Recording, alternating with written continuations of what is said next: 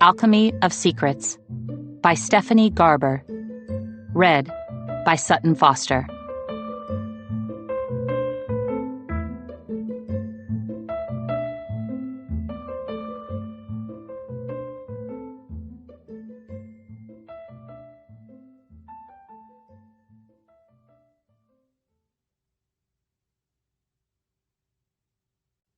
This one is for my dad.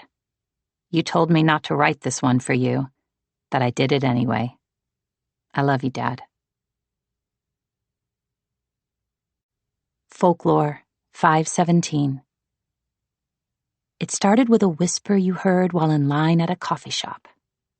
A story you probably should have ignored. But the rumor stuck in your head like a song. It plagued you like an unsolved riddle. Until at last, it led you here. A parking lot, which had clearly not paid attention to the weather report. They said it would be all stars, no clouds tonight, but you feel the rain on your toes. The wet hits in eager droplets as you dash across the pavement in sandals. Around you, street lamps flicker, a staticky chorus to your damp footfalls. You're not out of breath, but you slow, stopping under a marquee. The words "coming soon" sizzle in red block letters, throwing neon shadows on a retro cashier's booth, covered in washed-out posters for attractions that have already come and gone. Veronica Lake's name splashes across the top of one poster in faded yellow letters, while a black and white Loretta Young smiles at you from another. Loretta's poster is for a night to remember, and you hope tonight will be one of those nights. You don't know for certain if the stories are true, but you half expect to fall through a rabbit hole as you step through the theater door into the lobby. Your excitement varnishes everything in an extra layer of shine. On your right, there's a bank of gleaming payphones in neat wood and glass boxes. You've never seen a line of so many. You're almost tempted to snap a photo, but you don't, and you couldn't have, even if you'd tried. By now, your phone is no longer working, though you don't know that yet. You're suddenly too distracted by the ancient concession stand to your left, where the dust looks like nostalgia, and you barely notice the chips and the gold paint that make up the Art Deco border of geometric suns and jumping dolphins. The sign above says, 10 cents for popcorn, 15 cents for popcorn with butter, 25 cents for cigarettes. You were unaware they used to sell cigarettes in theaters, but for a moment you can smell the smoke and the popcorn. You can almost taste the butter, too. But you don't linger in the lobby. There's only one theater, one attraction that you wish to find, and you walk directly toward it. Your chest is tight, your heart is already racing, and you're still hoping for the rabbit hole that will take you to another world. You're starry-eyed and optimistic, an overexposed picture made of too much light as you step through the double doors. It still smells like smoke and popcorn, but there's something else, too. Maybe it's just the scent of old velvet mixed with lingering hints of petrichor, but it makes you think of Technicolor dreams as you stretch your neck to take in the impossibly tall ceiling. It's all ivory and gold, and it's covered in more Art Deco designs that look as if they could be cousins to the zodiac. Beneath the elaborate dome, a fraction of the seats are already occupied.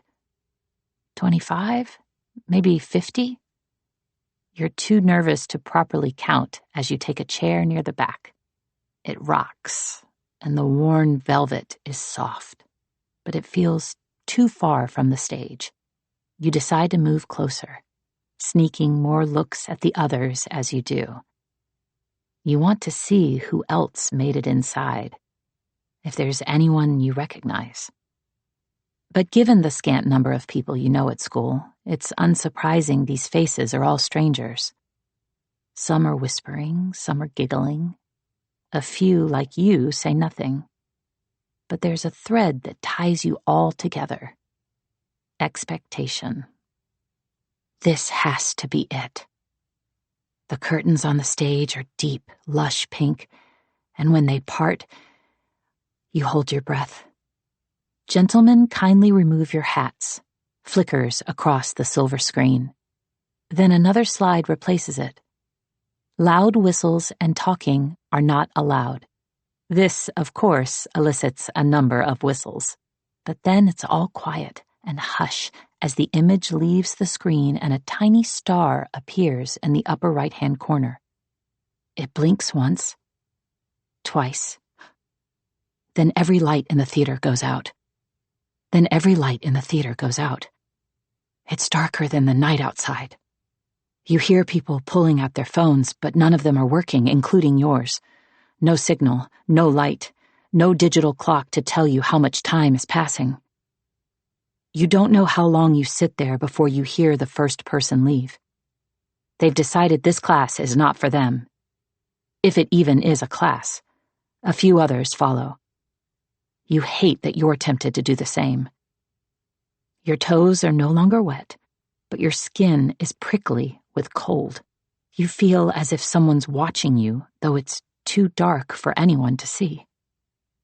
More time ticks by, and you go over the stories you've heard, the rumors and the whispers about a very particular class that can't be found in any online catalog, taught by a professor who's not on any website.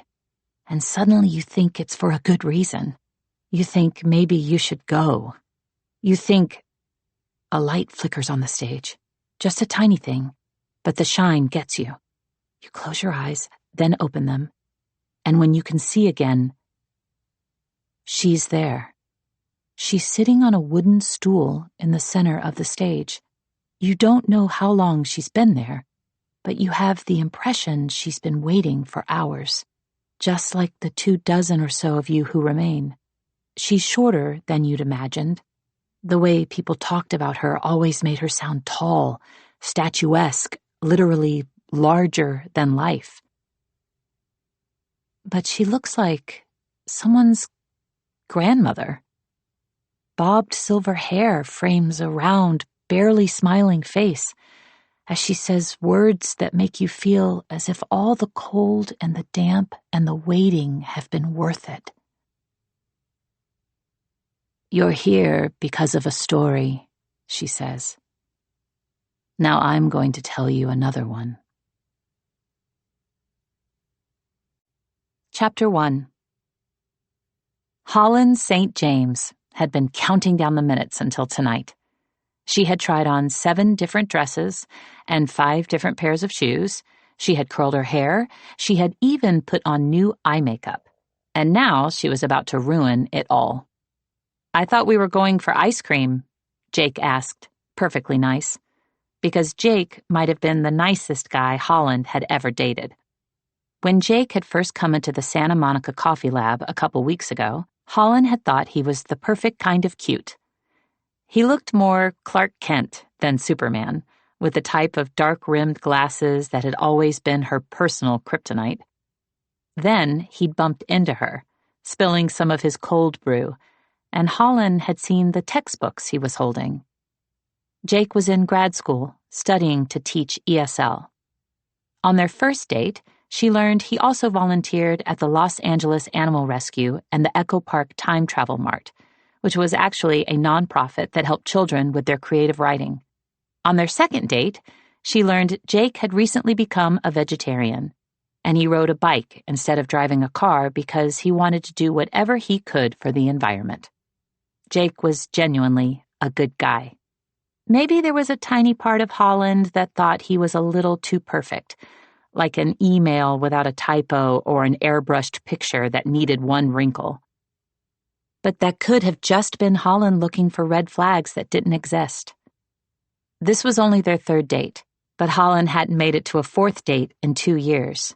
She really didn't want to screw this up, and she was afraid she might have already done that minutes ago when she hadn't been able to stop herself from dragging Jake down this grimy alley after seeing a poster that made her think of one of the professor's stories.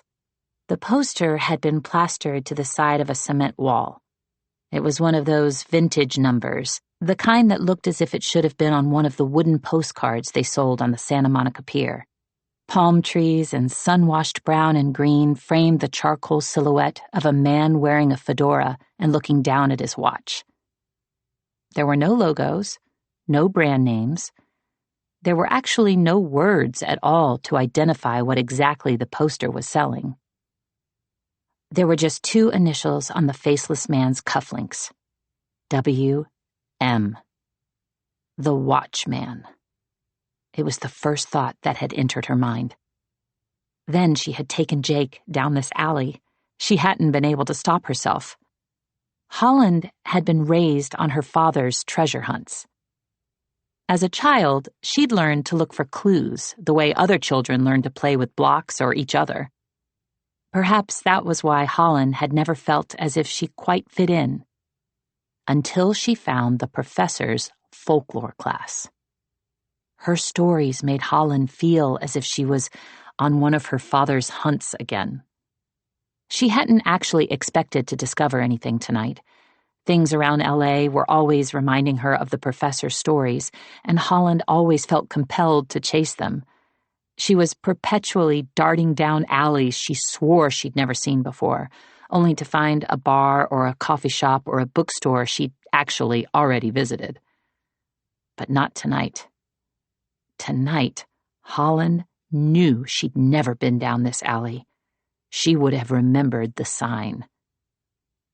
Curios and Clockwork. Inquire within. The words hung from a sleek copper hook that shone against a door Holland wanted to believe was vintage, but might have just been dirty. One glance at Jake, and she could tell he was thinking, dirty. He was possibly rethinking his choice to go on this date as well. She wanted to change his mind. She also really wanted to go through that door, and she wanted to convince him to come with her. "Do you like urban myths?" she asked. "Yeah, I actually love them." Jake gave her a smile that was far more Superman than Clark Kent. Holland felt a spark of hope that she was headed in the right direction again. And yet, she hesitated.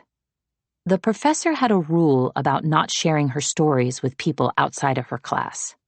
No one broke this rule.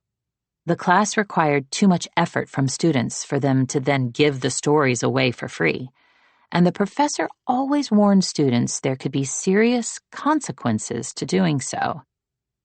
But Holland wasn't a Folklore 517 student anymore, and it was only one story, but... "Before I say anything else," she said quietly, "I need you to swear on the life of your dog or your bike or that houseplant you've been working so hard to keep alive that you won't tell anyone what I'm about to say." Jake grinned wider. "I swear." He leaned in and kissed her lightly on the lips, as if to seal the promise. "So is this like a family secret?" Holland froze. She reminded herself that Jake came from a large family that was always calling him and sharing even the most mundane details of their day. Talking about family was normal for him. He wasn't fishing for information. Yet it took her several seconds to smile in a way she hoped looked playful. "It's not a family secret, but it is something I'm not supposed to talk about. When I was doing my undergrad, I took this class called Folklore 517, Local Legends and Urban Myths. The class itself is sort of a local legend. You can't register for it. It's not on any website. You have to find it by word of mouth. Then if you pass the class at the end of the semester, it shows up on your transcript." Jake looked all in. "So it's like a secret society version of a class." Holland nodded nervously, or maybe she was feeling excited. It wasn't as if sharing this little secret was going to hurt anyone. Each week, the professor would talk about a different local legend or urban myth, and we'd have to swear never to share them. One of the professor's legends is about someone called the Watchman. Supposedly, there are signs that lead to him around Los Angeles. If you follow the signs and you manage to find him, you can ask him the time, and the watchman will tell you when you'll die." Jake's expression shifted, a tiny worry line forming between his brows. "It's not as morbid as it sounds," Holland hurried to say. "The professor also said that you can make a deal with him to get more time, to live longer than you would have." "And you really believed this?" Jake asked. There was something in his voice Holland couldn't quite place, but suddenly she feared she'd been a little too optimistic about his interest in legends. He was a normal guy who was probably used to going on very normal dates, and most likely he wanted a very normal girl. "Of course not. It's just for fun." "No, not even a little." Any of these would have been excellent answers to his question. These were all things a normal girl would have said. "Just come inside with me," Holland hedged. "Sure," Jake said. And because he was a nice guy, he reached out and opened the door with the curios and clockwork sign for her. Everything on the other side was milk glass and gold. A perfect row of milk glass lights on golden cords lit a perfect floor of milk glass penny tile with a number of shimmering golden tiles that spelled out the words tick tock. There were no footprints, no smudges, just the glittering words, which winked like the flutter of a second hand under the glassy lights. It almost felt like magic. Not big, miraculous magic, but the simple magic of timeless things, of $2 bills and handwritten letters, typewriters and rotary phones. Holland might have said as much out loud, but Jake looked as if he wasn't sure what to make of this uncanny room in the back of a strange alley. This wasn't what he'd signed up for when he'd suggested they go for ice cream. He wanted a date who would look good in an Instagram photograph, not one who could end up on Dating Hell Reddit. Holland had definitely misread this one, but she couldn't go back now. This felt like the closest she'd ever been to finding one of the professor's myths in real life. There were 2 doors across from them, and they were milk glass as well, glossy white with golden handles and simple rectangular golden plaques in the center. One plaque said Curios, the other said Clockwork. Holland reached for the clockwork door, hoping it was for the watchman. If she was ruining this date, it needed to be for a good reason. The doorknob didn't budge. She tugged again. "I think it's locked." Jake reached over her shoulder and knocked. 2 loud raps of his knuckles. "May I help you?" The voice came from the other door, the one labeled Curios. In the yawning doorway now stood a girl. She had pixie-cut platinum hair and a small nose ring, and she wore a fitted white dress the same shade as the milk glass. At first glance, she looked young, but there was something about the way the girl stood and stared that made Holland think her appearance might be deceiving. Holland tried to see behind her to get a glimpse of the curios inside, but there was only more white light. The girl drummed her squared-off nails on the door frame impatiently. "We're looking for the watchman," Holland said. "I'm sorry, I can't help you." The girl immediately stepped back to shut the door. "I just want to ask him the time," Holland blurted. The girl froze. "Are you sure about that, hun?" She followed her question with a look that said Holland would be wise to walk away right now and take the cute boy with her. "She's sure," Jake said. "I want to know the time, too." "Really?" Holland asked. He wrapped an arm around her shoulder, his skin warm against hers. "If you're doing it, I'm in too." She wanted to ask what had changed his mind, but she was suddenly feeling too much nervous excitement. The girl in white muttered something under her breath. It sounded like the word fools. Then she disappeared behind the door. Time slowed inside the milk glass hall as Holland waited for the girl to come back. Jake's arm grew hot against her shoulder. This time, she felt like the uncomfortable one, hoping the girl would actually return. Finally, the curious door reopened. The girl emerged, holding out pens and slips of paper that had carbon attached to the back. She pursed her lips. "If you two are certain about this, write down your names, along with the requested information, and the watchman will be in touch." Chapter 2. The next morning arrived slowly, reluctant to perform a job it had grown tired of doing. Holland woke up to thick silence. There were no chirping birds, no cars rushing down the street, no creaking floorboards as her house stretched awake. For a second, she swore her heart didn't even beat. Her head spun as she finally sat up in bed. She felt vaguely nauseated all of a sudden. It wasn't a hangover, at least she didn't think so. She tried to remember what she had done last night, but for a moment she couldn't even recall what day it was. She felt like a piece of paper that was slightly stuck to the page before. Holland groggily leaned over to check her phone. It was Thursday. Yesterday had been Wednesday, her third date with Jake. The details came back in a slow parade of grainy off-white pictures that made her think of old home videos. She remembered the alley, the milk glass, Jake's arm around her shoulder, sheets of carbon paper, the simple magic of timeless things. The watchman. Everything had felt so electric at the time. But now the night felt strangely dull and far away as she replayed the events. After leaving the alley, she and Jake had finally picked up peanut butter and bacon ice cream, and then he'd kissed her at her car. They'd kissed for a while. But maybe he felt differently about all the kissing than she did, because this was the first morning since she'd met him that she hadn't woken up to a text from him.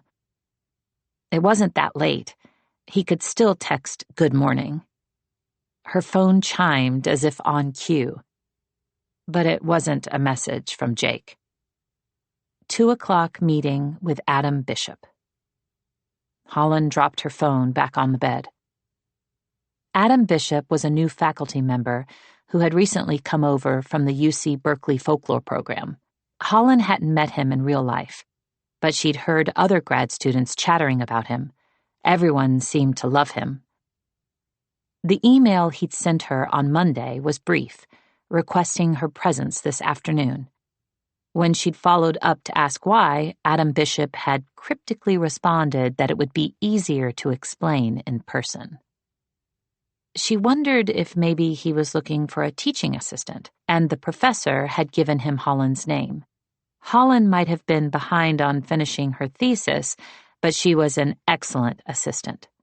She'd been the professor's TA for 2 years, 1 year during undergrad and 1 year during grad school, and everyone knew it required a lot of patience, along with a number of skills that weren't usually found on resumes. She actually really missed that job. But she had another job now, a fantastic job. Every Friday night, Holland showed classic films in the loft of the Santa Monica Coffee Lab, then followed them up with a discussion. It was like teaching without the grading, and everyone got to drink. She loved it. She loved the Coffee Lab. She loved the people who showed up each week. But most of all, she loved the old movies. Holland had loved movies ever since she was 4 and her father had introduced her and her twin sister to The Wizard of Oz. When they'd finished the film, her sister had taken off with a broom, and Holland had immediately asked for a pair of ruby slippers. Her father had said, "I thought you might say that, Holly Bells." Then he'd told her the slippers were already waiting for her somewhere in the house. She just had to find them. That had been her first treasure hunt. Her father had always connected his hunts to movies. Showing old films at the coffee lab made her feel close to him now. She was currently doing a film noir series, and she loved the history behind the films. She loved how the movies had a way of making her believe there was a hidden black and white corner of the world where private eyes lined the streets instead of fast food joints, and at least once a week a femme fatale with a peekaboo hairstyle would walk through the door and take someone's life down a dark, twisty path. If Adam Bishop was looking to hire her as his assistant, she didn't think she'd be interested. But Holland was still curious. She was always curious. After getting up, she went for a run and tried to imagine what else Adam Bishop could possibly want from her. But as the run turned into a walk and the morning disappeared into noon, her thoughts kept returning to Jake. He still hadn't texted. Holland wanted to regret taking him down that alley. She wanted to think it would have all gone differently, and she would have woken up to a good morning text if they'd just gone straight to ice cream, and she hadn't messed it up by chasing an urban myth about death. But what Holland really wanted was for Jake to like her in spite of, or maybe even because of, the myth. The irony was, the Watchman wasn't even one of Holland's favorite myths. She didn't really care to know when she would die. She just wanted to know that the myths were true. It was now nearly time for her meeting. Holland checked her phone one last time. Nothing.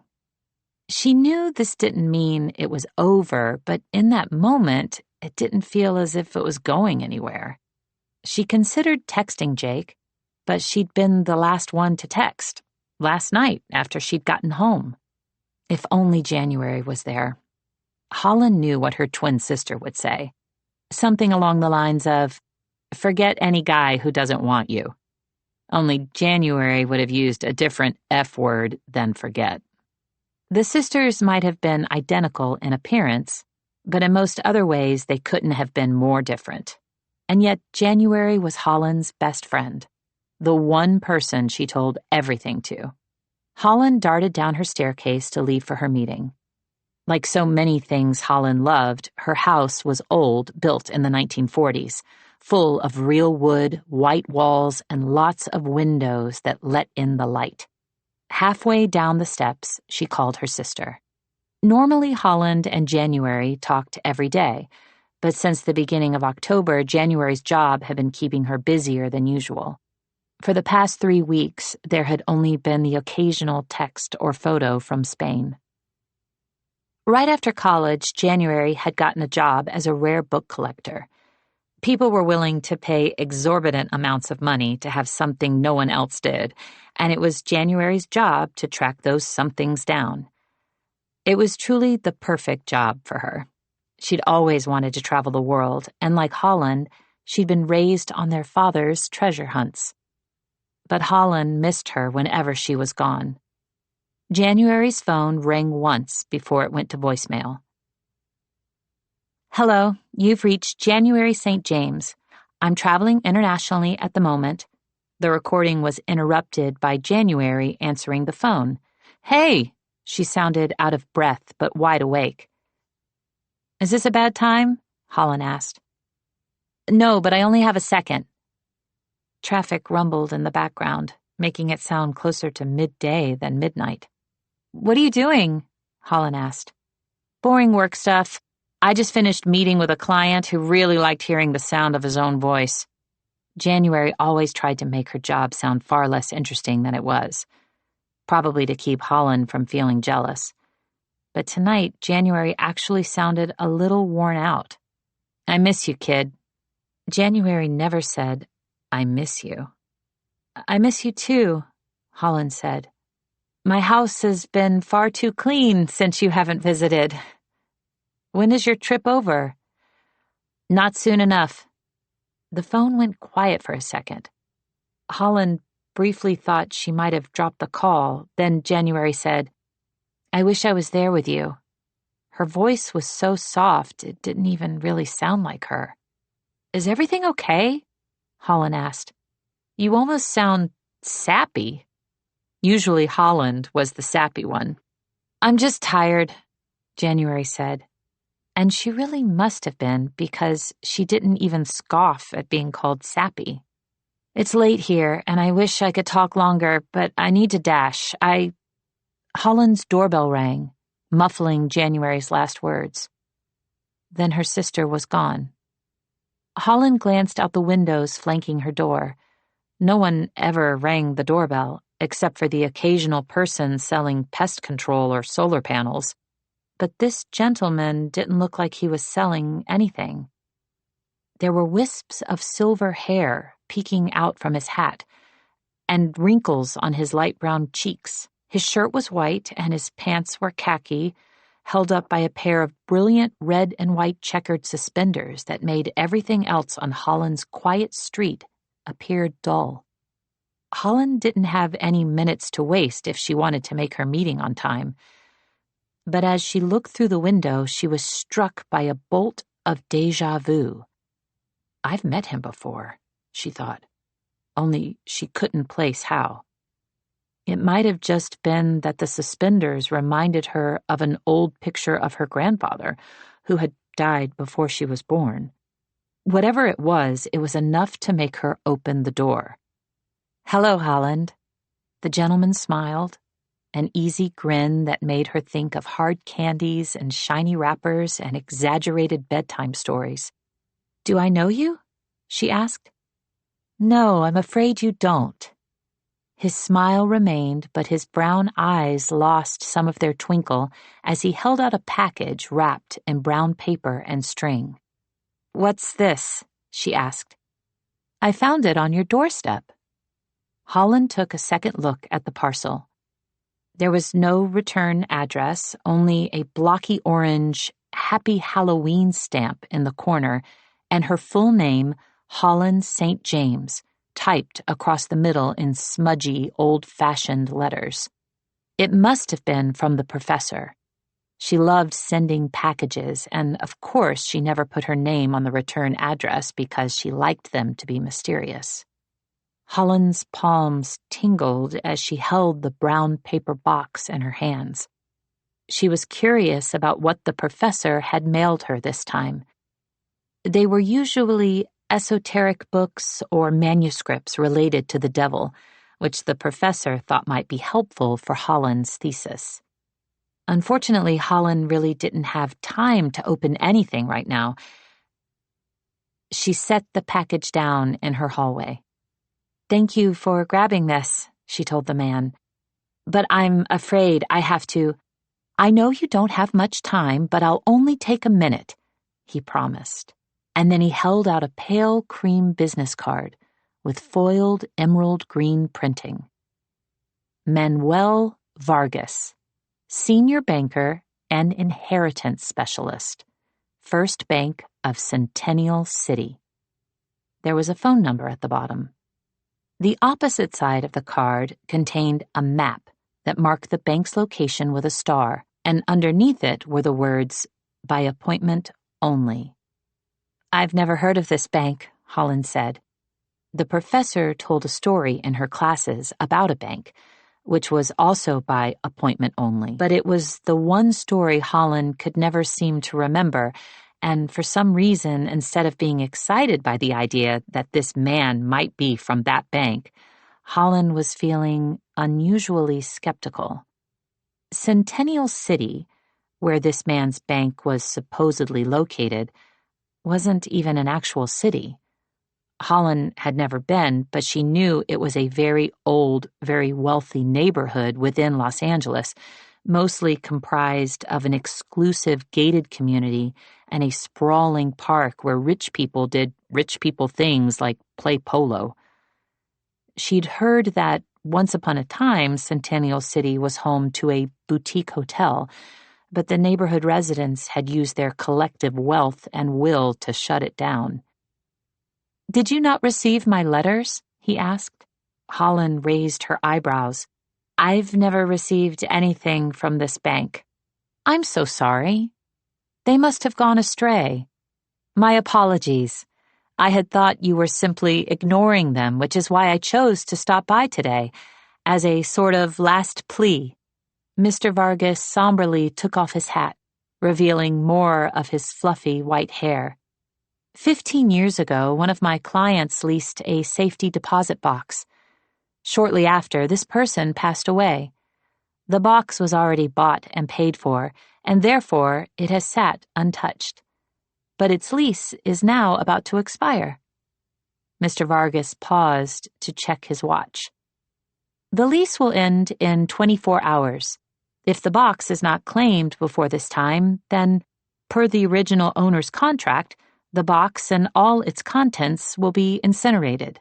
And let me guess, Holland said, you're going to tell me that I can claim this mystery box?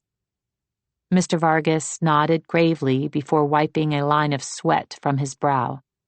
You know, Holland said, this is an excellent story. And it was. It was just the sort of mystery Holland usually would have found difficult to resist. But suddenly she realized why she was feeling skeptical. It seemed like a hell of a coincidence that last night she'd given out her personal information to a stranger, after following one of the professor's urban myths, and then today a different urban myth showed up on her porch. Maybe this was why the girl from last night had muttered, "Fools."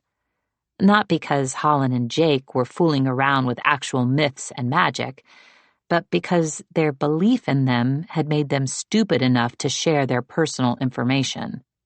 I'd really love to believe you, Holland went on, but this all sort of feels like a real-life version of one of those Nigerian prince emails where someone tells me I have a long-lost uncle with an embargoed fortune, and all I need to do to secure it is give you my social security number, bank account access, and 5 pints of blood. Mr. Vargas frowned. I'm not a con man. You said con man, not me. Holland moved to shut the door. Mr. Vargas grabbed the edge with surprising speed. You're wise to be wary, but we both know who you and your sister actually lost almost 15 years ago. For the second time that day, Holland swore her heart stopped beating. This man is a fraud, a con man. He's a liar, Holland told herself. Most of her friends knew she had a twin sister, and a lot of people died 15 years ago. This Mr. Vargas could have just picked that number of years to be dramatic. It didn't mean he actually knew who she had lost. Holland could practically hear her sister's voice, sternly telling her to throw away the business card and let whatever was inside the box burn, if there even was a box. Leave the dead where they belong, January would say. The problem was, Holland had never felt as if her parents belonged among the dead. Maybe this man was a liar and a con man and a fraud, but Holland couldn't help herself from asking, if I were to go to your bank, what would you need from me to open up this box? They'll just need to identify you. However, Mr. Vargas paused and lowered his voice. If you do make an appointment, please do me a favor. Do not tell anyone else. Even if you don't call this number, it would be best that you not mention my visit or this box to anyone. The First Bank of Centennial City did not have a website, and Holland couldn't find an email address for Mr. Vargas either. Holland paced around her entryway, knowing she needed to leave for her meeting with Adam Bishop, but feeling too distracted to drive. Usually, she was all for chasing the clues, but this definitely felt like a scam. Why else would this Mr. Vargas tell her not to mention his visit to anyone? And if it had been real, all he would have had to do was say her real last name, or one of her parents' names, instead of alluding to a mysterious death. Holland never said her parents' names out loud. As far as everyone who knew her in LA was concerned, her name was Holland St. James. Her real last name was her best-kept secret. When her parents had died almost 15 years ago, it had been her aunt and uncle's suggestion to change it. Everyone had known who her parents were. Their death was the sort of sensational story people still talked about today. If anyone found out who Holland and January's parents had been, that's all they would think about when they met them, how their parents had died, and what their deaths must have done to these girls. The sisters would never have their own identities. They would just be stories for others to repeat, or subjects of media specials. She thought back to last night, when she'd foolishly given her name and number to the girl in the alley. Maybe the girl was a former student of the professor's, and after hearing the legend of the watchman, had come up with an idea to set up a scam to sell personal information to people who would use it for profit. It made sense that students who believed in myths might also believe strangers showing up at their doors telling them they'd been left mysterious safety deposit boxes. Holland didn't want to be naive. If one of her parents had left her something, she would have found out about it before today. She couldn't call Mr. Vargas's number, even if she was tempted to. Holland knew herself too well. Once she started down a rabbit hole, she couldn't stop herself from going all the way to the very end. Falling never scared her as much as failing to find out the truth. Folklore 517, the best sidecar in town. It's the second night of class. You're once again in the old theater. Tonight, it smells slightly sweet.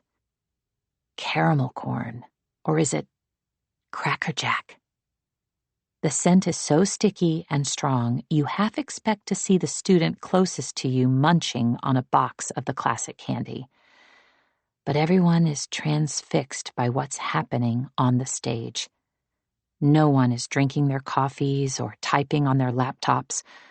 Of course, laptops are not allowed. Just pens and notebooks, thank you very much. But no one is using those either. The professor has already begun. A tiny click echoes, and she smiles as a slide appears on the silver screen. It's a photograph of a rectangular business card, black, with a series of gold Art Deco-style lines around the edges. It looks as if there was once writing in the center of the card, but it's blurred now. The next slide is clearly older. The gold and the black are duller. The design of the business card is unmistakably the same, only there doesn't seem to be any writing in the middle, blurred or otherwise. A few more slides take their turns, each one more aged than the last. But the gold and black business card in each picture is always the same. You never thought you cared for Art Deco before, but you're mesmerized by the elegance of the border when the slides turn to black and white. At the bottom of one slide is typed 1942, then 1936, followed by 1927. The entire time, the professor doesn't speak. You keep expecting her to say something. She promised to tell a story, but she's just standing there with a Mona Lisa smile. Finally, someone raises his hand and, without waiting to be called on, says, "Are we supposed to find one of these cards?" The professor laughs, dry and raspy, not quite amused. "You do not find these cards, young man. There's only one way to obtain one." Finally, she launches into her story. There are a number of haunted hotels in Los Angeles, and there is one in particular that the devil favors. It's said he enjoys drinking their sidecars. The person next to you whispers, "What's a sidecar?" "I think it's a drink," you murmur. "It's a cocktail," the professor says, looking right at you. "Made of cognac and citrus. The sidecar has been around for over a century, and if you buy one of these for the devil, he'll give you one of his business cards. Each card may be used only once for an appointment with the devil, where you can make a deal for whatever you want. And then, she waves her fingers in a gesture that universally means magic, as she explains that this is why the cards are all blank. They have been used for deals with the devil, and thus the writing has disappeared. You're skeptical. Her only proof is the photographs, and you're not even sure they're real. Anyone could have created these images. The devil is a myth, one you don't believe in. But when you walk out of the theater, you want one of those cards. Chapter 3. For the past year, all Holland's graduate classes had been in the evening. It felt different to walk around campus now, when it was still light out. Everything smelled like freshly cut grass and looked like the glossy cover of an admissions brochure. The late October sun was shining on students riding bikes and playing frisbee. Trees shaded a couple who were laughing in between sips of iced coffee, while a portable speaker played a familiar song on repeat. It was a little unnerving to hear the song over and over as she walked, but perhaps that was the point. It was the day before Halloween. The music faded as Holland stepped inside the building that housed the folklore department. Her cork heels softly tapped against the tile as she made her way toward the stairs. Holland had always loved the sound, but every time she wore high heels, she remembered why she never liked to wear them. Unfortunately, the cork heels were the closest thing she had to anything professional. The coffee lab didn't have a dress code, so Holland usually just wore flowy skirts until the weather got too cold. She was wearing one now, a knee-length white one, paired with a pale pink cropped blouse that barely skimmed the waist of her skirt. A leather messenger bag hung from her shoulder. January had bought it for her the first time she'd gone to Italy for work, and Holland took it everywhere. The sound of Holland's heels disappeared as she reached the second floor, which was covered in unfortunate green carpet that didn't allow for clicking. The hallway was decorated with a few plastic pumpkins and lined with closed doors bearing dull bronze name plaques. Adam Bishop's door was at the far end, and it was already cracked. "Hello," Holland knocked. The door stretched open wider, welcoming her into an empty office. The air conditioner must have been broken because it was warmer here than it was outside. It felt like a summer day that had been left behind. There were no Halloween decorations in here. There wasn't much of anything. The walls were white and bare, save for a trio of diplomas from very posh and impressive schools. Either this new professor hasn't finished unpacking, or all he wants people to know about him are the overpriced schools he attended, muttered Holland. "I was just thinking the same thing," said a soft voice from behind her. Holland spun around. In the doorway stood another grad student, in ripped jeans and a plaid shirt. He looked about her age, and, for lack of a better word, he was hot. Unfairly hot. Even for LA standards, where everyone was some level of attractive. He must have been from a different department because she definitely would have remembered seeing him before.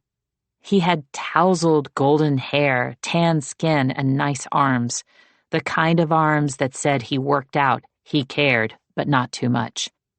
Not that she should have been looking at his arms, but he appeared to be checking her out as well. His eyes were on the necklace dangling just above the neckline of her top. She started to follow his gaze, but then she stopped herself. Holland was dating Jake, although, even as she thought it, their brief relationship already felt as if it had ended a long time ago. She remembered him the way she remembered the people she'd met when she'd first moved back to LA, the ones who had only spent a few chapters in her life. "So which one do you think it is?" the grad student asked, motioning toward the black lacquered frames. Holland's gut said that only hanging these diplomas was an intentional choice. But she felt the stupid urge to impress this guy, so she opted for the kinder response. I'm going to guess Professor Bishop hasn't finished unpacking. Then you'd be wrong. He's a pretentious bastard. The grad student said it like a statement, not a guess. Holland was surprised. So far, she'd only heard positive things about Professor Adam Bishop. Why don't you like him? I didn't say I don't like him. You called him a pretentious asshole. The grad student quirked a brow.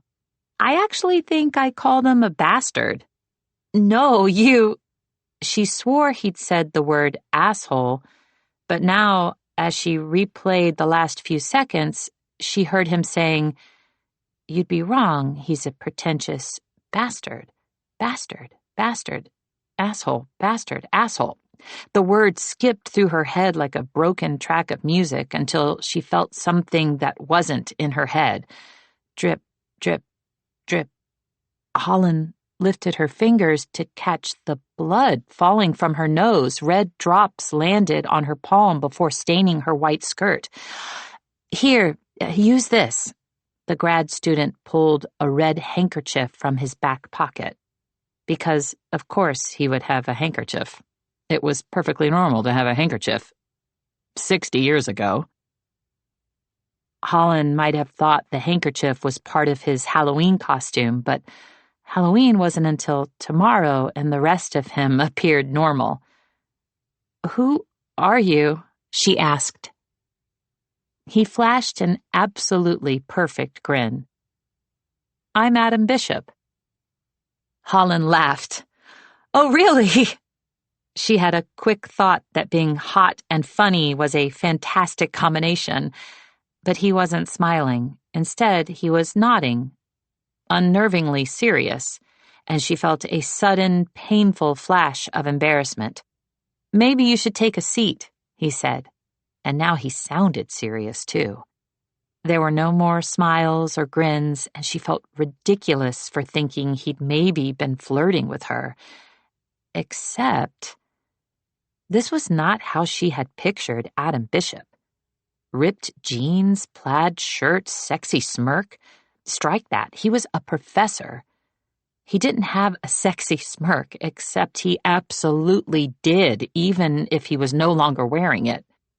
She tried not to stare at his mouth, but then she made the mistake of looking up at the dash of freckles across the bridge of his nose, and then there were his eyes, hazel with lots of green flecks of gold and a dark circle of blue, and she was definitely staring now. I really think you should take a seat, he said. You're looking a little flushed.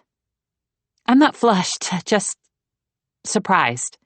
But she was definitely flushed. She could feel it, and she knew he could see it. He shoved his hands in his pockets, a gesture clearly meant to show he was closing himself off to her because she definitely misread the situation. Then he took an intentional step back toward the desk. Let's start over. I'm Adam, and I asked to meet because I'm going to be your new thesis advisor. I'm sorry, what? She blurted. I'm going to be your new thesis advisor, he repeated. But I already have an advisor. That's why I said I was going to be your new one. You can't be. Why? He asked innocently. But then she saw it again, a new smirk that briefly seemed to ask, Is this because you find me attractive? I think there's been a mistake, she managed calmly. Professor Kim has been my advisor since I started the program. Adam frowned at the mention of the professor. That's why I asked you to come here in person. I've been told the two of you were close. What do you mean, were? Holland asked nervously. Did something happen to her? Holland thought back to the last time she'd seen the professor. It was near the beginning of the month. Holland remembered the professor being unusually excited that it was finally October. She hadn't seen her in person since then, but earlier that day she'd received a package from her. Far as I know, she's fine, Adam said. Then why are you replacing her? You really have no idea? He suddenly looked sorry for Holland, and for a second he didn't say anything, as if he wasn't sure how to phrase whatever he needed to say next. Has the professor been fired? Holland asked. No, he said carefully. I'm not at liberty to say anything else about it, but she can't be your advisor anymore. Wait, why? Holland interrupted. The professor is one of the most beloved faculty members in this department. But her classes are full of lies, Adam cut in. Holland flinched at the sudden sharpness in his tone. I'm sorry to say this, he said more softly. I know you look up to her, but you really shouldn't. That woman is a liar and a fraud. He said something else along the lines of not being allowed to answer any more questions on the subject, but Holland was having a difficult time focusing. She needed to get a hold of the professor and find out exactly what was going on. Holland knew there were some faculty members who didn't take the professor seriously, but most of those people considered her classes harmless fun, and they didn't usually call her a liar. Well, thank you for this information. It was nice to meet you, she lied. Wait, Adam said. We still need to talk about your thesis. I'm good. Holland was already backing away. If she stayed, she was either going to get into a fight with him or burst into tears, neither of which she wanted to do. This isn't an optional conversation, he said. He reached behind him and grabbed a manila folder from the desk. It was blank, save for Holland's name in one corner, written in severe capital letters. Holland had the sudden impression that she was in trouble now, too, and this time she didn't need to ask why. Her palms started sweating, and her fingers started toying with the chain around her neck as she watched Adam open the folder. Holland was extremely proud of what she'd written, but her thesis was supposed to be between her and the professor. She'd shared pieces of it with January, which actually hadn't gone very well, and she had a feeling things wouldn't go much better with Adam Bishop. After opening the folder, Adam looked inside for what felt like an eternity, then finally said, What you've written is good. Really? Holland asked, relieved. You're an excellent writer, he said sincerely. The professor's notes mention that you were briefly a storytelling major in your undergrad, and it shows. You pulled me in right away with your version of Natalia West's death. The way you connected her rapid rise to fame in the 1950s with her mysterious death was smart, and you did a clever job of drawing parallels between the strange details of her death and those of other celebrities who died under tragic or unexplainable circumstances. Adam flipped through a few more pages. Holland tried not to grin. She was still upset by everything he'd said about the professor, but she also couldn't help thinking that maybe there was more nuance to Adam Bishop than she had given him credit for. He seemed to really understand what she was doing, and he'd called her smart. Unfortunately, Adam shut the folder and looked up at Holland with eyes that had lost their smile. You can't use any of this. But wait, she stammered. You just said it was good. It is. Your theory that some of the most famous deaths in Hollywood were actually murders committed by the devil is extremely entertaining for fiction. The word fiction hit her like a slap.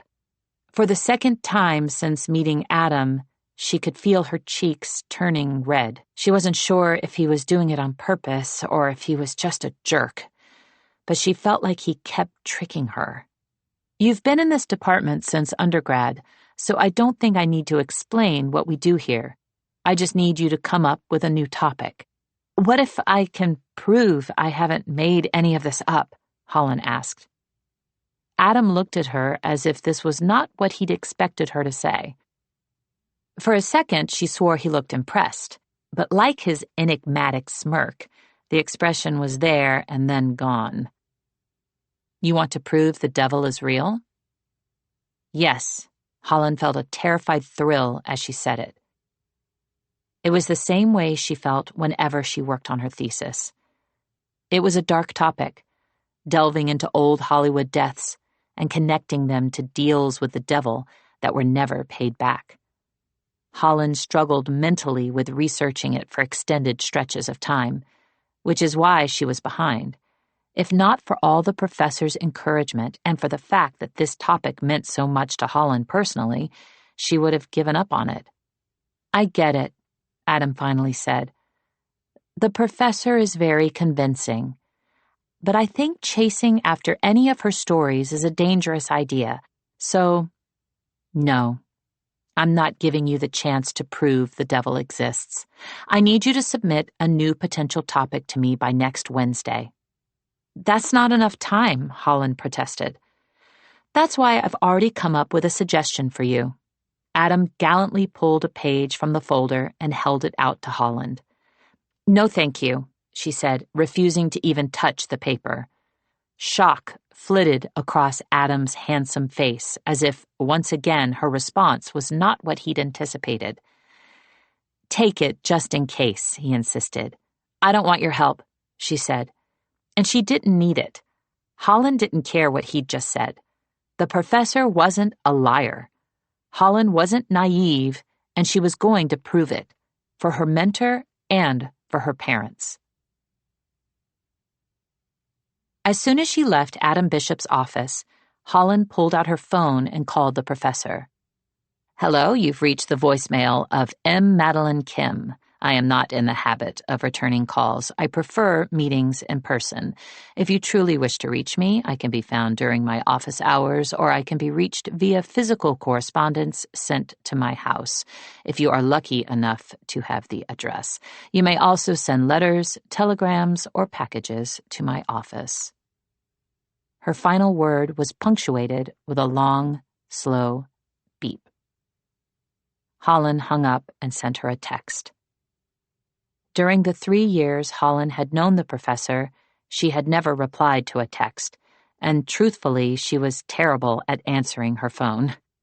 That's when Holland remembered the business card from Manuel Vargas. She pulled it out from her messenger bag. The emerald ink shimmered in the low hall light. Earlier, Holland had convinced herself it was all a scam. But what if it wasn't? In Holland's mind, the professor's Folklore 517 stories were all connected. She always imagined they lived in a world together, similar to that of the Brothers Grimm fairy tales. If she was right, then it could make sense that finding the watchman didn't unlock a door just to him, but to the professor's entire world of myths and legends. Holland dialed the phone number on the card.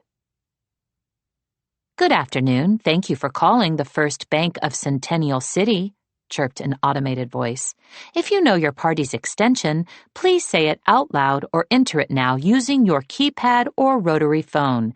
If you do not know your party's extension, please say the last 5 digits of your account number. The voice continued to list selections that didn't apply to Holland, until finally she was given the option of leaving a message. Hello, my name is Holland, and I'd like to make an appointment tomorrow with Mr. Manuel Vargas, she said. I just found out that there is a safety deposit box in your bank that was willed to me, and I would like to open it. Folklore 517, Hollywood Forever Cemetery. It's supposed to be a perfect day, sunny with a light breeze, but you don't feel the breeze, just the sun as you reach the towering iron gates of the Hollywood Forever Cemetery. It's pretty beyond them, green grass, tall trees, stained glass, and marble buildings. It feels more like a movie set than a cemetery. In fact, you think they might be filming something to the right. You see a series of black pop-up tents, a few golf carts, and a number of people strutting around importantly, much like the many peacocks that call this place home. You avoid them, the people and the peacocks, choosing to walk straight down the middle of the cemetery. The back of your neck is sweating.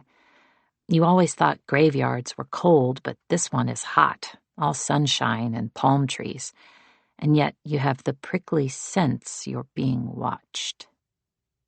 A dried palm frond drops to the ground behind you, and you turn. That's when you notice the view. The center path you're on is lined in dark graves and spindly palm trees. They point straight toward the hills in the distance, where the famed Hollywood sign looks down on the dead. It's a great view of the iconic sign, but you don't linger. You're running late for class. Everyone else must have already found the right grave, because you don't see any other students. To your left, your eye snags on a tombstone with an unexpectedly familiar phrase. Above the name Mel Blanc are his famous words, "That's all, folks." The phrase always seemed cheerful to you in cartoons, but now it feels sad. The sorrow stays with you as you make your way toward the mausoleum in the back. Finally, you see a dozen other classmates just beyond the entrance. Each week, there are fewer students. Week by week, the classes have gotten more difficult to find as the professor's clues have become more complicated. You feel proud of yourself for piecing together the clues and making it here. The mausoleum doors are already open, but you notice there are heavy chains for when they're closed. One of your classmates rattles the chains as you walk past. You say you don't believe in ghosts, yet you can't help briefly wondering if the chains are there to keep people out or to lock the spirits in. The first thing you see inside is a dusty piano. Though you probably shouldn't, you can't resist tapping a yellowed key. It's soundless, dead, like all the people laid to rest here. To your right and to your left are halls of marble squares with bronze name plaques and matching vase sconces on both sides. Most of the vases are empty, but you pause at one that holds fresh gerbera daisies, with a number of lipstick kisses lining the marble around it. It's the grave of Benjamin Bugsy Siegel. This isn't the Benjamin you're looking for, but you're not the only one of your classmates who takes note of the famous gangster. One of them leaves a penny at the grave, while another adds to the collection of lipstick kisses. You move on toward the back. There's a large fan embedded in the wall, but it slows to an unfortunate stop as you reach the end and find the names you're looking for. Isla Saint and Benjamin James Tierney. The graves are side by side. Isla doesn't have any vases or an epitaph, but Benjamin does. Loving father, brilliant mind, gone too soon. You're familiar with his story, so you don't expect to feel choked up, but you do. Usually I take students to the hotel where Isla and Ben both died, but those ghosts are not as friendly. The professor sighs loudly as you turn to see her now sitting on the dusty piano bench. She's dressed in heavy black. She even has a hat with a little net veil. At first you think it's theatrical, but then you wonder if maybe she knew Isla Saint and Benjamin J. Tierney. They died more recently than most of the cemetery's inhabitants, almost 15 years ago. And they are far more famous as well. The professor gives you all a minute to come closer before she continues. Benjamin J. Tierney and Isla Saint were once the Hollywood royals. Their fame and their love story began in 1996, when 25-year-old Tierney's time-bending masterpiece, Mirrorland, which starred Saint, became the top-grossing film of the year. It outsold the second highest-grossing film of that year, Independence Day, by over $250 million. You know this because you read the Wonder Page before coming to class, and you've seen the movies. During the filming of the Mirrorland sequel, Puppet Kingdom, Tyranny and Saint cemented their fame by leaving their significant others, Victoria Monroe and Sebastian Friday, and eloping halfway through production. It was all anyone talked about, until Puppet Kingdom was released in late 1997 and became an even greater success than its predecessor. In 1999, the third film in the trilogy, Lost Land, broke every box office record and spawned a universe of spin-offs, although, in your opinion, none of the spin-offs are as good. Benjamin J. Tierney was a genius. There has never been another like him. After the original Mirrorland films, he signed on to write and direct another trilogy for Jericho Monroe Entertainment. The first two films, Price of Magic and Symphony of Death, were financially on par with the Mirrorland films. However, the productions were so fraught with misfortune, many believed the franchise was cursed. There were fires on set, multiple car accidents involving cast and crew members, several reports of amnesia, and one day during outdoor filming, an entire flock of doves died mid-flight and fell from the sky. The third film, which was supposed to be released in early 2007, was initially delayed for a year. Tierney said he needed more time to research the script and finish writing, but no one has ever seen a single page. It has long been suspected that Tierney's true reason for the delay was that he believed the Price of Magic trilogy was cursed, and he was afraid to finish it. Around this time, Saint, who had taken a break from acting to spend time with her and Benjamin's twin daughters, made her grand return to Hollywood by starring in the gritty 2010 drama Conclavity. This film earned Isla Saint her first Academy Award. It's said she cried during her entire acceptance speech. You tried to find the speech online, but there are no recordings of it.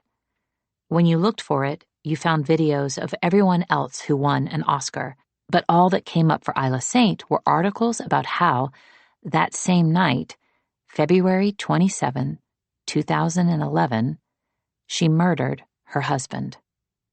Even before reading the Wonder Page, you knew this. You might have just been a toddler when it happened, but everyone knows how their love story ended. The official crime report says that Isla shot Benjamin with a gun just like this, says the professor as she stands, opens the lid of the piano, and pulls out a dull black revolver. Don't worry, this weapon is merely a prop. She smiles her Mona Lisa smile, and you're not sure you believe her. Isla shot her husband twice, once in the heart and once in the head, before turning the gun on herself. The professor points the gun at her head, making you flinch. The tabloids said it was all because of another woman, a young unknown actress named Jessica Travers, who Benjamin was having an affair with. Of course, Jessica never confirmed these rumors because she died by suicide the same night. There's a click. The professor has pulled the trigger. Your heart stutters and stops before starting again. The gun is just a prop, after all. The professor's head is intact, or at least it looks that way on the outside. Don't worry, my dears, I have no wish to die, and I don't think that Isla Saint did either. The professor sets her gun on the bench. How many of you have heard the Hollywood rule of 3, that if one celebrity dies, 2 are certain to follow? I'm not sure when it began, but I can tell you it's a lie. All 3 of these deaths are part of a cover-up, a bit of misdirection to hide the real reason Isla and Ben were killed. The professor lowers her voice to a whisper that makes all of you move closer. By now, I'm sure many of you have tried to find the devil at a hotel bar. And I probably should have said this before. Be very careful. Hollywood was not built on dreams. It was built on favors from the devil. And the devil does not handle it well when those favors aren't paid back. Chapter 4. Visiting the Hollywood Roosevelt always made Holland feel as if she was stepping back into the 1920s. She didn't know if it was the ochre light, the tawny Spanish tiles, the potted palm trees, the etched champagne coupes, or something else entirely. If maybe time was more alive than anyone realized, and a piece of it was trapped inside the lobby of the Hollywood Roosevelt. Her love affair with the Roosevelt began the year she took Folklore 517. There had been a small group of students who had decided they would visit every hotel bar in Los Angeles in an attempt to buy the devil a drink. They went to 3 hotels before they tried the Roosevelt. Holland had fallen a little in love with the iconic building even before she'd visited, when she'd read up on its history. The Roosevelt was built in 1927. Its architecture was Spanish colonial revival. Its ballroom had hosted the first ever Academy Awards. There was an old-timey gaming parlor with a bowling alley, and it was rumored to be the home of a number of ghosts. A man in a white tuxedo was said to haunt the mezzanine level, and Marilyn Monroe, who lived in the hotel for 2 years, supposedly appeared from time to time.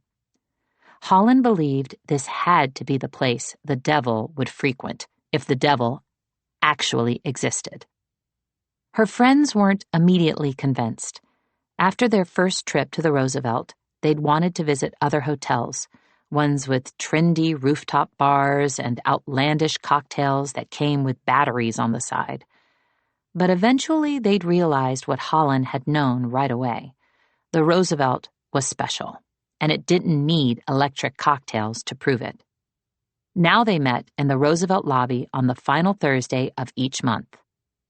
Over the last few years, Holland's friends had all bought drinks for various men and women who they thought might be the devil, or who they had just wanted to flirt with. Holland was the only one who had never bought anyone a sidecar. She planned to only buy one once, and when she did, she wanted to be certain. Every month she arrived at the Roosevelt a little early in case she finally saw him.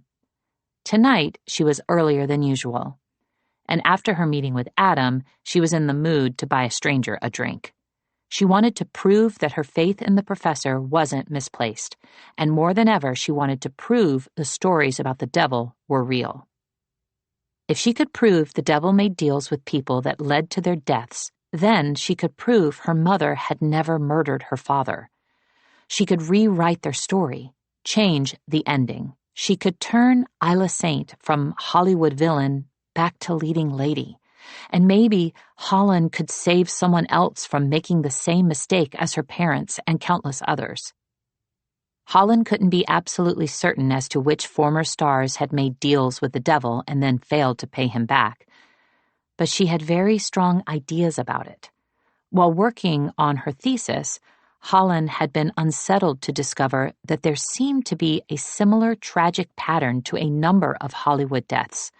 Awards, fame, the kind of success that made people rich and powerful and adored, until it all came crashing down in a devastating turn of mysterious events no one could ever fully explain. Holland felt a familiar stab of sadness as she grabbed the first open table she could find. It was covered in flyers for tomorrow's Halloween party and was right next to the fireplace.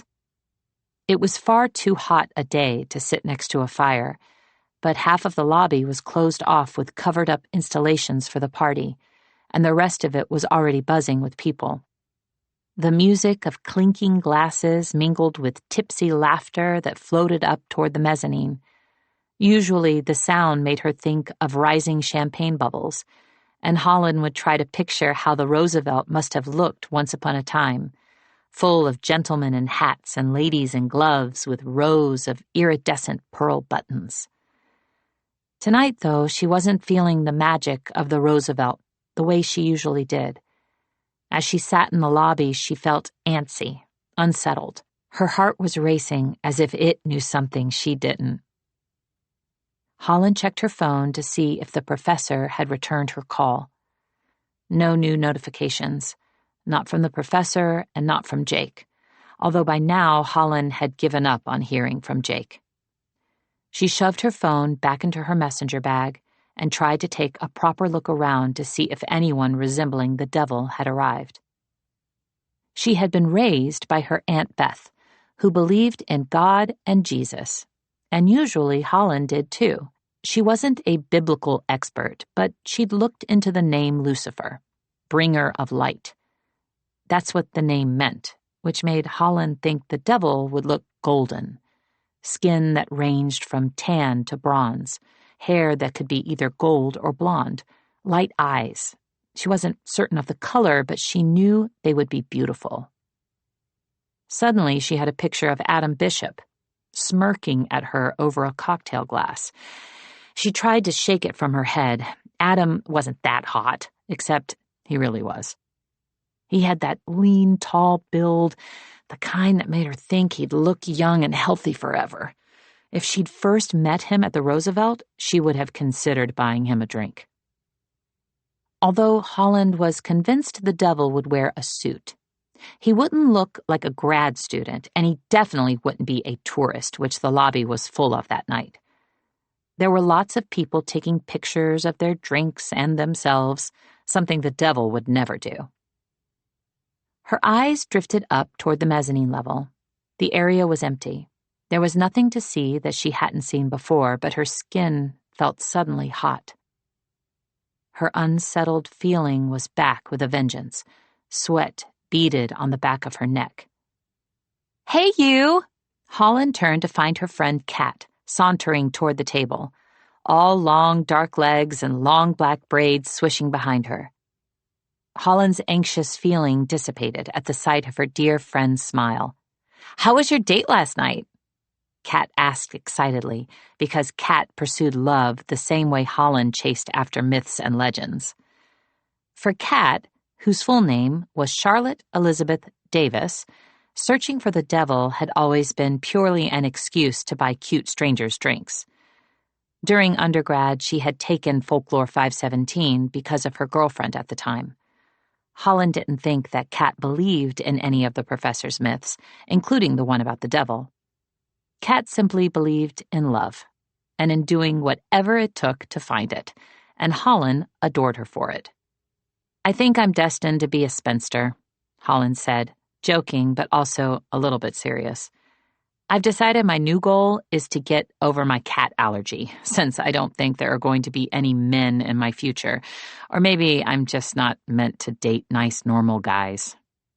Kat's eyes immediately filled with pity and a flare of anger because Kat was the sort of friend who couldn't imagine anything being wrong with Holland. "Nice and normal are both such boring words," Kat said heatedly, full of that wonderful good friend righteous fury. "I'm not sure why you're trying so hard to make that your type."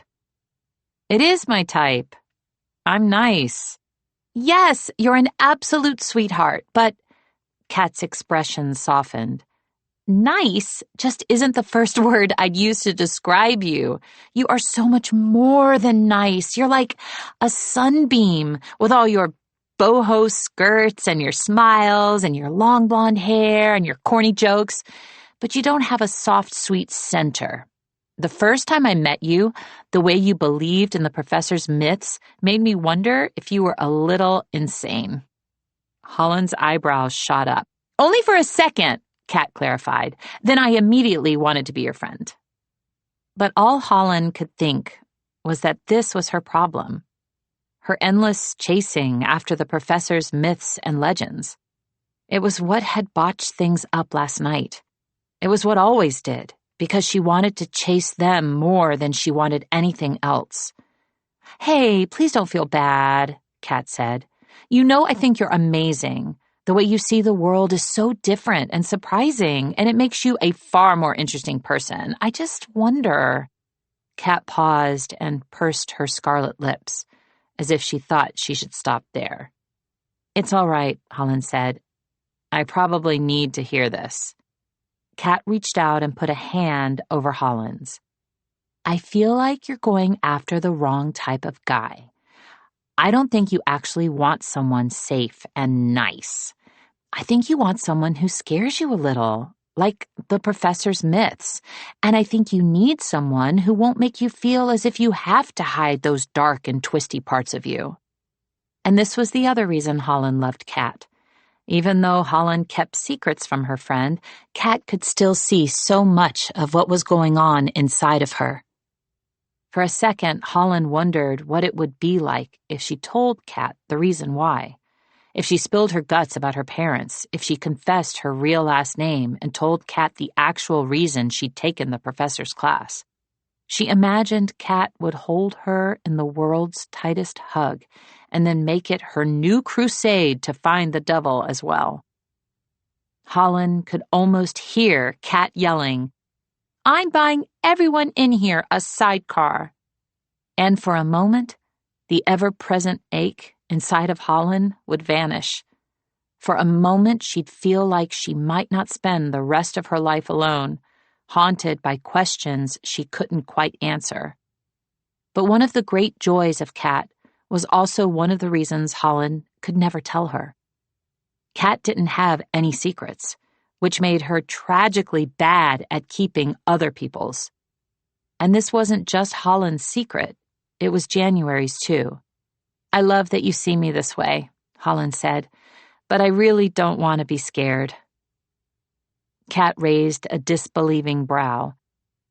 "Then why do you get here early every week to look for the devil?" "I'm the only one who's never bought him a drink." "Let's change that tonight," Kat declared. Just then, a burst of giggles erupted from a table at the other end of the lobby. Holland and Kat both turned their heads. Chance Garcia had arrived. Yes, that Chance Garcia. Chance, of course, already had a drink in his hand. Servers always brought Chance drinks almost as soon as he entered the lobby. Chance had never explicitly stated why he'd taken Folklore 517, but Holland always imagined it had something to do with the magic attic. Not that Chance ever talked about the magic attic, it was the one subject he never touched. But he was always kind and generous to any fans who recognized him from the show. And even after all these years, he was still easily recognizable. More so now that he was making an unexpected return to acting in the newest Vic Van Vliet film, which was premiering on Thanksgiving. The giggling girls had clearly been excited to spot him, and now they were all taking pictures near a potted palm tree. "I don't know how he deals with it," Eileen huffed as she took a seat at the table. Holland hadn't even seen her enter, but suddenly Eileen was there, dressed as if she'd come straight from work, in a pair of tailored slacks and a smart, long-sleeve cream blouse with a navy ribbon threaded under her collar and tied into a neat bow. During undergrad, Eileen Chang had been a business major, and she'd taken Folklore 517 to round out her educational experience. Now she was an overworked personal assistant for someone she refused to name. Kat and Holland both imagined Eileen's employer was a celebrity, but an NDA prevented Eileen from revealing which one. Every week, Kat tried to guess who Eileen worked for. She believed NDAs should really be friend-DAs, but Eileen was a vault. She was the friend whom everyone agreed they would call if they ever needed to hide a dead body. In fact, her name was in Holland's phone under the words, "in case of lethal emergency." "How do you always do that?" Kat asked. "You just appear like magic." "Magic is mostly misdirection," Eileen said coolly. "Both of you were busy staring at Chance and his newest fan club." "Should we rescue him?" Holland asked. Kat and Eileen both made a show of checking out the giggling girls to see if any were pretty. Chance had repeatedly told them never to rescue him if the fans were pretty. Chance really was a solid friend. He was the guy to call if you wanted to go out for drinks at a new bar, go for a jog along the beach, or move furniture that was too heavy. But he could be a little shallow. "I think we should leave him tonight," Kat said. "He seems to be smiling at the blonde who looks a little like you, Holland." Holland wrinkled her nose. I don't think she looks like me. I agree. Eileen took a second to eye the blonde. She looks like the sort of person who has never had anything bad happen to her. Eileen's eyes narrowed. I would bet she only buys books to use as props and photos, and her version of news is celebrity gossip. I enjoy celebrity gossip, said Kat. Holland's phone chimed. She glanced down quickly, hoping the professor or Jake had finally texted, because despite what she kept telling herself, she hadn't completely given up hope that there would be more than cats in her future. Still nothing from either of them. Instead, she had a missed call from a number that came up as First Bank of Centennial City. Holland's skin went cold. The bank had left a voice message, but all her phone said was unable to transcribe. What's wrong? Eileen asked. I'm sorry, guys, there's a message. I just need to check. Holland quickly shoved up from her seat. I'll be right back. The lobby was too loud. Holland made her way up to the mezzanine, where the sound of the crowd below was dimmed enough that she could hear her footsteps on the old Spanish tile. She tried not to pace, but Holland couldn't help it as she hit play on the message. Good evening. I'm Padme Devani, assistant to the manager of the First Bank of Centennial City. I'm calling to inform you that I've been able to secure you a 15-minute slot on the calendar tomorrow at 9:45 a.m. As I believe this is your first appointment at the bank, I suggest you arrive 5 minutes early, and do not be late, or you may not have enough time to open up your father's box. Folklore 517. The Bank. It's the morning. You wake up, bleary-eyed and hangover lethargic, although you don't recall drinking. You rub your eyes as the walls stop spinning. Now you remember you had class last night, or you think you had class. Trying to play it all back is like attempting to hold on to a vanishing dream. You can hear the professor's raspy voice, but you can't remember anything she said, and you don't remember leaving. You text a friend. Hey, were you in class last night? Dots appear as your friend begins to type. They stop. Then they start again. The dots follow this pattern several times until finally 3 words appear. I don't remember. You open your notebook, the one you take to class every week. There are scribbled notes from the week before, but after that, there's nothing. You're about to close the book when you see it. It looks like erased pencil marks, more of an impression than actual writing, but you make out a string of lines that give you the impression of a story you tried to erase. The bank. Impenetrable. Most secure vaults in the world. No one has ever stolen from it. No one ever dares break into it. By appointment only. Chapter 5. It was real. Holland had been afraid to get her hopes up, but she hadn't mentioned her father when she'd left her message. She'd just said she'd been left a box. She could practically hear her father's voice now, telling her, "Good job, Holly Bells. Keep following the clues." Because this felt like a clue. Holland wondered what her father could have left her. She hoped it was maybe the start of another treasure hunt, but even if it wasn't, she'd be happy to have anything from her dad. Holland needed to call her sister. She knew it was past midnight in Spain, and Mr. Vargas had warned her not to tell anyone about the box. But everyone knew the rules were that if you had a secret, you got to tell your person, and January was Holland's person. She pressed her sister's name, but the call went straight to her all-too-familiar voicemail. "Hey, JJ, it's me. Something has happened. I was just contacted by a bank. I think Dad left us something in a... Her phone rang halfway through the message. Jake's name flashed across the screen. Finally! Holland wanted to answer, but this was the worst possible time. She sent Jake to voicemail with a text that said, "Can I call you later?" "No," he replied immediately. The watchman called. Her heart skipped a beat. Jake called again. This time, Holland answered on the first ring. "Tell me this is all a joke," Jake demanded, before she could even say hello. He called," Jake cut in. "The watchman. Jake stammered and swallowed loudly enough for Holland to hear through the phone. "He told me that I would die tonight. Unless..." Jake broke off. For a second, all Holland could hear was a ragged sound that might have been a sob. Holland wanted to tell him it was going to be okay, that it couldn't be real.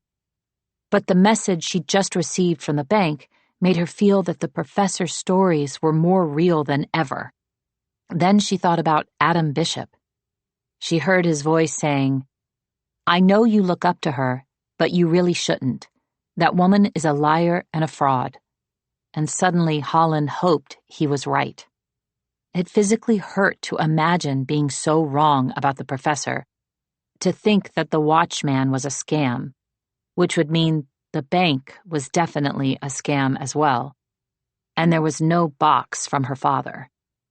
But if the professor was everything Holland believed, then that meant Jake was going to die. "What did the watchman tell you?" Holland asked. "He said that I would die at 6:47 p.m. unless..." Jake cut off again. Then, so soft, she almost didn't hear it over the laughter and the footsteps and the tourists talking too loudly in the lobby below. "I can't do what he says, Holland." "What does he want you to do?" "I don't want to say. I don't want to be alone right now. Can you come over?" Holland trailed off. Something in Jake's voice made her nervous. But what kind of person said no to someone's dying wish? No, she corrected herself. Jake wasn't going to die tonight. Only Holland wasn't sure she actually believed that. All she knew was that she'd had a bad feeling since she'd stepped into the Roosevelt, and she wondered if this was why. "Please," Jake begged softly, "I only filled out that paper last night because I was trying to impress you." Holland felt a stab of guilt. He was right about this basically being her fault, and if the situation was reversed, she wouldn't want to be alone either. "All right," she said, "just tell me where you are." Her phone pinged with a text, showing an apartment complex address that was 10 minutes away. "Hurry," Jake said. "If this guy is right, I only have about an hour left." Holland jogged down the stairs back to the lobby. She might have gone without saying a proper goodbye, but she'd left her messenger bag at the table, and she knew her friends would worry if she just abandoned them. "Please tell me you bought that man a drink before running away like Cinderella," said Kat as soon as Holland approached. "What are you talking about?" Holland asked. Kat slyly inclined her head toward the mezzanine. When Holland had been upstairs, the mezzanine level had been empty. But someone was there now, standing in the grainy hotel light, leaning against the low wall, was a man in a white dinner jacket with an undone bow tie hanging around his neck. Holland knew the stories about the different spirits who haunted the hotel, including a man in a white tuxedo. But the man she saw now wasn't wearing a full-on tux. He also looked real, and just like Adam Bishop. Something like ice crept up her spine. What the hell was going on? Had Adam followed her? But on second glance, it was clear he wasn't actually Adam. There was definitely a resemblance, but this guy looked a little older, harder, and colder. His skin was a little lighter and his hair was a little darker. He was the looking-glass version of Adam. Immediately, the stranger turned his head. His eyes locked onto Holland's, and the atmosphere charged, as if a bolt of electricity had escaped its bulb and now crackled through the air. He didn't stare at her the way a stranger might. This look was intimate, as if he knew her, as if he'd known her for a very long time. But Holland would have remembered a face like his. Kat whistled through her teeth. "If you didn't buy that man a drink, then I will." "No," Holland said, although it came out a little like a shout, and for a second she couldn't say why. Earlier that night, all she'd wanted to do was buy a stranger a drink, to prove the devil was real. And this guy definitely seemed as if he could fit the job description. But for the first time in Holland's life, she didn't feel as if following the clues was a good idea. She thought about Adam's earlier warning. The professor is very convincing, but I think chasing after any of her stories is a very dangerous idea. If Jake's call wasn't proof of this, Holland didn't know what was. Both Kat and Eileen stared at her with slightly bewildered expressions. "What's wrong?" they asked at the same time. "Don't buy him a drink," Holland said. "Don't buy who a drink?" asked Eileen. "The white dinner jacket guy on the mezzanine." Kat's eyes lit up. "What white dinner jacket guy?" "The one we were just talking about." Holland turned and pointed, but he was already gone. Holland felt it then. Drip, drip, drip. Her nose was bleeding. Again. "Holland, are you all right?" Eileen quickly handed her a napkin. Holland brought the cloth to her face, dizzy. Although she didn't know if she was dizzy from the blood or because she was seeing and hearing things that no one else was. This was her second nosebleed today. She almost never got them, so she wasn't an expert. But she didn't think they usually came with a side of hallucinations. "Sweetie, why don't you sit down?" said Kat. "I can't." Holland swiped her nose once more with the napkin. Thankfully, it wasn't much blood. She was still feeling wobbly, but she tried to act as if she was fine for her friends. "I hate this, but I actually have to run. I'm so sorry. I love you both." Her friends both said they loved her too. "And don't forget about the party tomorrow."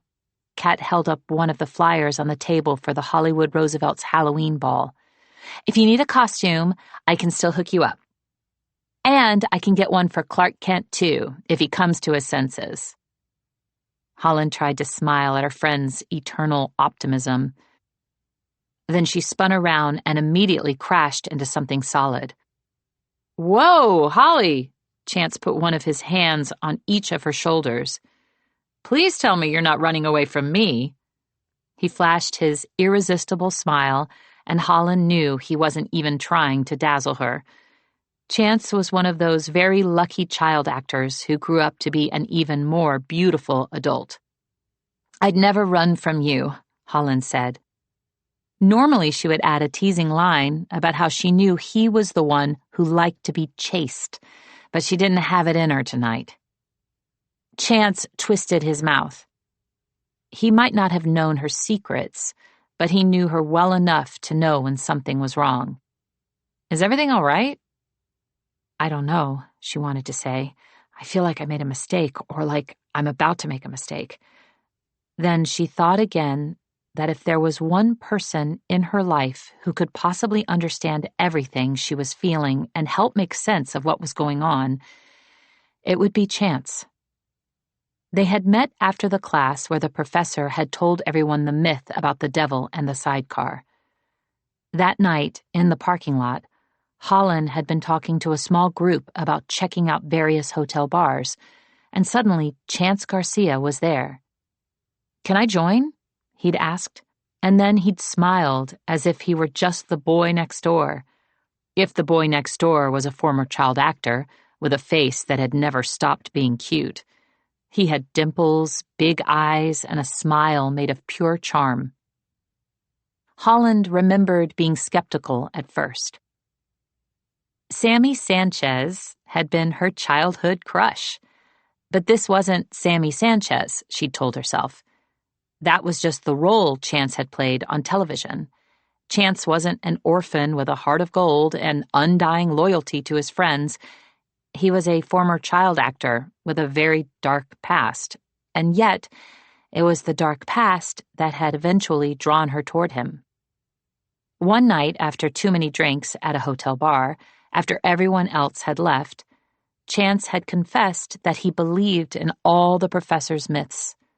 His smile had vanished, his eyes had lost their spark, and she had seen that the demons that had ruined Chance's childhood still haunted him. Now Holland was almost tempted to tell him that the guy she was dating thought he was going to die in an hour because the watchman had given him a call. But she feared that if she did tell Chance, he wasn't going to let her leave. Even now, as he looked at the bloody napkin in her hand, she felt him gripping her shoulders tighter. What happened? Just a nosebleed. Her phone chimed with a text from Jake. Get here soon. Chance's eyes cut toward the screen. He dropped one hand from her shoulder, but for a second he kept the other one there. Chance, I need to go. I know, but... He squeezed her shoulder, and the last remnants of his dazzling smile disappeared.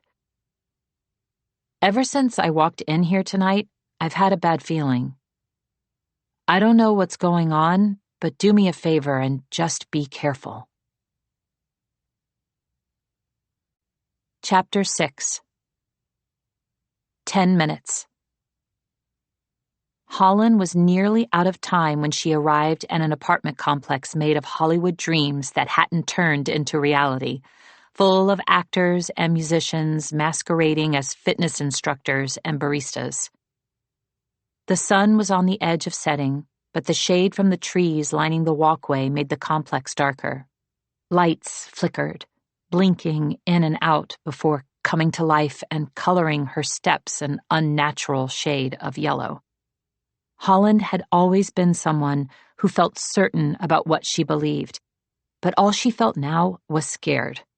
Her heart pounded as she climbed the steps to the apartment number Jake had texted. 10 minutes from now, Jake was either going to be alive, and Holland would know for certain that the professor's stories were lies, or he was going to be dead, and Holland would regret ever hearing the stories. She knocked on the door. Jake opened it immediately. He looked awful. His eyes were shot with blood, his Clark Kent hair was flat and a little greasy. Behind him, the only light came from a television in the corner. He looked smaller than he did in her memories, dressed in a washed-out red USC shirt that made him look faded as well. "Do you want to come in?" He smiled, but it wasn't the superhero grin from the night before. Even if it had been, Holland didn't think she'd want to step inside. This version of Jake didn't feel like the guy she'd been dating. I think I'm good out here," she said, and she tried to make her voice sound light. The last thing he needed was to think she was feeling uncomfortable. "This way I can stand between you and anyone who wants to hurt you. Please." He looked at her with the saddest pair of eyes she'd ever seen. Holland felt another stab of guilt. Then she felt as shallow as Chance for judging Jake when someone had just told him he was going to die. "Yeah, of course." She took a cautious step inside. "Wait, don't." Jake put a hand out as if to stop her. "Don't come in."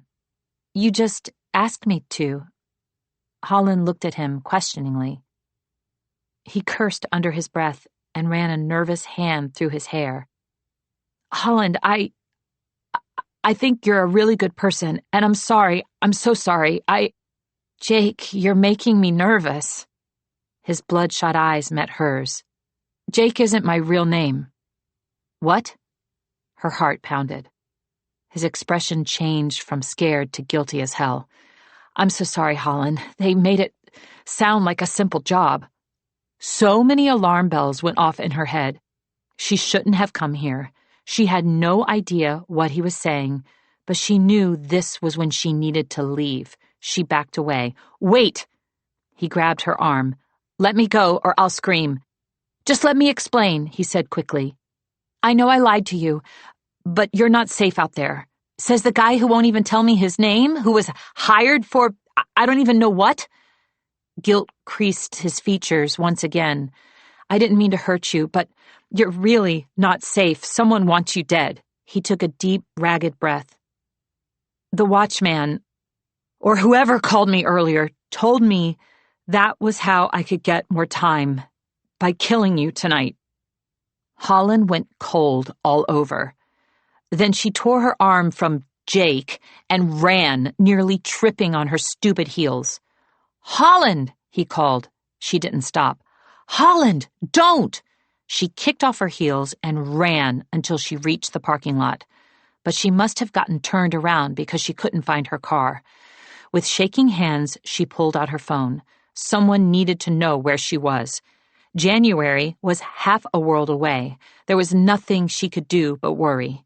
The next person who came to mind was Chance. If she'd just been honest with him at the hotel, she might not have even come here. She was an idiot. Chance answered on the first ring. Miss me already?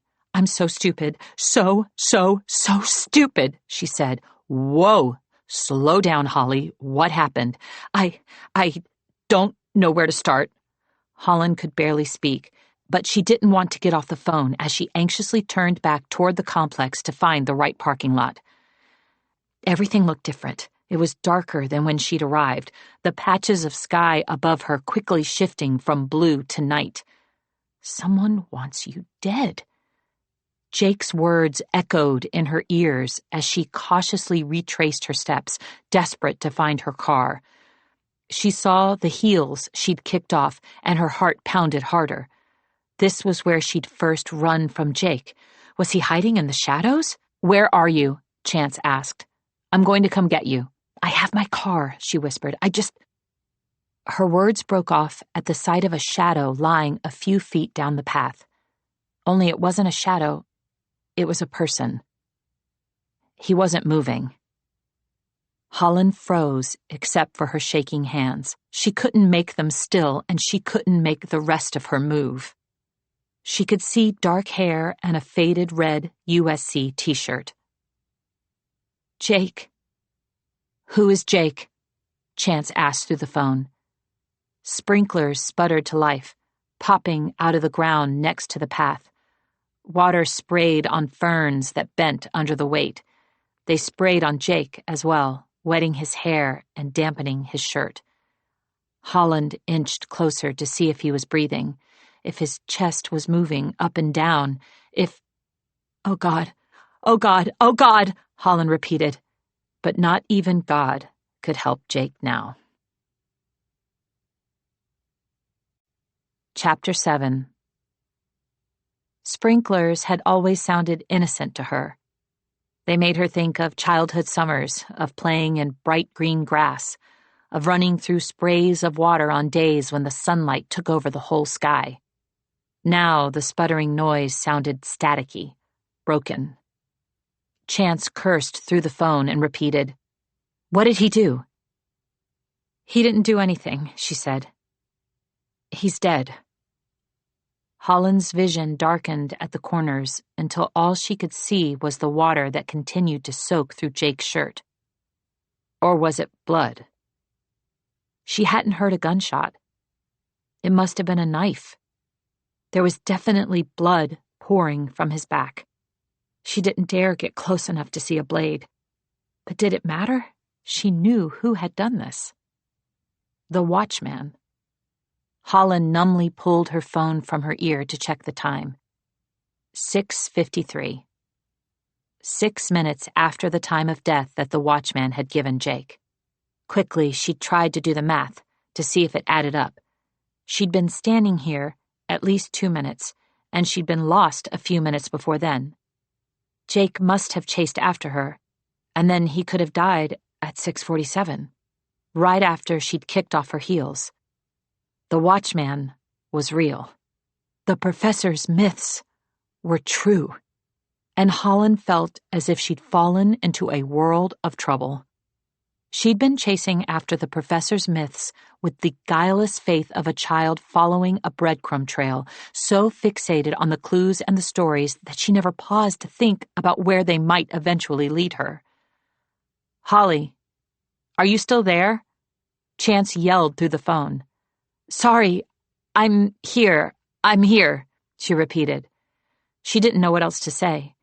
She could feel her body returning to her, the water running under her bare feet, but parts of her head felt numb, unsure of what to do next. Should she call the police? Should she try to run from the person who had murdered Jake? His blood was mixing with the water from the sprinklers seeping to her toes. She didn't feel safe just standing there in the growing puddle, but what if she ran into the killer?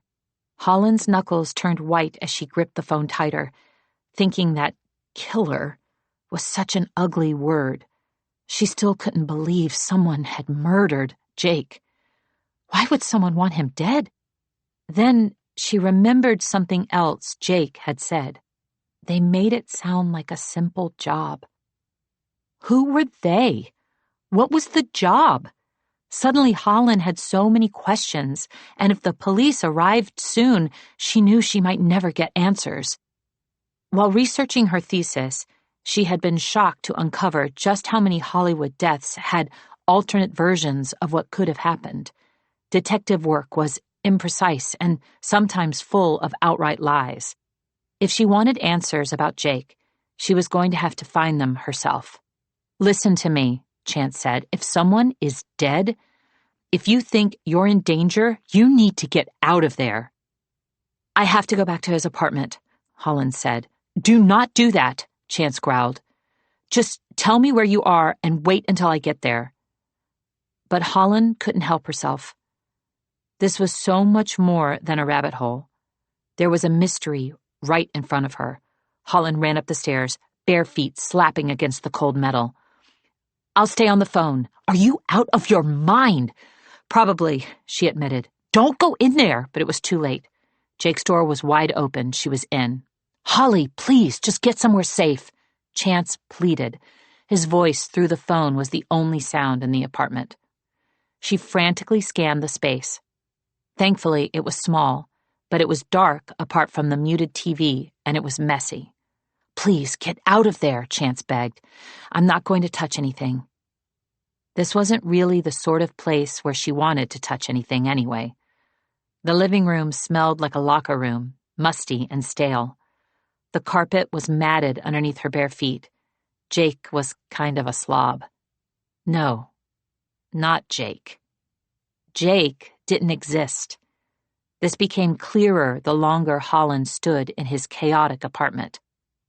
Takeout wrappers littered his coffee table, along with piles of mail all bearing a different name. Axel Jorgensen. "Who is Axel Jorgensen?" Chance asked. "It's Jake's real name. It's on all his mail." "Why are you going through his mail? You need to get out of there. Holland trailed off at the sight of a glossy black folder tucked under an In-N-Out wrapper covering a half-eaten burger. Unlike the rest of the apartment, the folder was pristine, and it appeared to have a shimmering gold Art Deco border. Just like the devil's business card. This couldn't be a coincidence. Holland wasn't sure what it meant, but it made her think Jake might somehow be connected to the world of the professor's stories, only now the thought did not excite her. Numbly, she picked up the glossy folder. It was thin. There didn't seem to be a lot of pages inside. She wanted to open it right away, but she didn't need Chance yelling at her through the phone to know that hanging out in a dead guy's apartment was a bad idea. Holland darted back down the stairs. Jake was still motionless on the ground. Her steps faltered at the sight of him. She supposed some of the initial shock was wearing off, and all this was becoming very real. "Holland, are you still there?" Chance asked, but his voice sounded far away, and she was feeling far away as well. Earlier, she'd felt pure terror, but now, as she stood beside Jake, she felt grief slipping in. She knew his name was really Axel, but she didn't have the bandwidth to process the change. In this moment, he was still Jake, and she could still remember what it felt like to kiss him, how sweet he'd been on their first date, how much hope he'd made her feel when he'd put his arm around her. And maybe none of that was real, maybe it had only been a job to him, but he'd still been a real person. He didn't deserve this. Holland really needed to call the police. She needed to dial 911 or scream for help or do any of the things people did when they found someone dead. Chance, I have to go. Holland, don't hang. She ended the call. She had every intention of dialing 911, but her eyes went to the glossy black folder clutched in her hands. She had read enough about crimes and murders to know that when the police showed up, they'd take everything she had. They definitely would take this folder, and depending on what information the folder contained, they might take her away as well. She couldn't call the police until she found out what was inside of it. The sunlight was fading, covering the complex in old VHS colors, but it was still light enough to clearly see the folder's contents as Holland pulled it open. Chapter 8.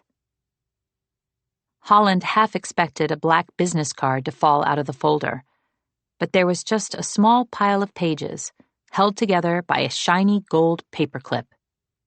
"We're civilized criminals," it seemed to say, as she flipped past the first blank page and found a photograph of herself. Holland already had the impression that Jake's job had something to do with her, but it was still alarming to see the photo. It was a candid. Her blonde hair was blowing across her face as she looked off into the distance. Someone had clearly taken it when she wasn't watching, and it appeared to be recent. The next page was even more disturbing, full of all sorts of information about her.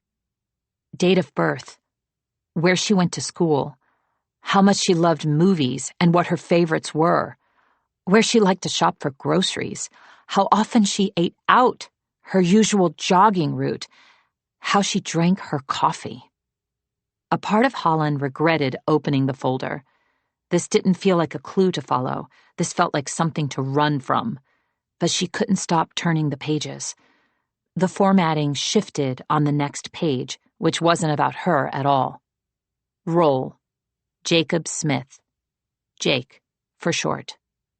Jacob Smith is a graduate student studying to teach ESL. He tutors kids after school. He doesn't eat meat. He rides his bike everywhere. He cares about the world and about others. He's someone whom Holland St. James will believe she can trust. Objective: enter into a dating relationship with Holland St. James and find out everything you can about her and her family. Her family. Jake was an actor. It wasn't just his name that was a lie. The person she'd been dating wasn't real. He'd tricked her, used her, all to find out information about her family. Which meant it was very likely someone in Los Angeles knew who Holland really was. Holland wondered who. How? She had changed her name almost 15 years ago, long before she'd moved back here. Her head spinning, she took in the glossy black folder with the Art Deco border, and once more she thought about the devil's business card.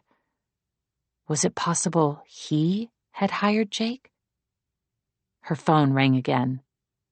Chance had been calling over and over since she hung up. She probably needed to put him out of his misery. "I'm still alive," she answered. "For now," said a man who was definitely not Chance. The words were followed by a buzzing sound and a burst of static that made Holland think of a voice moving through an old radio. "Who is this?" "I believe you already know. You were asking for me last evening." There was another pop of static as a chill slid down Holland's spine. "Would you still like to know the time?" the watchman asked. "You killed Jake!" she cried. "I did not kill anyone," he said, affronted. The static paused whenever the watchman spoke, revealing a posh mid-Atlantic accent, which, like the static, sounded as if it had been stolen from another time. "Contrary to what some of the stories say, people cannot make deals with me to live longer. I merely tell people the time that they will die, and when applicable, I tell them what they can do to extend their time. I often simply suggest getting a dog, exercising more, and refraining from leaving mean comments on the internet. Unfortunately, none of that advice applies to you, although if you do manage to get yourself some more time, I highly recommend a dog." "Are you kidding me?" "I do not kid on these calls, and generally speaking, if you need to ask if it's a joke, it's not a very good one, which is another reason why I'm not known for joking." Although for a second it sounded as if he was joking. The accent made him sound like a character from an old black-and-white comedy. "I tend to frighten people," he went on, "but I assure you, I am not the one who wants you dead." "Then why did you tell Jake to kill me?" More static prickled through the phone as the watchman sighed. "I did not tell him to kill you. I told him killing you would prolong his life, but I didn't say it was a wise idea." "Then maybe you shouldn't have said it at all." "He asked the time," the watchman said patiently, but the static on the line was growing thicker. "It is my job to tell him what he wanted to know, and now I must tell you that you will die tomorrow, Halloween, at 11:59 p.m. Tomorrow? It was more time than Jake, but not by much. The puddles of water on the sidewalk were making their way toward Holland's feet, and now she could feel the wet soaking through her skin into her blood. "Are you still with me?" the watchman asked. Holland wanted to hang up or scream, or hang up and scream. This couldn't be happening. "This might be a good time for you to ask how you can get more time." The watchman prodded. "I don't want to kill anyone," she managed. "That's good to hear. The world does not need more murderers, and it wouldn't get you any extra time. The only way to live past tomorrow is to find the alchemical heart." Holland tried to remember if this was something the professor had ever mentioned in her stories. For a second, she almost thought it sounded familiar. It made her think of an overheard conversation, something mentioned once in whispers, but she couldn't remember when or where or why. "What's the alchemical heart?" she asked. "I cannot tell you that." Another chorus of static burst through the phone. "But, Holland, it is a wise idea to find the heart." The other side of the phone crackled and buzzed. The watchman stopped speaking. The line crackled again. "Hello?" Holland said. "Are you still there?" "Please insert 5 cents if you would like to continue your call." The tinny words warred with the static that had taken over the other side of the line. "Please insert 5 cents to continue." Sirens wailed in the distance, overwhelming the voice. The blares sounded far away for a second, more of an idea than an arrival. "Please insert 5..." She hung up the phone with a whispered curse. Quickly, she typed the words alchemical heart into Google, but nothing useful came up. She found only pages about meditation or links to the novel The Alchemist. The cry of the sirens moved closer. Someone else in the complex must have seen Jake's body and called the police. The wailing sounded too close to be a coincidence, and Holland just wasn't that lucky tonight. Her eyes darted from the body at her feet to the time on her phone. 6:59 p.m. 29 hours left until midnight on Halloween, or she would end up just like Jake. Holland's heart raced faster, cold blood pumping until it turned hot in her veins. She knew the right thing to do would be to stay and talk to the police, but that could take hours. More if they saw that she was the last person Jake had called, or if they found the folder in her hand, which possibly gave her motive for a heat of passion murder. Holland hadn't done anything wrong, but the cops wouldn't know that right away, and she made a sensational suspect, That was another thing she'd learned from her research into Hollywood murders. Sometimes the most well-known suspect wasn't the best one, just the most interesting one. Holland had to get out of there. Her ticking clock had already started. She only had 28 hours and 59 minutes left to find this alchemical heart, and there was only one person she knew who might be able to tell her what it was. Car doors slammed. Voices shouted out directions, and Holland's feet slapped against the pavement as she fled. Chapter 9. The professor owned a very old and very large collection of clocks. Wall clocks, table clocks, clocks that were part of things clocks weren't generally part of, like cookie jars and porcelain dolls. Holland really disliked the professor's clockwork doll, although it was one of the professor's favorites. Once a semester, the professor taught a class at her house, and she always sat the clockwork doll beside her. Its glass eyes watched nothing and everything as students filled the sofas and chairs, and the rest of the clocks cheerfully tick-tocked all around the room. This was how she taught her class on the Watchman, in a room buzzing with synchronized second hands. When Holland had been the professor's TA, it had been her job to position all the clocks in the same sitting room, sync all their times, and then set their alarms so they would all go off at the exact same moment. When the professor revealed what happened when a person asked the watchman for the time, all the clocks went off at once, filling the room with an ungodly trill that made every student jump or curse or some combination of both. Holland could hear that trill now as she ran to her car. She finally found her car on the far side of a crammed parking lot, its hood practically against the cement wall, its sides sandwiched between two cars she didn't remember being so close.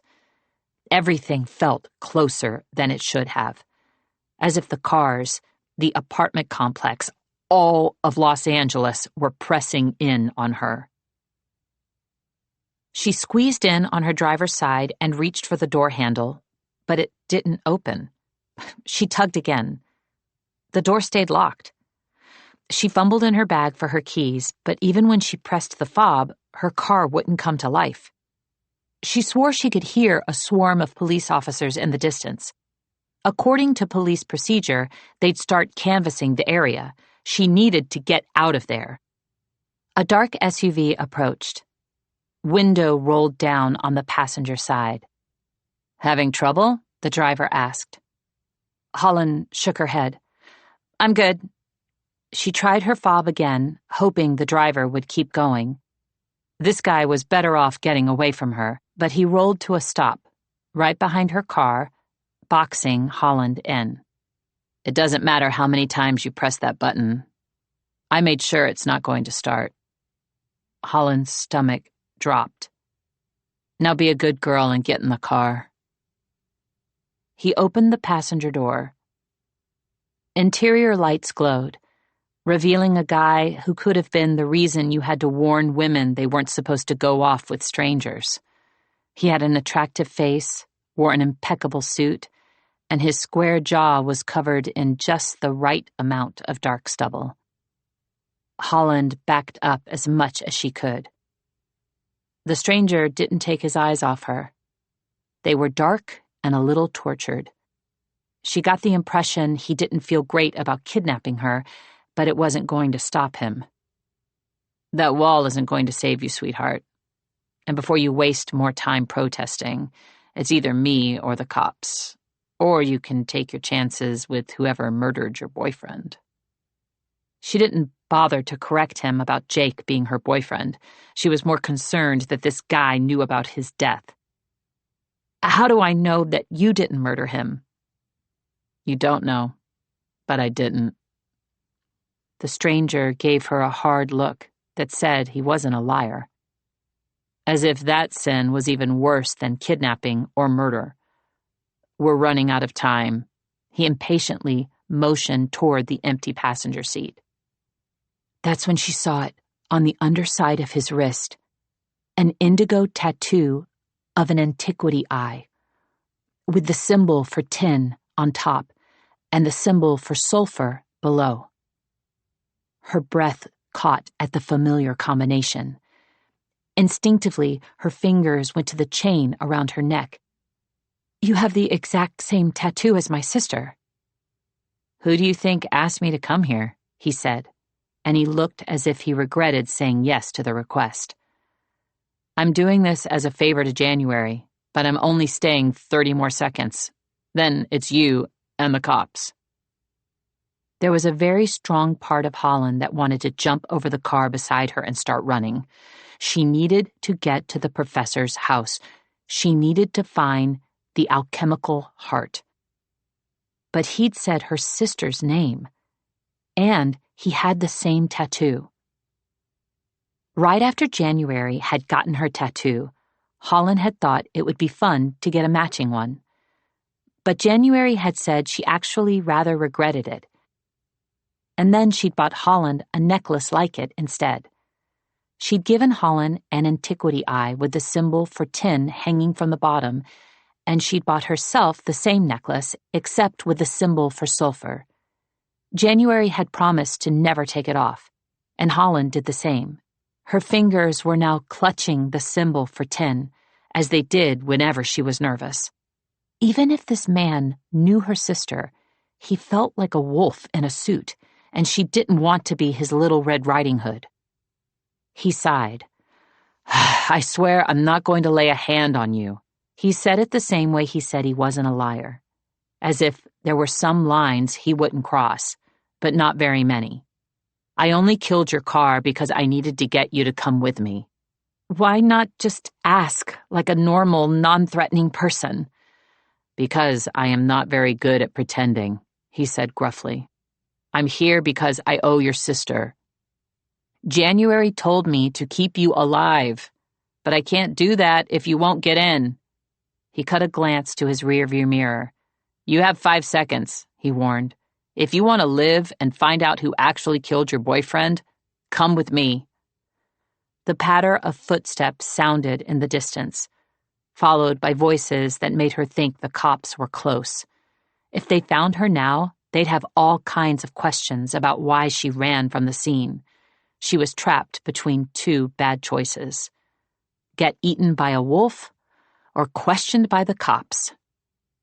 Holland knew she wasn't thinking clearly, but that didn't help her think more clearly. It just made her more aware that she was probably making a very bad decision as she got inside the car.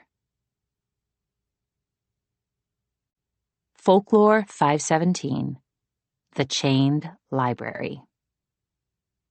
Driving through the Hollywood Hills makes you feel as if you're playing a real-life video game designed by a sadistic city planner.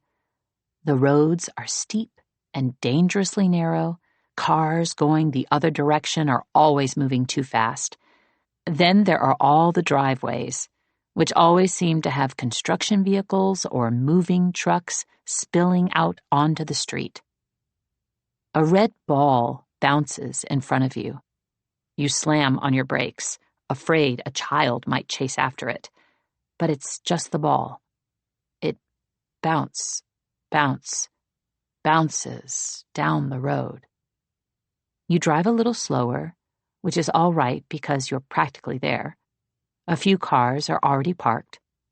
You recognize one of your classmates' vehicles. It has an old bumper sticker that says, "Birds aren't real." You feel relieved at the sight of it. You're in the correct place. The professor has been getting more cryptic with her clues. The last one you pieced together said, "There will be an earthquake in Chinatown on Halloween." It's October, and you'd wondered briefly if this was a prediction, not a clue. Then you noticed earthquake was unnecessarily capitalized. You did some digging and discovered that all 3 of the capitalized nouns are names of movies with scenes filmed at the Hollywood Reservoir. You visited here once when you first moved to Los Angeles. They say it has the best view of the Hollywood sign, and you have to agree. It's the sort of place that makes you want to take up jogging. You imagine running along the water, a resurrected song from the 80s playing in the background, making you feel as if you're living inside one of those movie montages. There's no music today, just dry wind and heat. You feel closer to the sun at the top of the hill. The professor is wearing round black sunglasses that cover half her face. Her back is to the water and the mountains and the perfect view of the Hollywood sign. The rest of the class forms an eager horseshoe around her. There are now only 9 of you left. Everyone is waiting for her to speak, and she is waiting for you. She stays still for a full minute after you arrive, so the rest of the class knows you're the cause of the delay. Then, so quietly that everyone has to move in a little closer, she begins. There are several places in Los Angeles where time moves differently. LAX is one of them. All of you have probably noticed how time often slows to a crawl in those terminals. The student next to you giggles. The professor ignores her and continues.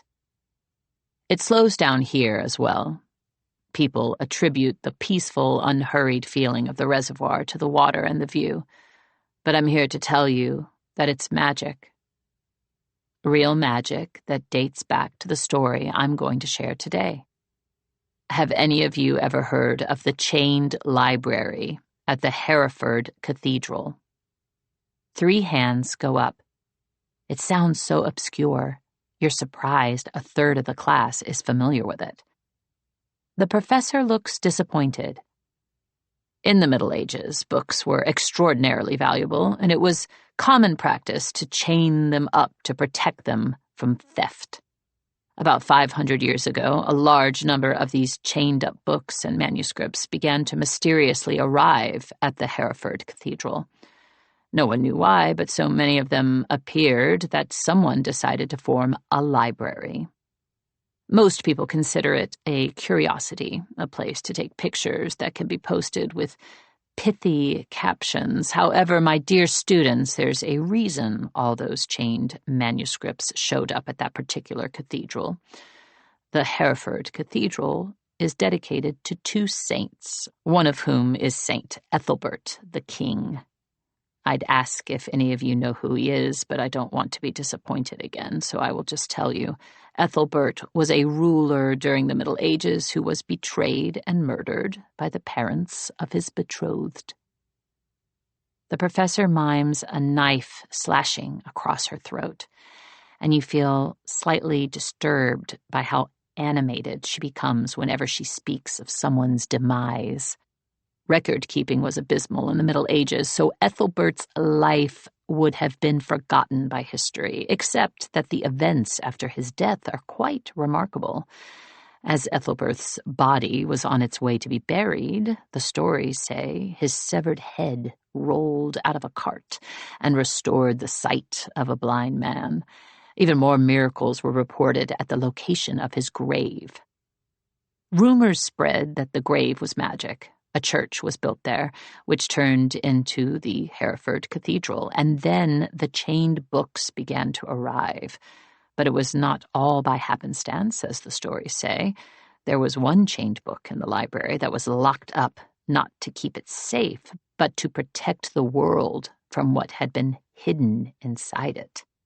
The other chained books were all just decoys to camouflage the existence of this volume and the magic that it concealed. But even bound in chains, protected by a dead saint, and hidden among stacks of other chained volumes, the magic locked inside this book made its presence known. Stories started spreading around England about people who visited the library, receiving preternatural gifts. The most notable of these was a woman from Dewchurch named Mary Young, although it's doubtful that was her actual surname. After visiting the chained library, Mary Young didn't age a day. Eventually, she was labeled a witch and killed for this, but not before her story traveled across England. Other stories spread as well, until one day the book disappeared from the shelves. The professor pauses dramatically, letting her story sink in. This is the first time she's told a tale that doesn't relate to Los Angeles, but you're already imagining how she'll bring it back around. To this day, no one knows who took it, she continues. But after it vanished, there were more stories of peculiar magics all over England. There were whispers of time stopping, of loved ones returning from the dead, of a young boy who could kill with his mere words. For 100 years, there were stories of ordinary people receiving extraordinary magical gifts, until one day the stories stopped. The book that had been stolen reappeared at the chained library. Only now the volume was without chains, and it was completely hollowed out. The magical object inside was gone. All that remained was a slip of parchment with a series of numbers on it. I don't usually share this next part with students, but let's just say the time feels right. The professor begins to rattle off a list of numbers. It's a long list. Finally, you think she's near the end because she pauses and then she finishes with 102025. You're working on doing some math in your head when the person beside you says, "The numbers are dates, months, and years." Someone else says, "The last one is this month." The professor's expression is difficult to read with her giant sunglasses, but you think she sounds pleased as she says, "You're both correct. The list is indeed a series of dates, and each of those dates has coincided with the reappearance of the object that was hidden inside the book." "What was hidden?" asks the same student who first figured out the numbers were dates. The professor scowls. "I just told you, the most powerful object in the world." "Are we supposed to find it?" You ask boldly. My advice would actually be to stay away from this particular item, but if you hear any rumors about it, please let me know. Chapter 10. The stranger drove fast and sharp, as if car crashes only happened to mortals and he wasn't one of them. Holland hadn't even finished shutting the door before he sped away, engine revving, tires taking corners too fast. "Are you trying to kill me?" she wheezed, fumbling to buckle her seatbelt. The vehicle was cold, pouring out aggressive California air conditioning. Yet her palms were clammy and her skin was burning, and she wasn't entirely sure if it was because she'd just gotten into a car with a complete stranger or because of everything else that had just happened. Maybe it was both. Her heart was racing faster than the car. She felt as if it would never slow. It raced as if she needed to move, as if she needed to outrun everything. She needed to outrun Jake's death and the sirens and the words of the watchman. "You will die tomorrow, Halloween, at 11:59 p.m. The only way to live past tomorrow is to find the alchemical heart." That's what she needed to focus on, finding the alchemical heart. "Where are you taking me?" she asked. "Somewhere safe," the stranger replied. "No," Holland argued. "We need to go to the professor's house."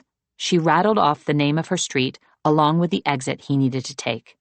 "Yeah, that's not going to happen." He careened onto the 405, accelerating to an ungodly speed that made Holland grip the armrest so tightly she worried her fingernails would break. "Listen, I'm not sure why my sister sent you, but..." She didn't know how to finish the sentence because for a second she couldn't help wondering if her sister actually had sent him. Yes, they had the same tattoo, which felt significant, and Holland could absolutely picture her sister sending a bodyguard. Even though they were twins, January had always taken on the older, more responsible sister role, but that didn't help explain why she had sent him. Holland carefully pulled out her phone. The stranger grabbed it from her hands, rolled down the window, and threw it onto the freeway. Holland let out an involuntary shriek. "Why would you do that?" He shook his head as if she was the one who'd just done something wrong. "January told me to keep you safe." "January is who I was trying to call," Holland glared at him. "I wanted to make sure you're not a sociopath." "Here." He tossed something onto Holland's lap. It looked like one of those pay-as-you-go phones with actual buttons instead of a touchscreen. "Go ahead, call your sister. She's in my contacts under J.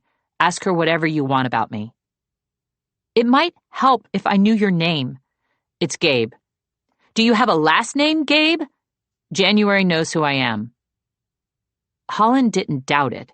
Gabe was the sort of guy you didn't forget. In the car's dim light, Holland couldn't tell if he had scars, but he seemed like the sort who would. She imagined one on his right cheek, just below his eye. His jaw was square and hard, as if he exercised it by munching on rocks. His brows were thick, and she imagined his eyes were lined in thick, dark lashes as well. But she still said, "Gabe is actually a pretty common name, and my sister knows a lot of people." A muscle ticked in Gabe's jaw, and she felt a small amount of triumph that, for a second, she wasn't the only one who was uncomfortable. "It's Cabral," he muttered. Gabe Cabral. Holland had a sudden feeling she'd heard the name before, but she couldn't remember how. Could January have mentioned him after all? She opened Gabe's contacts. There were only 5 of them. All were either letters or numbers, as if he wasn't mysterious enough. "Do you have something against names?" "No, just against women who snoop through my phone." Ignoring the barb, Holland pressed the letter J. For the 3rd time that day, she reached her sister's voicemail. At least Gabe actually knew her sister. "Hey, JJ, it's me, Holland. I need to talk to you. I'm calling from the phone of your friend, Gabe Cabral. Call me back as soon as you can at—" Gabe rattled off a number which she repeated. As soon as she finished, he took the phone back. "Better?" he asked. Holland laughed. "You think that letting me make one call after you destroyed my phone and killed my car is going to make me feel better?" Gabe twisted his mouth. He looked as if he wanted to say yes, as if for him, acting like an actual human was a colossally good deed. "You basically kidnapped me." Holland opened the glove box. "Hey, stop snooping," he ordered. "As an abductee, it's my job to look for any clues I can." Sadly, the glove box was immaculate, aside from an insurance slip that belonged to Rita Meeker. She held it out for him. "Thought you said your name was Gabe Cabral." He glared. "Would it make you feel better if I said I'll give her back the car when I'm done?" "Only if I believed you." Holland still had a number of questions as to why her sister had sent him. "Only half of this even makes sense. How did my sister know I was in trouble?" Traffic came to a halt. Gabe scowled as he checked all the mirrors.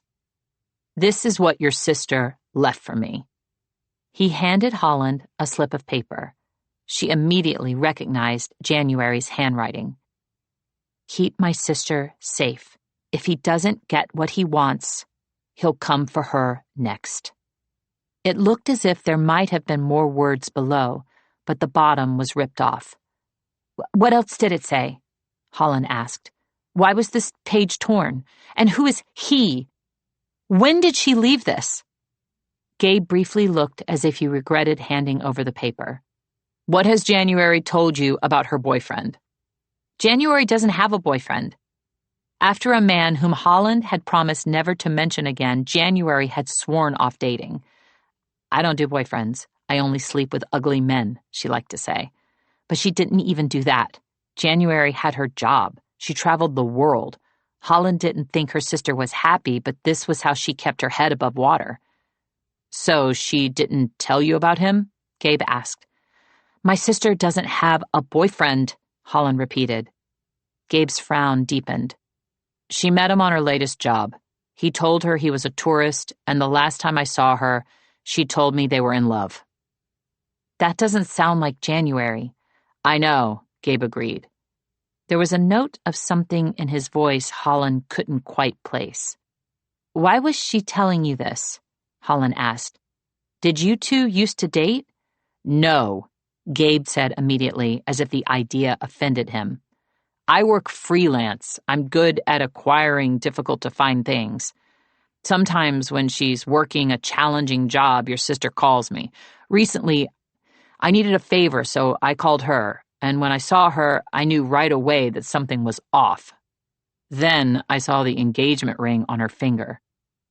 My sister isn't engaged. She doesn't even have a boyfriend, Holland repeated yet again. She would have told me. I'm just telling you what I saw, said Gabe. But I agree, the whole conversation made me think that whoever this guy was, he was doing some sort of mind job on her. When January talked about him, she sounded like a sappy greeting card. Gabe scowled, as if both sap and greeting cards left a bad taste in his mouth. Holland had a bad taste in her mouth as well. Her sister was never sappy, but earlier that day, she'd sounded just that way on the phone. January was a force. She was smart and clever and ruthless in a way that Holland had never been capable of. But there was a reason she didn't date. In college, January had fallen for the wrong guy. It was the first time she'd ever been in love, and when it had ended, January had disappeared for a month. Holland didn't know all the details, only that her sister had nearly failed out of school. Then she'd come back, but she hadn't been the same. January had never been as sensitive as Holland, but anything soft about her had been carved away and replaced by something hard that hadn't cracked since. At least until now. The next day, January called me, Gabe continued. This time, she sounded shaky, nervous. She asked me to meet her again, but all I found was that note. Holland looked at the torn page again, and another set of questions rushed through her head. Why would January send Gabe? Why wouldn't she just tell Holland this message directly? They had talked earlier that day, and January hadn't said a thing. Although, Holland once again thought about how January hadn't sounded like herself, with the I miss you and the I wish I was there. What does this guy want from us? Holland asked. That's what I was going to ask you, Gabe said. Has your sister sent you anything or told you anything strange or unexpected? No, Holland replied. January hadn't told her anything significant recently. But Holland reached into her messenger bag and pulled out the gold and black folder she'd taken from Jake's apartment. I found this tonight. The guy I had been dating, the one who died, he had been hired to become a part of my life and look into my family. It makes me wonder if maybe the person January was dating was doing the same thing. That folder, does it say what the guy was after? No, but it seemed to Holland that it was very likely Jake had died because of it, which made her think it had to be something valuable. You have any idea what he would want? Gabe prodded. She started to say no, but then she thought about Mr. Vargas and the safety deposit box left to her. She had no idea what could be in it, but maybe that's what he'd been after. She thought about telling Gabe, but Mr. Vargas had made a point of telling her not to mention the box to anyone. What aren't you telling me? He asked. Considering I don't trust you, a lot of things. Gabe stepped harder on the gas, pushing the car to go faster. I'm just trying to keep you alive, sweetheart. She might have told him to stop calling her sweetheart. But as soon as he said the word alive, her ears filled with crackling static and the watchman's words. The only way to live past tomorrow is to find the alchemical heart. Have you ever heard of the alchemical heart? She asked. Gabe's gaze immediately shot her way, as if she'd just become a lot more interesting. Is that what you think they're after? I don't know, she answered honestly. I don't even know what the alchemical heart is. His expression turned skeptical. Then why did you ask about it? Holland really didn't want to answer that question, but he had just said he'd been sent to help keep her alive, and he clearly knew what this heart was. "I need to find it." Gabe laughed. It was a slightly disturbing sound. "Why are you laughing?" "Because, sweetheart." His laughter died, but his expression remained an unnerving sort of amused. "Everyone would love to find the alchemical heart." "Why do you say it that way? What is it?" "It doesn't matter. It's not something you're ever going to find," he said with an air of finality that made her feel as if he'd just torn the last few pages from her favorite notebook so she couldn't write any more words. His eyes were back on the road, and Holland knew that if she didn't change his mind quickly, she'd never find the professor, she'd never figure out what the alchemical heart was, and she would never live past tomorrow. "Listen, Mr. Killing cars and kidnapping women is my hobby." "Don't ever call me that again. I'm just trying to get you to listen to me," she said impatiently. "Earlier tonight, right before you showed up, I was told that I have a little over 24 hours to find the alchemical heart. If I don't, I'm going to die." "Who told you that?" he asked. Holland considered telling him about the watchman, but the last person she'd told the story to was dead. "It doesn't matter," she murmured. "I believe him." Gabe narrowed his eyes. "Did this person threaten to kill you? Or did he tell you the time you're going to die?" He put extra emphasis on the word time, and Holland wondered then if maybe somehow Gabe already knew the legend of the watchman. "The time," Holland said. 1 minute before midnight on Halloween, unless I find the alchemical heart." "Fuck," Gabe muttered. "You're screwed." Chapter 11.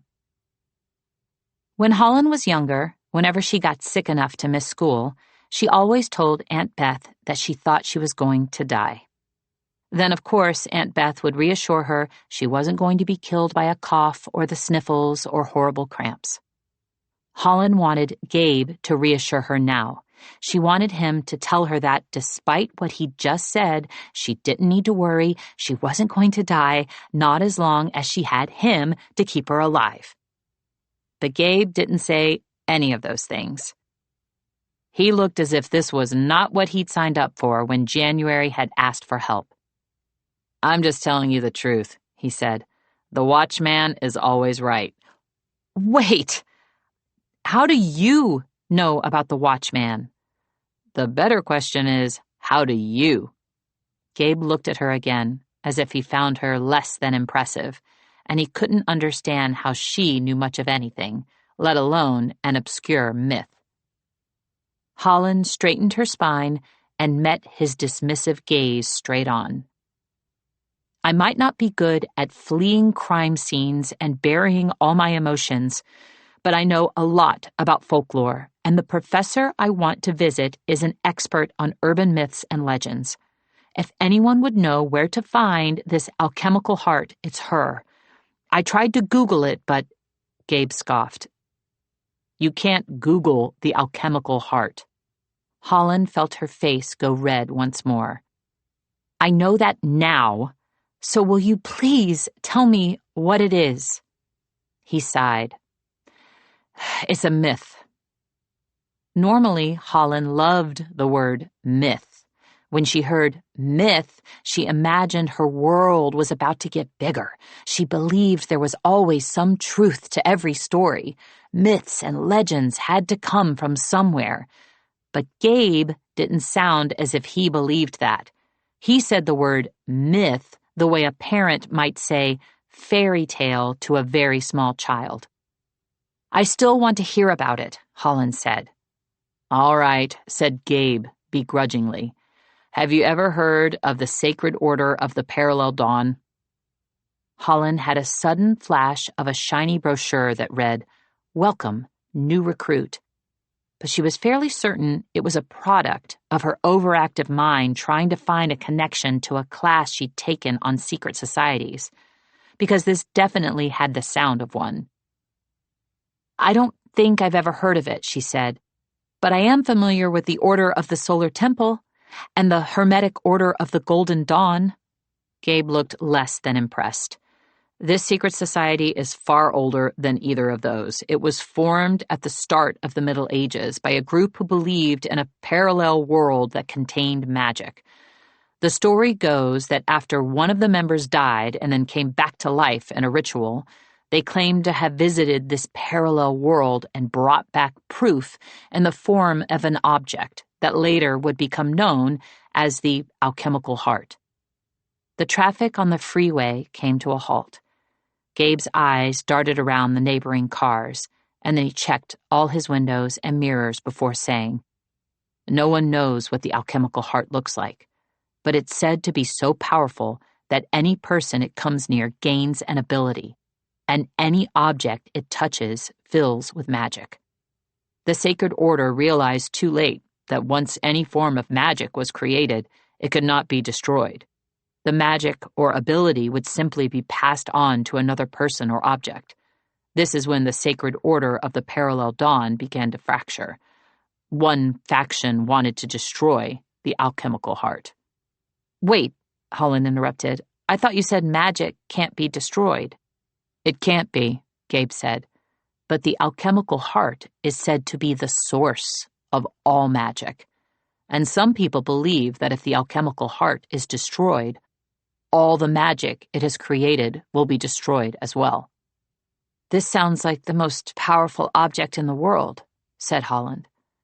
Gabe shot her a look that seemed to say, "Thanks for stating the obvious, Toots."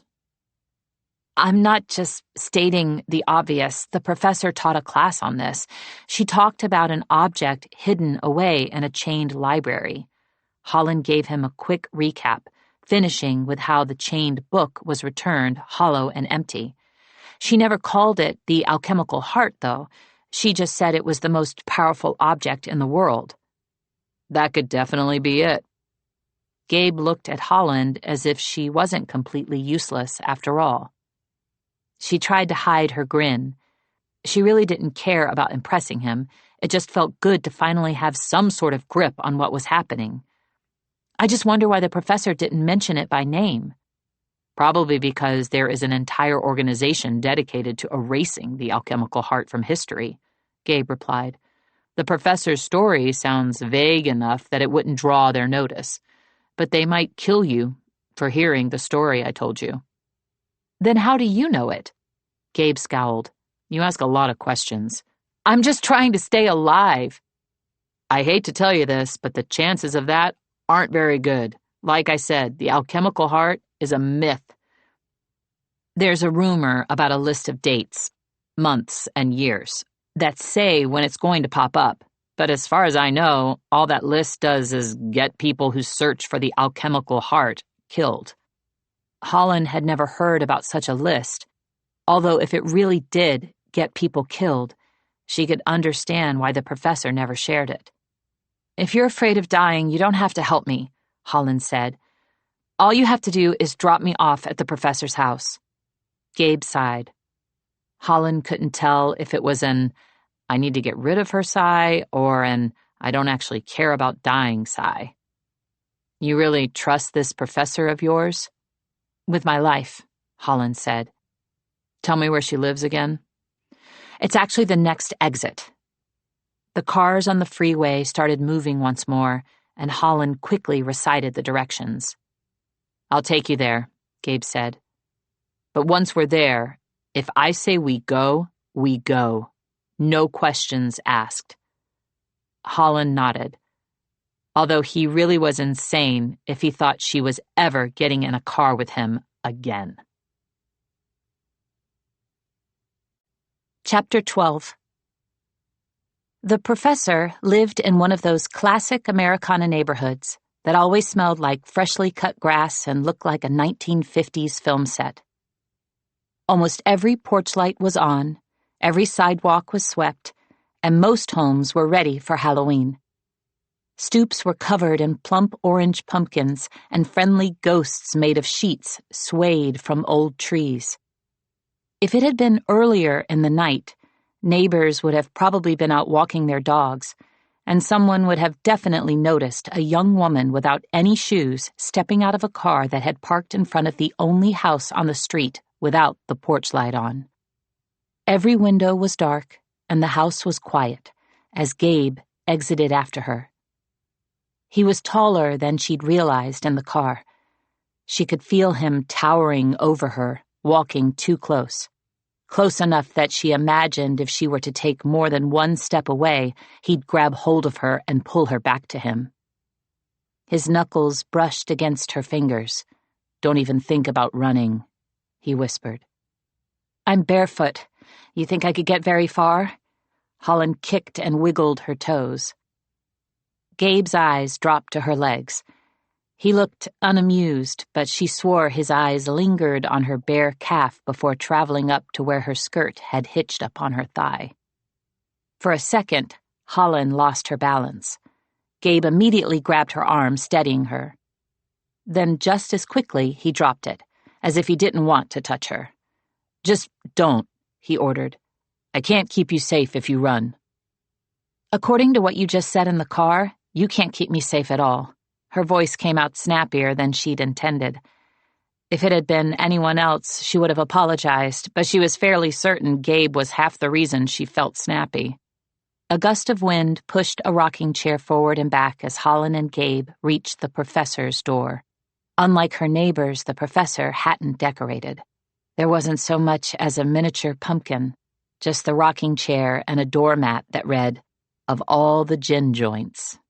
The professor didn't decorate for Christmas, but she loved Halloween. Usually, she went all out for the holiday. She made elaborate jack-o'-lanterns and hung strings of candy corn lights. Last year, she even put up one of those fake door knockers shaped like a skeletal hand. Holland found it more than a little worrisome that she hadn't done anything this year. "Doesn't look like your professor is home," said Gabe. Holland knocked on the door. She knew he was probably right. The house was too dark and too quiet, but she couldn't help hoping. Hope was all she had tonight. "Professor, it's me, Holland," she cried. Then she rang the doorbell and knocked harder.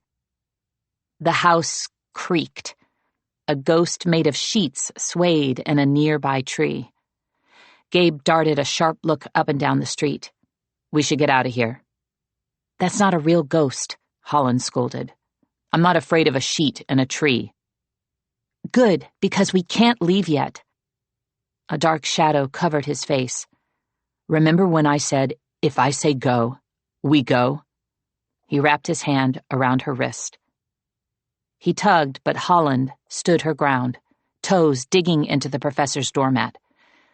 "She has a journal. She calls it her sacred notebook. It's where she takes notes on every myth and legend she teaches, as well as a few she doesn't share with students. There's probably information in there that could help us find the alchemical heart." Gabe looked unwillingly intrigued. "You know where she keeps it?" "In her library, at the back of the house." "So you want to break in?" He reached underneath his suit coat. At first, Holland wasn't sure what he was doing. Then she saw a distinct flash of metal. "Oh no, no guns." "We're breaking into a house." "We are not breaking in. I know where the spare key is." Gabe looked as if he wanted to argue, but Holland couldn't let him win this fight. "The house is empty, and if someone does find us, it will probably be an elderly neighbor, and then you'll end up killing someone's grandparent. Do you really want to be that guy, Gabe, the grandma killer?" He looked at her as if he'd never heard a more ridiculous argument or seen a more ridiculous person, but he left the gun where it was, tucked underneath his jacket. Fallen leaves stuck to Holland's feet as she let herself into the professor's backyard. In the daytime, it was full of flowers and tinkling fountains. But tonight, there was only the unsettling sound of glass light bulbs being knocked together by the wind. Holland used to wonder what genre her life would be if it were a movie. Growing up on her aunt and uncle's farm in Northern California made her childhood feel like one of those dramas that won lots of awards but were a little slow and boring. Holland had vowed that when she grew up, her life would be a television show with oversaturated colors, perky pop music, and lots of kissing. That was the path she'd been on before she'd heard about the professor's class. She wasn't sure what genre she was in now, but the colors were grittier. There was no pop music soundtrack, and it didn't have nearly enough kissing. Her eyes drifted toward Gabe. Just standing this close to him felt like going the wrong way down a one-way street. She definitely didn't want to kiss him. But for a second, it was all she could imagine. It wouldn't be soft. His arms would hold tight, painful tight, keep her from breaking to pieces tight, until he let go sudden and harsh, and pieces were all that was left. Guys like Gabe broke girls like Holland. That wasn't what she wanted at all. Kat was wrong when she'd said Holland wanted someone who scared her a little. Holland wanted someone who made her feel safe, who made her feel like even if the world came crashing down around her, he wouldn't stop holding her. But that guy wasn't Gabe. Minutes ago, he hadn't been able to hold onto her wrist for more than a second. Holland quickened her steps to get ahead of him. The professor's personal office was reachable by two antique French doors that led onto a brick patio surrounded by overgrown roses. Hardy fuchsias and Japanese maple trees strung up with tiny glass lights that kept clanging in the wind. The professor hid her spare key under a grumpy garden gnome that glared at Holland as she picked it up. "You don't need that," Gabe said, as Holland retrieved the key.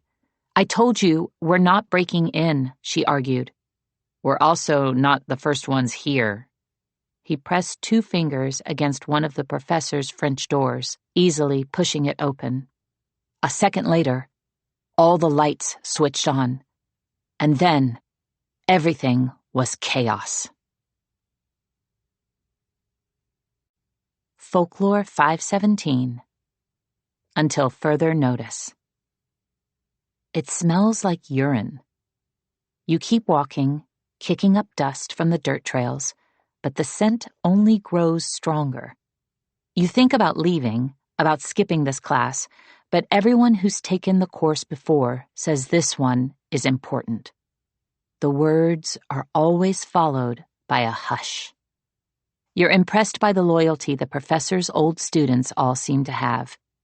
But you understand it. You don't share secrets of the class either. These stories are things you feel you've earned, and you don't want to give them away for free.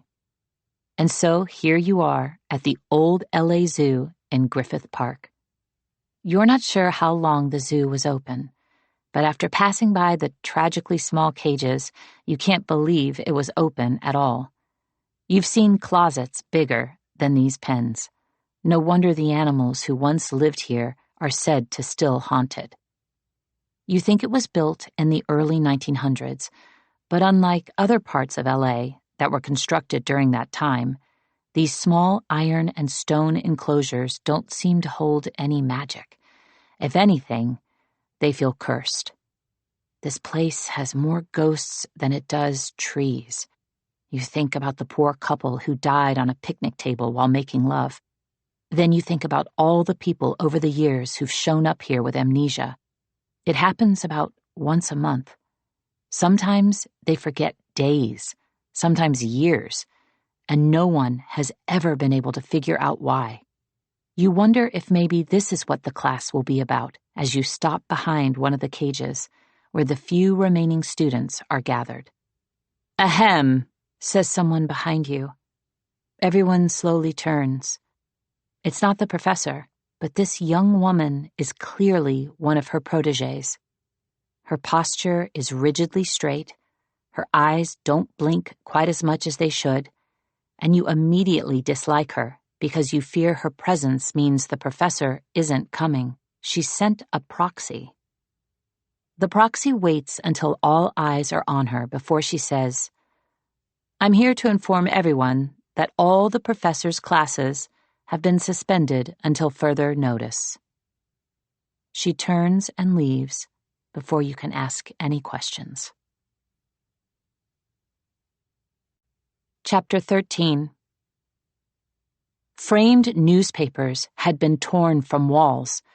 Books had been ripped off shelves. Drawers had been ruthlessly pulled out of desks. Cushions had been yanked from chairs. The entire house was ransacked. Gabe said something, but his voice sounded far away. Holland could barely hear it over the staticky buzzing of light bulbs. Or maybe the sound was only in her head. Holland had always loved the professor's office. It was one of those spaces, like the milk glass room, that was full of the magic of simple, timeless things. Most of the professor's treasures were related to her myths. Her bookshelves were full of blueprints for haunted Hollywood hotels, elaborately framed recipes for sidecars, original ticket stubs to the old LA Zoo, wind-up clocks from her collection. One of the clocks appeared to be broken. The minute hand was spinning like a second hand, and the hour hand was ticking like a minute hand and echoing through the battered room. "We need to find the professor," Holland said. "We need to make sure she's okay." Holland couldn't bring herself to say the word alive. She didn't want to entertain the idea that the professor might be dead, like Jake. Holland didn't know how much more she could handle tonight, but she definitely couldn't handle losing the professor.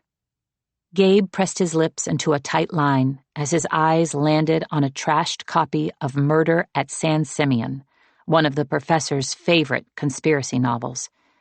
His expression seemed to say, "If your professor is here, then she's not going to be okay."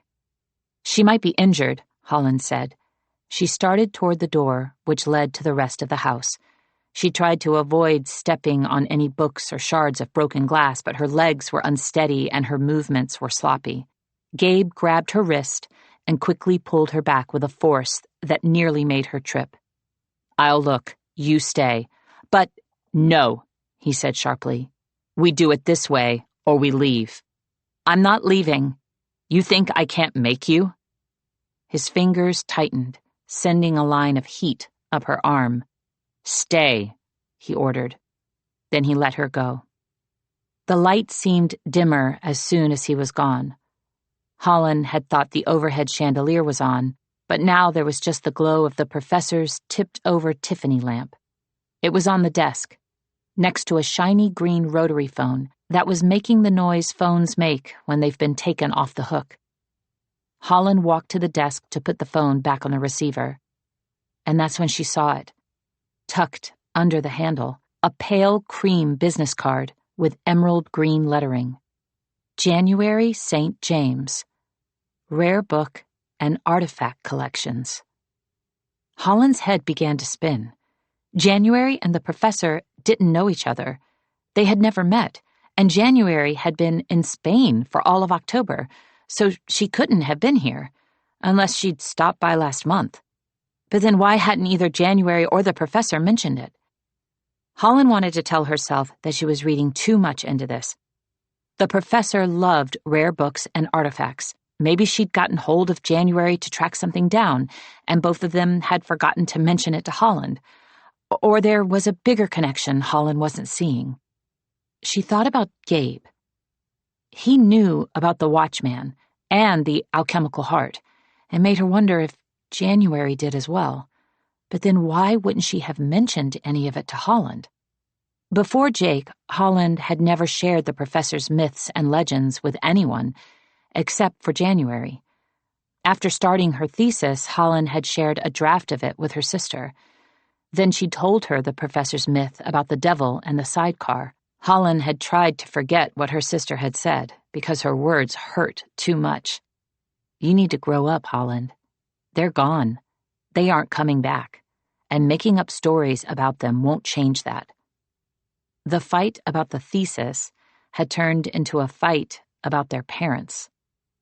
Holland had been mad at January for never talking about them, and January had been angry at Holland for refusing to let them go. Then somehow it had turned into January telling Holland she needed to scrap the thesis and end her relationship with the professor, whom January had then called a crackpot. It was the worst argument they'd ever had. They'd gone for a full month without speaking. Then one night, January had come over to Holland's house unannounced with an overnight backpack and a bottle of wine with a label that read, "I'm sorry, I suck." They didn't revisit the topic of the thesis or the professor, but knowing how stubborn January could be, Holland doubted that she had changed her mind on the subject, which made Holland wonder once again, where had the professor gotten January's business card, and why did she have it? Holland had spent the last few years studying stories, and she knew that no matter how complicated something appeared, at the heart of every story was always one simple truth that tied everything together. So either Holland still didn't have all the pieces of this story, or she was putting them together incorrectly. Holland shoved January's business card into her messenger bag as she turned away from the desk. Maybe she'd ask Gabe about it when he came back. Holland literally didn't have the time to figure it out now. Every single book had been ripped from the professor's shelves, as though whoever had done this was looking for her journal. Holland felt her heart break as she took in the damage to the professor's most prized things. Very little of it looked salvageable, but Holland couldn't stop herself from trying. After putting a few books back up on the professor's shelf, she picked up a Price of Magic film poster that usually hung on the professor's wall. Holland had often wondered how the professor had gotten her hands on it. Holland's father had been very particular about replicas never being made of his original posters because he liked to hide Easter eggs in them. At the top of this poster, the title blazed in fiery letters above a windswept picture of the film's main couple, Red and Sophia Westcott. They were holding hands, but if you looked closely, you would see it was really Sophia holding on to Red. Behind him, it looked as if the sun had finished setting, but again, upon closer inspection, Red was actually standing in front of a pair of shadowy black gates. Behind Sophia was a group of children. A more prominent child with perfect blonde ringlets was holding onto a dog with a sprig of holly and a pair of bells attached to its collar, along with a heart-shaped red name tag with the letters JJ. The bells and the holly were for Holland, because of her nickname, Holly Bells, and the JJ was for January. Their dad had put little gifts for his daughters in both Price of Magic films, which had then led them on two of their favorite treasure hunts. As Holland held the poster now, she wondered if perhaps it contained another Easter egg she had never seen. She knew the house creaked. Holland froze. Then she heard footsteps. Gabe was returning. At least, she hoped it was Gabe. Maybe she was being paranoid, but she swore these footsteps sounded different, lighter. Someone was trying to be quiet. Holland wished there was something more substantial in her hands than an old movie poster. The footsteps were outside the office.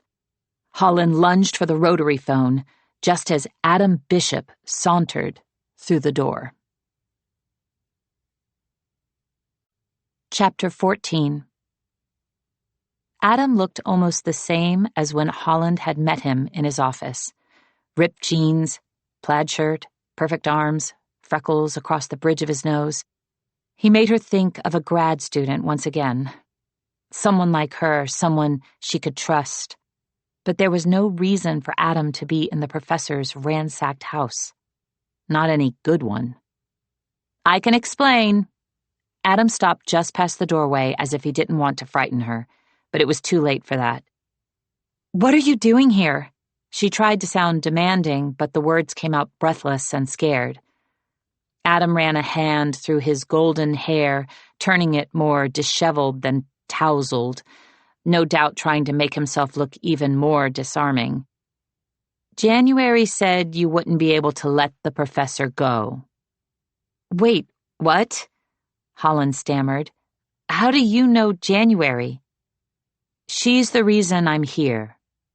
He took another cautious step. No. Holland backed farther away.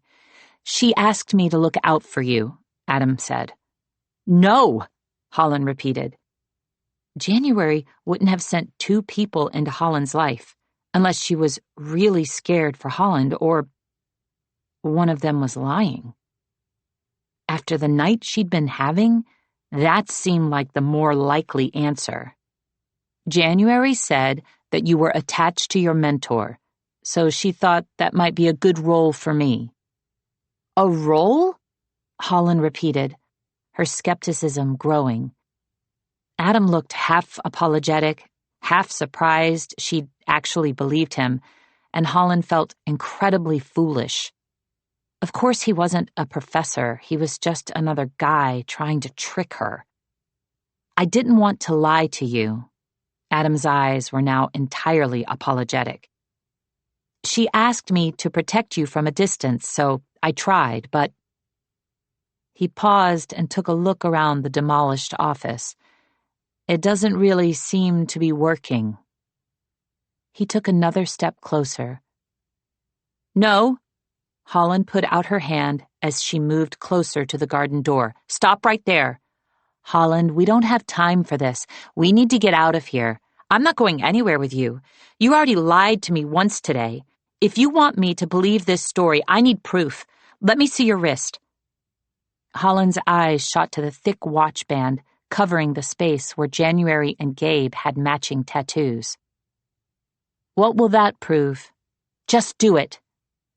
Adam took off his watch, and there it was. A tattoo just like Gabe's and January's.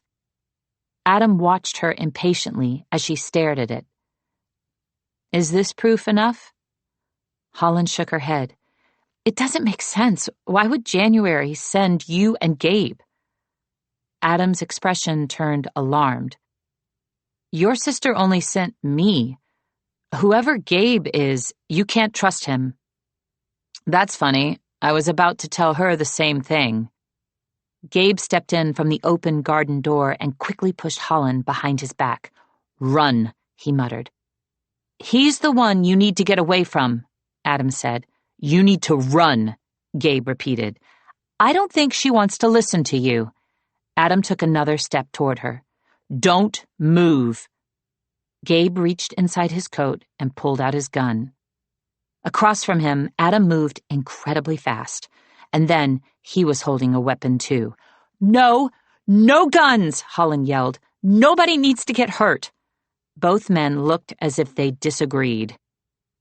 Gabe held his gun in a way that made Holland think he had probably slept in the cradle with one, and Adam looked alarmingly comfortable with his as well.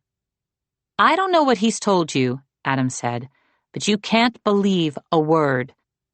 Gabe made a sound too angry to be called a laugh. You could have at least worn different clothes when you tried to seduce this one. Seduce. Holland froze. Did this mean Adam was the one who had been dating her sister? Adam vehemently shook his head. You can't listen to him, Holland. I came here to protect you. He's lying, Gabe shot back. I swear I'm telling you the truth. I work with your sister, January. She is my partner. She sent me here to watch out for you. You can't believe him, Gabe said. He lied to January, and now he's lying to you. I'm the one your sister sent.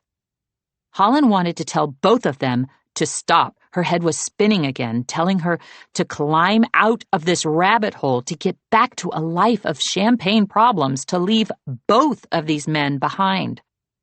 Holland? Adam softened his voice, as if he knew she was on the verge of breaking or running or both. I swear I'm telling you the truth, he said. He looked at her as if his entire life depended on her, as if all that mattered was what she was thinking, as if he'd take a bullet if she'd just believe him. And for a split second, she wanted to believe him. Then everything seemed to happen at once. Holland's eyes were still on Adam's pleading face when she heard the gunshot. It sounded like the world ending, the earth splitting, mountains shattering. Then broad hands were grabbing hold of her arms, dragging her toward the door. Gabe, he was dragging her. She could see his lips moving, but she couldn't make out what he was saying. Her ears were ringing. The room was turning into one of those unfocused pictures where everything was blurry except for one thing, and the one thing in focus was Adam slumped on the floor in the middle of the room. "No!" Holland screamed, and the world suddenly snapped back into focus. She could feel the cold from the door behind her, warring against the heat of Gabe's murderous hands as he tried to drag her away. "Let me go!" "We have to get out of here," Gabe growled. Then he was picking Holland up. "Put me down!" She kicked her legs. "You didn't need to kill him!" "Don't worry, that bastard is a lot harder to kill than you think, and—" Gabe took a shuddering breath as he pulled her closer, cradling her to him. "He shot first." That's when she felt the wet on his chest, the blood. She hadn't seen Adam pull the trigger. She'd been too focused on his eyes, the same way she had been in the office, when just one look had made her flushed. He beguiled her again. Then, with a sick, sinking feeling, she wondered if it was the same thing he'd done to her sister. Holland briefly stopped kicking. "Put me down. You shouldn't be carrying me." "I'm not dying," Gabe grunted, but Holland could already feel his grip loosening. Carefully, she extracted herself. Across from them, Adam was still slumped on the ground, eyes closed, golden head at an angle. But on second glance, he appeared to be breathing. He was shot, right near the heart, but somehow still alive. "We need to go." Gabe grabbed her hand and pulled her toward the door. "We don't want to be here when he wakes up." Chapter 15. The neighbors' houses were brighter than Holland remembered. A few front doors were open, and people were peeking outside anxiously, wondering where the gunshots had come from. "Drive," Gabe ordered. His head was at an angle as he slumped in the passenger seat, gripping his ribs. "Is this one of those cars you can talk to?" Holland asked. He narrowed his eyes, or maybe they were only half open to begin with. "Why do you need to talk to the car?" "I need to take you to the hospital, but I don't know where it is." Her knuckles were white as she gripped the wheel. She started driving, but she had no idea where she was going. She just knew she needed to get out of there. Neighbors had moved from porches to sidewalks. At least one had taken a picture. She hoped it was too dark to capture her face, but if someone had, then she could possibly be wanted in connection with 2 murders. "No hospitals." Gabe reached up and undid his tie with one hand. "You can stitch me up at my place." "Oh, no," Holland said. "I don't stitch people. I don't even stitch stitchable things very well." "You'll be fine. Just think of it as stabbing me with a needle." "But I don't want to stab you." The corner of his mouth twitched. "You did earlier." Holland couldn't argue with this. "Relax, it's not that bad. I think it bounced off my rib," he said. But his voice was a little breathless, and Holland didn't think a bullet bouncing off anything sounded very good. Gabe directed her to turn until they reached a main street. Traffic lights and neon fast food signs replaced the neighborhood lamp posts. Holland felt as if she was driving too fast and too slow all at once. Every time a light turned red, she felt herself holding her breath until she could put her foot on the gas. They passed a billboard with a shimmering ad for the Hollywood Roosevelt's Halloween ball. The image kept blinking in and out. 1 second it showed the iconic Hotel Roosevelt sign, then the words switched to Happy Halloween. The holiday greeting glowed in neon Roosevelt red, and suddenly Holland was remembering earlier that day when she'd seen the words stamped in the corner of a paper package. She'd thought it was just another esoteric book about the devil, but now Holland wondered if maybe the professor had mailed her something else. "We need to go to my house," she said. "No, we don't," Gabe immediately replied. But Holland was already heading toward the freeway that would take them back to Santa Monica. "You're going the wrong way," he said. "You just said you're not dying, and the professor mailed me something that we might need. I just remembered when I saw that Happy Halloween sign. There was a Happy Halloween stamp on the package. Now I'm wondering if the professor sent me her journal. Why would she do that? I'm her favorite student. If she knew something bad was going to happen, she would send it to me to keep it safe. We need to go get it, unless you have another lead for the alchemical heart. Gabe worked his jaw as if he wanted to argue but couldn't. Are there any other secrets or surprises you want to let me know about? I wasn't keeping the package a secret, Holland said. I genuinely forgot about it. Is there anything else you're forgetting? Probably. A lot has happened today. A lot had actually happened in just the last few hours. Holland could still feel the dead leaves from the professor's house on her feet, and the water from the sprinklers as she'd stood next to Jake's dead body. It felt like the sort of night that, even once it passed, would never fully wash away. And yet she also felt as if she was already losing pieces of it. She tried to make a mental checklist of what she did and didn't know. She now knew, for certain, the professor's myths were very real, which meant the Watchman's prediction was going to come true. Holland would die tomorrow unless she found the alchemical heart. But she had no idea where to look. And after seeing the professor's house, she was quite sure others were searching for it. Gabe had said there was some sort of list of dates of when it was supposed to reappear. Holland had never heard of this list, but if it was true, then others would know that now was the time to search. Like Adam Bishop. Adam was clearly the person January was afraid of in her note, which made Holland suspect he was hired by the same person who had hired Jake. She glanced toward the passenger seat, where she'd left the black folder she'd found in Jake's apartment. She wondered again if the Art Deco border was a coincidence, or if it was a clue that proved the devil was behind all this. She thought once more about Adam warning her away from her thesis topic about the devil.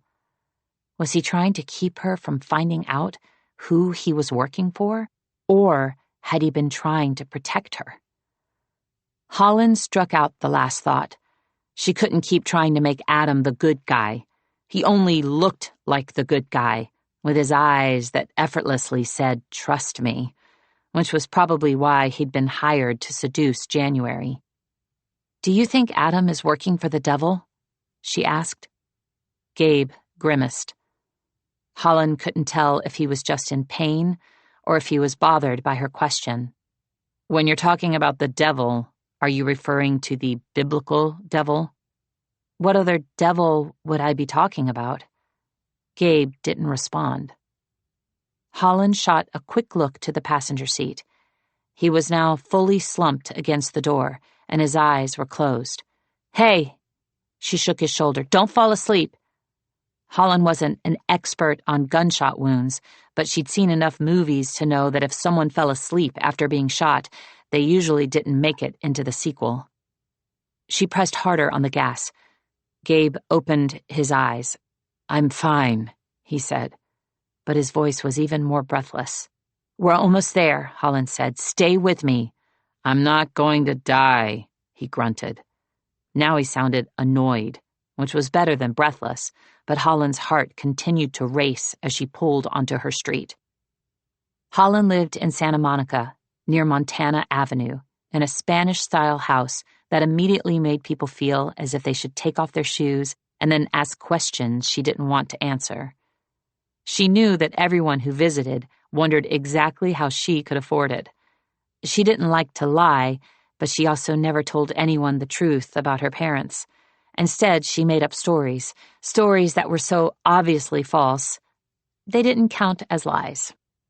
"It's all dirty money," she'd say sometimes.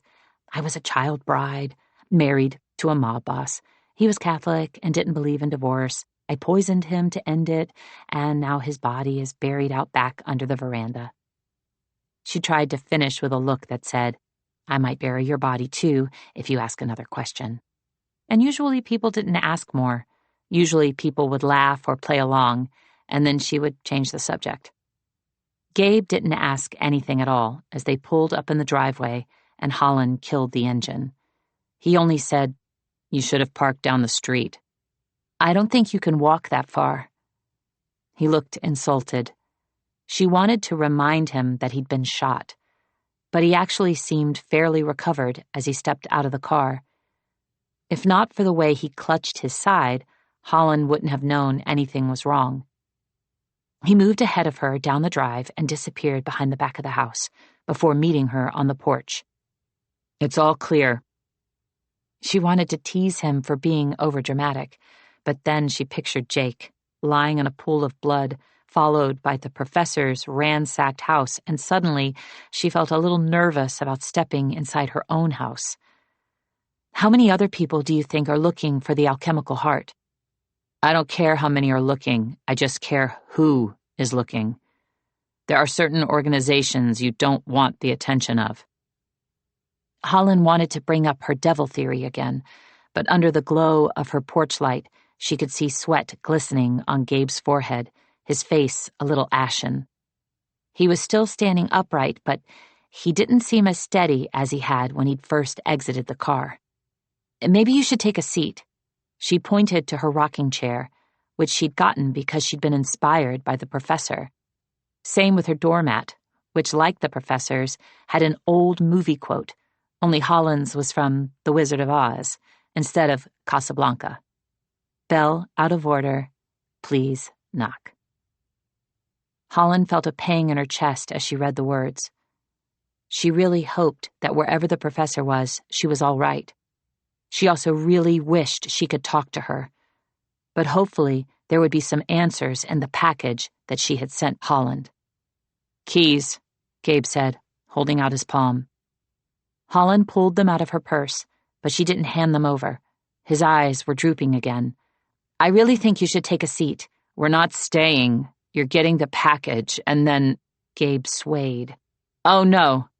Holland darted to his side and wedged her shoulder under his arm. He was heavy. He felt like pure muscle, and he was hot. She could feel the heat through his shirt and jacket. He definitely wasn't fine, and yet he fought her at the door. He wouldn't take a step past the threshold. What is it? Are you a vampire? Do you need me to invite you in? No, he groaned, and Holland almost thought she saw a hint of a smile. I just feel like I shouldn't go in there. He cut a look from the blood soaking his hand to the white oak floors and smooth white walls. It's very clean. It's okay, Holland said. If I don't live past tomorrow, your drops of blood will only add to the mystery of my death. She hoped for a hint of another smile or a scowl or any sign of life, but Gabe really wasn't looking well. Let's just get you to the bathroom. She helped him through the door. Come on, it's not much farther. I think here is good. Gabe slumped against the stair railing, shoulders drooping, eyes closing. Don't pass out, she warned. I'm going to get medication and stitches and washcloths, and she didn't know why she was babbling. She darted to the closest bathroom. She grabbed towels and Band-Aids and hydrogen peroxide, and then she remembered that January had given her a first aid kit the size of a suitcase. Holland had never used it. She had never needed more than a Band-Aid. She remembered jokingly asking if her sister had thought the apocalypse was coming. You never know when disaster will strike, January had deadpanned in return. Holland had thought she was joking. But now, as Holland pulled out the enormous kit, she wondered if her sister had expected something like this to happen. Clearly, there were things about her sister's life that January wasn't telling her. Holland jolted at the sound of movement coming from the front of the house, the spot where she'd left Gabe, and the professor's package. Chapter 16. Holland's heart started racing again, or maybe it had never stopped. She bolted out of the bathroom and skidded to a halt. Gabe was still there, sitting on the steps. He'd moved the package behind him, while he sat in front of it, one hand clutching his wound, the other his gun. Holland took a ragged breath. "What's wrong with you?" he asked. His mouth screwed into a frown as he looked at her. "Did you think I was going to leave with this?" He nodded toward the package. She wanted to tell him no, but there had been so many other lies tonight, she didn't want to tell even a tiny one. "I thought about it." "You still don't trust me?" "I don't know," Holland said honestly. Earlier in the night, it would have been an easy no. It still felt like it should have been, given what she'd learned about Jake and Adam. It seemed wise not to trust anyone, particularly any man she found attractive, until he went through a rigorous lie detector test or confessed all his sins under the influence of a truth serum. But Gabe had taken a bullet. He'd protected the package. He hadn't left her. And she didn't want him to leave. She wasn't sure if that was trust, but it was something. It was enough to make her feel just a little nervous as she stepped toward him. Gabe moved to the right, closer to the railing, so that she could sit beside him on the stairs. He was still wearing his cobalt blue suit coat, and from the way it fit him, it was clearly expensive. It felt that way, too, fabric smooth under her fingertips, as she reached up to help him take it off. "You shouldn't," he said. Her fingers froze. "I shouldn't what?" "You shouldn't trust me. I'm not a good person."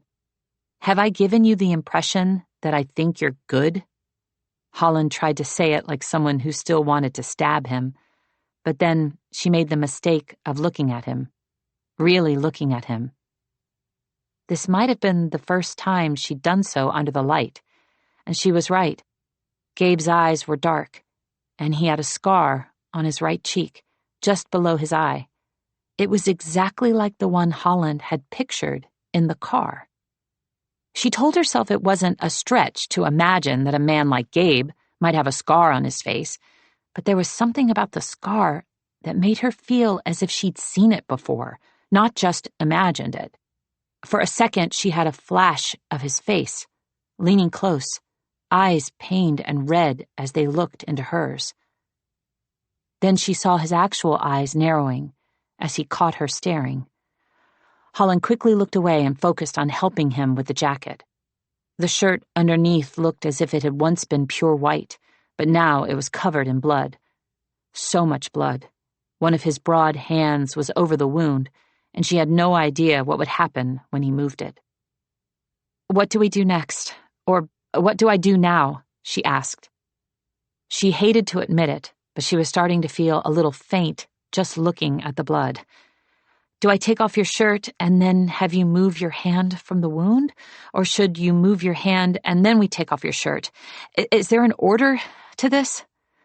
Gabe looked at her darkly. She felt as if he'd expected a little more, like maybe he'd expected her to be January, who wouldn't have been flustered by blood or by Gabe as he peeled her hand away. "I'll take care of my shirt. You work on getting a needle and thread." Holland's fingers shook as she opened the kit. Everything inside was neatly and disturbingly labeled with things like, "When you don't want to go to the hospital," and "In case of poisoning." And suddenly Holland felt certain that her sister had known something like this would happen. She grabbed the "When you don't want to go to the hospital" pouch and quickly tore it open. There were more pouches inside, with gloves, cloths for antiseptic cleaning and surgical numbing, terrifying little pliers, and scissors and needles and thread that made her think of fishing wire. Only she knew it wasn't fishing wire. It was stitching wire. She needed to distract herself. "I'm guessing my sister doesn't really collect rare books?" "That's a question you need to ask her, not me." "Can you give me a hint? Is she an assassin? Are you two in a kidnapping league?" "We don't work together." Gabe said this as if it was important. "But you told me..." Holland actually couldn't remember what he'd told her in the car, either because of the trauma from the ride or because of the blood before her now. All she could recall was that Gabe and January hadn't dated. I work freelance. I'm good at acquiring difficult-to-find things. Now, Gabe said sharply, clearly wanting to put an end to any future questions. Grab one of those antiseptic cloths to clean the wound. Holland did as instructed. Gabe lifted his hand from the wound, and there was so much blood and flesh, and she had to close her eyes. She wasn't January. She couldn't do this. She wanted to do it, but her eyes wouldn't open. Hey, Gabe said, sweetheart, look at me. I don't know if I can. Don't look at my wound, he said, surprisingly gentle. Look at me. She heard Gabe set down the gun, and then she felt his hand on hers. You can relax. His hand felt warm as he guided her fingers toward the wound. It's not my time to die. You don't know that. Yes, I do. His voice became even softer. I know it the same way you know the time you're going to die. Holland's eyes cracked open. You talked to the watchman? Gabe guided her hand to set down the antiseptic cloth. It's not my time tonight. Holland flashed back to the way he'd driven the car, as if accidents were things that happened to other people. That's why you were driving like a maniac earlier.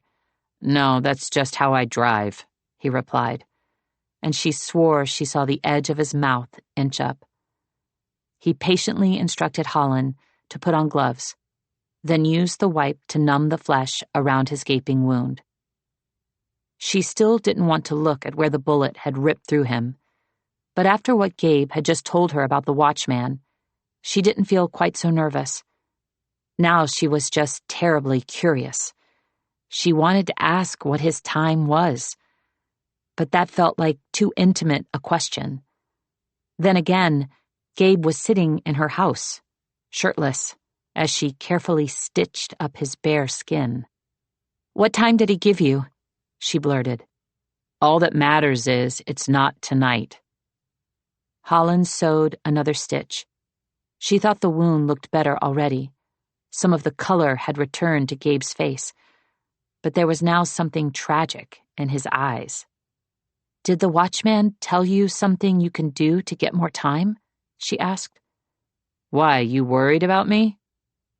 He said it as if he possibly possessed a sense of humor, but the corners of his mouth moved down, as if being concerned for him was a very bad idea. I'm just curious since right now I feel like my whole life depends on doing what the watchman told me.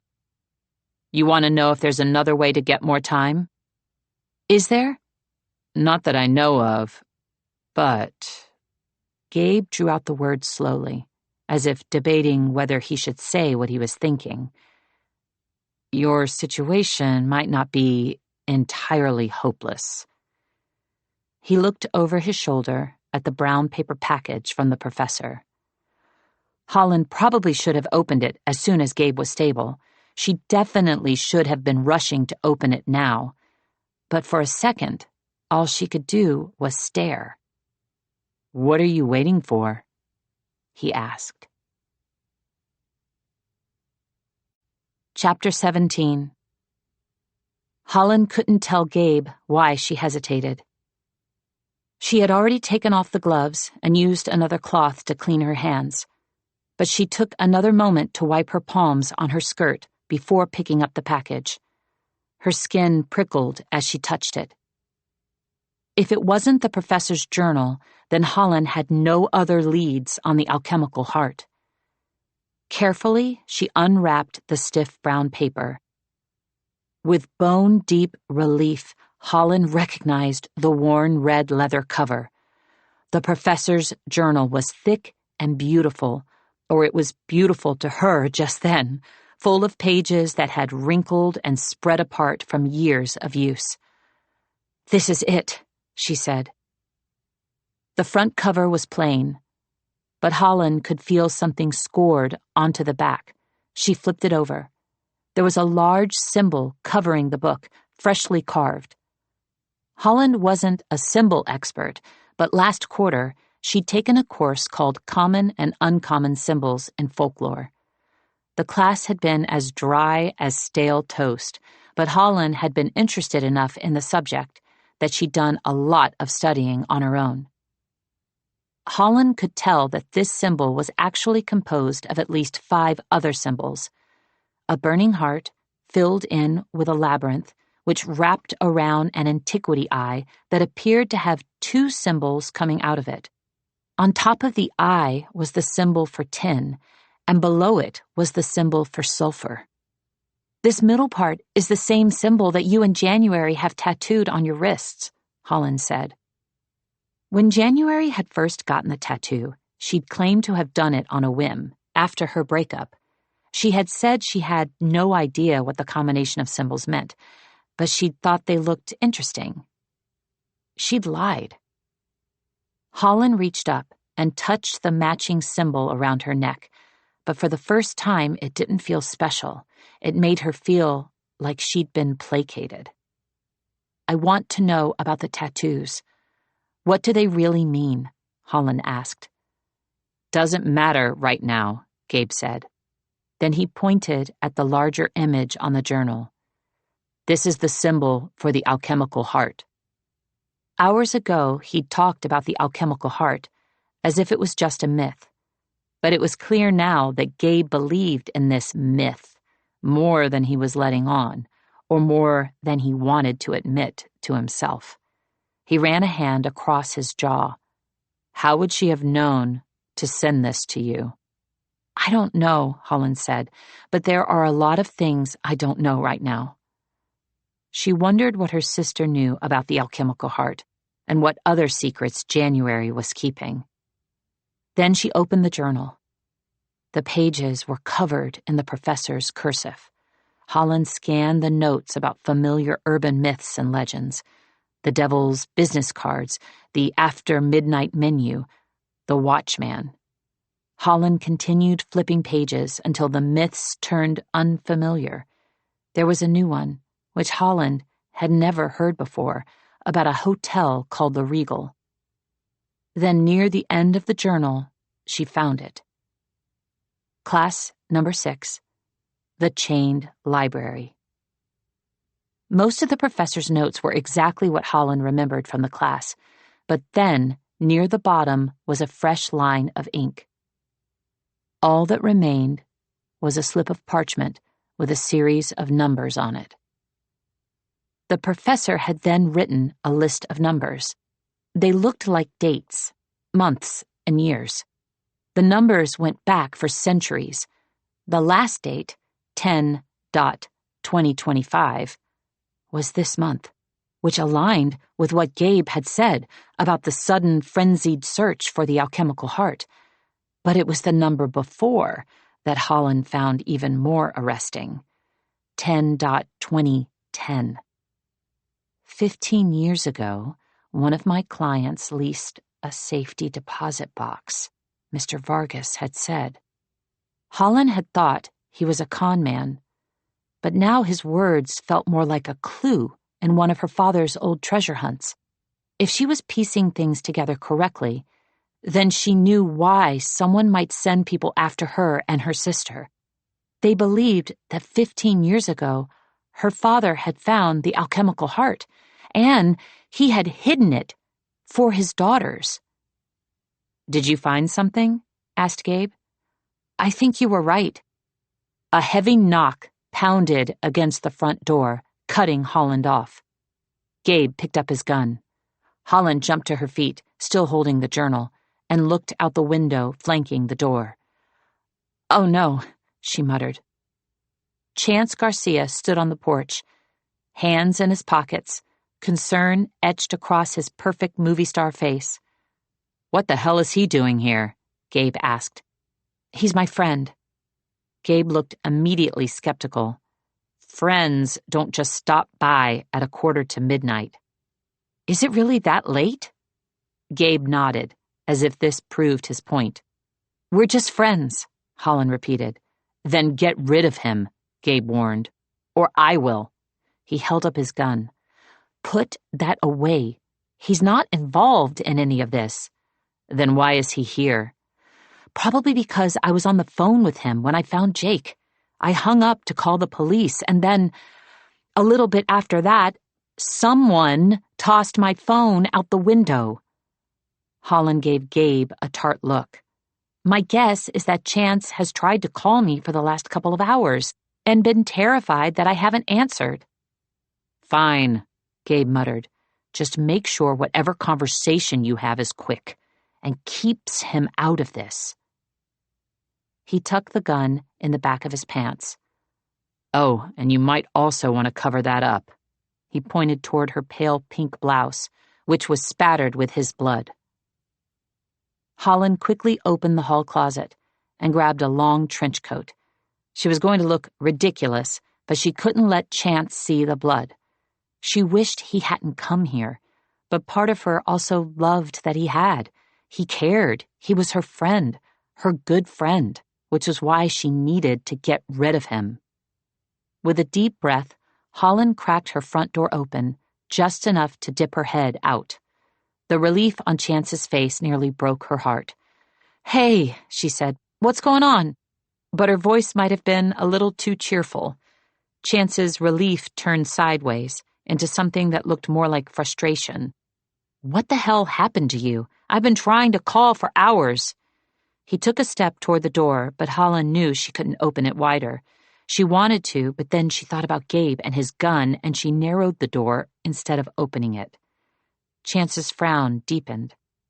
I'm sorry, she didn't want to lie, but she also knew there wasn't anything truthful she could say that would make this situation better.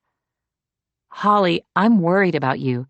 You told me someone died and then you disappeared. I know, I said that, but... Babe, who is it?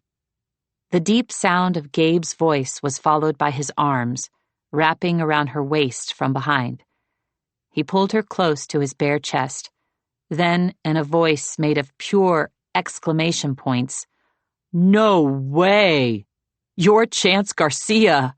Babe, you didn't tell me you knew this guy. Hurt cut across Chance's face.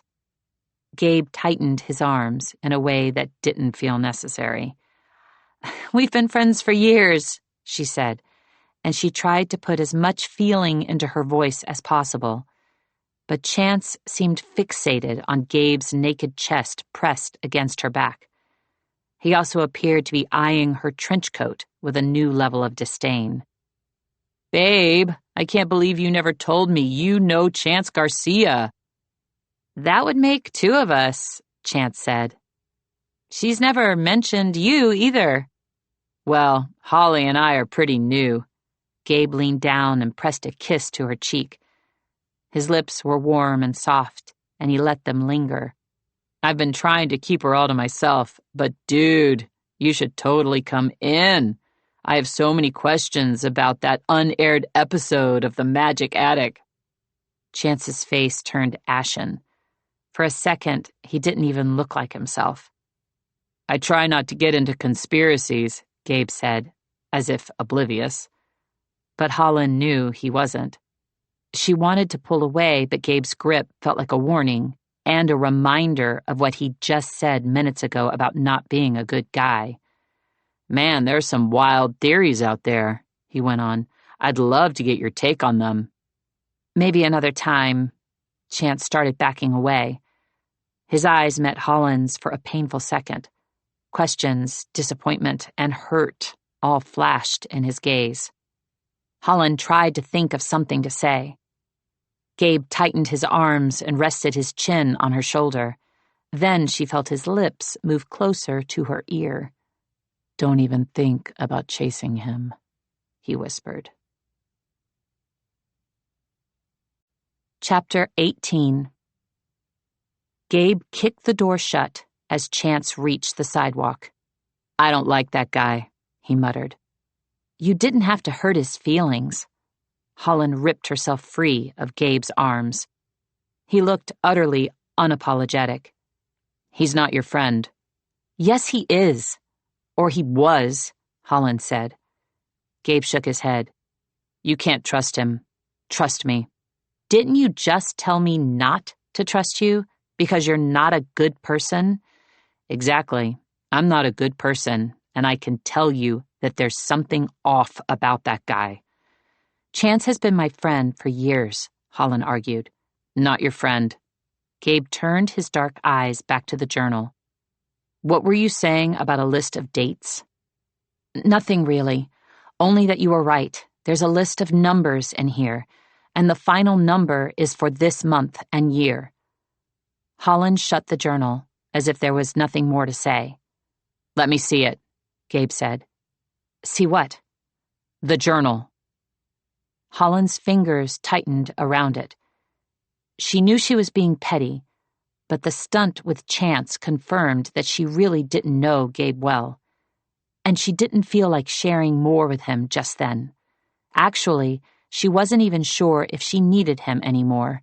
If she was right, and her father had hidden the alchemical heart in his safety deposit box, then all Holland needed to do was open the box tomorrow morning. Why are you acting cagey? Gabe asked. Is this because of your little boyfriend? He took an intentional step forward. Holland took one back. Stop trying to intimidate me. And if you want me to be less cagey, I need you to do the same. I need answers about my sister. Holland nodded toward Gabe's exposed wrist. A little bit ago, he'd said the meaning behind the tattoo didn't matter, but Holland didn't believe him.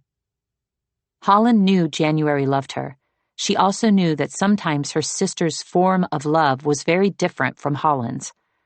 January saw the world as a much harsher place than Holland did, and felt as if she needed to protect her from it.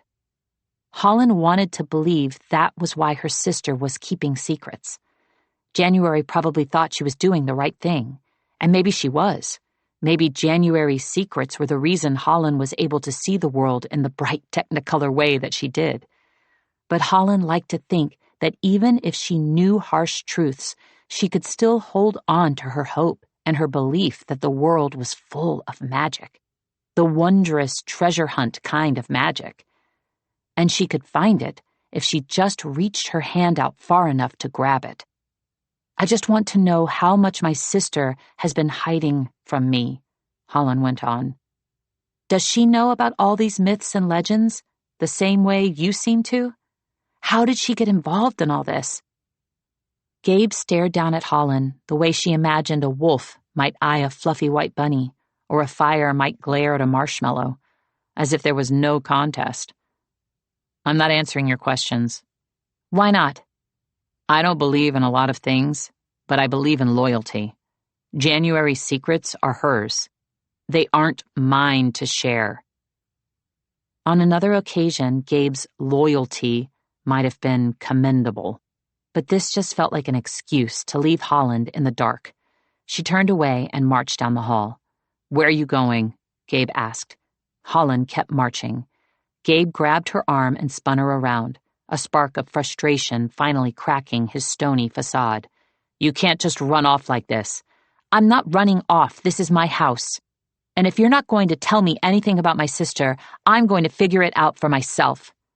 Holland pulled free as Gabe said some nonsense about needing to leave because it wasn't safe. You're welcome to come with me if you want, she said as she stepped inside the guest room. January's favorite color was blue, and so Holland had piled the bed with blue pillows, bought a blue gingham carpet for the floor, and even filled in the floating shelves with only pale blue books. January's job required her to travel a lot, and whenever she was in LA, she came to stay with Holland. January actually visited often enough to leave a number of clothes here, along with a backpack. Gabe stepped into the room just as Holland opened the closet and pulled out the backpack. Hair ties, ticket stubs, spare change, and pieces of mail cascaded out. For all January's intelligence, she'd never learned to use a trash can. Gabe leaned against the doorway. He'd put his shirt and his coat back on and was now eyeing Holland curiously as she started to dig through January's miscellanea. What do you think you're going to find in there? More than you're willing to tell me. Holland riffled through a few more items until she came to 2 thick emerald green envelopes. They were the sort of fancy envelopes that might have carried wedding invitations, except that they were in the shape of business correspondence. One had January's name and address. The other had Holland's. January's letter was already open. "I don't think you should touch those." Gabe shoved away from the doorframe as Holland started to rip open the letter addressed to her. "Why not?" she asked. Gabe was now just a foot away. He looked like he wanted to rip the letter from her hands, but he also looked afraid to touch it. "That's from a place you don't want to mess with," he said, as Holland unfolded a cream-colored piece of paper.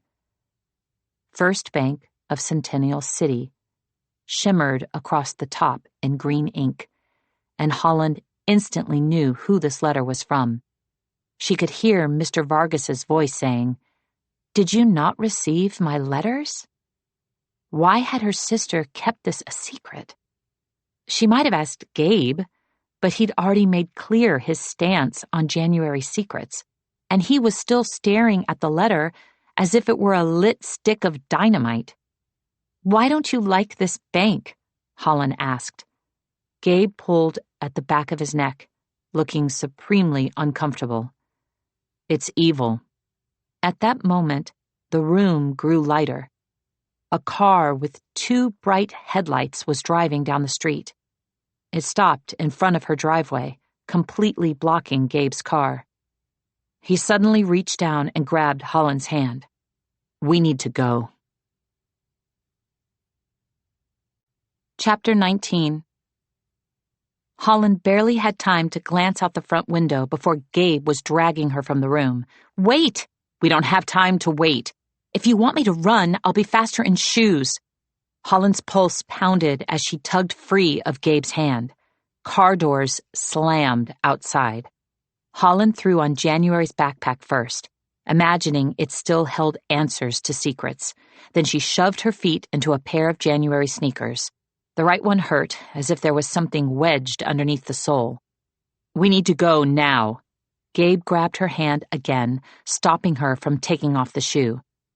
"Who is out there?" Holland asked. And then the world went black. The house, the streetlights, the car that had just blocked their exit, all were suddenly dark. "Keep moving," Gabe urged. "But the lights—" "That's not what we need to worry about. We need to go out the back." He seemed unbothered by the darkness as he propelled her forward, and this time he wouldn't let go of her hand. She tripped more than once, but his grip stayed firm. In the backyard, there was only a simple wooden gate between them and whoever was out there. Holland could hear their muffled voices and the sound of footsteps approaching the front of the house. "Who's here?" she whispered. Gabe ignored her, scanning the fences surrounding the yard. His movements were sharp, tense. "Any of your neighbors have dogs?" "No." As soon as she said the word, Gabe was helping her hop the back fence and muttering something about hoping the neighbors didn't have a pool. There was no pool, but there was a lot of rock. It bit into the soles of Holland's feet, and she became very aware of whatever it was January had shoved into her shoe. But there wasn't time to stop. Gabe still hadn't said who he thought was chasing them, but Holland imagined it must have been someone else who was after the alchemical heart.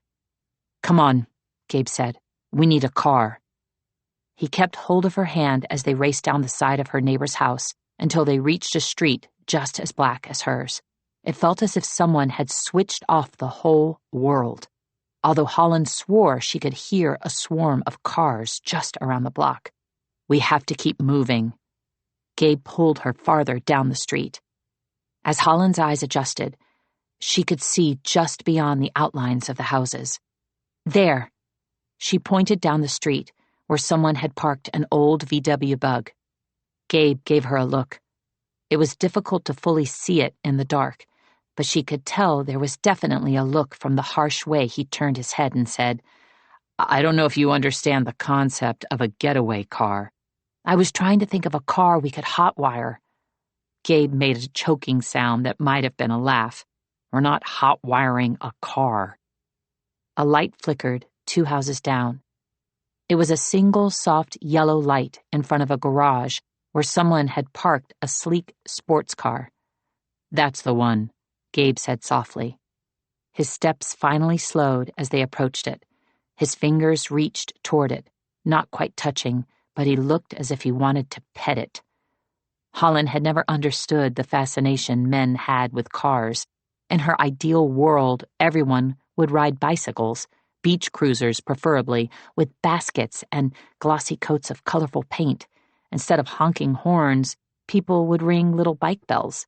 They'd wave hellos instead of flipping people off, and the world would be an all-around happier place, at least for her. Holland couldn't picture Gabe riding a bike. She also couldn't picture him happy, although he looked as if he was hovering near something like joy now. "I don't think you can steal this one," said Holland. She might not have known much about cars, but she knew this model was new enough that you needed a key or... Gabe opened the door with one simple touch of his fingers. In that same second, the engine purred to life. "You were saying?" Holland gaped at him. "How did you do that?" "Cars like me." Gabe slipped into the driver's seat. The radio was already on, pouring out a rock ballad that was actually perfect for a getaway, and as Holland got into the car, she couldn't help thinking the movie of her life had just turned into an action flick. An action flick with magic. "Did you just use magic?" she asked. She waited for his gravelly laugh or for him to tell her she'd just imagined it. But she knew she wasn't imagining it. Another person might have assumed that Gabe had some sort of advanced technology hidden in his pocket. But not Holland. Holland had always believed in magic. As a child, she knew there was a difference between fantasy and reality, but she had also always wondered if there was more fantasy in reality than people let on. How could there be so many stories about magic if magic didn't exist? This was one of the other reasons she'd been drawn to the professor's class. The professor's myths felt like a bridge between the ordinary world and a magical world where someone could snap his fingers and all the lights would wink out. "What else can you do?" Holland asked. From the look on his face, she could already tell he didn't like her asking questions, but she couldn't contain her excitement. "Did you also use magic to make the neighborhood go dark? Do you even need your hands to drive this car?" She watched Gabe press his foot on the gas pedal, but now she imagined it was probably because he enjoyed driving stolen cars like a maniac, not because he actually needed to. "First, we don't use the word magic," he said gruffly. "Second, it's rude to ask people about their ability." "Why?" "You just don't. If you use the word magic, people will know that you're not a part of this world." "And by world, you mean the world of the professor's myths?" Gabe frowned. "The myths don't belong to your professor, but yes."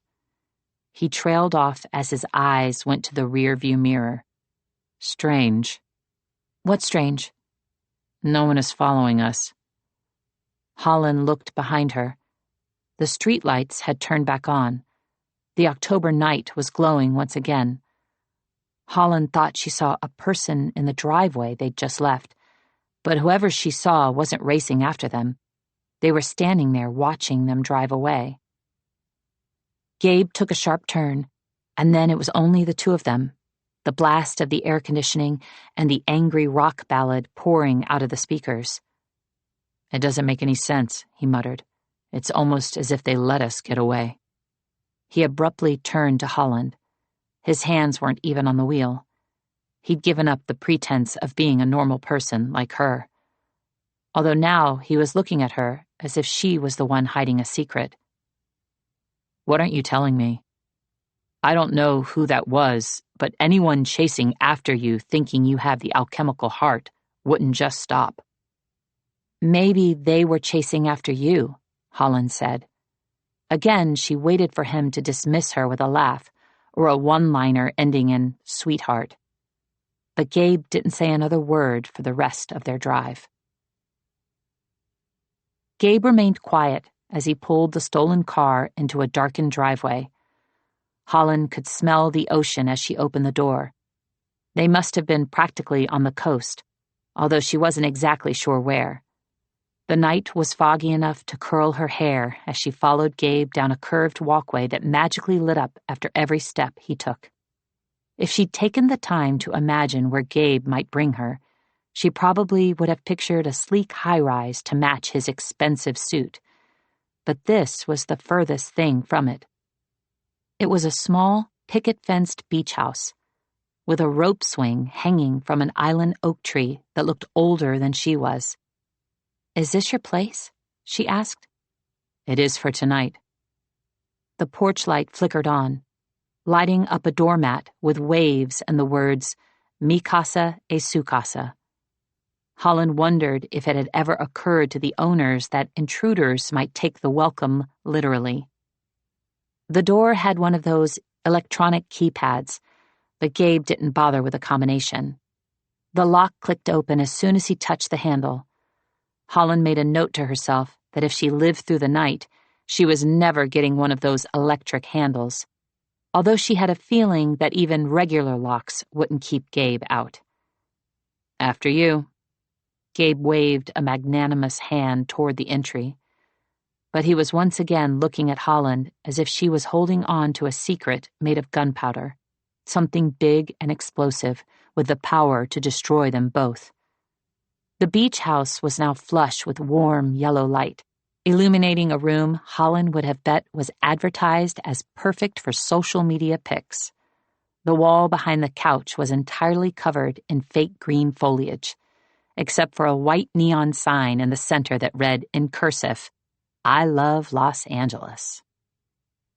Gabe clearly didn't care for the sign because it was the only light he'd left off.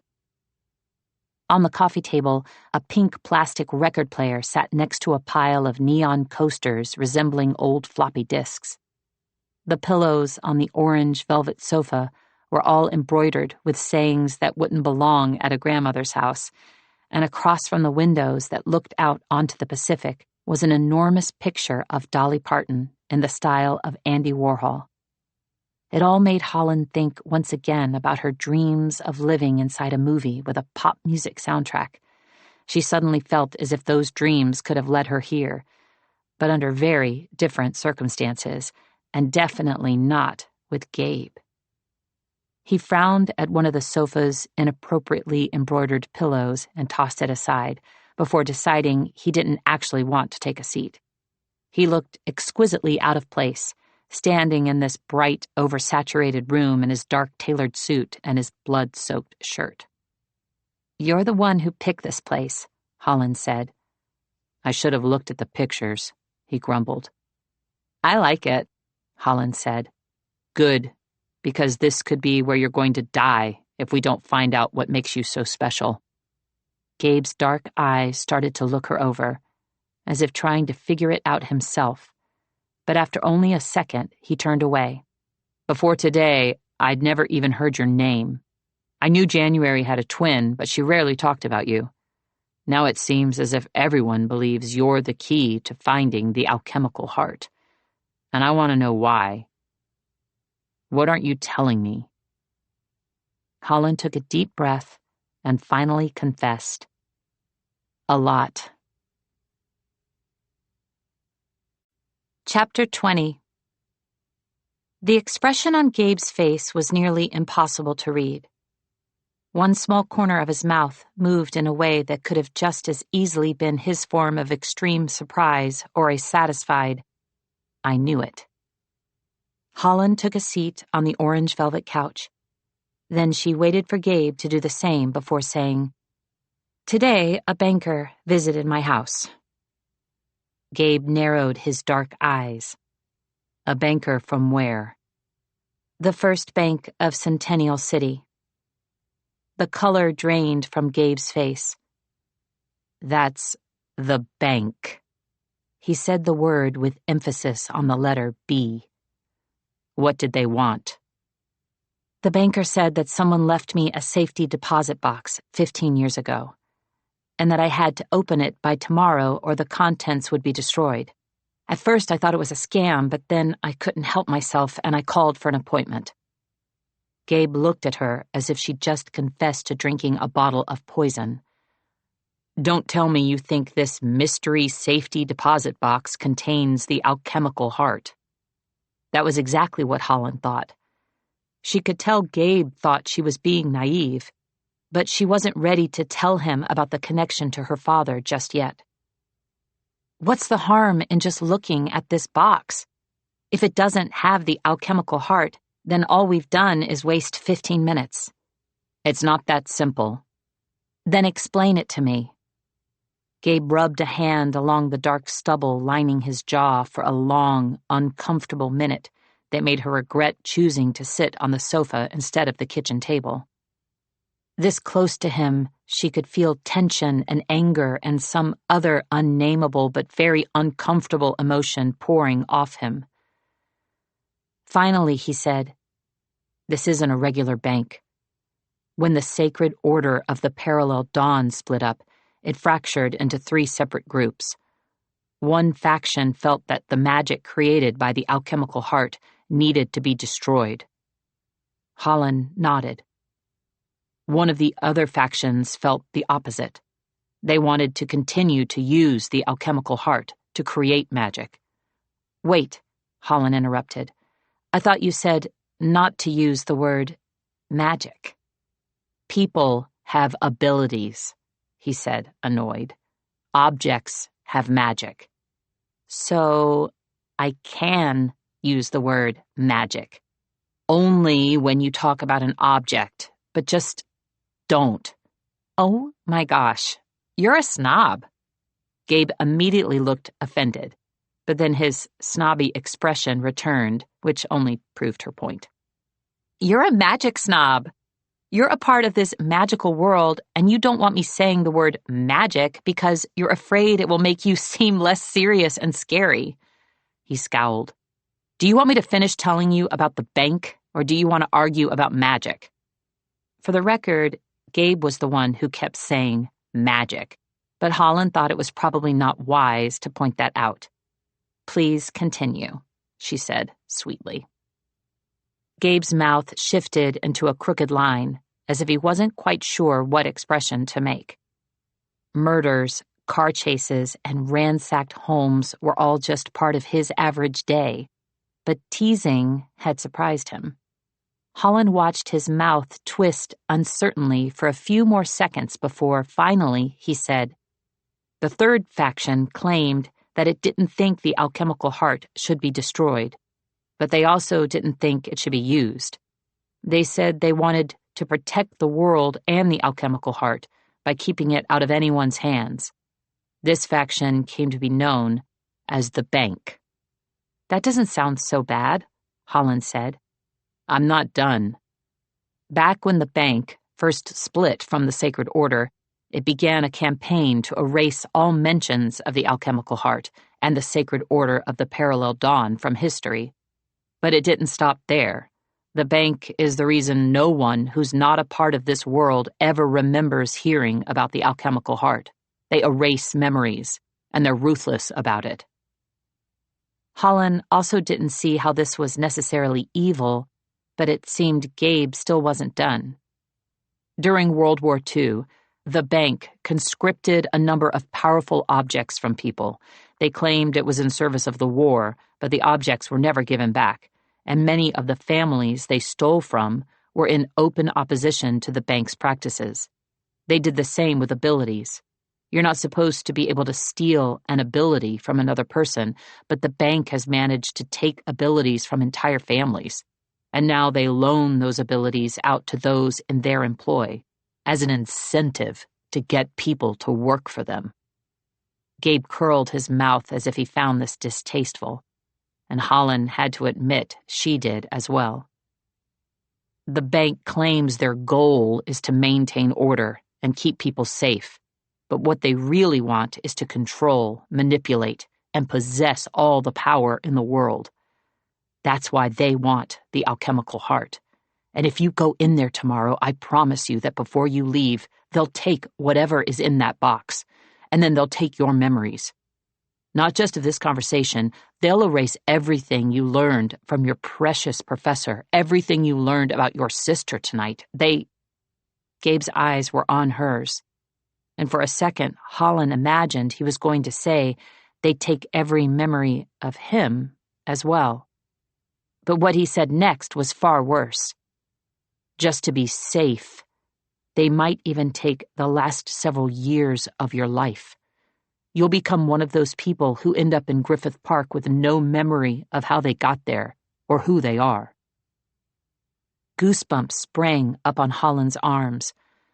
The professor had a class about this.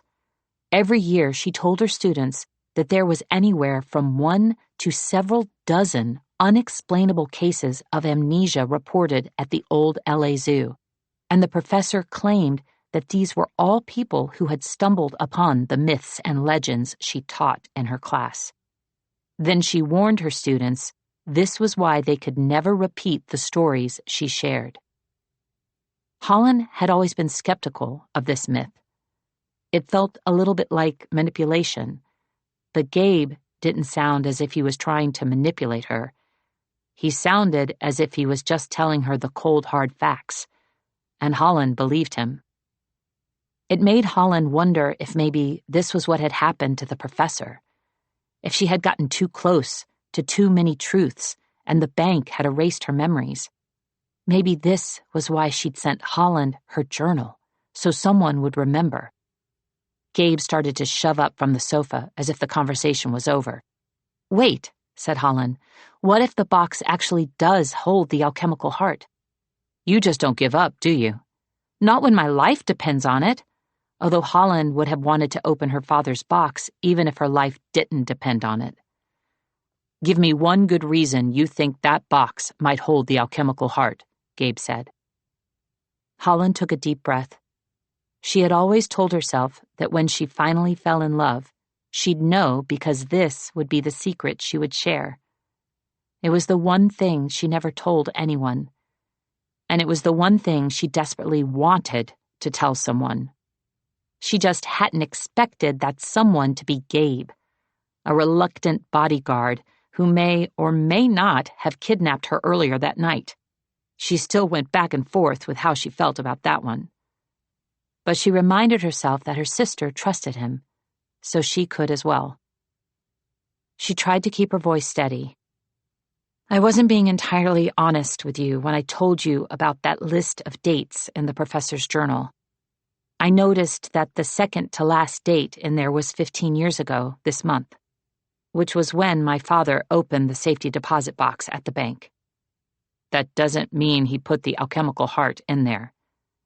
What if I told you my father was also part of one of the professor's myths?" This seemed to capture Gabe's attention. His head cocked to the side as he asked, "Who is your father?" Holland took another deep breath. "Benjamin Tierney." "As in the director who—" Gabe broke off. But Holland knew what he'd been about to say. He'd been about to say something about Ben's wife murdering him, which is what most people said when Ben Tierney and Isla Saint came up. And suddenly, Holland regretted telling him anything. She never should have said her father's name. "Hey, don't." Gabe gripped her shoulder, his hands steady in a way that made her realize just how unsteady she felt. "You haven't fallen apart yet tonight. Don't do it now." He looked at her as if he wanted to say more, as if maybe he even wanted to say he was sorry. But Holland imagined that while Gabe was adept at abducting damsels in distress, he wasn't used to comforting them. "It's all right," Holland said. "I'm not going to fall apart. I'm very familiar with my parents' story." She started to pull away, but Gabe held her there a second longer before very quietly saying, "I didn't know. Your sister never told me." "We don't tell anyone," Holland said. "I only told you because I didn't think you'd let me go to the bank otherwise." "I'm still not sure about letting you go." Gabe removed his hand from her shoulder. "But as much as I hate to admit it, you might be onto something." His expression suggested He might regret what he was about to say next. There were rumors about Ben Tierney being in possession of the alchemical heart. So you think I'm right? Holland asked cautiously. I didn't say that. Gabe rubbed his knuckles across his jaw. It was just a rumor. That's why I told you the alchemical heart was a myth, because all the recent stories aren't even real stories. They're just whispers, bits of gossip that people like to repeat. Just because it's gossip doesn't mean it's not true. My father opened the box 15 years ago, so the timing matches the date in the journal. That could just be a coincidence, Gabe argued. One thing can be a coincidence, but when you have multiple things that all add up, it's a story, Holland said. And you think this story ends with your father putting the most valuable object in the world inside a safety deposit box? Holland wanted to say yes. Her gut kept telling her the answer was yes, but she didn't feel as if her gut was enough to win an argument with Gabe. Holland pulled out the professor's journal. What are you looking for? Gabe asked. The professor taught a class on the bank, Holland said. It was the one class she could never seem to remember, but she felt as if it presented a different picture of the bank than Gabe did, and she imagined the professor had written things about it in her journal. The bank is good at propaganda, Gabe muttered. Ignoring his glare, Holland continued to flip pages. Here it is. The professor wrote that the bank's vaults are the safest and most secure in the world. No one has ever stolen anything from the bank, including the bank. The bank enforces all the laws of their world. One of the reasons they are able to keep this power is because they abide by all the rules. The bank's branches hold the greatest number of magical objects in the entire world, and one of the reasons people are willing to store their most valuable magic objects there is because they know they won't be touched, as long as they have an appointment. She paused. Is this true? Gabe worked his jaw unhappily, which made her feel as if the answer was yes. What else does she say? One of the bank's most well-known rules is that they offer protection to anyone with an appointment. If you have an appointment, no one, not even the bank, can touch you during that window of time. Holland looked up at Gabe hopefully. If this was true, then it made even more sense that her father would have put the alchemical heart in one of the bank's boxes. Gabe paced the tiny room. He looked as if he was debating sending her into an evil bank to retrieve a mythical treasure that might not actually be there, or there actually wasn't another option available, which he seemed to realize. You're not going to have a problem getting into the bank, he finally gritted out. If you have an appointment, then they want you in. They want you to open your father's box. The tricky part is going to be getting you out. As soon as your appointment is over and you're off the property, they'll try to detain you. So you're going to let me go? I don't think I can stop you, he said, which sounded like about as nice of a compliment as Gabe could give. Holland tried to say as much, but suddenly she was having a difficult time breathing. The light had faded and the room had gone fuzzy. Her head was spinning a little, and when she was able to speak again, words came out that she didn't mean to say. What if my father's box doesn't have the alchemical heart and the bank detains me? I won't let that happen. You get in, I'll make sure you get out, Gabe said. But suddenly he no longer looked like Gabe. He looked just like Adam Bishop. Golden hair, golden skin, devil-may-care expression on his beautiful face. Holland blinked, but when she opened her eyes, she was still looking at Adam. Adam was in the beach house, right in front of her, real enough to touch, wearing the same ripped jeans and plaid shirt as before, only now the shirt was open and she could see a bandage wrapping around his shoulder. Trust me, Bright Eyes, he said, and he sounded like Adam, too. I'm not going to let anyone hold on to you but me. His mouth slowly tipped into a smirk as he wrapped his arms around her waist. Holland tried to pull free, but she felt helpless as he tugged her closer. All she could do was shut her eyes again, tighter this time. Holland, This time the voice sounded like Gabe. He took hold of her shoulder just as she felt something wet drip from her nose. Chapter 21. Holland opened her eyes. Adam was gone. Gabe was back, and the beach house was suddenly too bright, as if someone had turned all the lights on at once. The wall of fake greenery looked lurid. The couch was a brasher shade of orange than before, and there was a lot of bright red blood on her hand. Was this how she died? Was something happening with her brain that only the alchemical heart could fix? Gabe carefully dabbed at her nose with a small yellow towel. She hadn't seen him go and grab it, but she also hadn't seen him during the minute she'd been imagining Adam. "You all right?" Gabe asked. "Nope, definitely not all right. Not even close." The microwave clock read 2:17. Suddenly, she was exhausted to her bones. All she wanted was to sleep and to hear someone say it was all going to be all right by the time the credits rolled, and maybe she wanted a hug. She actually really wanted a hug.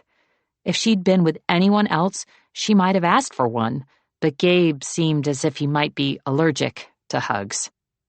"I think I'm just tired." Gabe looked at her skeptically. "Do you always bleed when you're tired?" "I don't know that I've ever been this tired," she said. And she decided to believe that, rather than confess that this was the third time in 24 hours her nose had bled, and she'd seen things that weren't there. Maybe it wasn't the best decision she'd ever made, but as Aunt Beth always liked to say, only mistakes happen after 2 o'clock in the morning. "I'm going to go clean up." The bathroom Holland went into was covered in wallpaper printed with giant lemons. The floor was tiled in black and white checkers, and right in the middle of it was a large bath mat shaped like 2 red cherries. The bright little carpet looked clean and soft, and Holland immediately plopped down on it. First, she took off January's backpack. Then she finally removed her shoe and tipped it over. The sole immediately dislodged, and a key attached to a red plastic keychain with the words "Motor Hotel" fell out into her hand. There was a quick bolt of static electricity, but other than that, the key was unremarkable. It looked like something from a 60s motel. This was not what Holland had expected. She might have thought it was a useless tchotchke, but then why had January hidden it in her shoe?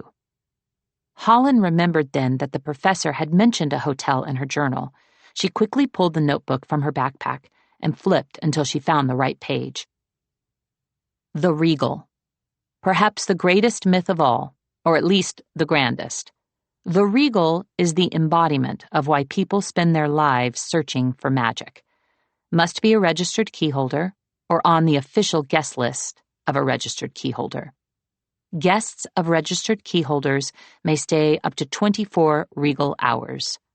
Keyholders may stay as long as they wish, and some of them do just that. It's rumored that a number of mysterious disappearances are actually people who checked into the Regal and never checked out. Behavioral and dress codes are strictly enforced. No naked animals. Not sure if this is a joke.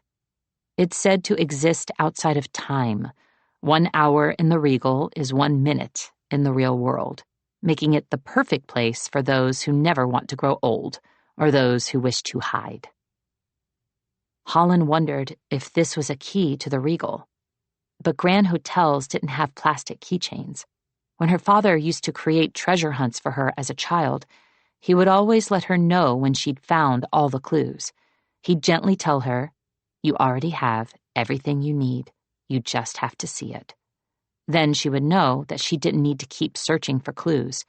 She just needed to piece together what she had. But she didn't have her father to tell her that now. That was what she really wanted. For her father or her sister or someone else who loved her to tell her she had everything she needed, that she was going to be okay, that she wasn't all alone. Continuing to search for more answers might have quelled some of her curiosity, but it wasn't going to give her what she really wanted. A shower started in another bathroom. Holland could hear the pipes vibrating through the thin walls. Gabe must have been taking a shower, and suddenly she was desperate for one too. The water was cold by the time she stepped in, but it still felt good to clean off all the grime. Once she was dry, she changed into a clean tank top and a thin pair of shorts from the backpack. After dressing, Holland opened the door and stepped into the attached bedroom. The light in the room was soft and low, pouring out from a chandelier made of wooden beads. There were no neon signs, just plastic vines of flowers on the wall behind the bed, and Gabe standing there without a shirt on. His dark hair was damp. His bandaged chest was a bronzed shade of brown, and all he wore were black boxers that sat dangerously low on his hips. Holland told herself not to stare, but he was so close, standing right in front of her, with barely any clothes on and barely any space between them. He needed to move if she was going to walk past him to the door, and she was going to walk past him. Holland didn't want to sleep with Gabe. Not that way or the other way, except she sort of did. She just knew if she did, it would be another one of those after 2 a.m. mistakes. Holland needed to leave the room and sleep in a bed alone, even if this was her last night alive, which it wasn't. She couldn't think like that. Water dripped down her back, soaking through her white tank top as she took a step toward the door. Gabe reached out. His hand landed on the dip in her waist. Butterflies fluttered inside her. She hadn't expected him to touch her there. The hint of surprise on his face made her think he hadn't expected it either, that he had been reaching for something else, but his fingers had landed on her waist instead. "Where are you going?" he asked. "I need to go to bed," she said. "There's a bed in here." His hand slid around her back, pressing against her damp shirt. "Oh, no." Holland wriggled free, bare feet nearly slipping on the wood as she took a step back. "You're also in here, and I don't know why you're arguing." He took another step until she was once again too close to him and his bare chest. "We both know I'm sleeping in whatever bed you're sleeping in." Her stomach dipped, and then he was pulling her onto the bed. 1 second she was standing, and the next they were lying in bed, together, his arms around her.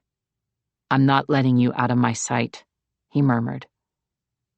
Holland should have told him he didn't need to hold her this close to see her. She didn't need to be wrapped up in his arms, which were so much stronger than she'd expected. But the truth was that the weight of Gabe's arms felt nice. Maybe a little more than nice. Maybe it made her feel as if she wasn't so alone. As Gabe drifted to sleep, one of his hands slipped under her shirt, just enough that his warm fingers were pressed to her bare stomach. And instead of pulling away, Holland leaned deeper in. Chapter 22. It didn't feel like morning. It felt like a late summer afternoon, when the light was a grainy sort of bright, and the day was so warm that everything had turned a little hazy. Holland was awake, but she couldn't quite open her eyes. They were heavy with sleep and leftover dreams. For a second, she couldn't remember where she was.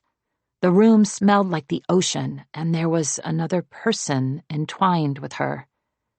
She panicked, briefly flailing, and the arms around her tightened. "Babe, relax, you're safe." His hand rubbed a circle over her stomach.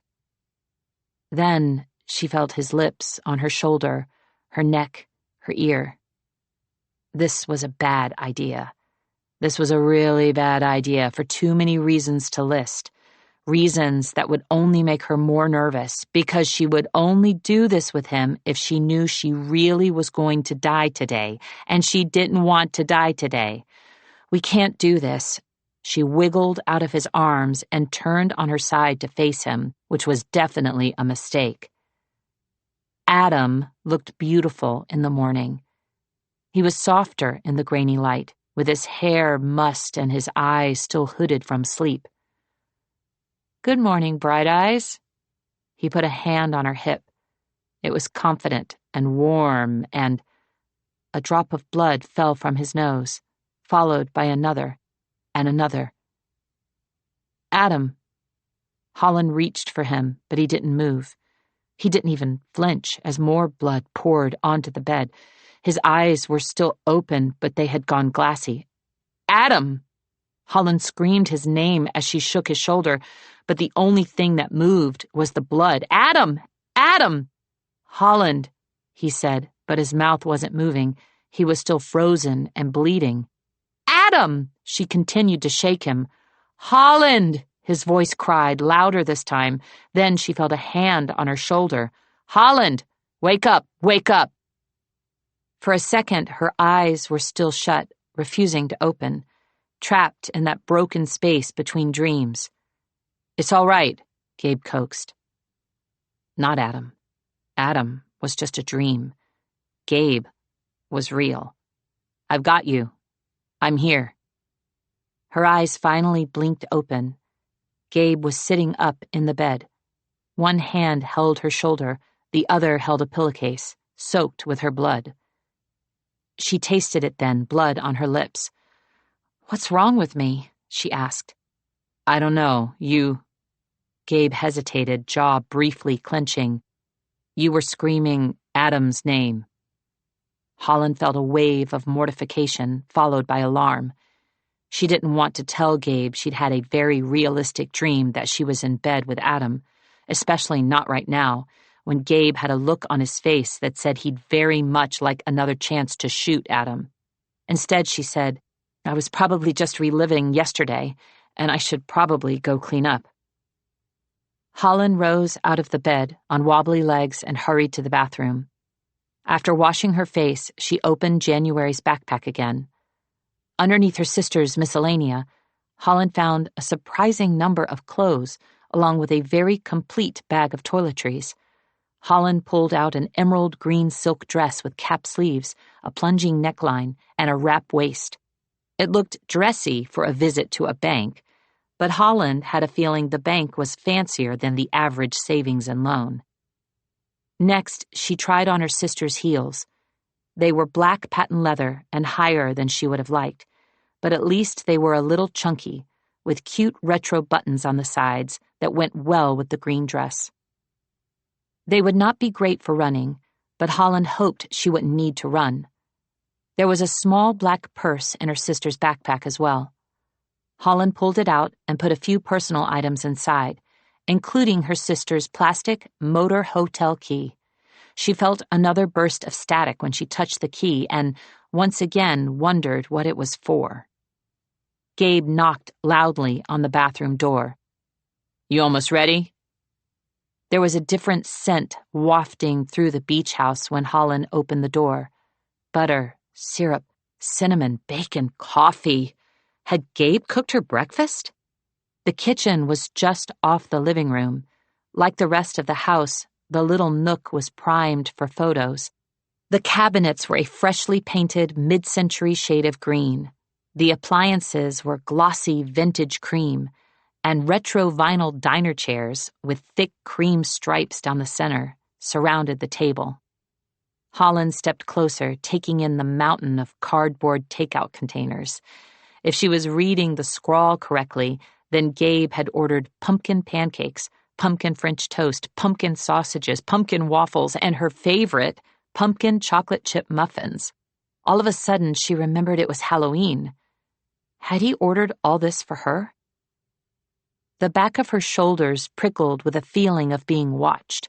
She spun around to find Gabe, leaning in the doorway. He was dressed in a pinstripe blue suit. She was certain he wasn't wearing last night. She would have remembered how brilliant it made his eyes look. Or maybe she was just painfully aware of the way he was looking at her, gliding up her bare legs before taking in the short, silky dress. Then he was striding toward the table as if checking her out had been an accident. She wondered if he thought sleeping in the bed with her had been a mistake as well. Instead of feeling more comfortable around him, she felt as if everything was a little more awkward. Holland had a fleeting thought that it would be nice if certain relationships came with care instructions like clothing labels. For emergency use only.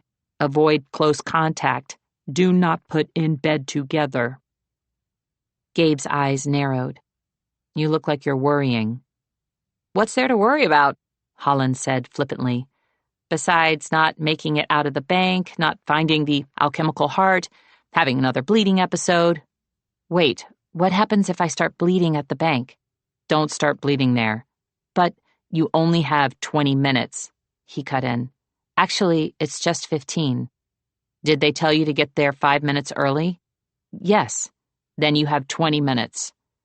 He handed her a white ceramic watch. Put this on. It's accurate to the millisecond. You'll need every single moment you have to get in and out with the alchemical heart. But what if it isn't in the box? I will still get you out. How? Gabe looked offended she was even asking. Then he reached in his pocket and pulled out a disposable phone. This has my number. He placed it in her hand. Do you just carry multiple burner phones around with you?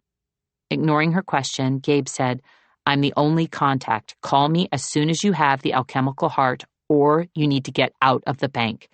Wait, Holland said, realizing they actually hadn't talked about this last night. Can't you go in with me? I don't think that's a good idea. Why not? Your appointment only protects you, sweetheart. Speaking of that appointment, Gabe eyed her backpack. You're not going to want to take that in. The bank is going to look for ways to waste your time, to make it more difficult for you to escape. If you carry in a backpack, they're going to check every item inside to make sure it's not imbued with any magic. It's just a backpack of clothes, she said, which wasn't entirely true, but she felt reluctant to part with it since it also now contained the professor's journal. You don't have to leave it here. You can leave it with me while you're inside. What about the phone you gave me? They won't care about that. It's clearly a piece of junk. Come on, we should go. Hold on, speaking of the phone, have you heard anything from my sister yet? Gabe shook his head. Holland felt a small pang of worry. Don't worry, I'm sure we'll hear something soon. Holland also knew her sister was in another country, but it still made her uneasy. Can you at least give me her number for my phone? You really think your sister is going to reply to an unknown number that claims to be you? He had a point, but Holland said, I'd like to try all the same. Gabe pulled out his phone and rattled off a number. Holland quickly typed a message. Hey, it's me, Holland. Your friend Gabe tossed my phone out the window, so I'm texting from a new one, and... She mulled over just how much more to say. Holland had so many questions, but a text didn't feel like the place to ask them. Finally, she settled on, I'm going into the bank this morning. Come on, Gabe repeated. We need to go. Just one more second. Holland turned back to the table and grabbed an iced coffee and the entire bag of pumpkin chocolate chip muffins. Gabe stood in the doorway without touching a thing. Aren't you hungry? She asked. He shook his head. Don't really like pumpkin. Then why did you order all this? He shrugged. You seem like someone who likes to celebrate holidays. He walked away quickly, as if saying or doing something nice might cause him to break out in hives. Holland missed the weight of her sister's backpack as soon as she put it in the trunk. It will be in there when you get back, said Gabe. But suddenly all Holland could think was that when people said things like this in movies, they never actually made it back. Are you nervous? Gabe asked. Why would I be nervous? Holland said. I'm just going into an evil bank to retrieve an object that may or may not be there, and I'm just now realizing that I don't even know what it looks like. No one knows what it looks like. Some people suspect it can change form. Not helping, Holland said. Gabe frowned, and then he reached into the pocket of his suit coat and pulled out an old bronze coin. What's that? Holland asked. Just something I picked up, he said, in a way that made clear it was definitely more than just something. Now I need you to put out your hand. I feel like I need a little more to go on, Holland said. Gabe sighed. I'm going to give you a quick lesson in sensing magical objects, just in case you don't really understand what's in your father's box. Now put out your hand. This time, Holland obeyed. When I set this in your palm, I want you to tell me if you feel anything or sense anything when you touch it. The tricky thing about magic is that it doesn't always feel the same. Sometimes it makes goosebumps rise up on your arms. Other times, it might make the world around you go quiet for a second. It does things that people notice all the time, but they don't really notice why unless they're paying attention. So, Gabe paused and his dark eyes locked onto hers. I need you to pay attention. Holland nodded, but she felt inexplicably nervous. Gooseflesh broke out across her arms, but he hadn't even set the coin down, so clearly it wasn't from that. Then Gabe pressed the coin into her palm, and she felt it. A sharp, icy breeze cut through the warm morning air. It was only for a moment. Then Holland felt the sun shining on her again. I think I felt it. Holland smiled. I felt a change in the air. Gabe nodded once and reached back for the coin. Holland tightened her fingers around it. Not so fast, she said. I want to know what it does. Gabe looked at her seriously. If I step into a bar, as long as I have this coin, I never have to pay for drinks. Are you joking? I'm not really known for my sense of humor, sweetheart. But now Gabe was grinning. It might have been the first time she'd seen him properly smile, and it was a really good smile. Holland might have felt just a little bit dazzled, and Gabe seemed to notice. She expected his smile to immediately fade, but instead, he reached out for her fingers and slowly peeled them back from the coin. When you get out of the bank with the alchemical heart, drinks are on me tonight. Are the professor's classes really canceled, or is this just another one of her tests? Most of your classmates believe it's a test. You all know the professor likes her games.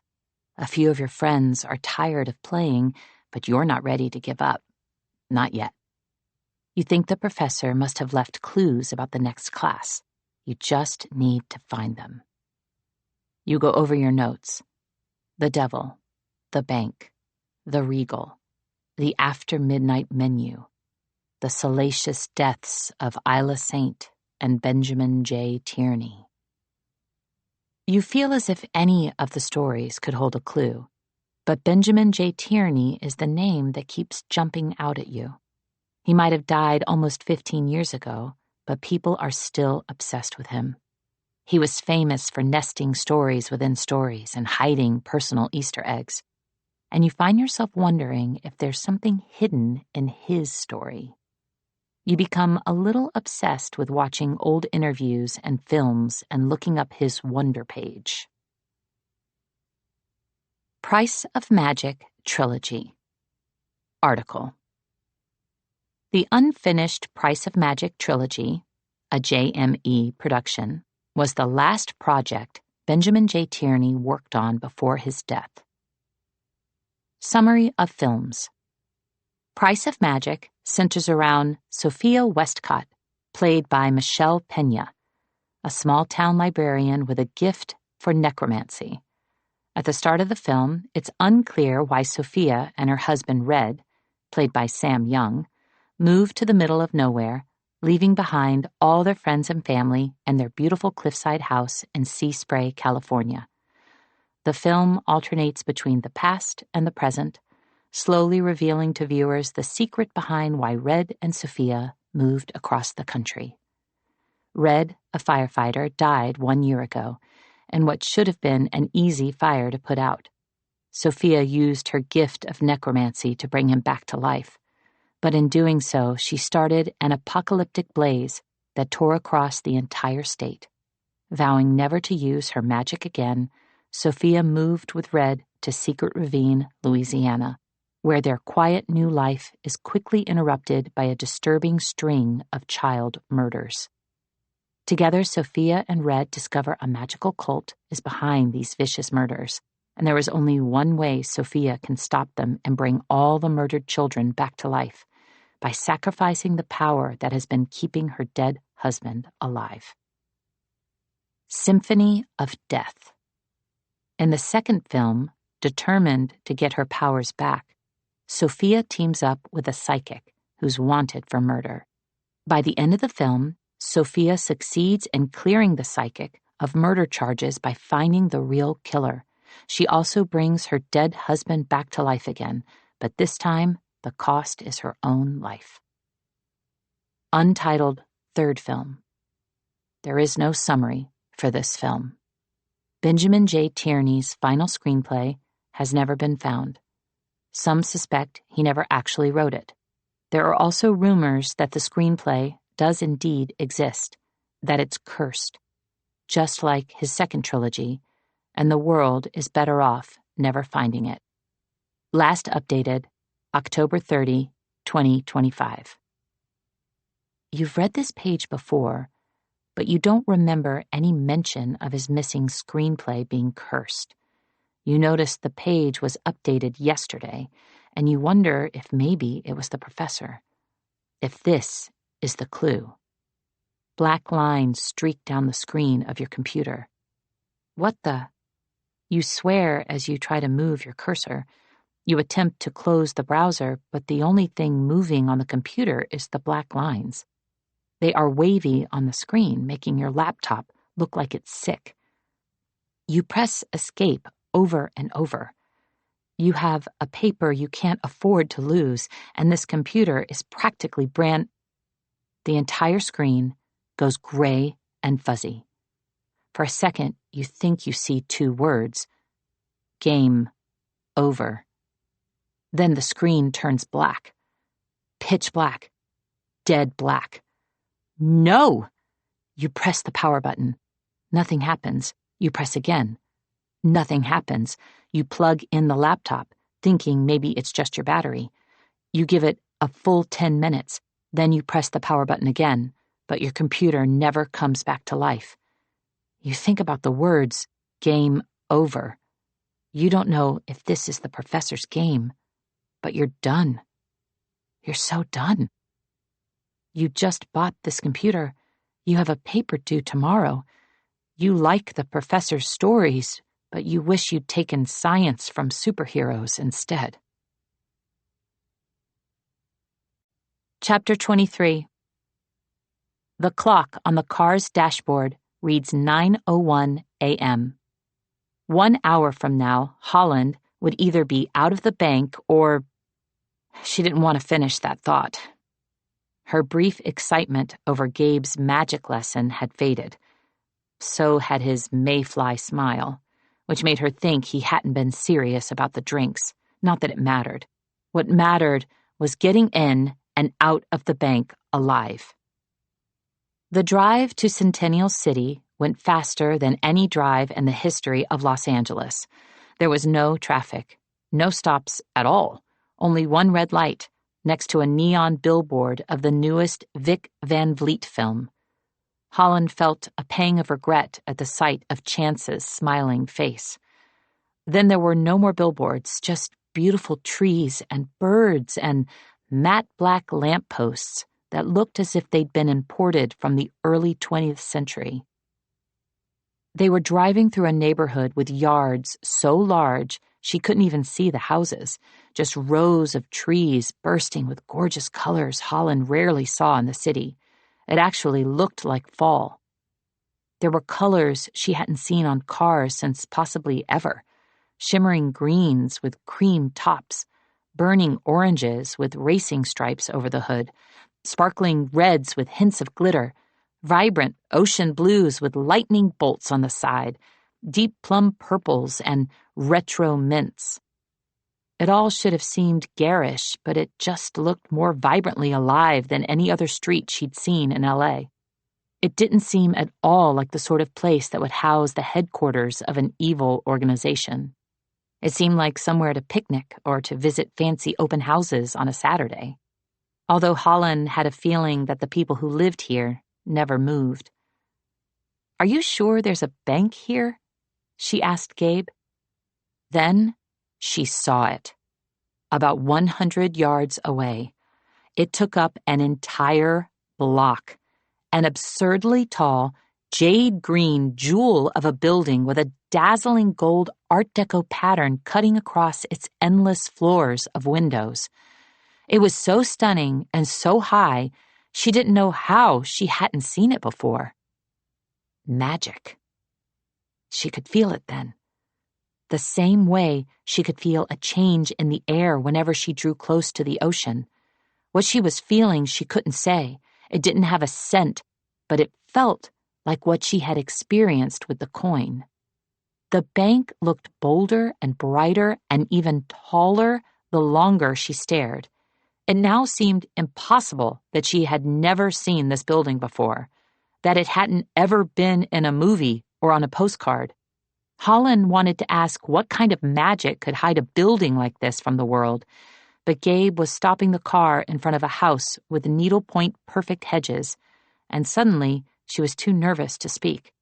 She wasn't even sure she still knew how to breathe. Her head was getting light. All she could take were sips of air. The bank was on the next block, one crosswalk away.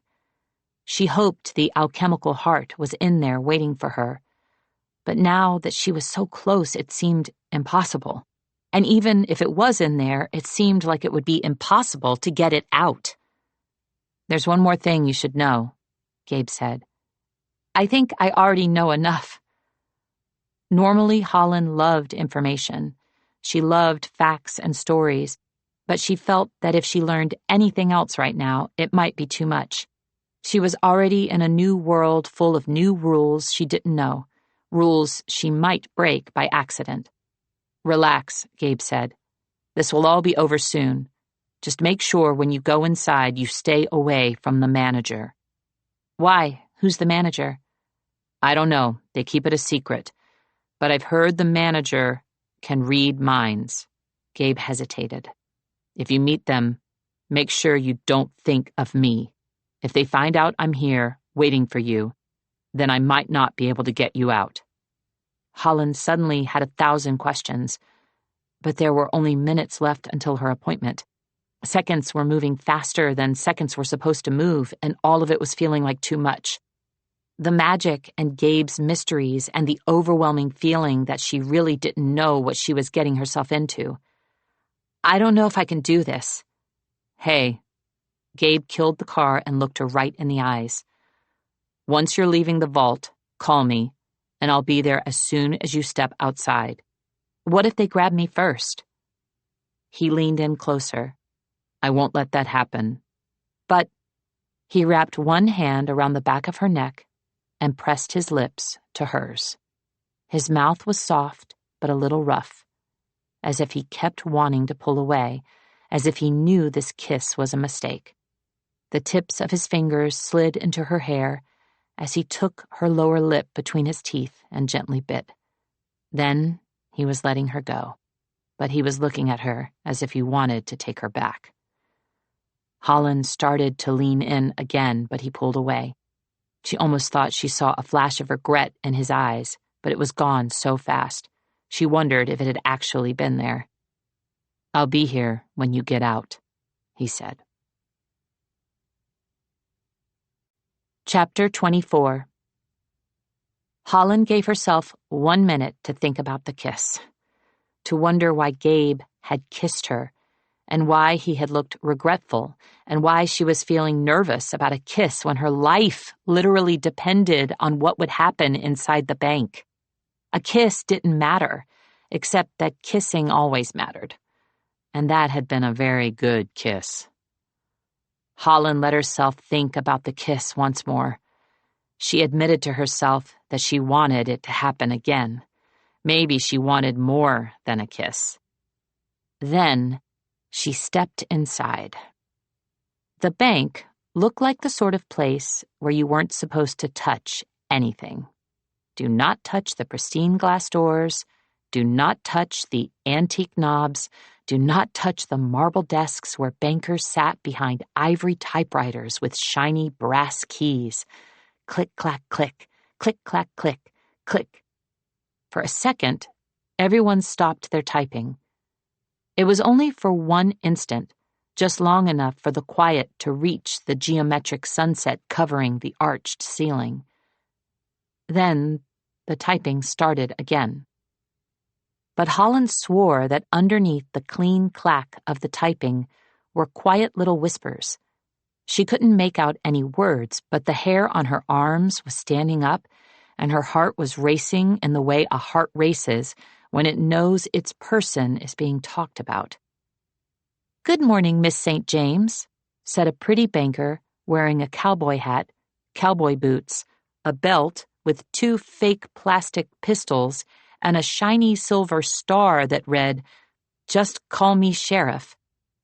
The whispering stopped as soon as she spoke.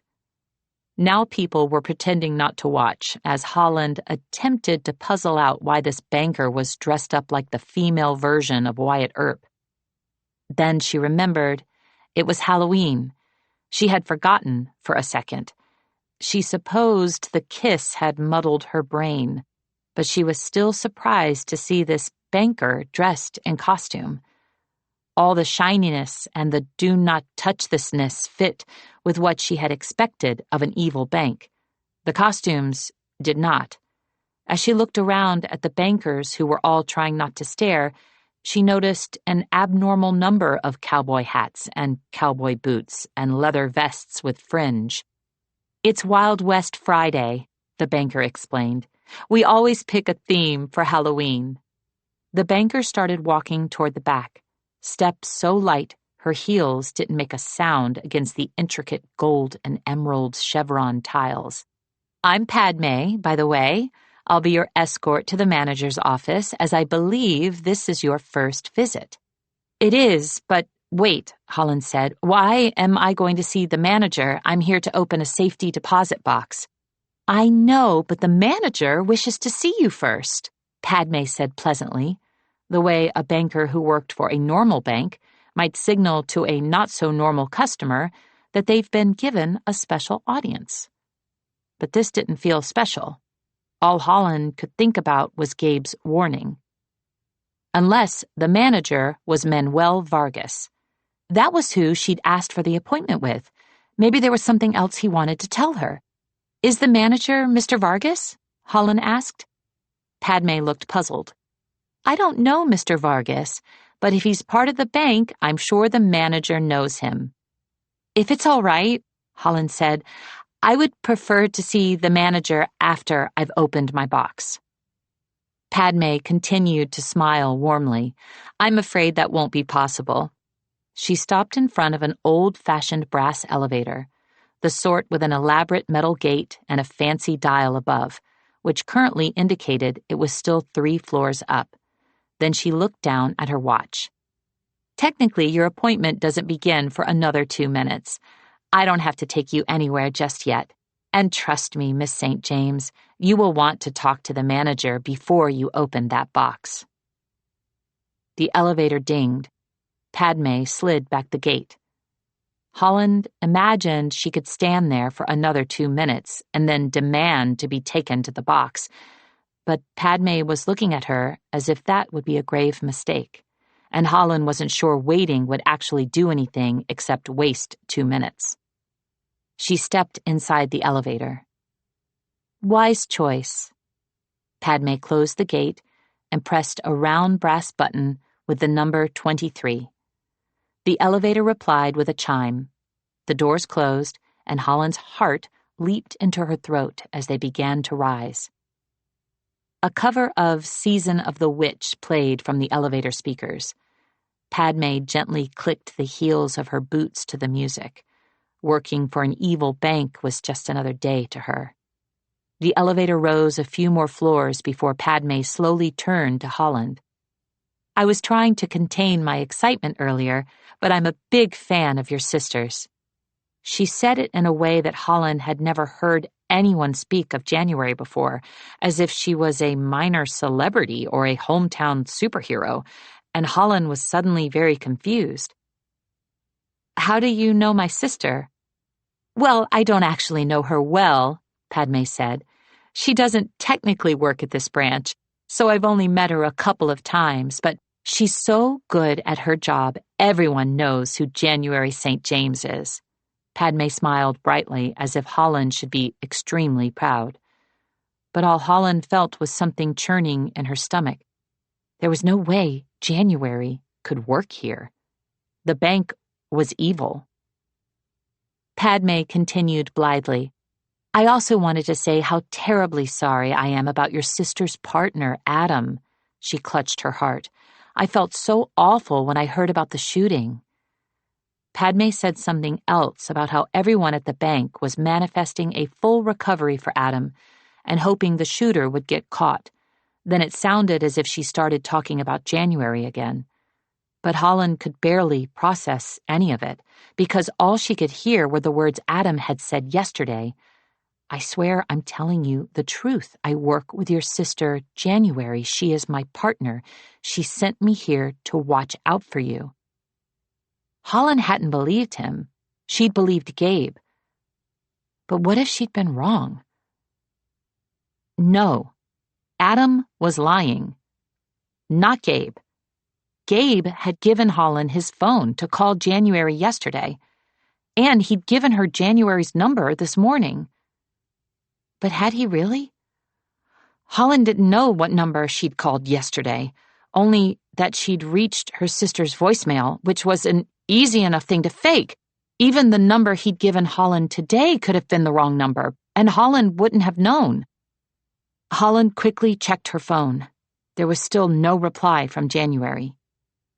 Maybe Gabe was right and January would never reply to an unknown number, or maybe he'd only said that so it wouldn't seem suspicious when she didn't respond.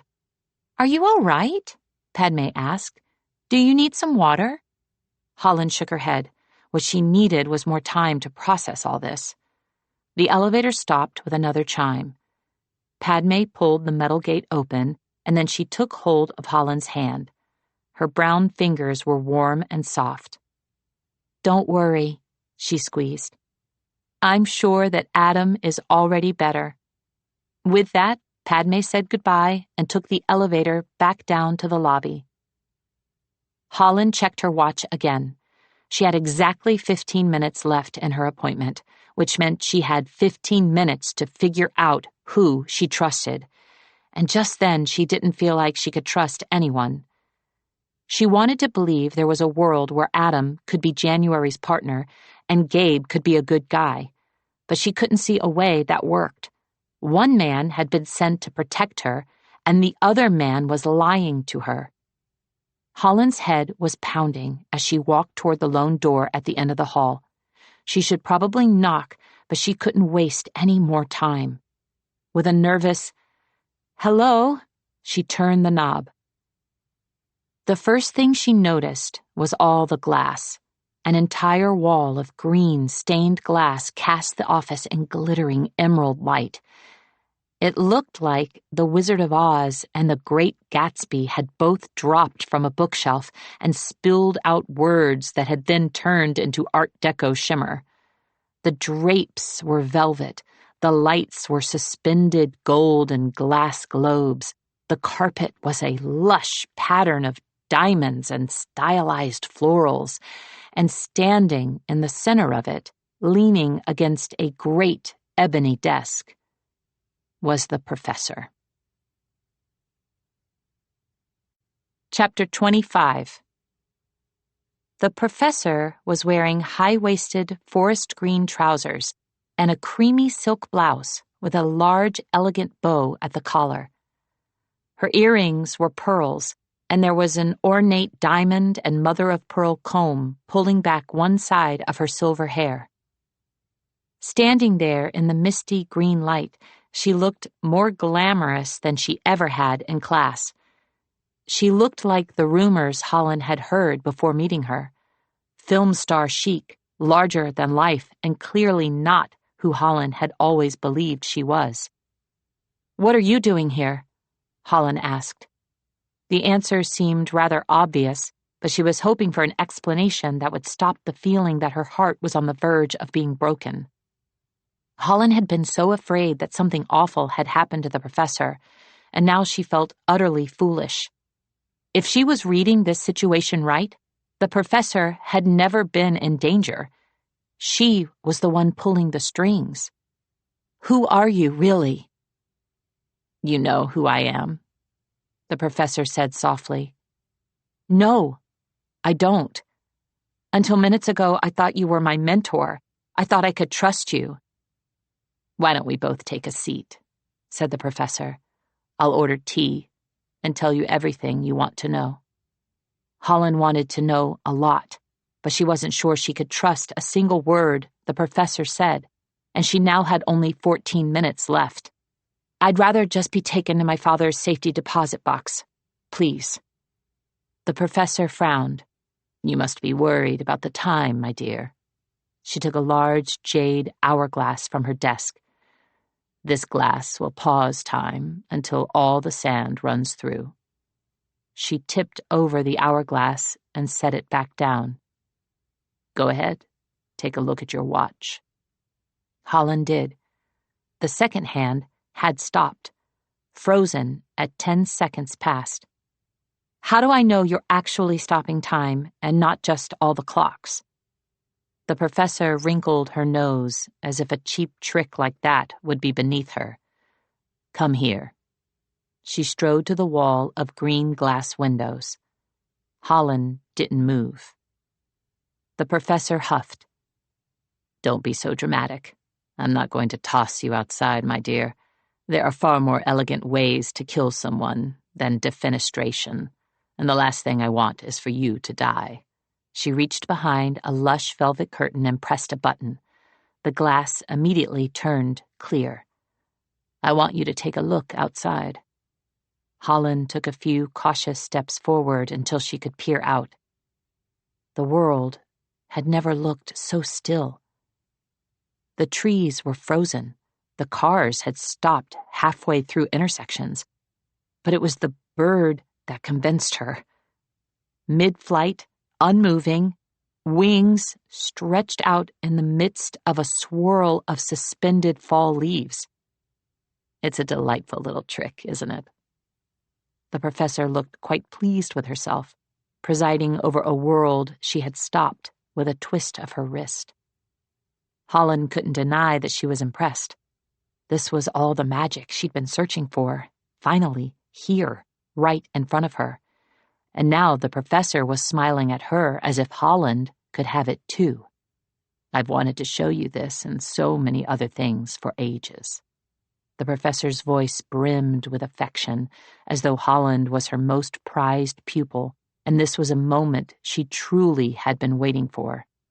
But did she really mean it? Or was it just an act? Because clearly, from the moment Holland had met her, this woman had been acting. I can see you still have questions and doubts, but I assure you I'm still the same person. The professor walked closer to Holland so that both of them were standing in the center of the glittering office. The stories I told you in 517 were all true. Nothing I taught in that class was a deception. You just left out the part about how you're one of the stories. This made the professor smile. Unfortunately, that was necessary. I always omitted some of the pieces so that only the cleverest students would find their way into this world. Why would you do that? Why the charade? Who doesn't love pretending to be someone else? And in this case, it was quite helpful. Until recently. The professor pinched her mouth at this, but she didn't expand on what had happened with the university. I wanted to be the professor because I wanted the best and the brightest to work for me. Being born into a family with abilities can make people lazy and, honestly, quite dull. But finding out magic exists and that you can have it if you work hard enough, this turns ordinary people into extraordinary treasures. People like you. The professor's eyes lit with pride as they met Holland's. When I first met you, my dear, you were a storytelling major, writing fan fiction about vampires. And look at you now. You've found your way into our world. The professor paused, and Holland could tell she was waiting for some sort of reaction. It was the same thing she always did in class, and year after year the students provided what she wanted, but all Holland could do now was check the hourglass. A third of the golden sand had already slipped through. Holland didn't know how many minutes that translated to, but she guessed she had only about 10 more until time started up again. "You should be extraordinarily pleased with yourself," the professor finally said. "Of course, I've always thought you were bright. I was actually going to offer you a job here when you graduated from undergrad." "Then why didn't you?" Holland asked. The professor sighed. "It was actually because of your sister. January had already been recruited by another branch, and she said she would take the offer only if you were kept out of this world." The professor's expression turned sour, as if she was still resentful about this. The Holland of yesterday might have felt wounded as well. She might have wondered why her sister would have kept magic from her, knowing that Holland had been searching for magic her whole life. But all she could think now was that January must have been protecting her. "And what exactly is it you think she's protecting you from?" Holland jolted, remembering what Gabe had told her about the manager reading minds. The professor smiled wryly. "I try not to use the ability except when absolutely necessary." "Why do I find that hard to believe?" "Because you don't want to believe anything I'm saying today. But I swear everything I've told you since you've stepped into this room is the truth. I admit I could be wrong about your sister. I actually didn't meet January until very recently. But as far as I can see, she hasn't been watching out for you. All January has done is lie and keep you in the dark. That's why I called you up here today. I think it's all been utterly unfair to you. I know your sister won't like it, but I want to give you a job here, working for me." The professor smiled her Mona Lisa smile, the one that promised secrets and stories and magic that was just out of reach, but she could show you how to find it, to grab it, to make it yours. "That's exactly what I'm going to do," she said softly. "Come work for me, and you'll finally have answers about the devil and your parents. Because yes, I know all about them, my dear, and I'm so very sorry.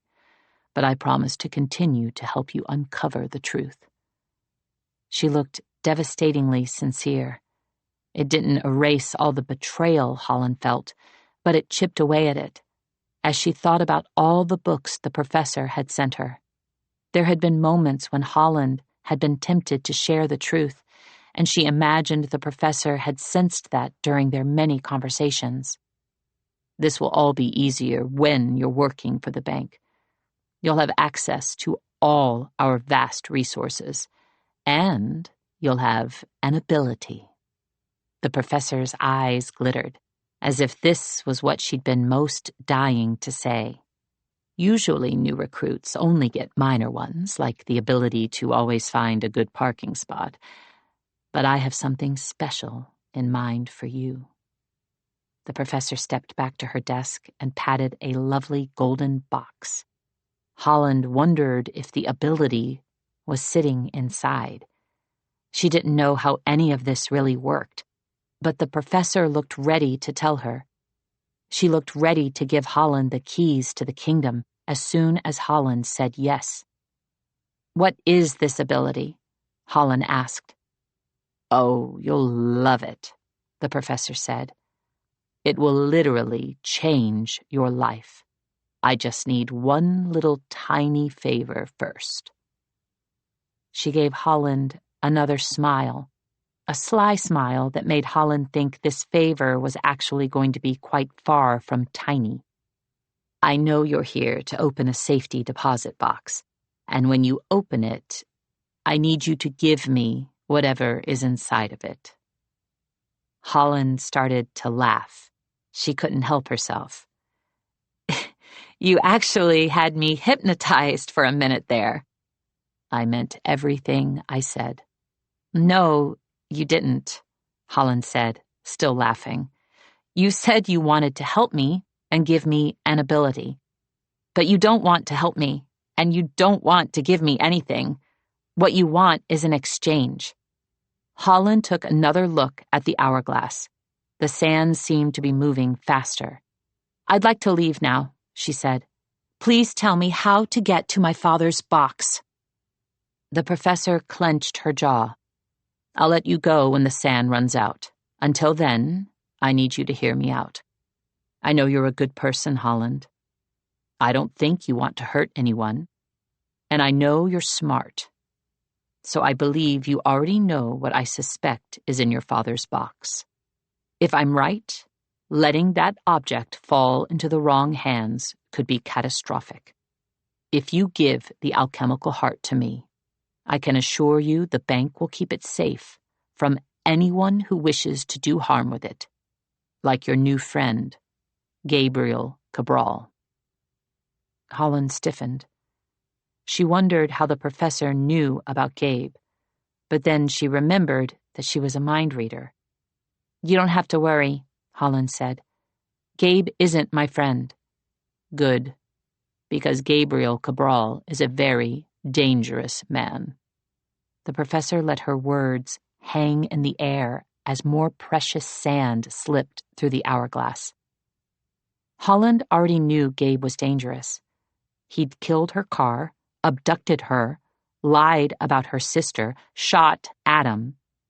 Yet there was something about the way the professor spoke that made Holland think Gabe was even more vicious than she had realized. He wasn't just someone to stay away from, he was someone to fear. I don't know how your path crossed his, said the professor, but I dread what might happen if the alchemical heart were to fall into Gabriel's hands. And I hate the idea of him using you and then killing you, just like he did with his wife. Chapter 26. No. Holland's first thought was that the professor had to be wrong. Holland didn't want to believe anyone was a murderer, especially not the man she had spent last night with. There was still a little sand left in the hourglass. If Holland left now, she would have a head start, and she wanted to leave. After talking to Padme, she had already decided she couldn't trust Gabe. She didn't need more reasons to stay away from him. But if the professor was telling the truth, this wasn't just about not trusting Gabe. This meant Holland should never go near him again. She knew the professor had deceived her, but Holland actually didn't think she was lying about this, and Holland always did have a weakness for the professor's stories. Tell me about Gabe's wife, said Holland. Gabriel Cabral wasn't born into a family with abilities, said the professor. When that happens, there are only two ways to get an ability. The most respectable way is to come and work for the bank. The other way is to ingratiate oneself with someone with an ability in the hope that when they die, they'll leave you that ability. Gabriel Cabral chose the latter. He married a woman from a family with a lot of magic, and the day after the wedding, he murdered her. The professor frowned, her mouth softening, her eyes turning down. She was once again the professor Holland had known and loved, and she looked truly apologetic. I'm sorry, my dear. I hate to be the bearer of such bad news, but unlike many of my stories, this is a very well-documented fact. If you don't believe me, you can look at the bank's most wanted list. She waved toward a glass mail chute near her desk, as if she could simply ring for the list, but Holland didn't feel as if she needed proof. Holland had known Gabe was dangerous from the second he'd rolled down his window in that parking lot. She'd trusted him because he'd shown her a piece of paper with her sister's handwriting. That wasn't actually the only reason, but looking back, all the other reasons felt flimsy now. Holland feared that maybe she had believed him simply because she wanted to. Maybe Kat was right, after all, and Holland truly was drawn not just to stories but to people who scared her. Holland looked toward the hourglass, hoping it was finally time to go. There was still a little sand left in the top of the hourglass, but a crack was working its way down it. Suddenly the glass shattered, and golden sand poured out onto the desk. A bird smacked against the window, hard enough to crack that glass, too. "That wasn't supposed to happen," said the professor. Slowly, almost mechanically, she ran a hand through her hair. Her fingers came back bloody. "Professor, your hand!" cried Holland. But the professor didn't seem to hear her or notice the bleeding. She just repeated, "That wasn't supposed to happen. This hasn't happened before." Then, like whiplash, the professor suddenly looked at Holland with a placid smile and said, "You should get going, my dear. It seems your time is up." Holland desperately wanted to point out the blood still on the professor's fingers. She wanted to ask what had just happened. Was it the same as whatever kept happening to Holland? But time had literally run out. Holland started toward the door. "Think carefully about the contents of your father's box," the professor called, as if blood wasn't still dripping from her head onto her pristine floor. "I'm sure you're feeling a lot of pressure right now, but I believe you'll make the right decision." The woman really was indomitable.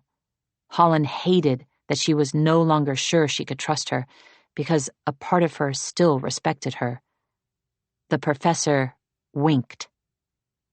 Holland turned away before she could read any more of her thoughts, but there was one last thought she needed to share.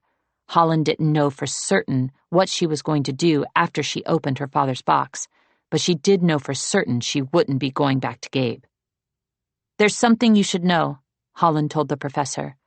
"Gabriel Cabral is sitting in a car a block away from here." Chapter 27.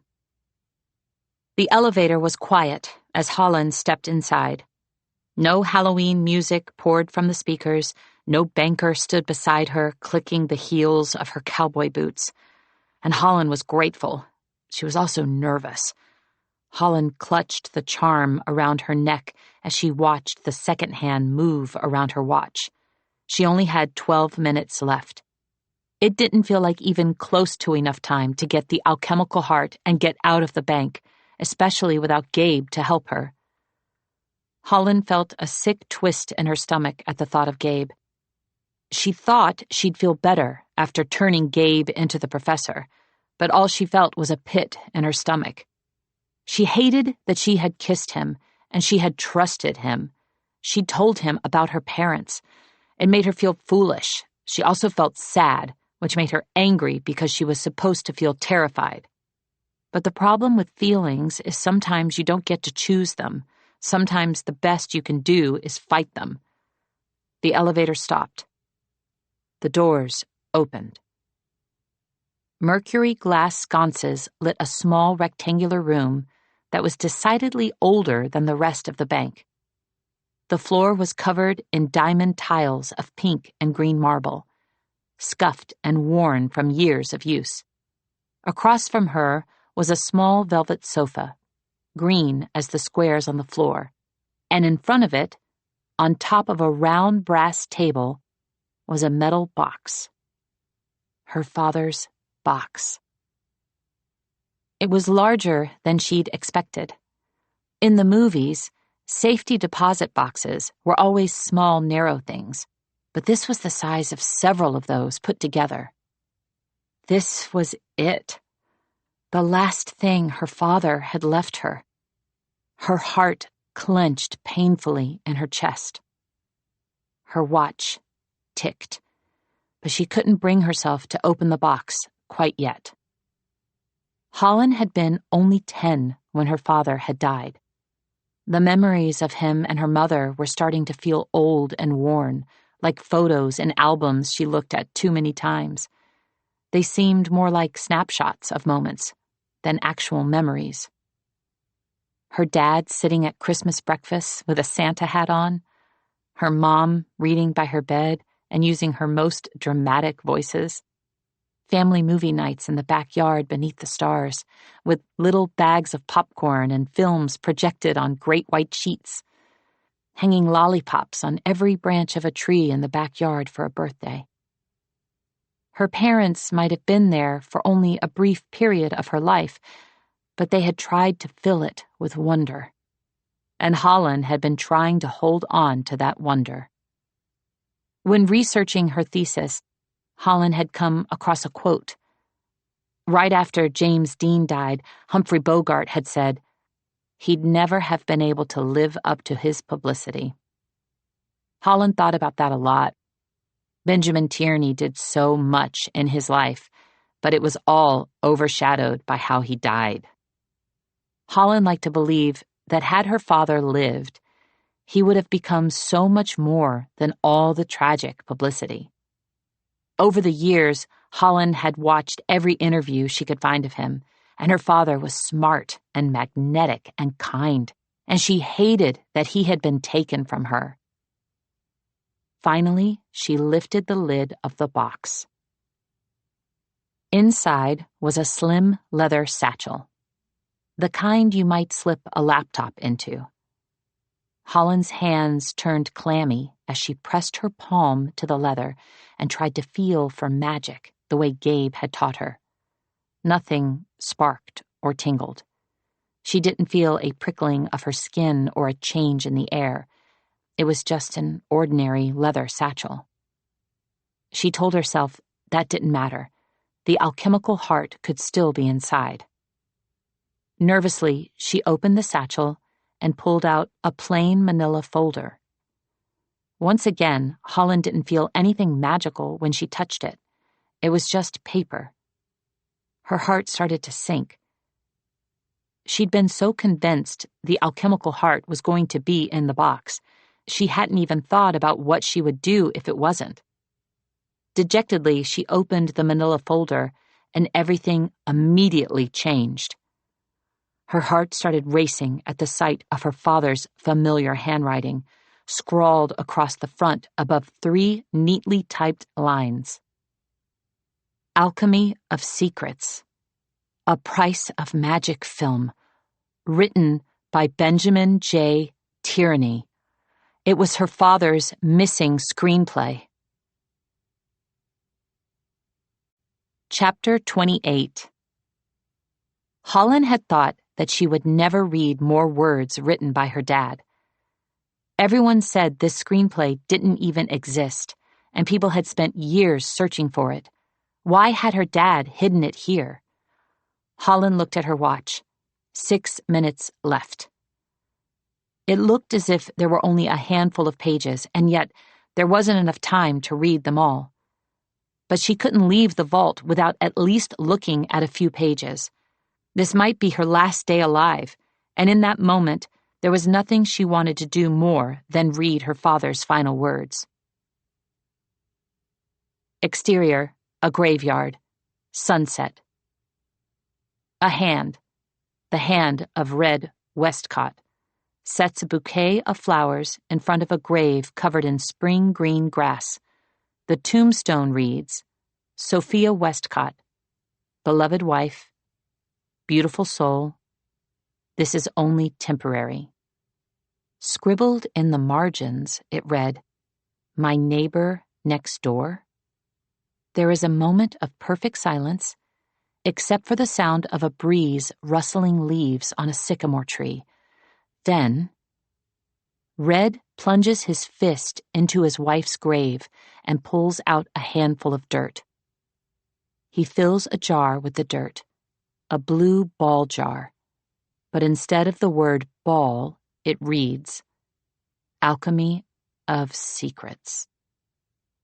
Red continues filling the jar with angry fistful after fistful of dirt until the jar is full.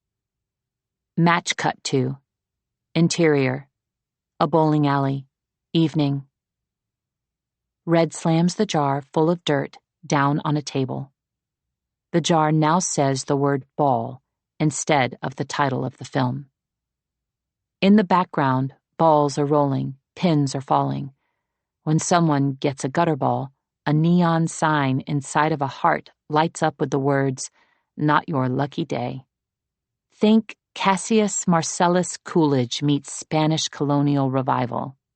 The neon sign is on as Red walks in. He approaches a vinyl table with a group of stylish older women in matching bowling shirts. The word Holly Bells is monogrammed on the backs of their pink and green shirts. 5 of the women are sipping sodas from vintage glass bottles with striped straws. The 6th is stitching a yellow house on a needlepoint pillowcase. Red Westcott. How do I bring her back? Alma Hernandez. I told you not to come back here, boy. Red Westcott. Tell me how to bring her back, and I'll never darken your door again. Alma sips her cola and eyes him like a bowling pin she'd like to strike down. The lights in the bowling alley go dark, switching to blacklight as the neon sign flickers between Lucky Day and Not Your Lucky Day. Alma Hernandez. You need to see The Watchman. In the background, Frank Sinatra begins to play. Red Westcott. I'm already familiar with my time of death. Alma Hernandez. The Watchman can tell you more than just when you'll die. If you want to bring my daughter back from the dead, you'll need the source. And to get the source, you'll need the Watchman to tell you where to look. Red Westcott. How do I find the Watchman? Alma Hernandez. That's for you to figure out. I'm telling you how to bring my daughter back, but I don't think it's a good idea. The dead are meant to stay dead. When they come back, there are always consequences. Haven't enough people already died because of your undying love? Do the right thing. Leave what's better left untouched in the past. Think about the future and move on. Holland could picture every word in brilliant, saturated colors, filling a wide movie screen as she read. Benjamin J. Tierney's stories might have been grim subject-wise, but visually his films were always lush and vivid and full of light. In one of Holland's favorite interviews, he'd said, "When you tell a dark story, it's important to make sure the people watching never lose hope. You need to give them something bright to hold on to, even if it's just a color on a screen, reminding them that there is still light in the world. The dark night might get its time every day, but the sun will always rise and put it out." As Holland read about the sunset and the grave, she wondered if her father knew he was going to die in a handful of months. Then, when she read the scene in the bowling alley, she knew almost instantly why her father had hidden these pages. He approaches a vinyl table with a group of stylish older women in matching bowling shirts. The word Holly Bells is monogrammed on the backs of their pink and green shirts. These pages were a clue for her, another treasure hunt, and she wondered if it ended with finding the alchemical heart. Why else would her father have gone to such great lengths to hide these pages? Holland wanted to cry, or call her sister, or cry and call her sister. It was too much emotion for her to think clearly on a day that was already emotional. Holland had told herself she'd only read a couple of pages, but she couldn't stop. She was a child on a treasure hunt, a little girl who hadn't lost her dad, a young woman who felt hope returning. This was her father's final gift to her, and it felt like the most beautiful and bittersweet thing she'd ever held. There was a curious handwritten note penciled onto the screenplay. But what really drew Holland's attention was Alma's mention of the Watchman. Holland had seen The Price of Magic movies at least 50 times. The Watchman was never mentioned. This was clearly a clue. What if her father was telling her to find? The vault was suddenly plunged into darkness. No lights, no power. Gabe. Holland wondered if the bank was coming for him, or if they had him. and he was using his ability to turn off all the power. Holland tried not to feel guilty, but for a second all she could picture was Gabe at her house, bleeding on her steps in the middle of the night, then patiently guiding her to stitch him up. And she definitely felt guilty, but she told herself that someone like Gabe probably didn't feel anything. Steeling herself, Holland held tight to her father's screenplay pages and then carefully reached out to grab the satchel that the pages had been concealed in. When she'd come in from the elevator, she hadn't seen another door, but there had to be an emergency exit down here. Blindly, she shoved the pages in her father's satchel and slung the strap across her body. She moved carefully but quickly, arms stretched out until she hit a wall. She could feel the wallpaper under her fingers, then a hairline crack. She traced the crack. It went all the way to the ground. This had to be the door. Holland pushed as hard as she could, nearly stumbling when it gave easily.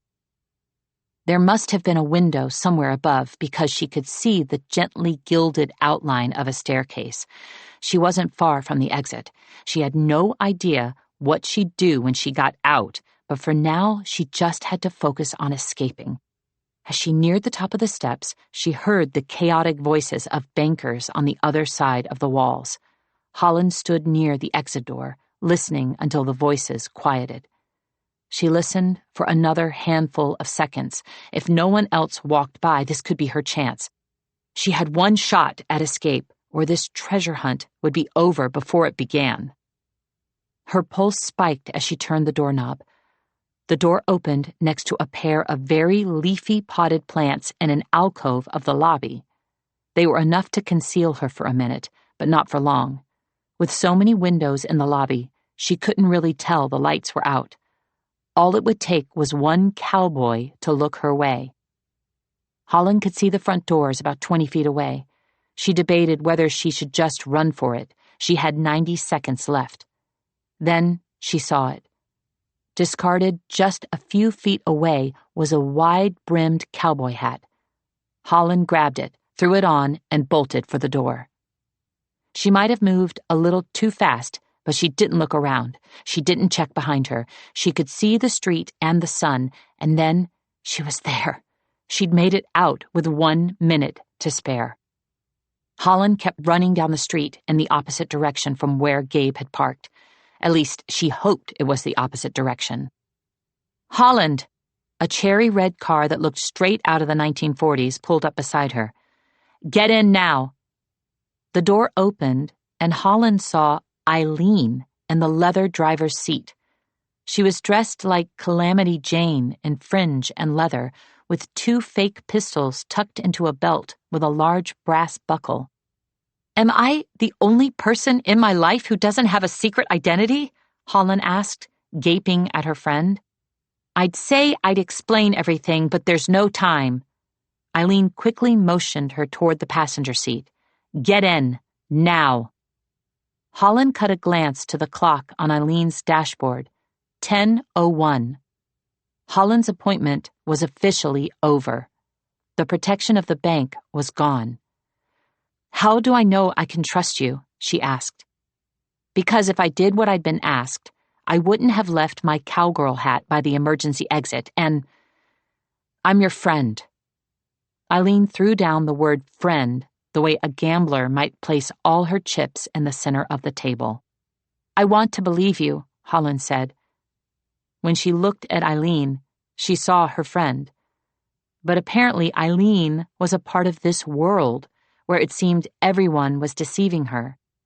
Even if you don't believe me, Eileen said, at the very least, be practical. We both know those heels are adorable, but you're not going to get very far in them. The fringe on Eileen's cowboy jacket shook as she drove. Holland had always thought of Eileen as her most straight-laced friend, but she was a bit of a maniac now, treating stop signs like suggestions. It made Holland think of someone else who'd been hiding a big secret, although she really didn't want to keep thinking about him. And if Holland was being truthful, Eileen having a secret identity wasn't entirely surprising. Eileen had always been the friend Holland had said she'd call if she ever needed to hide a dead body, and she supposed this explained why. "You know," Holland said, "you just missed an excellent opportunity to say, 'Come with me if you want to live.'"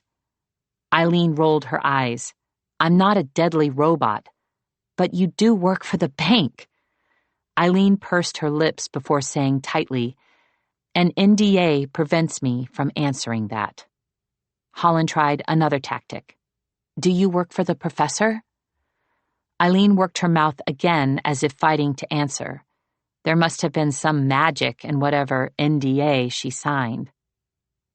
The car sped faster the more frustrated she became. "I was offered a job right out of college. She broke off, screwed her mouth into a pained expression, and after what looked like a significant effort said, "It was an offer that was really difficult to say no to." "The professor offered you an ability," Holland supplied. Eileen nodded. "Can you tell me what it is?" Eileen shook her head. Then she gave Holland a look that made her think her friend had been swindled.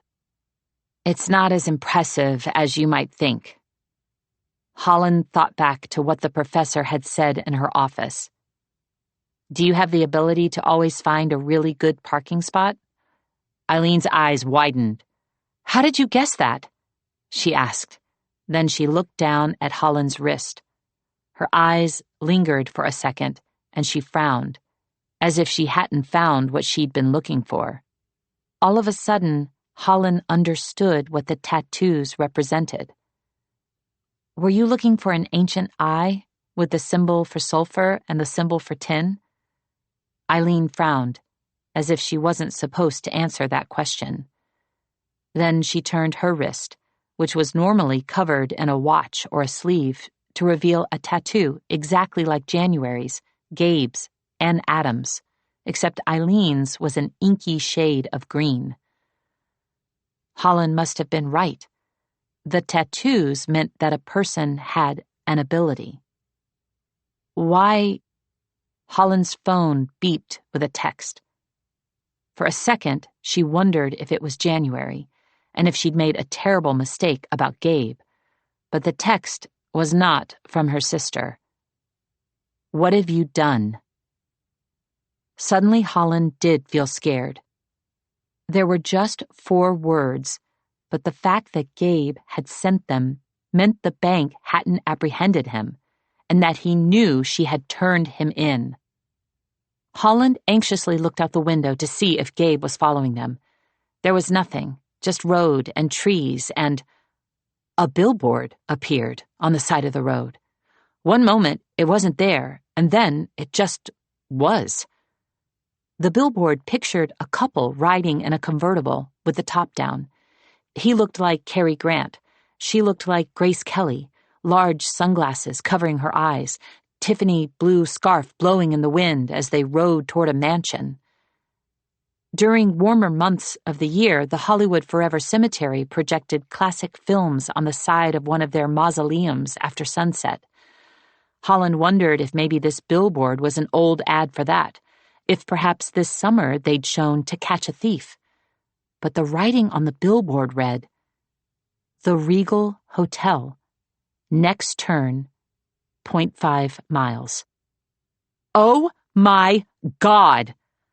Eileen's voice jumped to a fevered pitch that Holland had never heard before. "You have a key!" Eileen's gaze volleyed excitedly from Holland to Carrie and Grace and then back to Holland.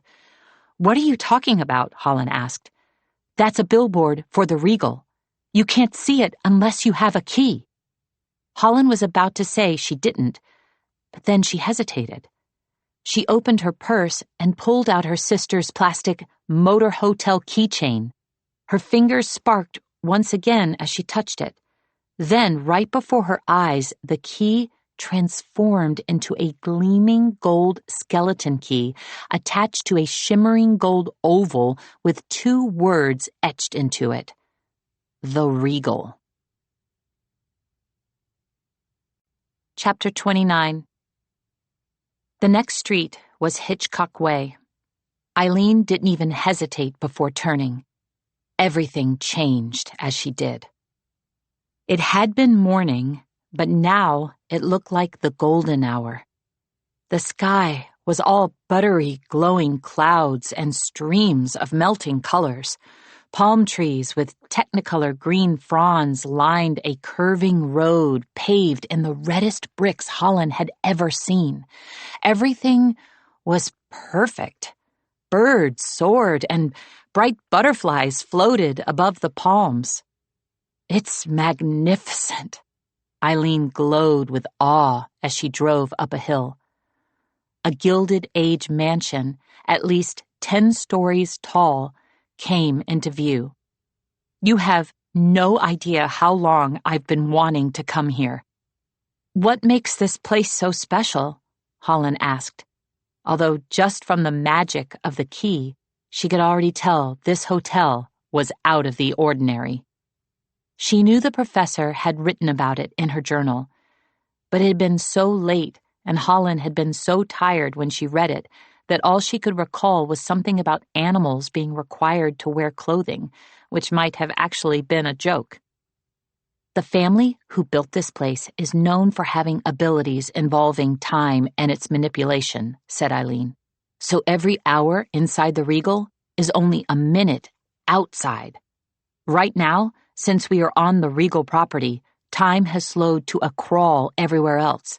You could spend a month here, and only 12 hours would pass for the rest of the world. This was just what Holland needed. Time.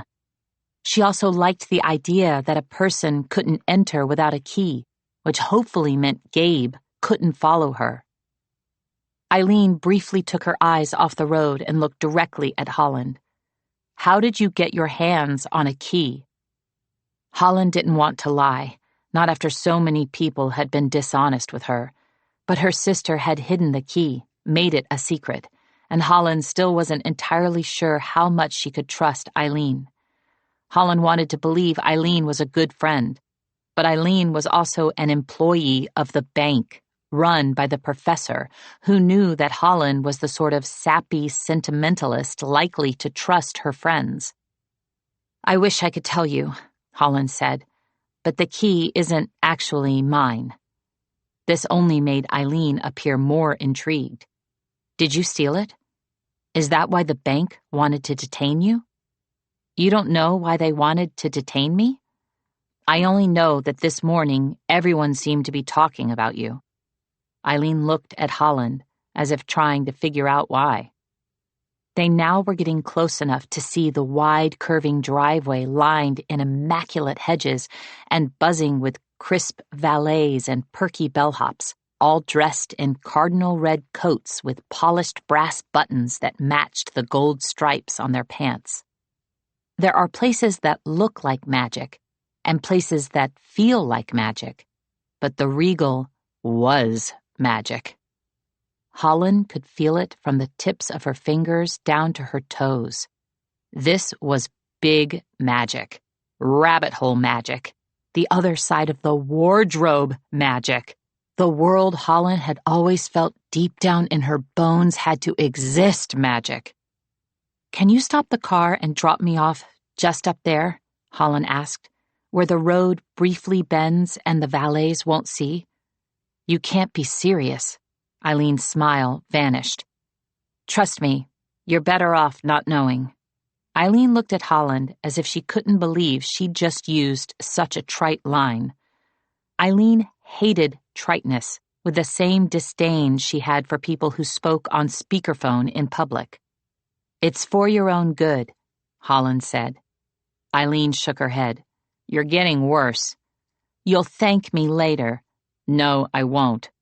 I'd tell you, but I'd have to kill you. Eileen cringed. I can't believe you said that. Then she was pulling over to the side of the road. Get out. That's it. I'm sick of you and your overused lines. But then she looked at Holland as if she really didn't want to let her go and do this alone. No one could be sincere like Eileen, just like no one could be warm like Kat or charismatic like Chance. Holland loved her friends, which was another reason she couldn't let any of them get properly involved in this. "I'm sorry I can't tell you everything," said Holland, "but here's what I can say. I opened a safety deposit box at the bank today.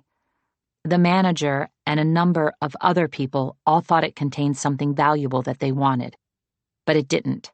It was just something sentimental." Holland placed one hand over her satchel. "If you really want to help me, you can go back to the bank and tell them that." Eileen met Holland's gaze. "I'm in a very junior position, but I'll try my best." "Thank you." Holland opened the car door and stepped outside. She wanted to give Eileen a better goodbye, but as soon as her feet touched the ground, Holland sensed the magic. It was in the birdsong. For one moment, every bird in the sky hit the same bright note. It sounded like a chime welcoming her as Eileen and her cherry-red car disappeared. The Regal possessed the kind of glamour that existed only in black and white movies. As Holland approached the rotunda, full of bustling valets and candy apple shiny cars, even the air felt different, cleaner, crisper, the kind of air that reminded her how good it was to breathe, to live. The guests who entered ahead of her were all beautiful, of course, dressed in suits and furs and strings of pearls she knew were real.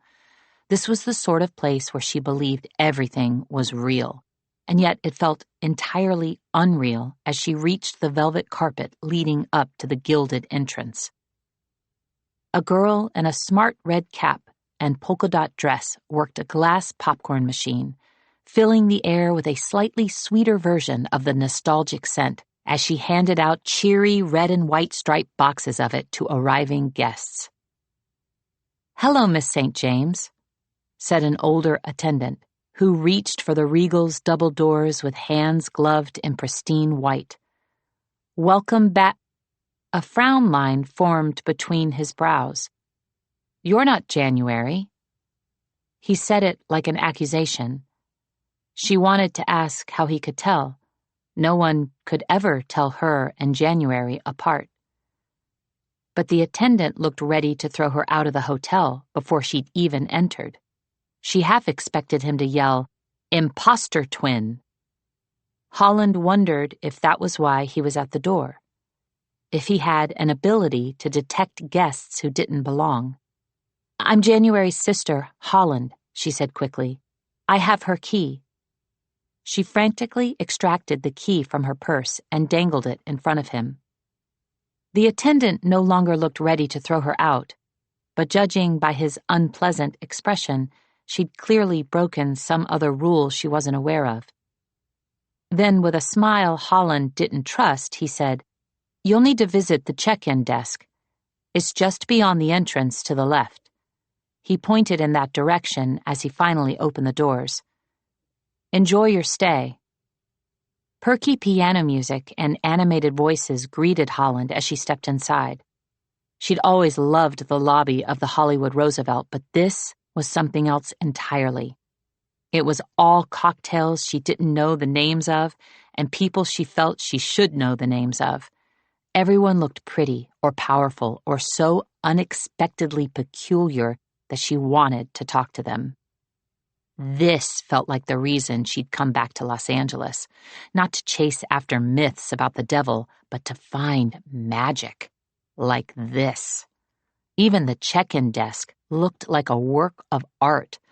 A mosaic of ivory and brass covered the front, forming a gleaming Art Deco image of the Regal's exterior. Behind the desk was a low series of wooden mailboxes containing neatly rolled newspapers, smartly wrapped packages, and a few coveted keys. Above the mailboxes was a row of enamel clocks, all labeled with different place names: Sydney, Tokyo, London, New York, Los Angeles, the Regal. The only clock that appeared to be ticking was the Regal's. It said the time was 5:47 p.m., which didn't make sense. According to Holland's watch, it was 10:23 a.m. Even if it was a different time zone, the minutes should have aligned. Then she remembered what Eileen had said about time working differently here. Every hour inside the Regal is only a minute outside, which meant Holland suddenly had more time.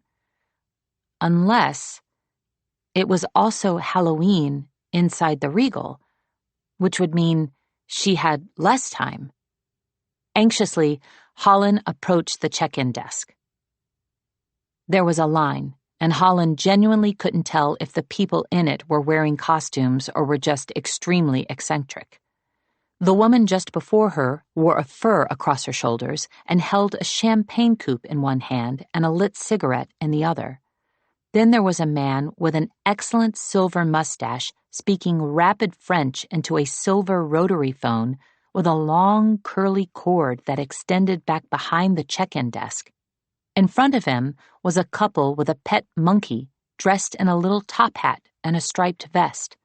They appeared to be either quite important or quite a bit of trouble. 3 staff members were currently helping them.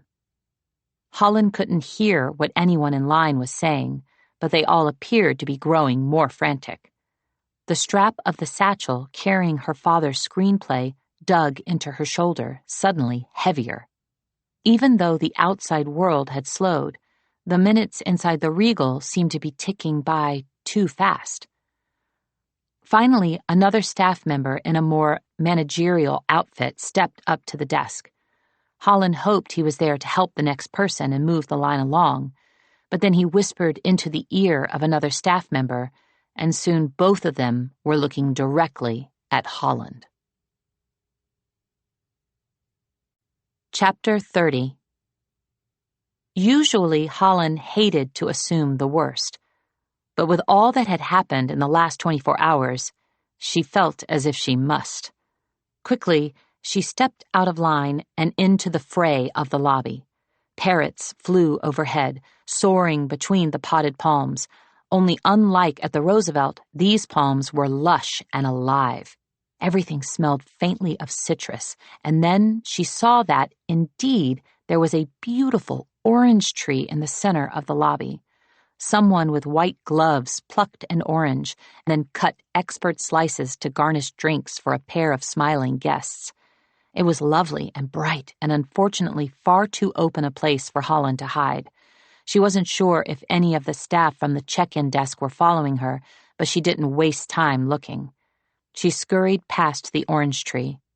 Holland heard a thud, followed by another, and then there was a noise so loud a series of gasps broke out. Holland couldn't help turning. It was only for a second, but that was all she needed to see, that every single orange had dropped from the tree and broken on the ground. "We're so sorry." A hotel worker was already apologizing to nearby guests. Holland didn't know what was happening, but she started running. There was an old-fashioned elevator up ahead, similar to the one in the bank. The dial said the lift was currently 7 floors up and climbing slowly. Holland barely saw the dial move, and she realized she didn't actually know her sister's room number. There was no indication on the key. Maybe there was a gift shop she could hide in. Beyond the lobby was a little alcove. Holland saw a pair of black lacquered doors garnished with a simple chalk sign, the black and white. Holland had no idea what the words meant, but she ducked inside. Immediately, the world shifted from the Regal's Technicolor palette to the enigmatic shimmer of silver screen. It felt like the scene before the opening credits, the moment when you know something is about to happen, something that will show you exactly what sort of story you are in for. Holland couldn't help slowly turning, taking in this new type of magic. Puffs of smoke floated overhead as people sat in tall booths and had animated conversations over black and white drinks garnished with speared trios of little onions. On the far side, across from Holland, a bartender in a black bow tie and white rolled-up sleeves worked behind a full bar. He tossed a cocktail shaker into the air, earning a long line of claps and cheers. Across from the bar, couples spun and twirled on a checkered dance floor, flooded with the music of a lively band and a singer in a jazzy sequin dress. She was holding one of those old-fashioned microphones, the large, rectangular ones, and singing a perky Edith Piaf song. Holland knew she needed to keep moving, but it was hard not to be mesmerized by all the black and white wonder. No one was on a phone or taking pictures. People were chatting and laughing and dancing and kissing. It felt like 100 stories were unfolding around her all at once.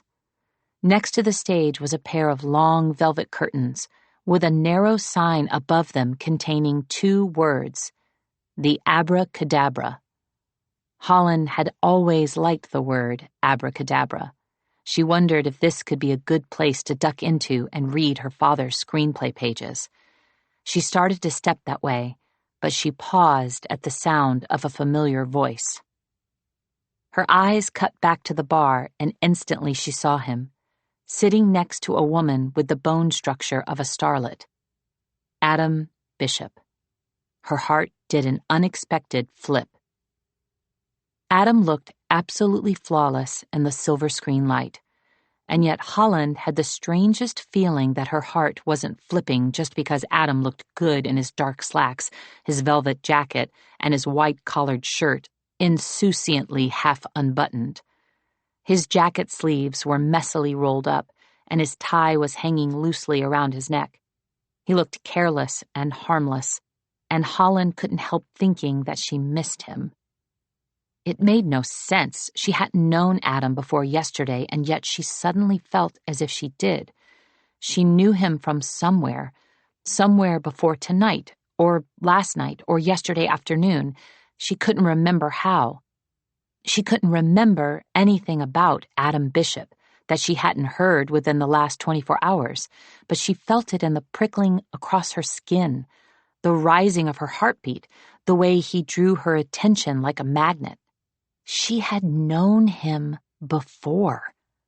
And it wasn't because he was her sister's partner. He was someone to her that she couldn't remember. Suddenly she wanted him to look at her, to see her, to notice her. She was feeling far too aware of everything about him. He didn't look as if he'd been shot last night. In fact, he looked as if he'd never been shot. She thought once again about how time moved differently here. If Adam had been brought to the Regal after his injuries, then days, possibly weeks, had passed for him, while it had been merely hours for her. He was now grinning, intoxicated wide, his entire attention on the stunning woman beside him. She was dressed in a gown with 40s-style cap sleeves, a plunging neck lined in fine crystals, and a pair of ruched gloves. It seemed he'd forgotten all about Holland and the promise he'd made to January, which was fine. Holland didn't need Adam to notice her. She was probably feeling this way about him because of the strange visions she'd been having. She tried to shake it off, nearly bumping into a server who was ferrying a tray of frothing drinks, covered in glass cloches. Then another server passed, carrying drinks garnished with popcorn, which seemed to be a popular snack at this hotel. "Dance with me." The words, barely audible above the din of the bar, were followed by an uninvited hand on the small of Holland's back. "I'm sorry, I'm not really in the mood, and I'm not really asking." The hand at her back moved possessively to her waist, confident fingers turning her until she was face to face with Adam. Her heart kicked up nervously. Adam smelled like citrus and vodka, and this close, Holland could see it wasn't just his tie that looked loose and undone. Everything about Adam Bishop looked perfectly negligent and disreputable in that charming way only really attractive men could pull off. "You're drunk," Holland blurted. He grinned with an unfairly perfect smile. "It's good to see you, too. I'm glad that mercenary didn't kill you. And yes, I'm just swell. I didn't almost die. Thank you so much for asking." His hazy eyes sharpened, some of the intoxication slipping away and revealing a hint of something like anger. Then he was spinning her around in the middle of the dance floor as he drawled, "I'd offer to buy you a drink, but I believe you actually owe me for all that taking a bullet for you business." Adam waved down a server before Holland could object. She started to say, "I'm really sorry about the shooting. I made a terrible mistake and—" "Hello, sir. What may I get for you?" The server cut in with a deferential nod toward Adam. "Hi, yes, the lady would like to buy us some drinks. She'll have a Shirley Temple with extra cherries." He looked at Holland and winked. "And I'll take a sidecar." Chapter 31. For a moment, it felt like a flashbulb second. Time stopped. Entirely. The bar looked like a still photograph. The background was a blur of grays and whites. Holland could see figures, but not faces, except for Adam Bishop's. He was fallen angel beautiful, with his golden hair and devilish smirk. He was also drunk and cavalier. Adam was not the calculated villain Holland had always pictured, but that didn't mean he wasn't a villain. In the book of Revelation, the devil was referred to as the great deceiver. What if Adam had deceived everyone? January, the bank, Holland. "You're looking at me as if I've done something wrong," he murmured. "I just really hate Shirley Temples," Holland said, because suddenly she didn't know what to say. Should she ask if he was the devil? Would he tell her the truth? What then if he admitted it? The Shirley Temple was supposed to be a joke. A sheepish smile played across Adam's lips, and for a second, he looked so innocent. He looked like the sort of boy next door who would sneak in through your window and steal a few kisses, not make a deal for your soul. "Good evening, folks," cried the singer on the stage. "Before I get into my next song, I just want to remind you all about tonight's special. Bartender Bernard is visiting from one of our sister hotels in Charleston, where he's famous for making the perfect sidecar. I hope you all enjoy." The music started up again, and Holland breathed a sigh of relief. "You ordered the sidecar because it was the special?" A half smirk. "And it has a great name. Have you ordered one before?" Adam narrowed his hazy eyes. "Why all the questions?" "No reason." She started to pull away.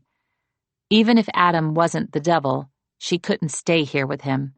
She needed to get somewhere safe to study her father's screenplay pages. "I should let you get back to your—" She caught a sudden flash of red out of the corner of her eye. Men wearing red ties, 4 of them, had entered the bar. The rest of their suits were still black and white, but somehow their ties were brilliant red. The air in the bar immediately shifted. The music on the stage stuttered. The chatter of voices hushed. The singer accidentally sang the wrong line of lyrics. Adam was the only person in the room who didn't seem to care. He pulled Holland back into a dance, giving her no choice but to wrap her arms around his neck, and when he spoke again, his voice was almost playful. "I need you to tell me, did you somehow sneak in here without a key?" "No, I have a key." "How did you get it?" "It's January's." His eyes narrowed by a fraction. "Did she give it to you?" "No, I found it." Adam gave her a look that made Holland think she'd given him the wrong answer, but there wasn't time to explain. The red ties were at the edge of the dance floor now. People quickly scurried out of their way. Holland felt like she needed to run. "Stay with me." Adam held her a little closer. "If you don't, those thugs will escort you from the Regal and prohibit you from ever returning." "And you think you can stop them?" Adam scoffed, offended. Then he turned to the red ties and flashed the most confident smile Holland had ever seen. The red ties stopped moving. "Good evening, Mr. Bishop," said the broadest red tie in the group. He was at least twice as wide as Adam, yet Holland swore there was a distinct tremor in his voice. The three others flanking him didn't say a word, just stood there, rigid. Adam made a vaguely annoyed sigh. "Did you need something?" He let the hand on the small of Holland's back dip lower and lower. A blush crept up her cheeks. "Please forgive the intrusion," said the red tie who'd spoken before. "Unfortunately, the young woman you're dancing with is not a key holder or a registered guest." "Then put her on my guest list," Adam said lazily. But one of the other red ties piped up. "You heard what he said," the first red tie cut in. "Forgive us once again for the intrusion, sir. Can I have some complimentary drinks sent to your table?" Adam ordered 2 drinks, which weren't sidecars or Shirley Temples. Then he waved a dismissive hand, and the red ties left as quickly as they'd come. On the stage, the music returned to its regular tempo. Everyone was back to dancing and chattering as if nothing had happened. But Holland felt shaken. She unwrapped her arms from Adam's neck. "Thank you for your help, but I think I can manage on my own from here." Adam grabbed her hand and reeled her back before she could step away. "I don't think you understand how this works. You're my guest, which means if you want to stay in this hotel, you need to stay with me for the next 24 hours. "Why 24 hours? "It's hotel policy. Official key holders can stay as long as they want, but guests are only allowed to stay 24 regal hours. So, until then, I say either we get drunk at this bar or—" Adam looked her straight in the eye, and every hint of charm and carelessness vanished. "You tell me what happened after I got shot and why you look as if you're running for your life right now." Holland froze. She was tempted to tell him something along the lines of what she'd said to Eileen. She'd only met Adam yesterday. Trusting him didn't make any sense. But her sister trusted him. Her sister had sent him. Holland had a lot of questions about a lot of things, but she knew all the way down to her bones that her sister loved her. Whatever secrets she'd been keeping, it was for a good reason. And if she'd sent Adam Bishop to keep Holland safe, that was for a good reason too. "I'll tell you what happened," Holland said, "but I don't think we should talk here." Chapter 32. The color returned as soon as Holland stepped into the elevator with Adam. There were just 2 buttons. Main floor, penthouse. Holland wondered what kind of money or power a person must have to own the key to a penthouse in a place like this. A bell chimed, the door opened, and the enormous space on the other side answered her question. More.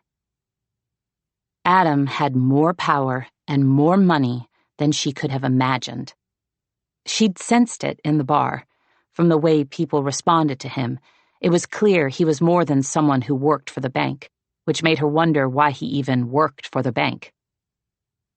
Across from her, a row of perfect windows looked out onto the most extraordinary skyline she'd ever seen. Adam didn't even glance at it. He dropped his key in a bowl by the elevator before shucking off his velvet jacket and tossing it onto a taxidermy fox. Now that he was back to color, she could see his slacks were black, and his jacket was a striking red velvet. In fact, the entire penthouse was a striking shade of something, all deep aquamarine, rich emerald green, shimmering obsidian black, lines of brilliant gold and touches of creamy alabaster. Holland wondered if this was actually Adam's preferred decor, or if the hotel rooms only came in bold, rich colors. It was the sort of place you weren't supposed to wander around and touch things, but that was exactly what Holland wanted to do. She half expected to find fancy art on the walls, the kind that had been stolen from museums years ago, but what she found was even better. There was a row of some of the rarest movie posters she'd ever seen. A Metropolis poster in German, King Kong from 1933, Frankenstein from 1931, The Black Cat from 1934, and her favorite, a Casablanca poster from a 1947 release in France. Her father had mentioned the rare Metropolis poster in one of his old interviews, and Holland had fallen down a rabbit hole lined with old film posters after that. She wanted to ask Adam about the collection, but her attention snagged on a framed black and white picture sitting on top of the minibar. It showed two men with arms around each other's shoulders.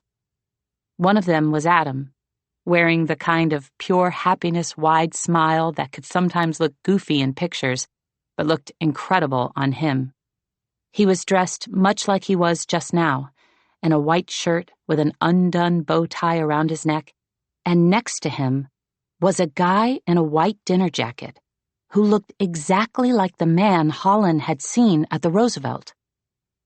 Her skin prickled as she remembered the familiar way he'd looked at her, and she couldn't help picking up the picture. "Who is this?" Adam's smile immediately vanished. "That's my older brother, Mason." He looked at the photo almost as if he'd forgotten it was there. The sort of thing he'd passed by every day without really seeing it. But now that he remembered it, he wished he hadn't. Clearly, it wasn't something Holland should ask more about, but it felt like too strange a coincidence for her to just set the picture down as if it was nothing. "Do you know if he knows my sister?"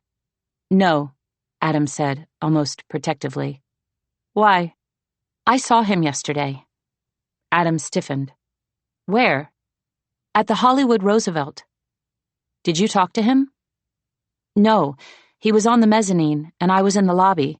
I just remember because he looked at me as if he knew me, like really knew me, which didn't make sense until you said he was your brother, and I thought maybe he mistook me for January. My brother just has an effect on people." Adam glanced again at the photograph. His eyes were still a little unfocused, but they seemed to sharpen as he spoke. "When I was a kid, I idolized him. He was the center of the universe wherever he went. Mason always said the right thing and did the right thing. I thought he was the kind of good I would never be." Adam went quiet in a way that made her feel as if there was a but, followed by another sentence he didn't want to say. "What happened?" Holland asked. "It's a long story, one that's not particularly flattering for either of us, but it ends with me no longer idolizing him." Adam took the picture from Holland and placed it face down on the minibar. "So," he said, in a new tone that made it clear he was done with the subject, "tell me what you think about this place." He dropped onto the sofa. It was a deep aquamarine velvet, shaped like a horseshoe, and it seemed to say, "I'm bigger and bolder and fancier than your practical beige couch." It's very nice." Adam made a wounded face. Nice is such a disappointing word, but honestly, it is a little much for me. I don't spend a lot of time at the Regal. Holland eyed him skeptically. "You don't believe me?" "I don't know. You seem to be having a good time at the bar downstairs." "I can have a good time anywhere." Adam lounged back and threw his arms wide across the cushions. "After I was shot, the bank brought me here to heal, and I've spent a lot of time at that bar. That's when I heard the rumors that you were the girl with the alchemical heart. I'm sorry to disappoint you, but you were misinformed. I don't have it." "Good." Adam's drunken playboy grin returned. "We can have some fun now." Holland frowned. It seemed to her that everyone wanted the alchemical heart. Why didn't Adam? Her eyes wandered around the lavish penthouse once more. This place must have taken up at least half of the Regal's top floor, if not all of it. And he hadn't even deigned to look out the window. He clearly had the money, and he probably had all the shiny toys, but he really didn't seem to care about it. "Don't get me wrong," Adam said. "I'm not indifferent to the power of the alchemical heart, but searching for that thing is a good way to die, and I really like being alive. I also really enjoy not being shot." "Is that why you didn't come looking for me after you recovered?" Adam cocked his head to the side. "Are you hurt that I didn't ride to your rescue on a white horse?" Hurt was not the word Holland would have used, but she did suddenly feel worried. Her hands went to the charm around her neck. She had just assumed that Adam had brought her up here to help her, and that once she told him about her treasure hunt, he would fully be on board. But now she realized Adam's idea of help might only go as far as getting her drunk in this hotel room. For a fraction of a second, she missed Gabe, but only for a second. She refused to think about him longer than that. "I'm not hurt," she finally said. "Are you mad? Because you look kind of pissed." Adam reached toward the coffee table, then frowned when he seemed to realize there weren't any drinks. He shoved up from the sofa and started toward the minibar. "You want a drink?" "I want to find the alchemical heart." Adam shook his head. "That's a good way to get killed, and your sister asked me to keep you alive." "In that case, you need to help me find it," said Holland. "The watchman called me yesterday." Adam froze. "What did he say?" "He told me I'd die at 11:59 on Halloween night, unless I find the alchemical heart." Adam slowly ran a hand over his jaw and cursed under his breath. "So let me get this straight. You're going to die tomorrow, and you still don't want a drink?" Holland picked up a pillow from the sofa and threw it at him. "I'm being serious." "So am I," Adam said. But he'd stepped away from the minibar and now looked as if he was trying to sober up. "What do you need from me?" "I thought you just said looking for the alchemical heart was a good way to die." "I did, but if I let anything happen to you, then your sister will kill me." After everything Holland had learned about January in the past 24 hours, she had a feeling Adam was being more literal than figurative, and she loved her sister dearly for it. "If you're really willing to help me," Holland said, "then we need to find the watchman." Adam looked at her, bemused. "Why?" Holland considered telling him about her father's screenplay. Adam's lack of interest in the alchemical heart made her feel better about trusting him, but she also felt as if she couldn't share her father's last words with anyone. "Would you believe me if I said I have a hunch?" "Not even a little." "What if I said I don't know where the alchemical heart is, but I have a clue from a very reliable source that we need to go see the watchman?" "Better, but if I'm going to risk my life to get mixed up in this, I need a little more than that." His gaze cut to her satchel. Holland wondered if perhaps he was more sober than she thought, or maybe this was just him turning off Playboy Adam from the bar and turning on the Adam her sister had sent to watch out for her. "I can't give you more right now," Holland said. "I'm trusting you because my sister trusts you, but I'm going to need a little more than that if you want to know everything." Adam smirked. "How about I take you to the watchman and we can renegotiate after that? So you know where he lives?" Adam looked instantly insulted. "I know where to find everyone. Why do you think your sister asked me to watch out for you?" "That's what I keep asking myself." This earned her an actual grin, the kind that made his hazel eyes light up. "This world you're in now is not very welcoming to outsiders. I know I'm not the most responsible person, but I can get you through any door you need." He said it the way someone else might have accepted a dare, as if he couldn't wait to show her how good at this he was, as if the idea of her dying was just a challenge, not an actual threat. Holland didn't know if she found his cockiness unnerving or reassuring, maybe a little bit of both. There was something about Adam Bishop, some unnameable quality that made Holland feel as if either he was going to be her unlikely drunken savior or he was going to be the end of her. Chapter 33. "I'm going to go change," Adam said. "Feel free to snoop or steal things from the minibar while I'm gone."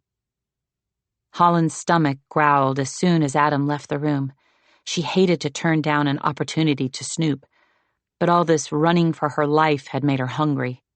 She also found herself quite curious as to what sort of minibar a place like this possessed. To her surprise, it was modest, the size of an old record player cabinet. She was about to open it when she noticed a peculiar sort of button on the wall beside it. The button was in the middle of a small golden frame, situated below the words, "Press for Champagne." Holland was of course about to press it, but then she noticed a notched dial beneath the frame. Her fingers tingled as she gave it a turn. "Press for Sidecar" now appeared in the frame around the button. Clearly, the hotel was pushing this special, and yet she felt just a little inkling of worry. So many of the other people in her life were not who they seemed. She gave the notch dial one more turn. "Press for Popcorn" now appeared. Her stomach growled again, and she pushed the button. She wasn't entirely sure what she expected to happen, but nothing resembling popcorn appeared. She looked toward the elevator, wondering if someone from the hotel would deliver it. Then she heard a popping sound coming from inside the cabinet. She turned back and finally opened the minibar doors. Holland didn't notice if her fingers tingled, if there were sparks, or if the air around her changed for a second, but she did know this was magic. It wasn't the simple magic of timeless things or big rabbit hole magic. It was something in between. The cabinet smelled like butter and sugar and that first moment when you step into a theater. Inside it was a small stage lined in red velvet curtains, and in between the curtains were 3 tall pink and white striped boxes. Holland watched in wonder as they filled, until the popcorn overflowed onto the candy bars positioned in front of the stage. None of the candies were familiar. They all came in ultra-bright labels with shiny foil wrappers that said things like, "Taste a ray of sunshine" and "Bite into nostalgia." The popcorn appeared to come in 3 flavors: butter, caramel, and cheddar. Holland took the caramel box. Then she couldn't help herself and grabbed one of the candy bars too. The best memory you've forgotten. "What did you find in there?" Holland spun around at the sound of Adam's voice, spilling some of the caramel corn onto his perfect floors. He looked like that old Lana Del Rey song come to life, dressed in blue jeans and a soft white shirt. He must have taken a shower because he smelled clean and botanical, and his golden hair was damp at the tips. A drop of water fell onto his forehead as his eyes moved from the candy bar she held in one hand to the box of popcorn in the other. He grinned, clearly entertained. "How did you get popcorn?" "The button." Holland motioned toward the wall, but now the words over the button were, "Press for whiskey." "That's strange." "It changes depending on who's using it," said Adam. She was about to ask him to turn the dial, to see what else came up for him, but after stealing a handful of her popcorn, he started toward the elevator, and Holland didn't want to stop him. It was time to visit the watchman. Today is going to be a scorcher, friends. Most of Los Angeles is scheduled to hit triple digits by noon, making today the hottest Halloween in Southern California history. This should be good news to everyone who's excited about wearing their slutty Halloween costumes. I'm expecting to see lots of skin tonight, but friends, please be careful. I don't know what's going around. Maybe it's just the heat. But in other record-breaking news... Adam switched the radio station to one playing music. Holland wondered if he thought the music might relax her. She'd wanted to find the watchman right away, but now that they had left the Regal, Seconds were skipping over each other and rapidly turning into minutes. The clock on the dash read 11:16. They'd already been driving for a half an hour. Noon was rapidly approaching. Half the day was almost gone. Adam put a hand on her leg. She was certain it was just to calm her, and to her surprise, it did. She continued to feel as if she'd known him much longer than one day. He had let her drive his car, since he wasn't entirely sober. He made a surprisingly good passenger, not commenting on her driving or worrying about the way she handled his fancy car, which made her suspect he owned more than one. "Up here," he said softly. The Beverly Hills Hotel was one of the first hotels Holland and her friends had visited after hearing the professor's sidecar myth. It was the type of place where the pink and green colors never faded, the neon never blinked, and if you spent an afternoon by the pool, it was easy to believe your life would always feel like the glossy cover of a magazine.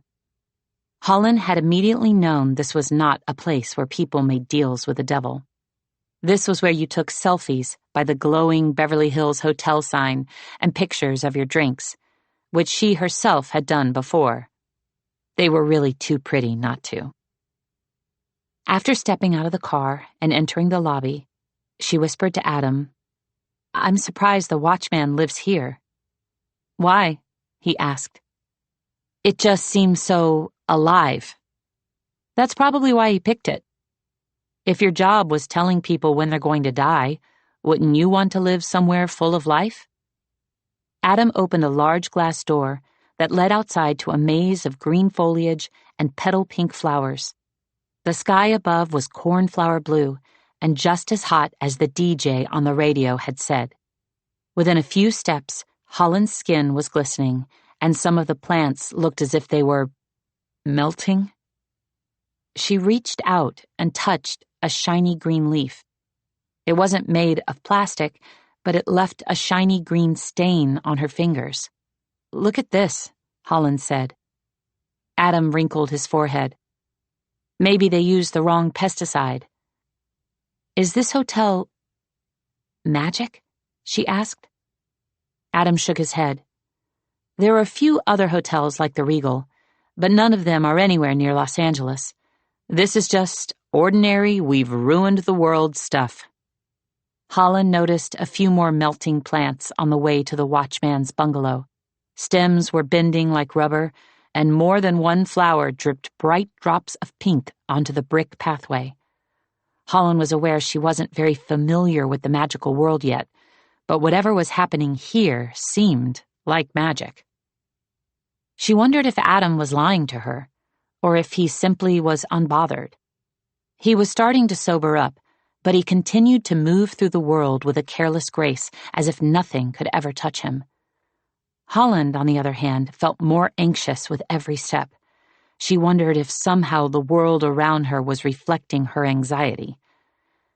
She swore she saw steam rising off the bricks that led to Bungalow 22. The building was painted one of the Beverly Hills Hotel's signature shades of pink and was shaded by a lush collection of tropical plants. Adam knocked on the door. "I hope this is the right one." A second later, an older gentleman answered. He wore a long brocade smoking jacket and a curious expression. "Are the two of you lost?" "I hope not," Adam said. "We're here to see the watchman." The curiosity fled from his expression, and so did the kindness in his eyes. "I'm afraid he doesn't welcome unsolicited guests. Tell him Mason Bishop's younger brother is here." The older man's face went a little gray. "It's all right. Let him in, my love," said a voice behind him. "Seems it's your lucky day." He put on an imitation of a smile and slowly opened the door. Holland had never been inside one of these bungalows, but she knew several of them were inspired by the hotel's more famous guests. Number 1 was Marilyn Monroe's, number 5 was Elizabeth Taylor's, and this one was clearly Frank Sinatra's. It was a mid-century modern masterpiece, complete with an elegant black grand piano, a vintage record player spinning out the song Witchcraft, and tall pillars and golden walls.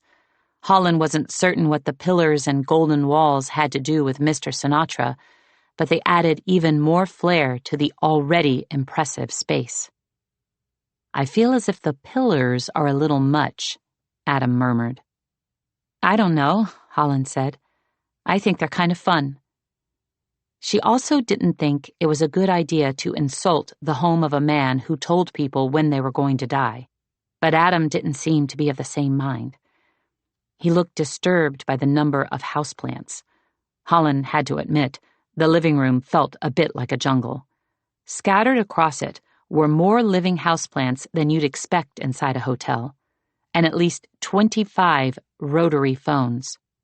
Another gentleman, the same age as the man who'd opened the door, was talking on one of the phones. "I suggest you take more walks with your partner, make time to watch the sunset, and stop eating those poison cookies. Good day." He set the phone down carefully before slowly approaching Adam and Holland. He appraised Adam with slitted eyes, which only seemed to amuse Adam, but the man smiled widely when he saw Holland. "I was hoping I'd have the pleasure to meet you someday, and I'm flattered you'd pay me a visit on a day with such limited time." He took her hand and shook it between both of his. This must have been the watchman, but his voice didn't sound like the one Holland had heard on the phone. She distinctly remembered that voice having a mid-Atlantic accent, but this one sounded very typical Californian. Slow, easy, relaxed. "What happened to your accent?" He smiled wider. "It's purely affected. I found it helps with the calls. The accent also gives me a separation between work and life." "So, being the watchman is your job?" He wobbled his head. "It's a complicated story. I'd be happy to tell it to you. Believe it or not, Ernest and I don't get too many visitors, but with your limited time, Miss St. James, I'm supposing you're here for a different tale." Holland actually had no idea what she was supposed to be there for, but she felt a once-familiar rush, that pitter-patter of excitement she used to feel on one of her father's treasure hunts, the burst of joy that came with chasing a clue and discovering she was right. Her father's hint to find the watchman had seemed rather obvious, but she still felt a swell of satisfaction to have it seemingly confirmed by him.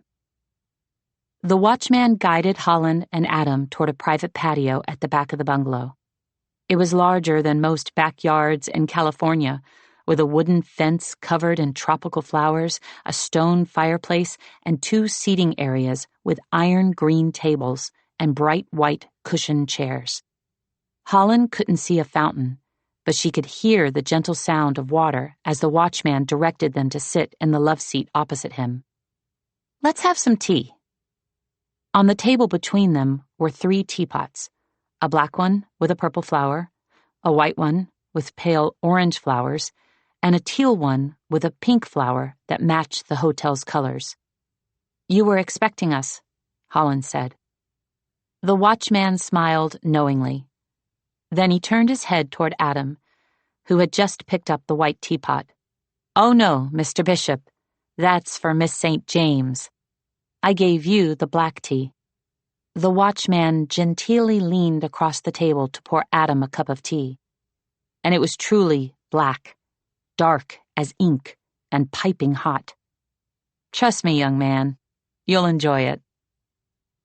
The watchman kept his keen gaze on Adam until finally Adam brought the cup to his lips. He blew away the steam and took a long, intentional sip, clearly not wanting to offend the man who tells people when they will die. "It's delicious." Adam said it as if he didn't truly mean it, but the watchman smiled all the same before turning to Holland. It was her turn now. She poured herself a cup, took a cautious sip, which was actually quite refreshing, and she said as much. "You're very kind." The watchman poured himself a cup. "Now, let's move on to the reason I assume you came here." Let's talk about your father. Chapter 34. I loved your father's films, the watchman began. A tabby cat with gold and white fur came over and rubbed itself against his legs. He petted its head and said, I even named my cat Red because of the price of magic. Holland smiled. She couldn't count the number of times people had referenced her father's films in front of her. But this was the first time someone had ever done it knowing who Ben Tierney was to her. It was something Holland had imagined, but never experienced, and it made her feel like a happy puddle, as if part of her had melted in the sun. Then she remembered Adam was sitting right next to her. She nervously turned his way. His eyes were already on her. He looked unsurprised, but not unmoved. He already knew. Adam's eyes had lost their smile, and his mouth had tipped down at the corners in a way that seemed to say so much more than sorry. Holland wondered when January had told him. She wondered why January had told him, although neither of those things mattered half as much as the fact that January had trusted Adam enough to tell him. That one fact felt like everything Holland needed to know. Such a tragedy that Ben never finished the third film, the watchman continued. He once told me he loved writing about characters like Red because he needed to believe that an ordinary man with nothing but metal and grit could come up against the most extraordinary forces of our world, the unexplainable, the unbelievable, the grossly unfair, and prevail. He looked at Holland meaningfully, and she felt a bittersweet something twist inside of her. She wasn't sure if this quote was a breadcrumb her father had intentionally left, or if it was just something he'd said because that's who he was. Either way, she was glad to hear it. So you actually knew my dad? Knew might be taking it a little far. I had the honor of a brief meeting with Ben before his tragic passing. He had a heart, and he was one of those rare people who only became better at using it throughout his life. But I'm getting ahead of myself. The watchman paused to take a sip of tea, and he must have been waiting for Holland and Adam to do the same, because he didn't continue until they did. Your father came from one of the old families. I'm not sure I understand what you mean by that, Holland said. There are two types of people in this world. Those who are born into it, like your friend, Mr. Bishop, and those who find it at some point during their lives, and then spend the rest of their lives trying to fit into it. The watchman took another slow sip of tea. Again, he sat and smiled until Adam and Holland did the same. Still, Holland couldn't relax. Sitting in a garden sipping tea was a luxury she didn't have time for. She wished the watchman could go a little faster. Your father was the first type, the watchman continued. And not only was he born into a family with magic, but he was born into a family that has possessed magic for centuries. This was news to Holland, and yet somehow she wasn't entirely shocked. Perhaps because she had always believed in magic. She wondered if her father had planned to tell her someday, or if he'd designed his treasure hunts so she would find out on her own. In your father's family, it was tradition that the children would always call me on their 18th birthday. Given that the Tierneys were a practical old magic family, they believed there was no point in bequeathing an inheritance to a child who would die before the age of 40. Couldn't the children just lie about their time of death? Holland asked.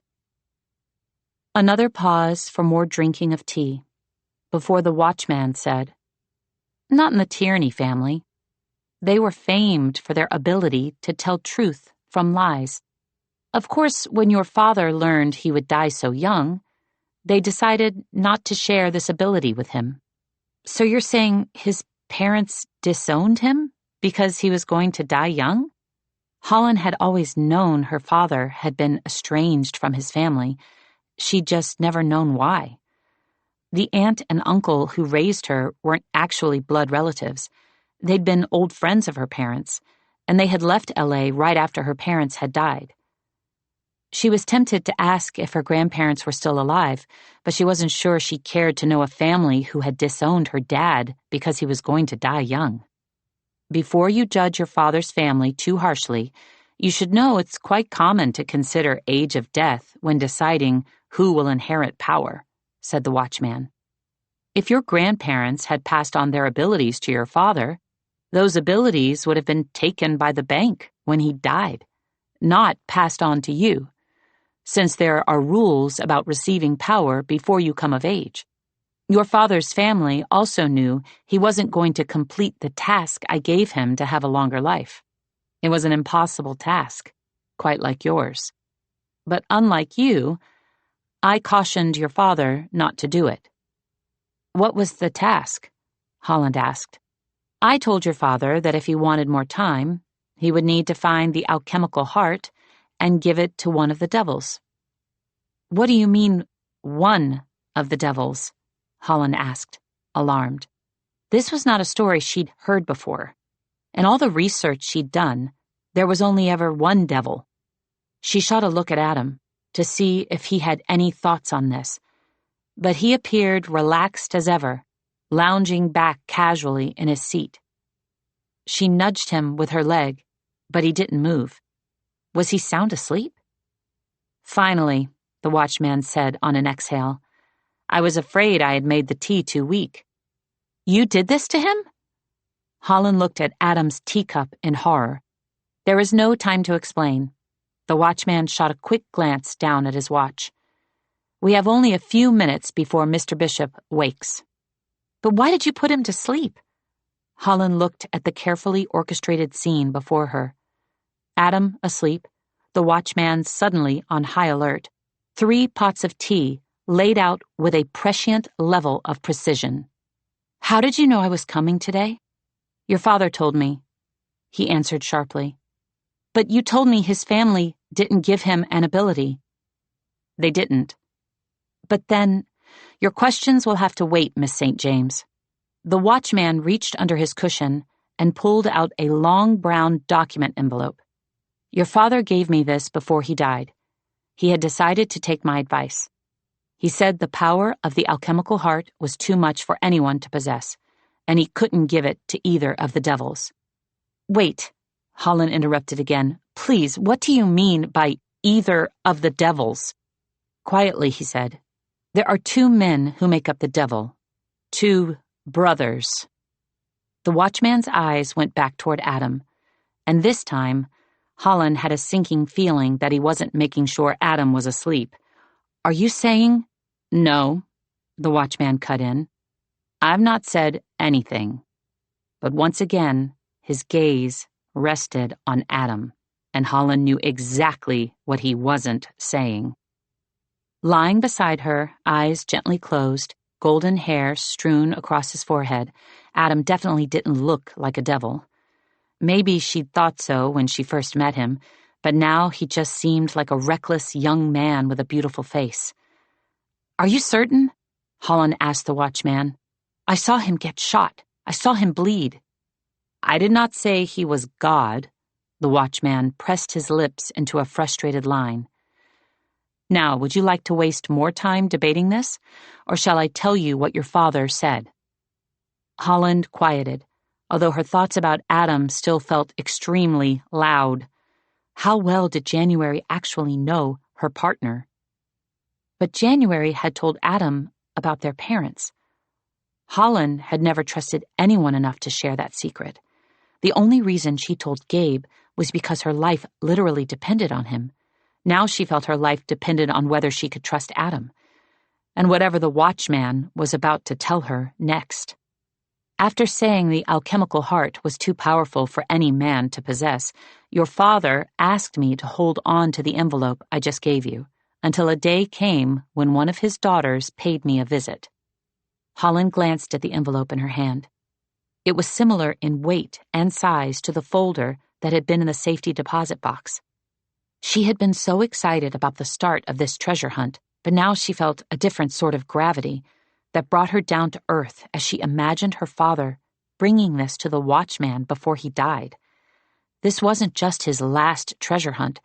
This was his dying wish for her. She couldn't let him down. And yet, she still didn't understand how her father had known the exact minute when she and Adam would come, unless her father had been in possession of the alchemical heart, and the alchemical heart had given him the ability to see into the future, just like it had given abilities to the people who had come across it in the chain library. Holland's fingers tightened protectively around the envelope. My father had the ability to see the future, didn't he? The watchman sighed. Visions of the future can be deceptive. I don't know what your father saw, but I know that whenever someone asks me the time, I always see multiple outcomes. The future's course does not become fixed until it turns into the past. And for what it's worth, the tabby cat purred. The watchman checked his watch. We're almost out of time. Hurry, Miss St. James. Put that envelope in your bag and do not show it to anyone. Hurry, he repeated. Miss St. James, put that envelope in your bag and do not show it to anyone. Holland looked at him, confused. Beads of sweat had formed a damp line across his brow. Or was it blood? Several of the drops looked darker than the others. Are you all right? Hurry, Miss St. James. Put that envelope in your bag and do not show it to anyone. A bead of the unnervingly red sweat fell from his face, and then he froze. His mouth, his eyes, his hands hovering above the table. Nothing moved. Even the bead of red sweat didn't drop to the table. It remained suspended in the air. Holland's chest went so tight. For a second, it felt hard to breathe, and she thought perhaps she might freeze too. She frantically grabbed the watchman's hand and tried to shake it, but nothing happened. This felt terrifyingly similar to what had happened at the bank with the professor, but this was lasting even longer. Then the cat purred, and finally time seemed to start again. The drop of sweat fell onto the table. Hurry, put that envelope in your bag and do not show it to anyone, the watchman said again, as if he'd never said it before. Holland quickly shoved the envelope in her satchel next to the pages of her father's screenplay. Sir, I think you're bleeding. She pointed toward his forehead. The watchman dabbed it with a napkin, just as Adam blinked his eyes open with a slightly bewildered expression. I'm afraid that's all I have for you, said the watchman, as if he'd just finished answering a question. The blood on his forehead was already wiped away. Holland really wanted to ask about it, but she wasn't sure how she could without mentioning the words he'd just repeated. If she mentioned those words, Adam would know there was something in her bag, and yet for a second she debated it. Something was broken or breaking, and Holland had a terrible feeling it was somehow her fault. Beside her, Adam wiped the sleep from his eyes. How long was I out? Not long, Holland said, but I'm afraid we need to go. She turned to the watchman. Thank you so much for your time and for the tea. She rose to her feet on legs that were suddenly shaking. She knew she couldn't stay. She just hadn't yet figured out where to go. Back to the Regal seemed like the obvious choice, but if she went there, she would have to stay with Adam, and Holland was feeling less certain that trusting him was a good idea. She thought about asking Adam if she could call her sister, but that had only given Holland a false sense of security with Gabe. Perhaps it was just better to leave Adam and go it alone from here, even if that idea scared her. Chapter 35. It was 12:59 p.m. There were 11 hours left. As Holland and Adam left the watchman's bungalow, she noticed a number of people already in costumes. She saw a sexy Little Red Riding Hood holding hands with a wolf, and just before re-entering the main hotel, she and Adam passed an angel smoking a cigarette and talking to a red-horned devil. So the watchman really didn't say anything useful while I was asleep? Adam asked. No, Holland said, trying to keep her voice casual. He just told me how much he loved my father's films. Adam frowned, unconvinced. If the watchman didn't have any information, then do you want to tell me why you thought coming here was a good idea? It was just a hunch, Holland said. Adam continued to watch her warily and accidentally bumped into a couple coming out of their room. Sorry, he apologized. Then his eyes were back on Holland, sharp and accusatory. Why are you lying? I wasn't lying.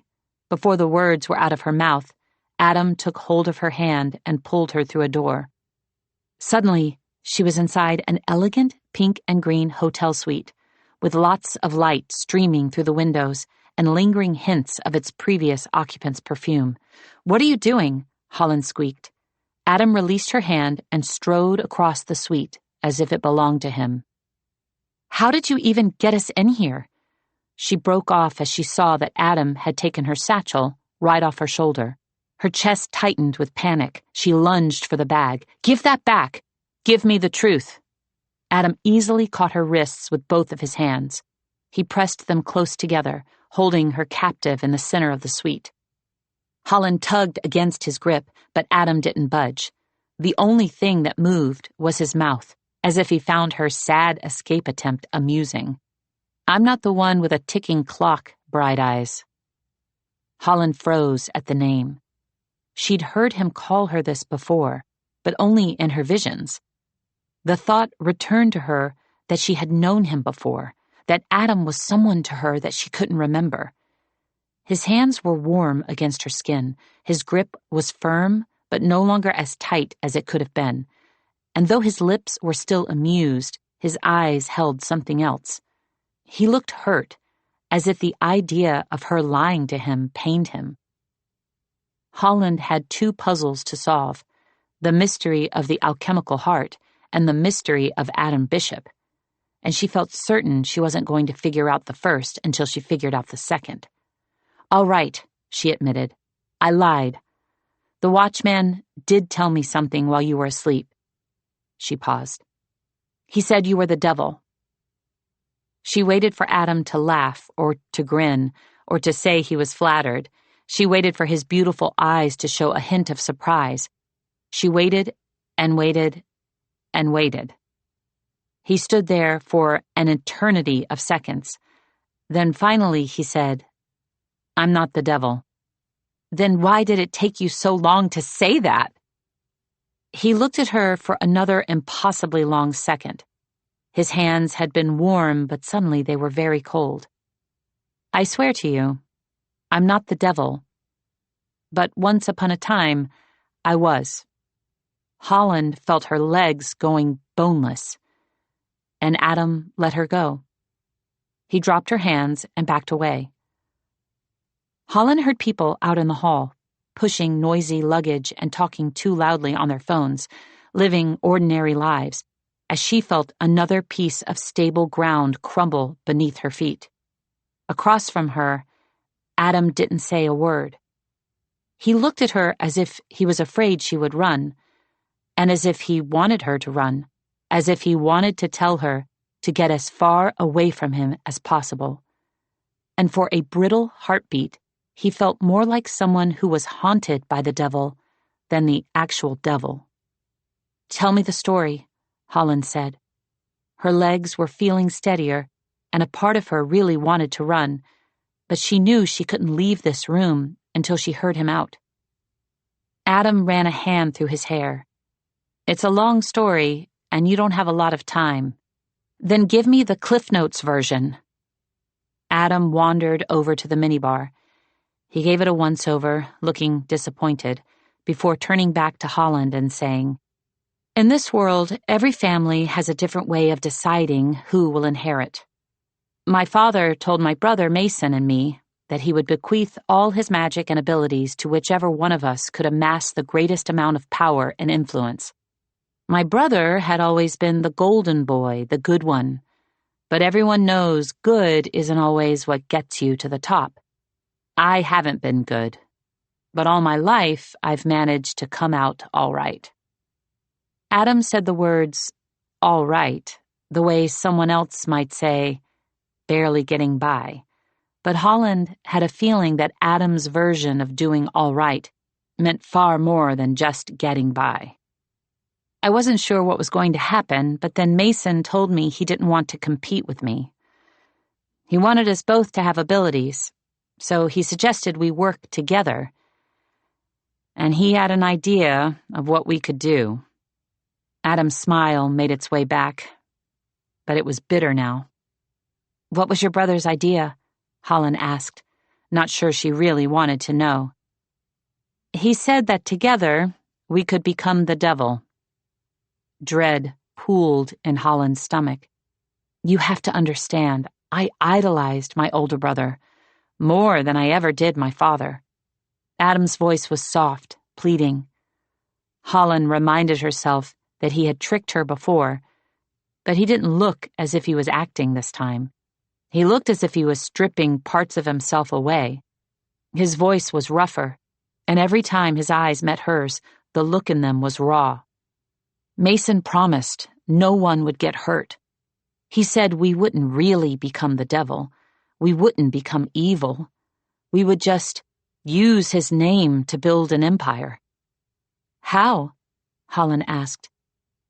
"Everyone has heard of the devil," Adam said, "but most people couldn't tell you what he looks like, where he lives, or what his favorite drink is."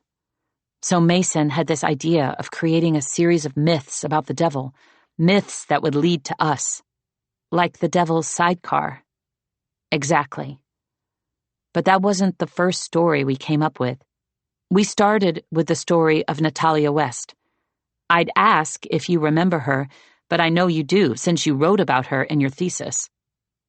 For a second, he looked vaguely impressed. "My brother and I never made a deal with her, for the record. But we claimed that we did. We started a rumor that Natalia West's rise to fame was because she made a deal with the devil.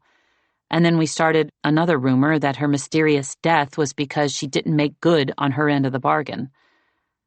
When my brother first suggested it, I remember the way he smiled at me, like it was all just smoke and mirrors and fun. And I believed him. Mason said we weren't ever going to kill anyone." Adam looked down at his hands, and Holland had the impression he wished he was holding on to a drink. "Mason said if people believed the devil lived in Los Angeles and had the power to make people famous, then they would come to us. And they did. After starting rumors about the devil, my brother recruited people from families with lesser abilities to work for us. That's how we started collecting favors. Mason used the abilities of others to get people without abilities or magic through doors they couldn't open on their own. And once he got people through those doors, they all owed the devil favors." "And what was your role in all this?" Holland asked. Although that wasn't the only question she had. This whole story was making her head spin. In all her research on the devil, it had never occurred to her that it might just be a man, or two men, using the devil as a persona. When Adam had mentioned Natalia West, Holland had felt briefly triumphant that she'd figured out the truth, but now she felt as if she'd been tricked, just like everyone else. "At first, I spread a lot of rumors and set up a lot of meetings. I'd go out around LA, meet girls who were pretty but not beautiful, talk to men who were smart but lacked social skills, or excellent actors with unattractive faces. Then I would tell them I could change all that. We started by making deals with mostly actors at first, but then my brother wanted people who wielded even more power to owe us favors. He always wanted more. And he got it until our father found out." "Wait, I thought you were doing this for your father." "We were, but he was not impressed. It was the first time I'd ever seen him disappointed in Mason. My father said we were no better than petty mobsters and that he was going to find another heir. The next morning, my father was dead, and Mason had all his abilities." Adam shook his head, as if he still couldn't believe it. The worst part is, I didn't put it together right away. I thought we'd broken my father's heart, and that was why he died. But it wasn't heartbreak. It was Mason. Are you sure? Adam nodded, anger replacing his pain. My brother killed my father before he could find a new heir, knowing that by default, all our dad's abilities would go to his oldest son. And that's when I tried to end it all. I told my brother we needed to stop this. I never wanted to kill anyone. I never wanted to hurt anyone, Adam said. But the rough way he said the word hurt made Holland think that Adam had definitely hurt people. Holland had the sudden thought that he was going to hurt her, too, if she stayed. This story was the reddest of red flags to ever wave, and yet Holland found she was feeling less inclined to leave. If Adam was telling the truth, then he wasn't her enemy. His brother was. Is this when you had your falling out? She asked. No. Mason was happy to have the name of the devil all to himself, and I didn't have any of our father's magic, so I wasn't a threat. Not until I tried to take away Mason's abilities. What happened then? It didn't go well. Adam's eyes shot to the hotel room, checking to make sure they were still alone. You may have noticed in your research that no one has made any recent deals with the devil. Holland actually hadn't noticed this. She'd been so fixated on the past, she hadn't been paying attention to the present. But Adam was right. Holland couldn't think of any recent celebrity deaths she'd attributed to the devil. And for all her visits to the Roosevelt, she had never seen his brother there until last night. My brother still has his abilities, but he's not able to use them, for now. Why can't he use them now? Holland asked. It's nearly impossible to steal an ability from another person. The best I could do was something that would lock my brother's abilities away. But that all changes if he gets his hands on the alchemical heart. You think he's searching for it? Yes. Even before I made it impossible for Mason to use his abilities, he wanted the alchemical heart. He's always wanted it. Why do you think so many of the people he made deals with couldn't pay him back? Are you saying the only way to pay your brother back was to give him the alchemical heart? For a lot of people, yes, Adam said, grim. But that's impossible. Holland felt sick. And then she thought about her dad and how the watchman had said the only way for Ben to live was to give one of the devils the alchemical heart. But even as she thought that, Holland couldn't imagine her father making such a foolish bargain. Did you and your brother make a deal with my parents? She asked. No, Adam said immediately. I never made a deal with your parents. What about your brother? Adam frowned. Is that a yes or a no? I don't know, he said quietly. Even before our relationship ended, my brother did a lot of things I wasn't aware of. So he could have done it, Holland said. He could have been the real reason why my parents died. I can understand why you would want to believe that. But I meant what I told you yesterday. If you live through today, chasing the answer to this question will only get you killed tomorrow. My brother might not have access to all his abilities, but he's still incredibly dangerous. Holland scowled. There was no universe where she was not going to hunt this answer down. But Adam clearly wasn't going to help her do it. Does my sister know about all this? I don't usually tell this story over drinks. Adam looked back down at his hands, and then he held out her satchel like a peace offering. If you want to run now, I wouldn't blame you. Holland considered it. Walking away from Adam meant she wouldn't have to worry about trusting anyone. But it also meant she'd be alone. Holland didn't want to do this by herself, and if she succeeded in finding the alchemical heart, she could also help Adam stop his brother for good, and she really liked that idea. Holland flashed back to seeing Mason at the Roosevelt, how he clearly recognized her, and suddenly Holland wondered if she knew why. I was dating someone, she told Adam. Last night, he was murdered, And I found out he was only dating me because he'd been hired to look into my family. I found a gold and black folder in his apartment with detailed instructions about how to get close to me. Adam ran a slow hand down his jaw. Sounds like my brother. The gold and black have always been his calling card, and he doesn't have problems killing. I still have one question, Holland said. Only one? I'd ask more, but like you said, we're on a ticking clock. How old are you? This earned her a surprised smile.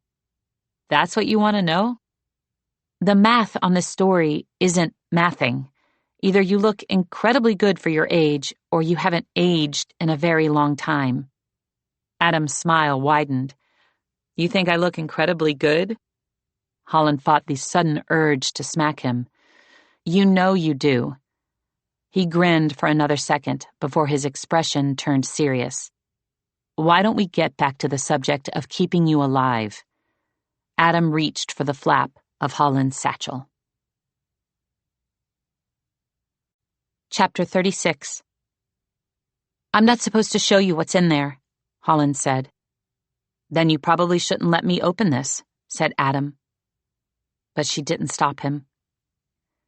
Adam had just confessed to being the devil once, but he wasn't the devil anymore. He was her sister's partner.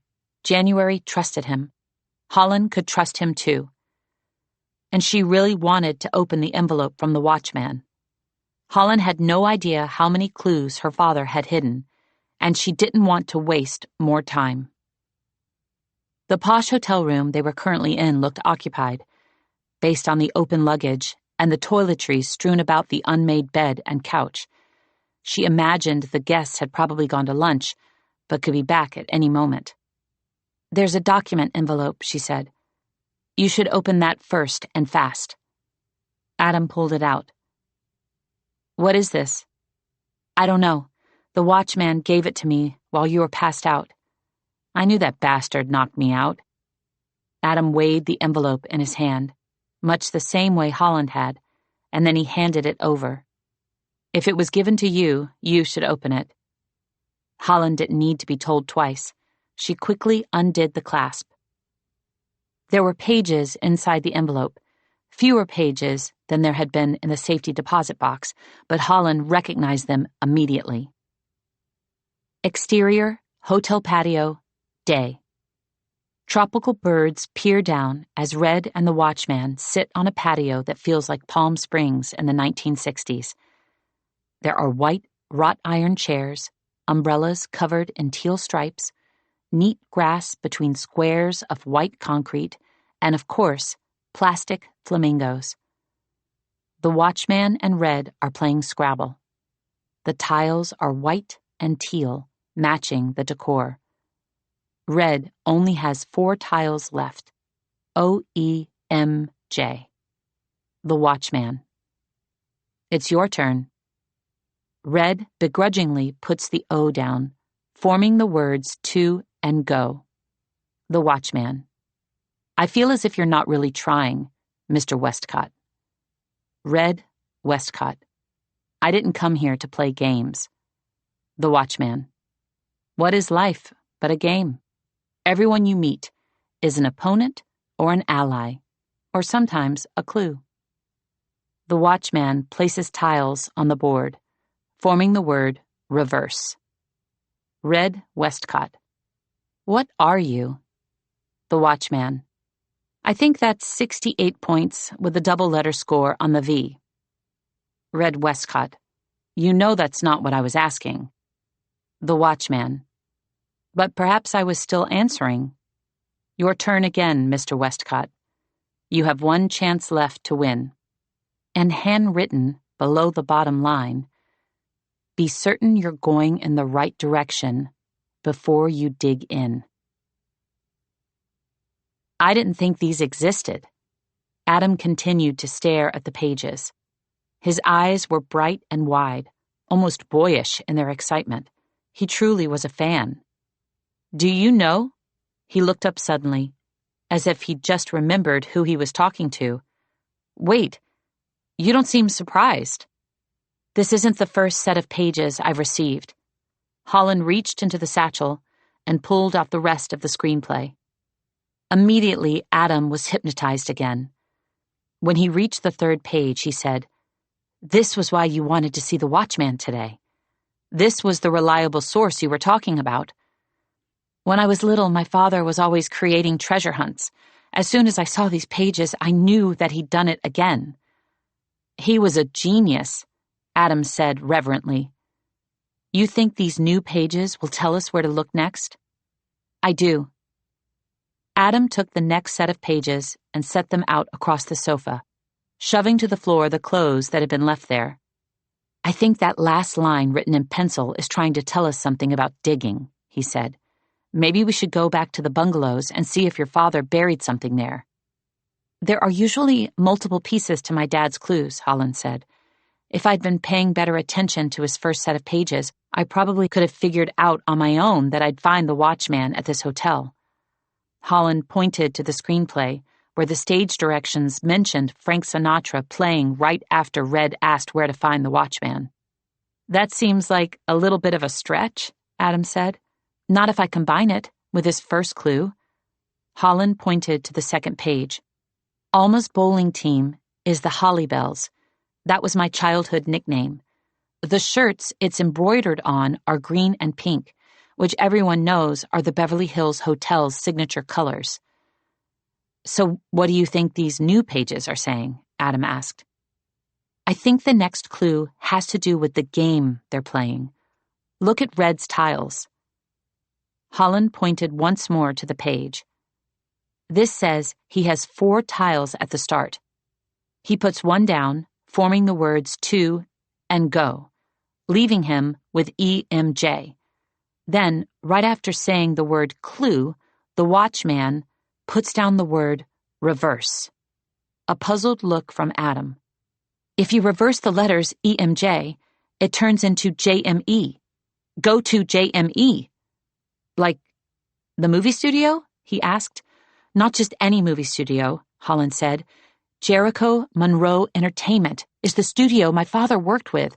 I think that's where we're supposed to go next. If my father buried something, I bet it's there." Jericho Monroe Entertainment was the perfect place to hide something. The studio was so large, it had its own zip code. It also had a fire department, medical offices, and an athletic center that included a full basketball court, tennis court, and pickleball court. "My friend Kat is an assistant for the head of the storytelling department. Just yesterday, she said to give her a call if I wanted a costume for tonight's party." "What party?" Adam looked slightly offended he wasn't invited. "The Hollywood Roosevelt's haunted Halloween ball. My friends and I go every year. If we tell Kat we want costumes, she'll get us on the lot. I just don't know where to look once—" Holland broke off as the door to the hotel room started to open. Chapter 37. "What the hell? Get out of our room!" Within seconds, a soundtrack of angry tourists' shouts filled the beautiful suite. Holland started to panic. Adam turned to her with a grin. "Don't worry, Bright Eyes. This is not how we get caught."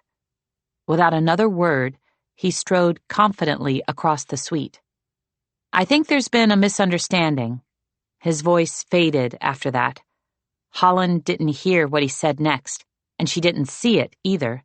She was too busy collecting her father's pages, but within seconds, the couple was laughing instead of shouting. "We are so sorry," the woman said. "Can we buy you 2 dinner?" asked the man. "Oh, please, yes," said the woman. "We'd love to take you to dinner." Then there was a full minute of chatter about the Polo Lounge. It's the kind of food you want to take pictures of. Holland had all the pages gathered now. She just needed the satchel and Adam, who was making the couple laugh again, possibly about food that you want to take pictures of. Holland tried not to be annoyed. Whatever he'd done had saved them. She just wasn't sure how he'd done it. With another apology, the man took Adam's hand and shook it. Then the woman was hugging Adam. Did she have actual tears in her eyes? A second later, they were both gone, and Adam looked immensely pleased with himself. "What did you just do?" Holland asked. He shrugged. "It's my charm." She narrowed her eyes. "You're not that charming," says the girl who just spilled all her secrets to me. Adam propped his shoulder against the door to keep it open. Holland felt heat rise up her neck. "That's not why I spilled my secrets," she said. But as she watched him, standing underneath the golden afternoon light, leaning against the door in a way that somehow made him look even taller, she feared that his charm might have been a little bit of the reason. "We need to go," she said abruptly, stepping into the hall. "You should know. I told you about the screenplay because I'm not familiar with this magical world, and—" Holland broke off abruptly as she realized what had just happened with the couple. "I know what you did. Magic. You used magic on those poor people." Adam didn't say she was wrong, but he also didn't look very pleased as they walked down the hall. Gabe had given her a hard time about using the word magic, but Adam didn't seem to have the same problem, possibly because he came from a family with magic. He didn't have anything to prove, except— "Wait." She whirled toward him. "You said you didn't have magic." "No," Adam said flatly. "I said my brother got all our father's magic." "But you do have an ability," Holland asked. She'd seen the way people treated him, and if she'd learned one thing about this world, it was that abilities were everything. "My ability is on loan from the bank." Something like embarrassment colored his cheeks, but Holland only registered it for a second. They were nearing the Beverly Hills Hotel's grand exit, and just on the other side of the glass, Holland spied a pair of cowboy hats. "Oh no," she breathed. "What's wrong?" Adam asked. "It could be nothing. Look up ahead," she whispered. "There's a couple of people in cowboy costumes." Adam gave her a questioning look.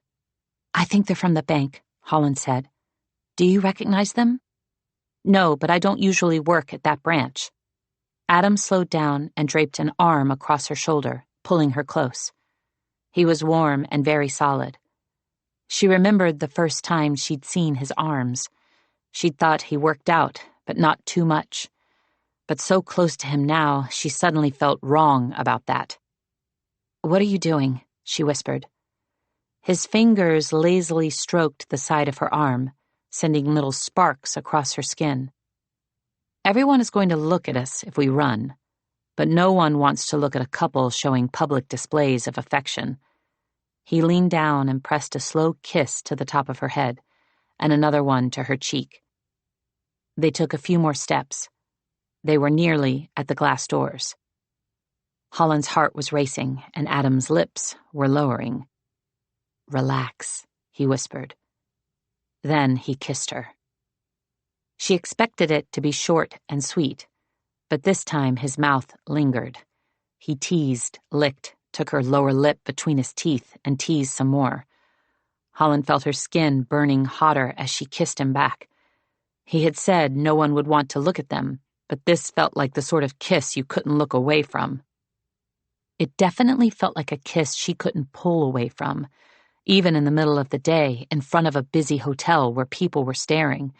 He bit once a little hard, nearly bruising her lower lip, and then he pulled away. "I need you to follow my lead." He kissed her again.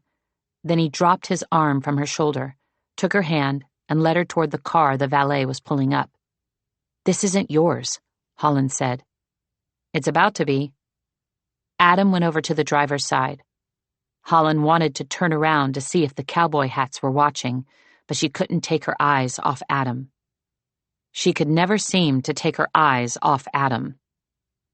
And maybe what she really wanted to see was if he was as affected by that kiss as she had been. She felt a sliver of guilt as she thought about kissing Gabe mere hours ago. Technically, he had kissed her, and letting Gabe kiss her had been a terrible mistake. She had nothing to feel guilty about, but all her emotions were living so close to the surface, it didn't take much to stir them. The air felt warmer, and the entire scene looked a little faded as she stood there, watching. Adam smiled at her from the other side of the car, and then, all at once, he wasn't Adam anymore. He was Gabe Cabral. Holland's chest tightened with panic. Her head felt light and drip, drip, drip. No! Holland wiped blood away from her nose, red smearing on her fingertips. It was happening again. She was seeing something that wasn't actually there. Was it because she'd just been thinking about Gabe? She knew Gabe wasn't actually stealing the car, Adam was, but she couldn't see Adam anymore, just Gabe. He was dressed more casually than when she'd seen him last, in dark jeans and a black shirt. "Babe, it's time to get in the car," he said affectionately. She wanted to run, but her legs wouldn't move. She simply felt her body slide into the stolen car. The leather seat felt hot beneath her. Her fingers reached out to turn up the air while Gabe adjusted the radio. "Hate this song," he muttered. But the next station was playing it too. He changed it again, but the same song was everywhere. "What the hell?" Gabe turned the radio off, but the same damn song continued to pour out of the speakers. Holland tried desperately to remember how she had made the other visions stop. She closed her eyes, she shook her head, but the music just kept playing. "Make it stop. Make it stop." "I'm trying," Adam said.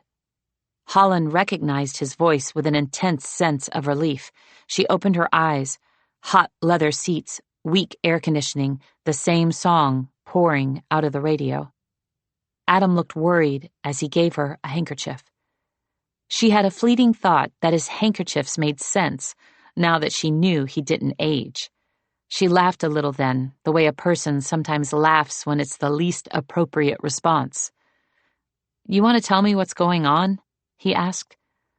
Holland finished dabbing her nose with the cloth and looked out her window to see they had left the grounds of the Beverly Hills Hotel.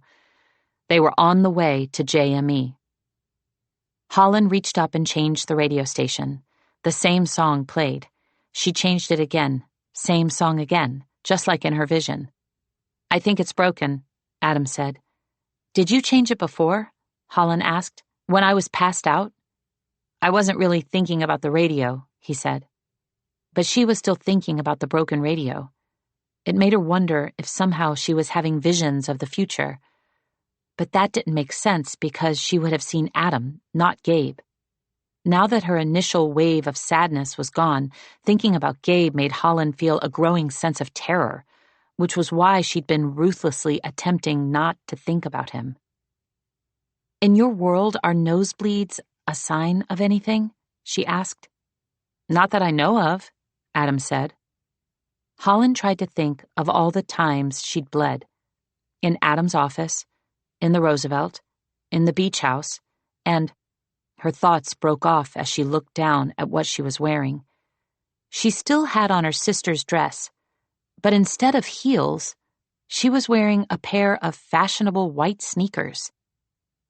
Holland reached down to touch them, wondering if maybe her sister's shoes were magic, like her key. But there was no zip of electricity, no sudden quiet.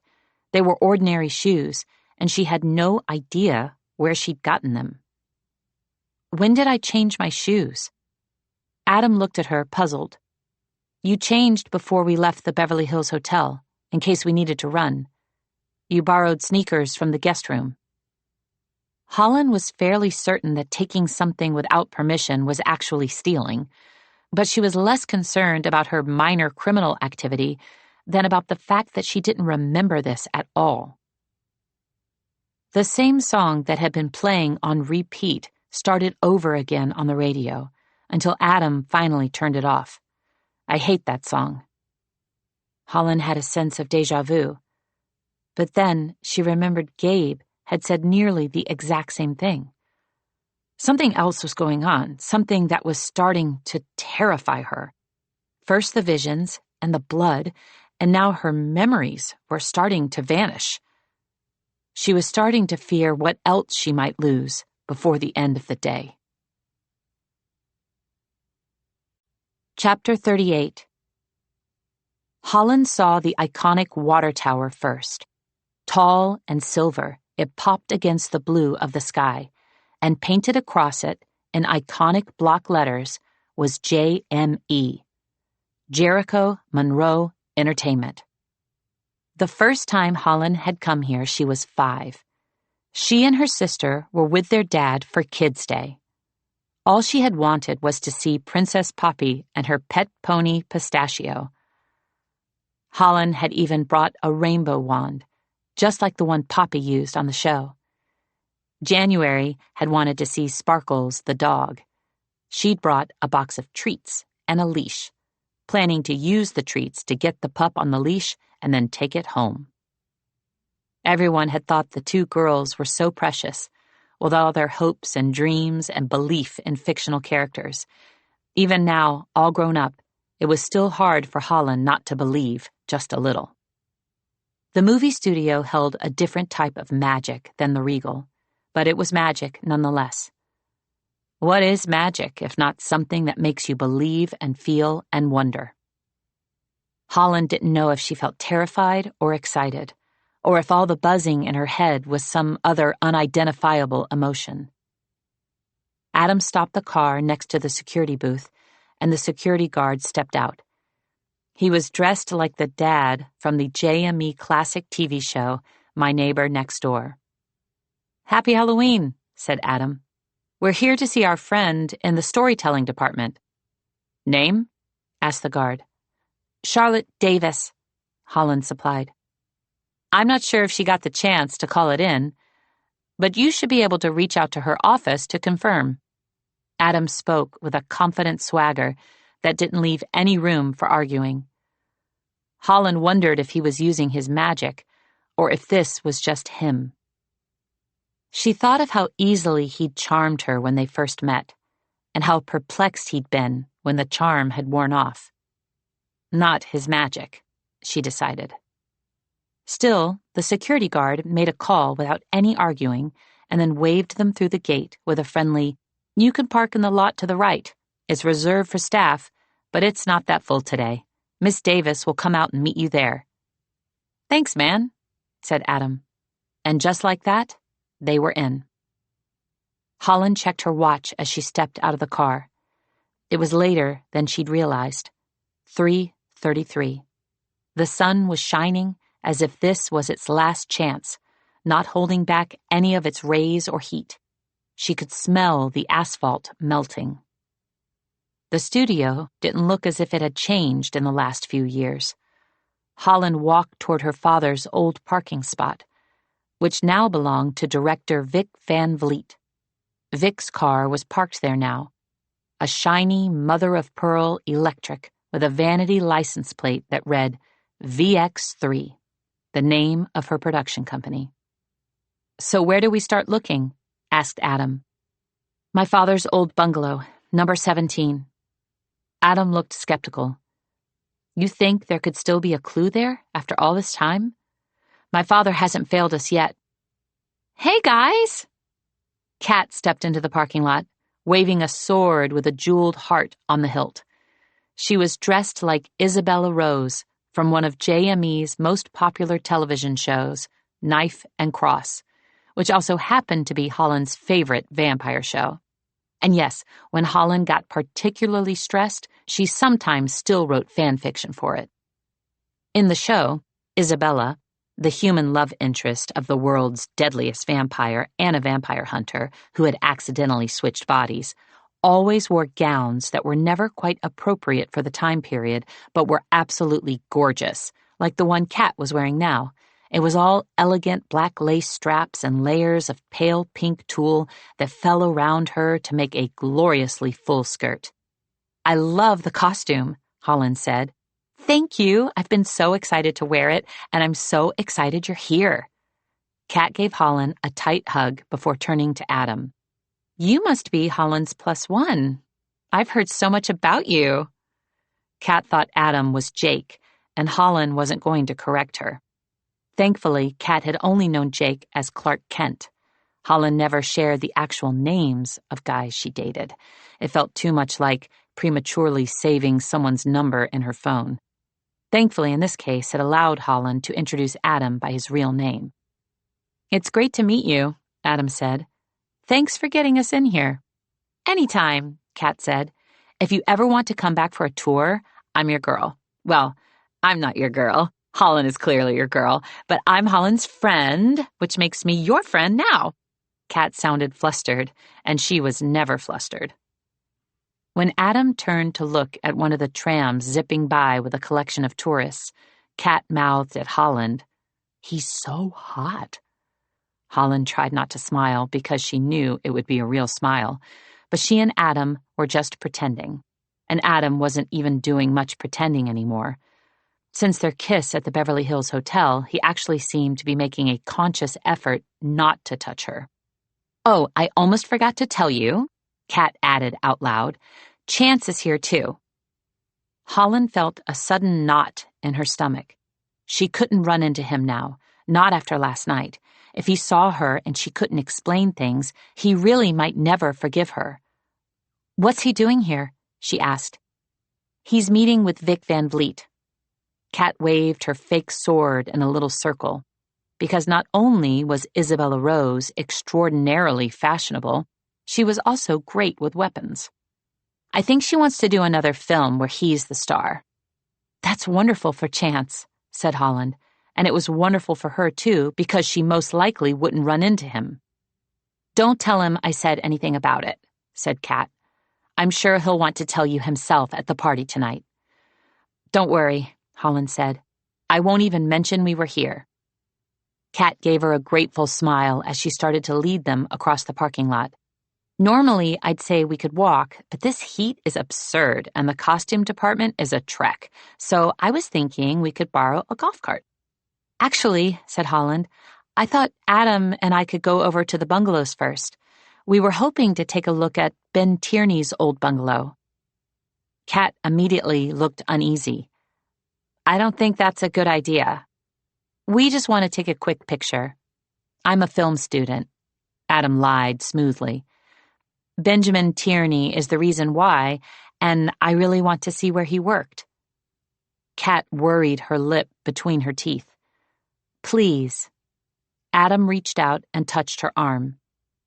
Kat looked at him, wide-eyed. The touch must have put her over the edge. She looked flustered before, but now she looked dazzled.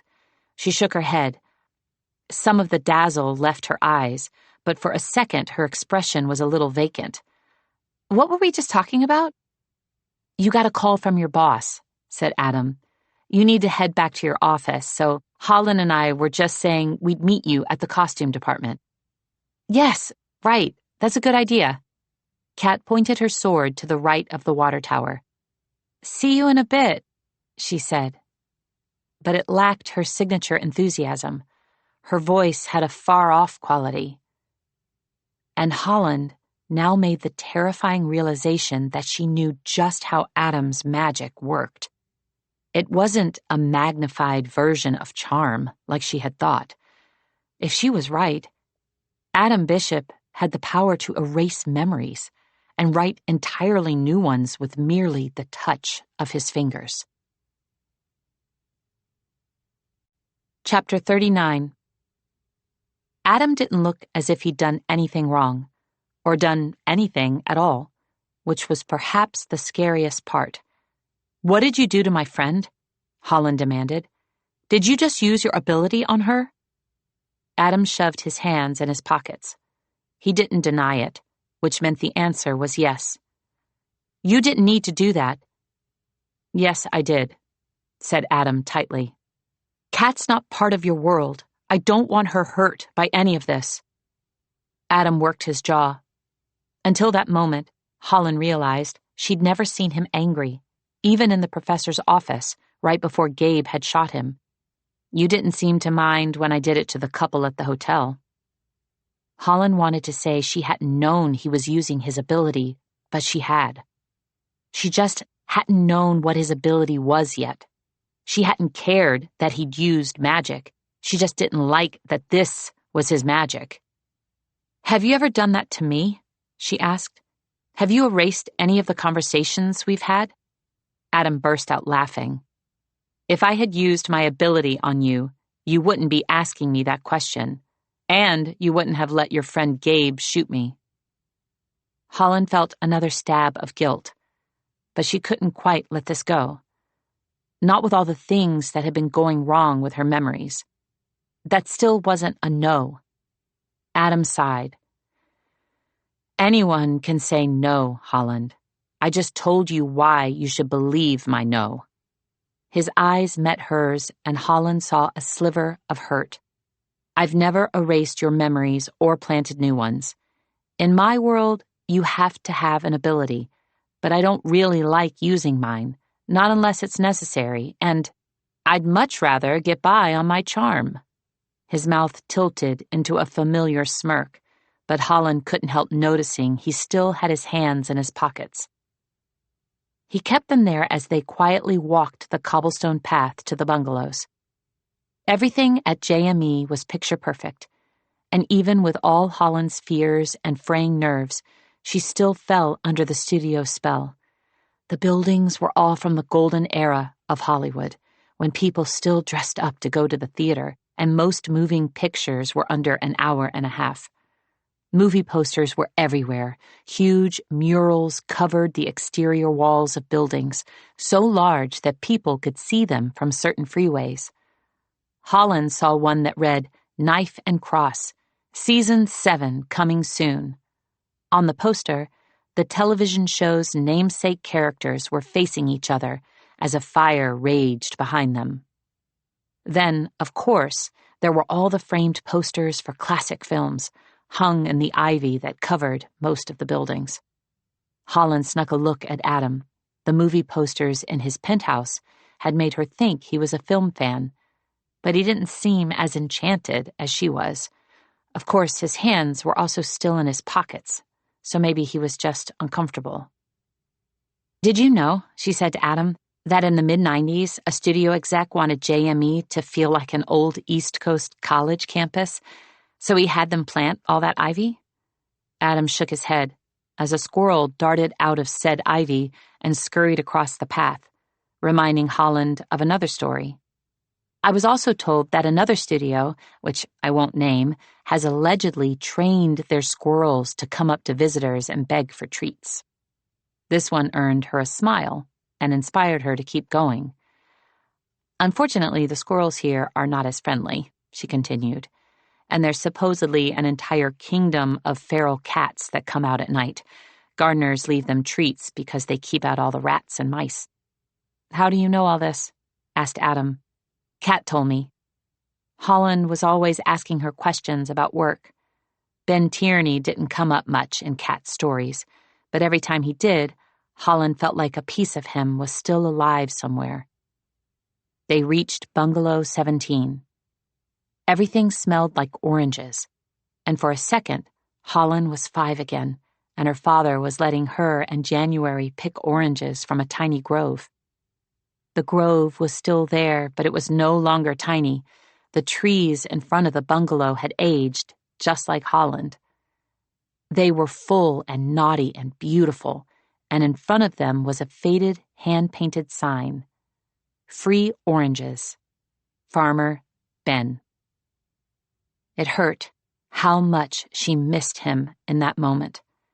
She wanted to take one of her dad's oranges and keep it forever, even though she knew oranges didn't last forever. She started to reach for one when she noticed the production company name on the bungalow, VX3. Holland dropped her hand, took a few steps closer, and looked through the window. This bungalow was Vic Van Vliet's now, and she was inside, talking to Chance Garcia. Chapter 40. "What do you want to do?" Adam asked, his voice low. She checked her watch. 3:57. "I don't think we have many options," she said. They could wait and waste more time, or they could go inside. Holland had a sudden image of her friendship with Chance catching on fire, and Vic Van Vliet calling henchmen to throw them out of the studio. Holland doubted that Vic Van Vliet actually had henchmen, but then she thought of Kat's reaction when Holland had mentioned wanting to visit this bungalow, and the idea didn't seem that far-fetched. Maybe we just wait a few... Holland stopped mid-sentence as she saw Chance stand up and shake Vic Van Vliet's hand. And suddenly, Holland had a third terrible idea, but it seemed a little less terrible than the two ideas that had come before. "Come on," Holland whispered to Adam. Then she was pulling him to the side of the building. Chance rounded the corner with a swagger to his step. Holland's palms were sweating, and her voice came out a little high as she said, "Hey!" Chance stopped abruptly. He looked at her, then at Adam, then back at her, and his expression went from stunned to happy to "What the hell is going on? What are you doing here?" "I can't explain right now," Holland said, "but I really need you to do me a favor." Chance laughed, a bitter sound she'd never heard him make. He looked at her as if he didn't even know who she was anymore. "I know in the last 24 hours I've seemed like a different person, but I swear, there is a good explanation for everything." "What is it?" "I can't tell you right now." "Of course you can't." Chance started shaking his head. "I've got to go." Adam stepped forward, took his hands from his pockets, and reached for Chance's arm. Chance immediately jumped back. "Don't touch me, man." "Sorry," Adam said, but he looked ready to try again. Holland put a hand on his arm, stopping him.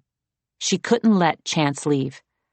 Holland needed his help, but letting Adam erase his memories wasn't the way to do this.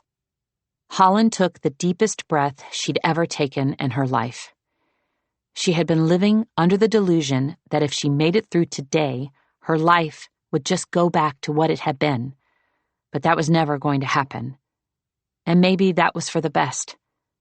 She didn't love running for her life, but she did love being able to talk about her dad, and she wasn't sure she wanted to go back to hiding that part of herself.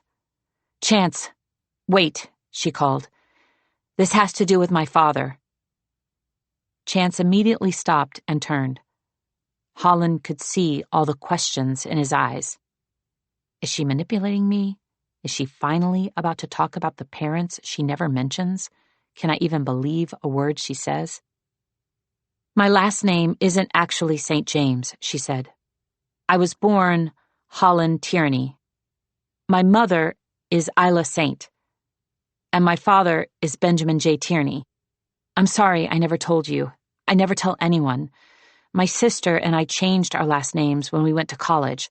The reason I'm telling you this now is because yesterday I found out my father left me something, and I believe it's in his old bungalow, number 17. "I don't know that I believe you," Chance said. Once again, he looked ready to walk away. "I'm sorry I hurt you," Holland said. "But you know me.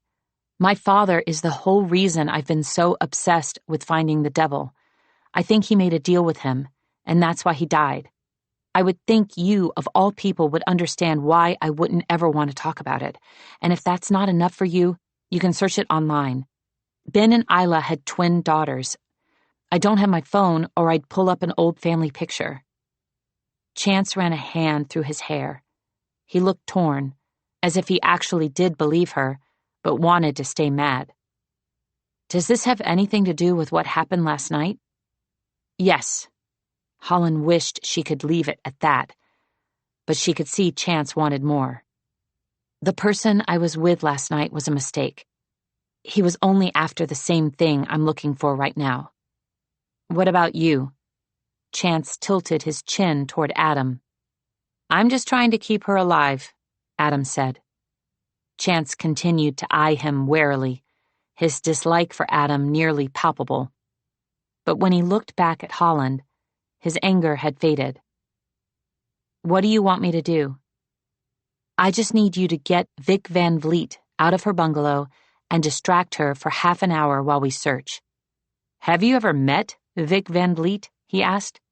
Holland shook her head. I can probably get her out of there, but only for 15 minutes, tops. It took Chance less than a minute to step into the bungalow and then step outside with Vic Van Vliet.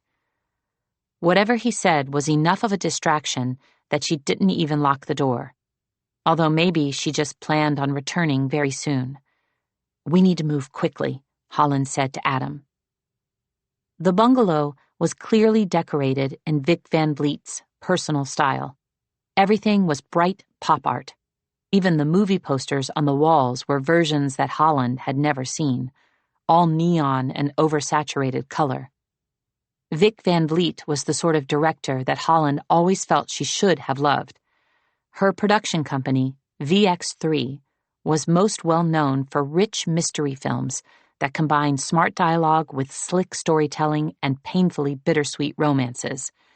They were the kind of films that were always a little too commercial for the critics to praise, which made them just the right kind of entertaining for the public.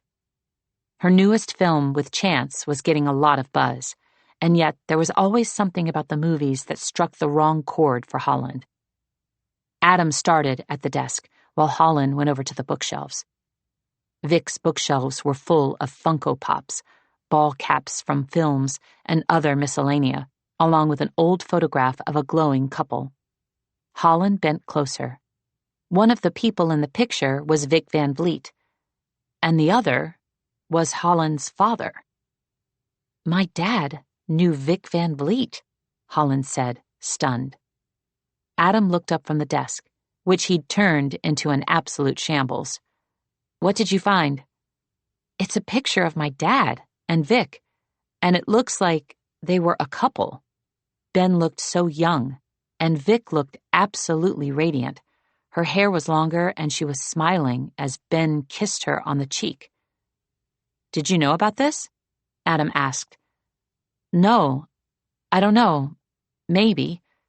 Ben and Isla's love story had eclipsed everything else. But Holland knew there had been another woman in his life. Before my mom, my dad had been dating Jericho Monroe's great-granddaughter, Victoria Monroe. It was a name most people probably didn't know. Victoria Monroe was a footnote on Ben Tierney's Wonder page, but it was a page Holland knew by heart. Isn't Vic a nickname for Victoria? Adam asked.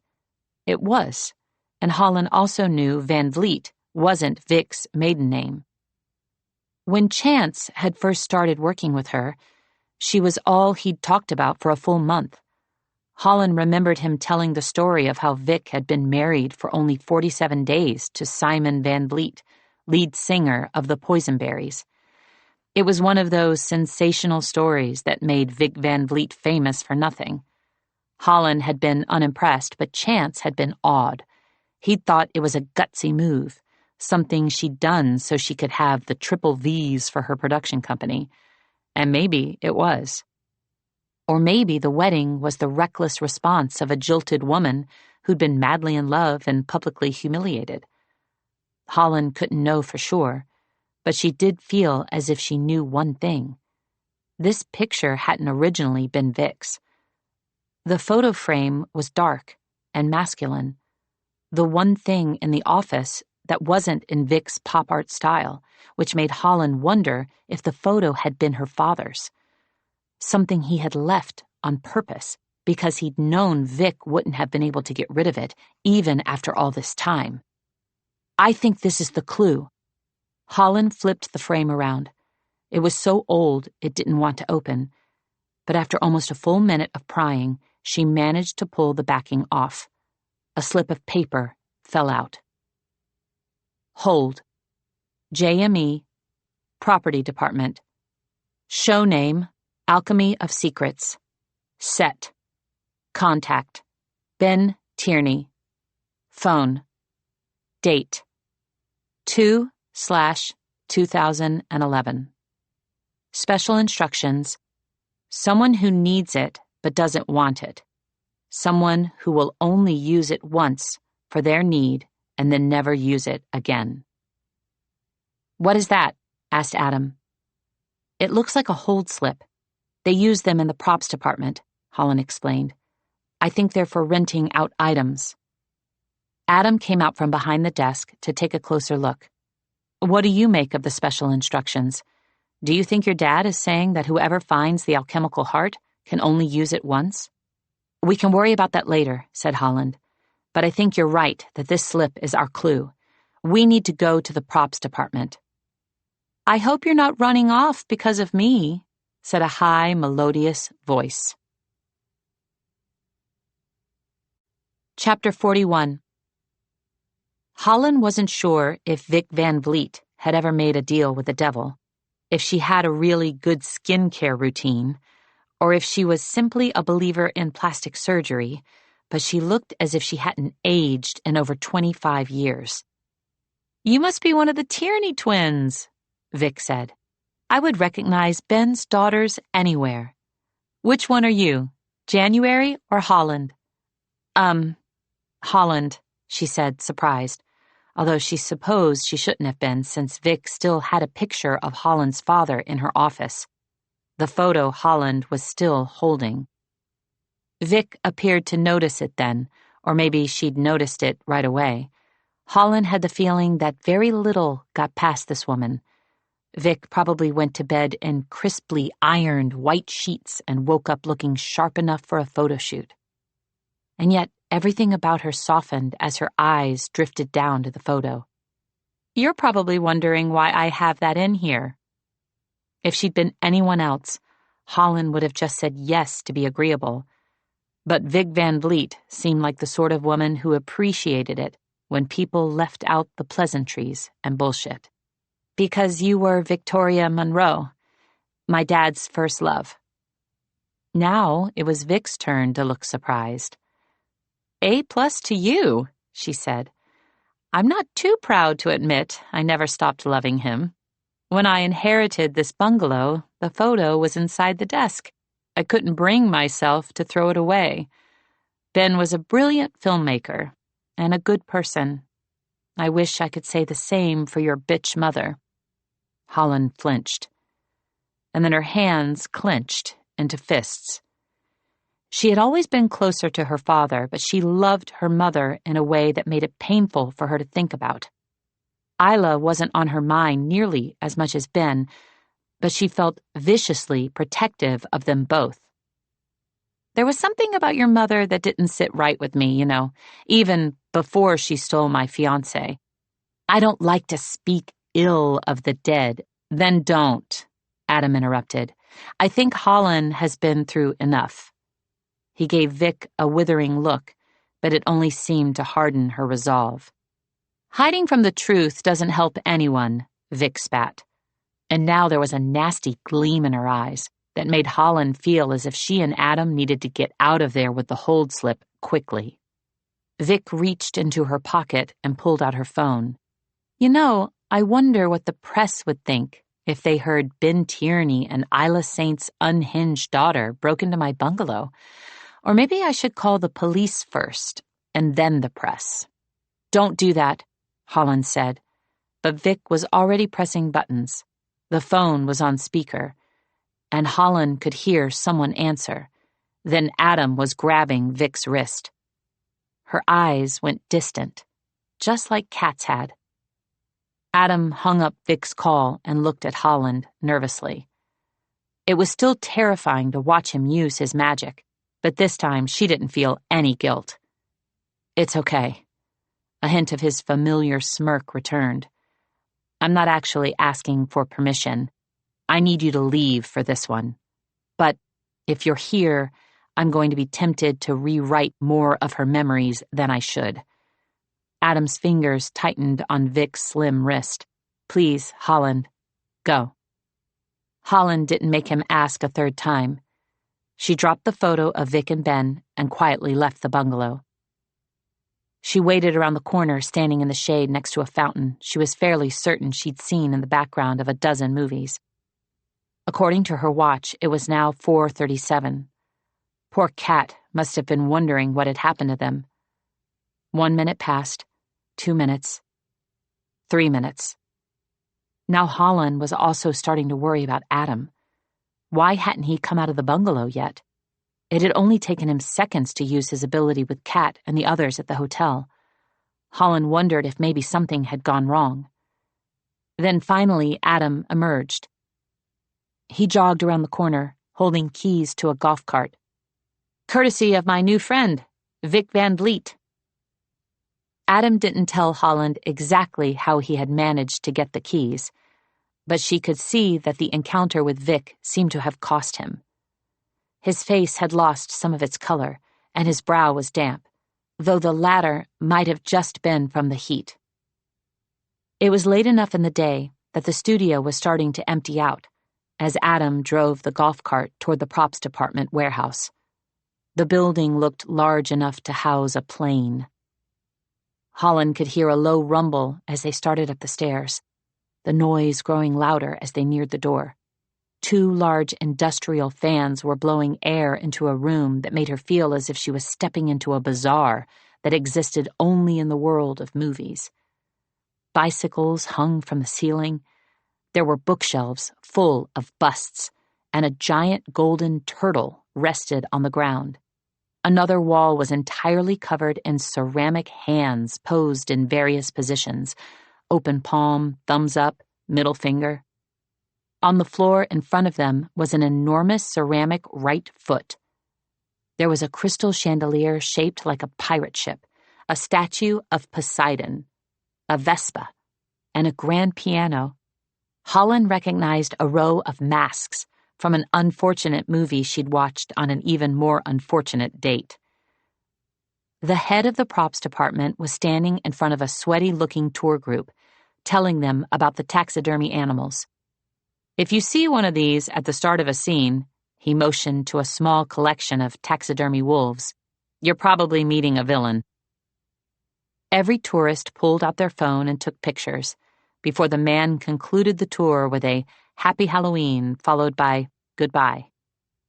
A half-dozen selfies later, Holland, Adam, and the head of the props department were the only people left.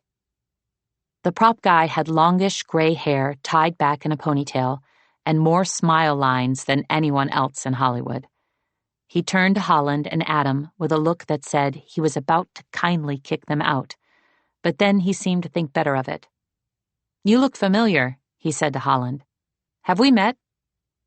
He had the kind of smile that tempted Holland to ask if he'd known her dad. The man definitely looked old enough, but after the way Vic Van Vliet had responded, she hesitated. "I don't think so," Holland said. Then she introduced herself and Adam. "I'm Tom," said the man. "How long have you been at JME?" she asked. "Oh," he rubbed a bit of the gray stubble on his jaw. "I've been here about 39 years. "So you must have known Benjamin Tierney," she said. His smile could have lit up the entire warehouse. "Of course I knew Ben. I met him on his first film." "Time Warrior?" asked Holland. Tom's eyes narrowed. "How'd you know that? That film never even made it to theaters." "We're film students," Holland lied, taking a page from Adam's book. "I'm writing my thesis on Ben Tierney." Holland had never been good at lies, and she felt as if Tom was seeing right through her. But then his friendly smile returned. Ben was the real deal. Smart. Cared about storytelling. In my opinion, he was the kind of visionary storyteller that comes around once in a lifetime. But I'm guessing you two are here for more than my anecdotes, since I just gave a lot of those on the tour. "We were wondering if you could help with this." Holland offered him the hold slip. Tom rubbed his jaw. "Where did you find this?" He looked back at Holland. Really looked at her. The kind of stare that made her go still, as if he was taking a mental photograph. It lasted so long she was almost certain he'd figured out who she was. A part of her wanted him to. She wanted to hear stories that he might not tell a pair of random students, but might share with Ben's daughter. "I found it," Adam finally said. Tom looked at him with a hint of alarm, as if noticing him for the first time. Adam gave the prop master a self-deprecating smile, which seemed to put him more at ease. but Holland swore that Tom continued to look a little baffled as Adam said, "My dad was a huge film collector, and this was in the back of a framed photo of Ben, but we don't know what it's for." "It's a hold slip," Tom explained. There was a slight wobble in his voice, but it went away as he continued. "We don't exclusively rent props to people at JME. Anyone in the industry can rent whatever they want, as long as they have the right permits and insurance. Slips like these are used to hold the items until they can be picked up." "Do you know what this slip was used to hold?" Holland asked. Tom rubbed his chin again. "I don't know what it was used for, if it was even used for anything. These instructions are kind of strange, and I've never heard of this film before. But I do remember the last time Ben Tierney came in here. It was shortly before he died. I remember because that was the final time I saw him, and he made an unusual request." "What was it?" asked Holland. "It's better if I show you. You two okay with a little walk?" Chapter 42. "The stuff up front is the sexy stuff for the tours," Tom explained. "It gets less exciting the farther back you go." After about 20 feet, Holland could see there was less variety, but she still found it all fascinating.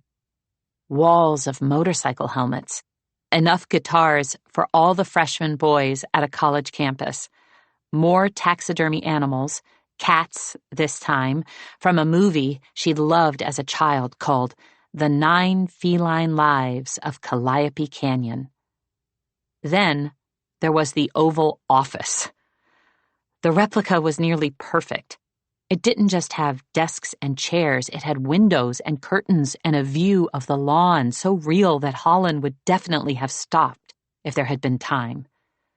But there wasn't. In fact, she could see Adam beginning to grow impatient as Tom paused in a room full of lamps. "The finance department always puts on the best Christmas parties," he mused. "Last year, they rented all these." He waved toward the ceiling, which was covered in crystal chandeliers. "Are you sure you don't want to just tell him the truth, and then I can make him forget?" Adam whispered. "No," Holland said, followed by a look she hoped clearly told him that using his ability on this man was not an option. With Vic Van Vliet, it had felt justified, but Tom had been nothing but kind and helpful. Tom took them up a set of stairs and past a series of telephones, rotary phones, 90s phones, emergency phones with only one button. After that, there was a disturbing number of doll heads. Just the heads. On the 3rd floor, there were desks and chairs and various bits of bedroom furniture. Tom stopped at an ugly plaid couch and proudly said, "This is my top moneymaker." "Oh, really?" Holland tried to sound polite. The couch looked like a thrift store reject. There was stuffing coming out of one arm, and the plaid smelled as if it had been around from the 70s. He smiled as if he knew what she was thinking. "This guy has character. People like things with character." They passed a few swords, though not nearly as many as Holland would have expected. "Weapons are difficult for liability reasons," Tom explained. "But fun fact, there used to be a gun range underneath the yellow house from my neighbor next door. There's a trap door in the house's kitchen that leads down to the range, or there used to be. The house is obviously part of the JME tours, so the trap door might be gone now, but if you get a chance, it could be worth exploring." Adam gave Holland a look that said, "Don't answer him and maybe he'll stop talking." "I don't want to be rude," she tried to reply with her eyes, but she was growing impatient as well. "Are we getting close?" Adam finally asked. "Don't worry," Tom said. He paused at another staircase and waved Holland and Adam up first. "Just one more floor." Holland really hoped he was telling the truth.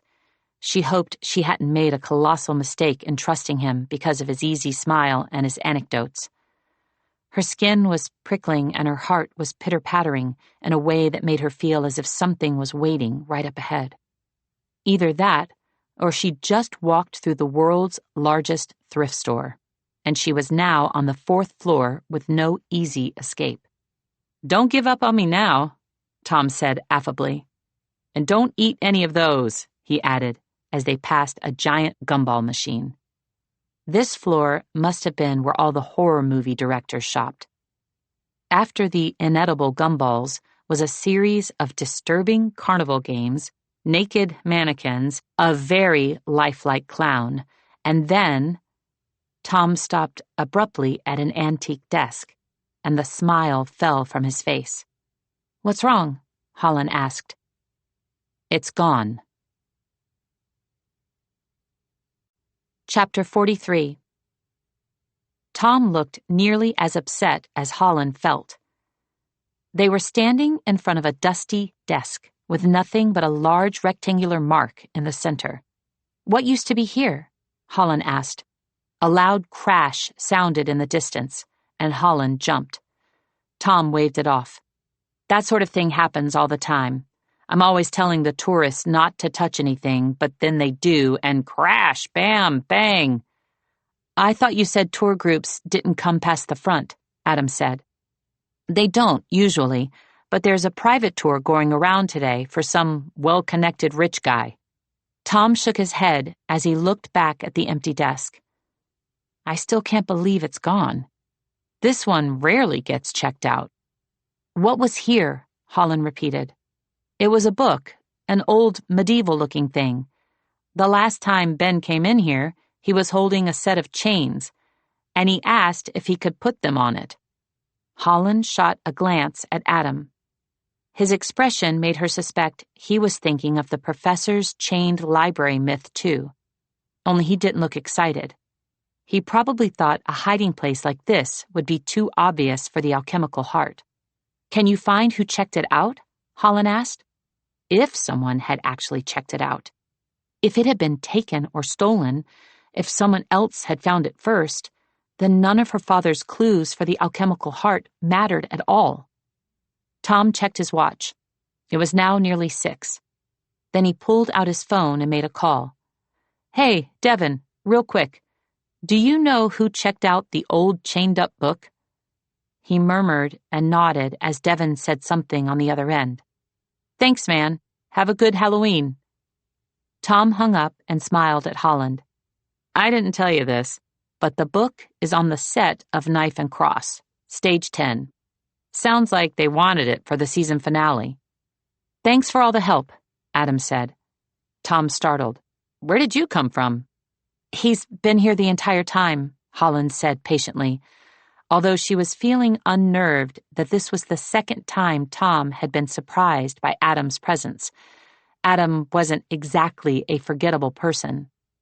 Tom scratched his head, further mussing his long gray hair. "I must be losing my mind. Of course you've been here. I don't know why I thought—" He trailed off as he pulled his hand from his hair. His fingertips came back red. Blood dripped from his nails. "Your hands," Holland said, but the poor man didn't seem to see them. He just stood there, repeating the same motion, running his fingers through his gray hair and then pulling them back out, staring as if he'd forgotten about more than just Adam. "We need to get out of here," Adam said. "But something is wrong with him."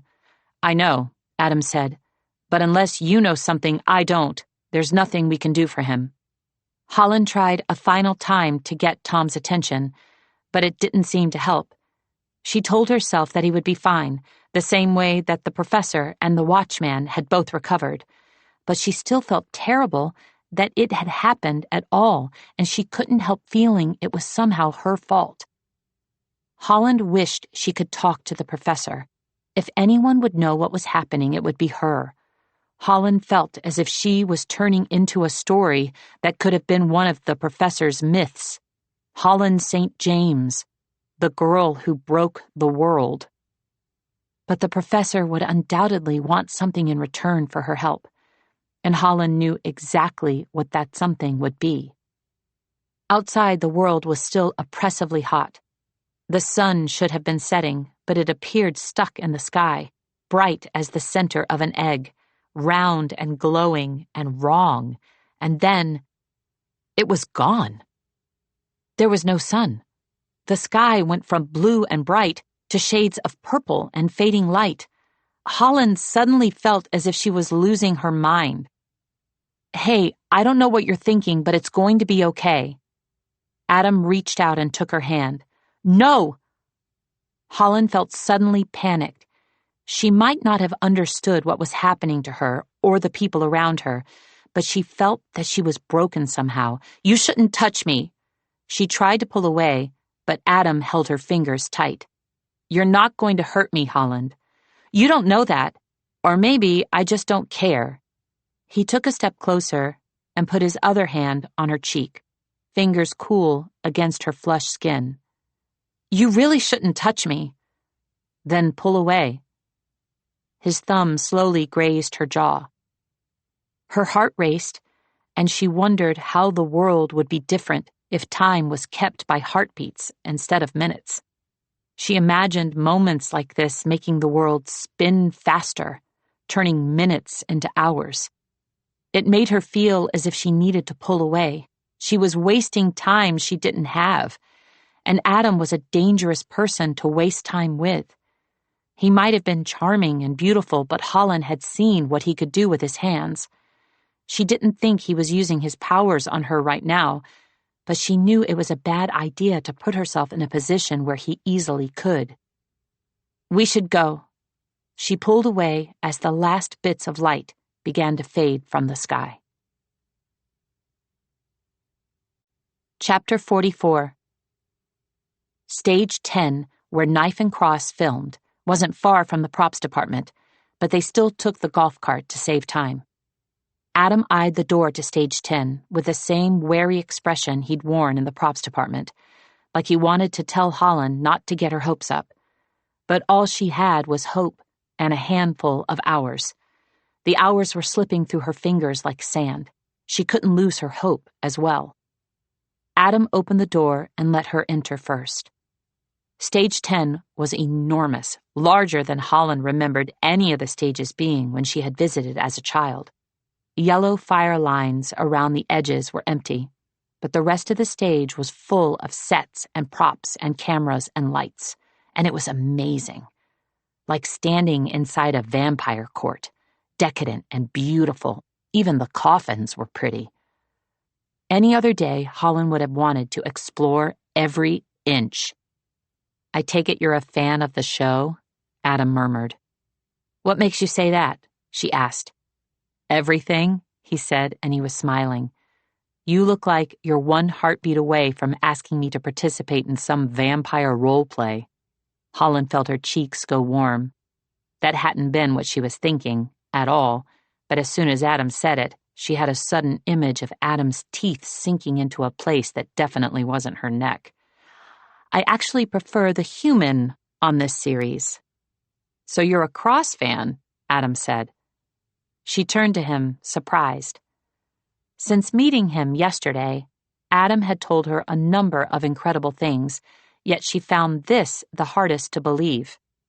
"You watch the show?" "Of course I do," he smirked. "Isabella is hot." Holland felt an irrational flare of jealousy. Adam's grin widened. "You're the worst," she said. Then she suggested they split up.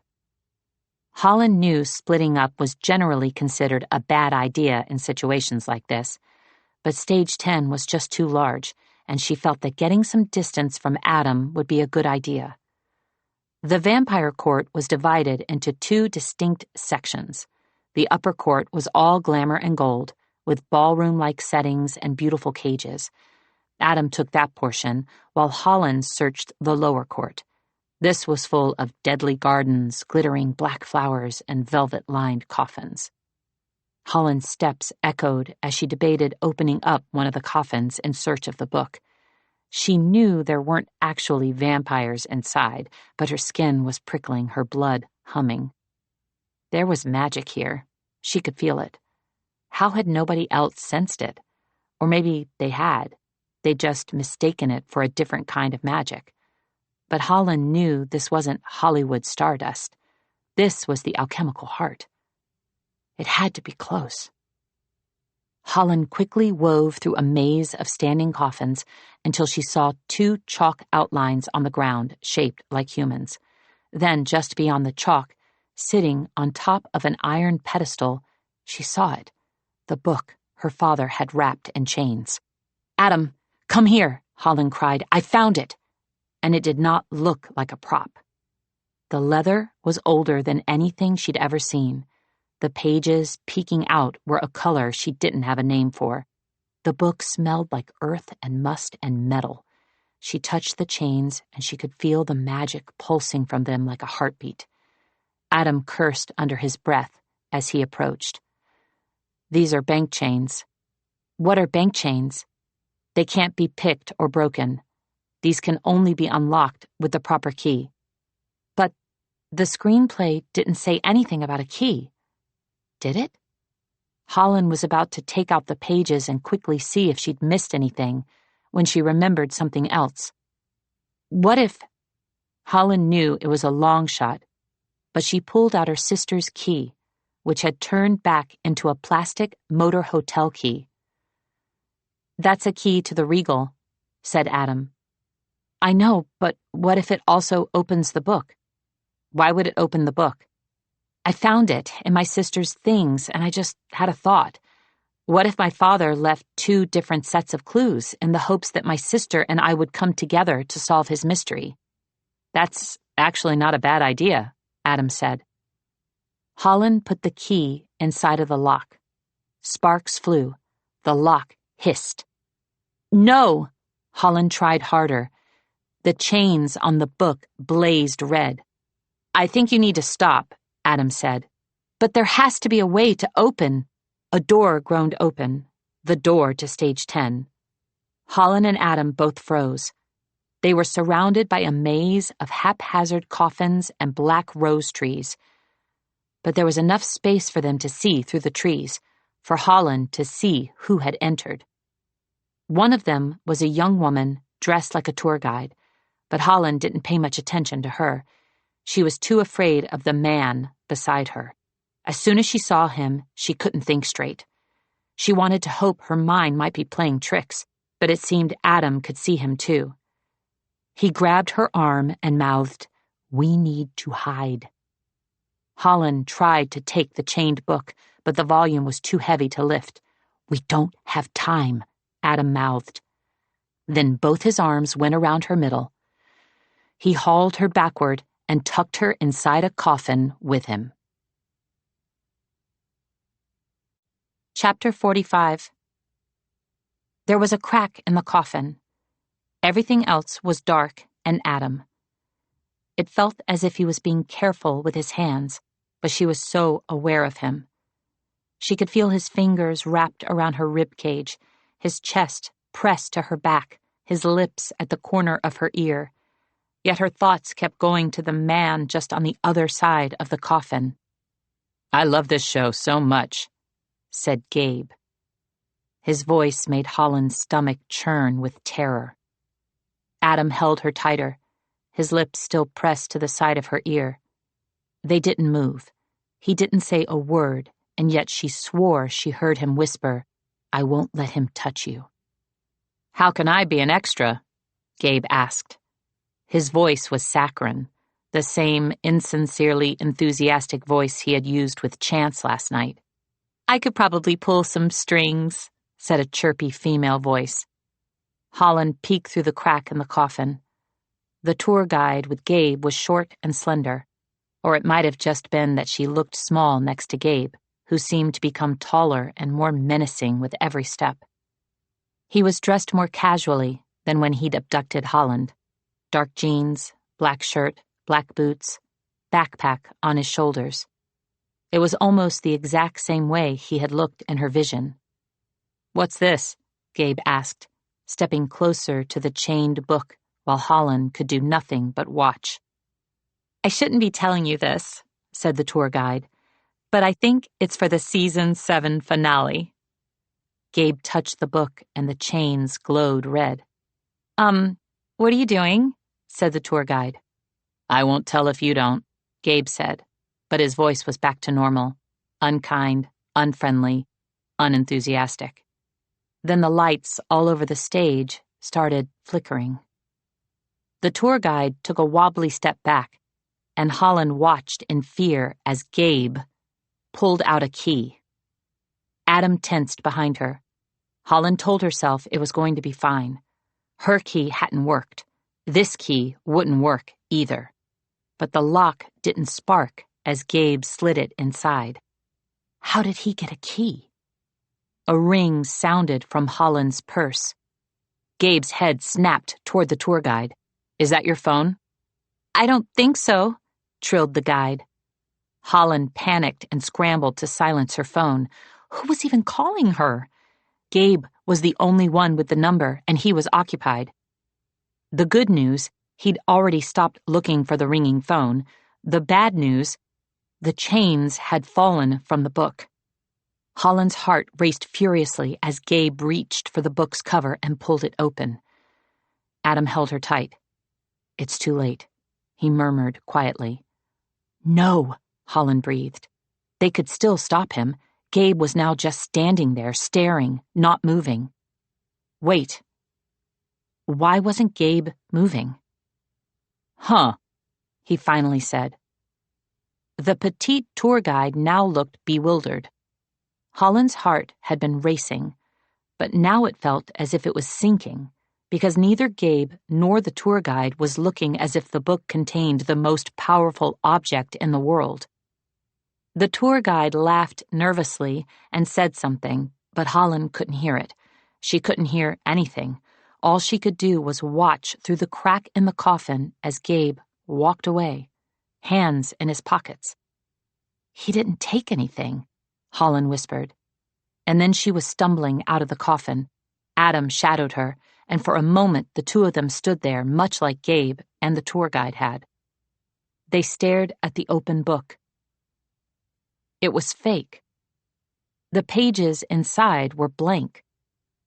A hole had been cut in the center, leaving a slender rectangle that hid one very ordinary object. Chapter 46. A Yellow Pencil. It felt like a joke without a punchline. Holland picked up the pencil. "I don't understand." "We must be missing something." Adam picked up the empty book and shook it, but all that fell out was dust. "It can't end here," Holland said. She took the pencil and started to scribble in the book, hoping magic words would appear. But it seemed that all the magic had been in the lock Gabe had opened. Holland wondered again how he'd even gotten a key. Then she remembered the mysterious phone call she'd received in the coffin. Quickly, she reached into her purse and pulled out the phone. "Missed call, First Bank of Centennial City. Voice message." Adam suddenly looked nervous. "I don't even know how they got this number," Holland said. "Ignore it," Adam warned. But Holland was already pressing play on the message. "Hello, my dear." The professor's familiar voice flowed through the phone. "Your friend Gabriel and I had an interesting chat, in which he gave me this number. If you could call me back, I would greatly appreciate it. But since I'm doubtful you will, I'm going to speak plainly. While I was conversing with Mr. Cabral, I became aware of your very alarming bleeding episodes. I know what's happening to you, Holland, and I know how to save you. But you must bring me the alchemical heart. You can find me tonight at the Hollywood Roosevelt Halloween Ball, and I hope you do. Please let me help, before it's too late." "You can't trust her," Adam said as soon as the message was done. But the problem was, Holland was tempted to believe her.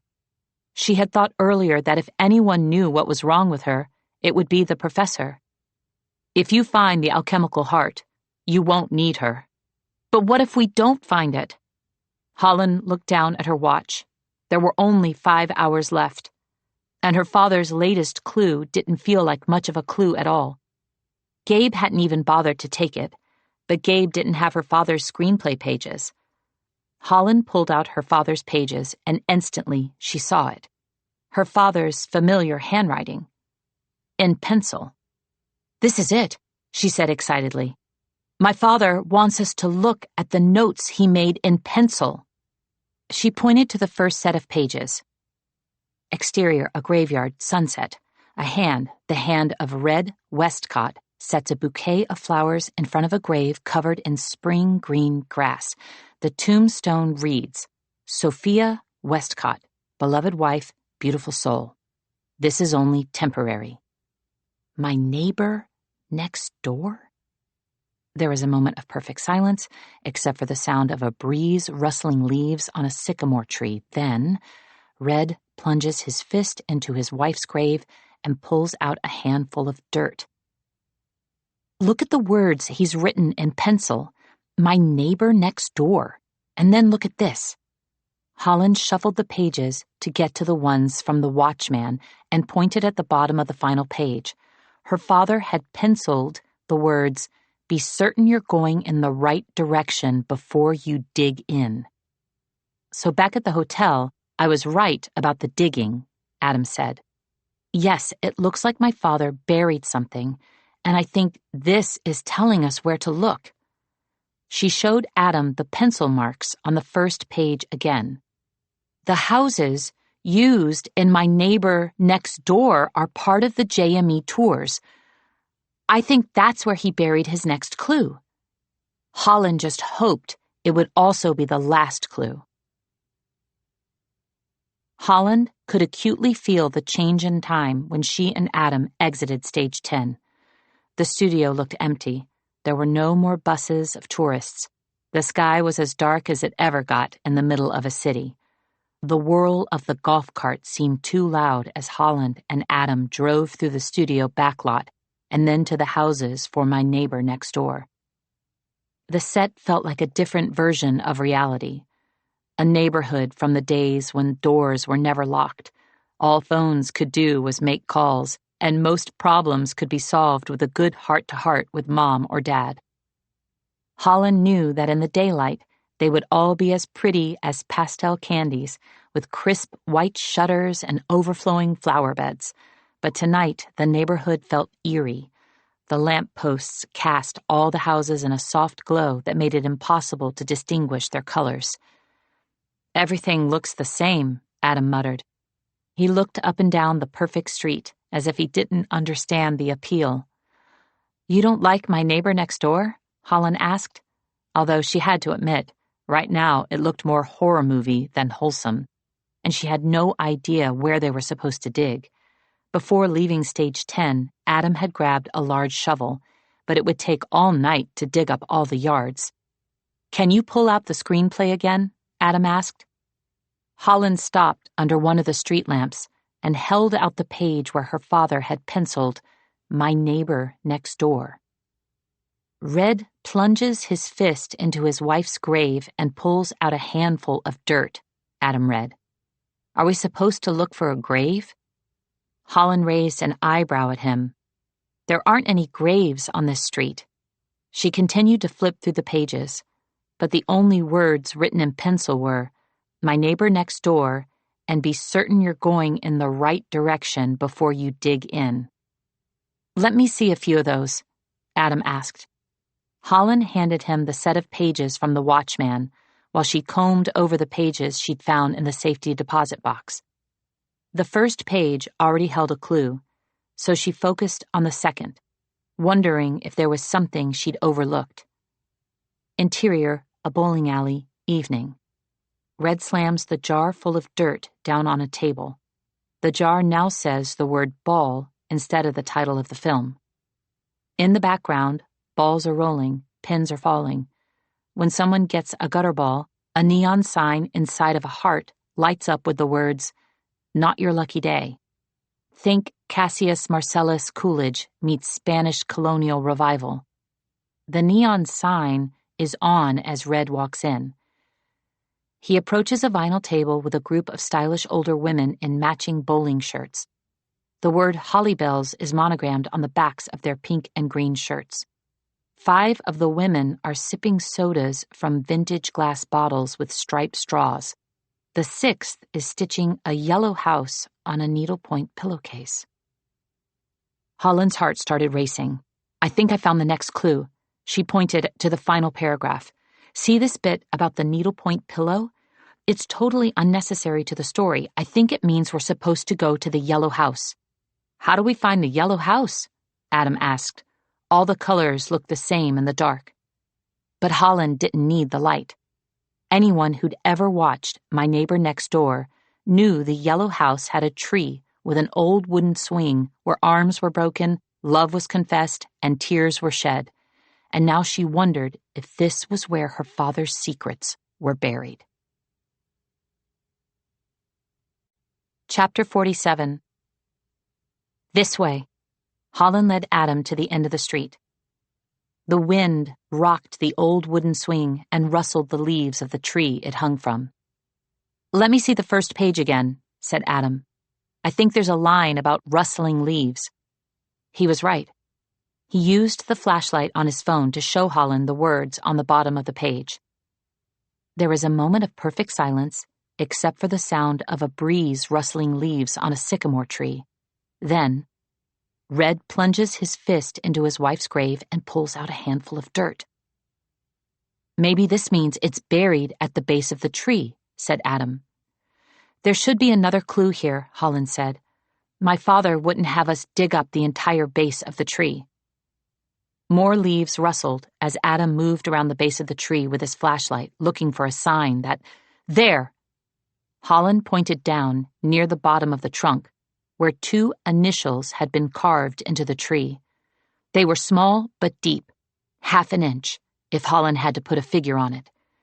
Deep enough that the years had warped but not erased them. B plus I. Those are my parents' initials, she whispered. And for a second, Holland's throat felt thick. Every little thing her father left behind felt like an arrow to her heart. But this hit differently because it wasn't just a clue. It was a tiny love note to her mom. For a second, she saw Adam eyeing the initials. His expression was inscrutable.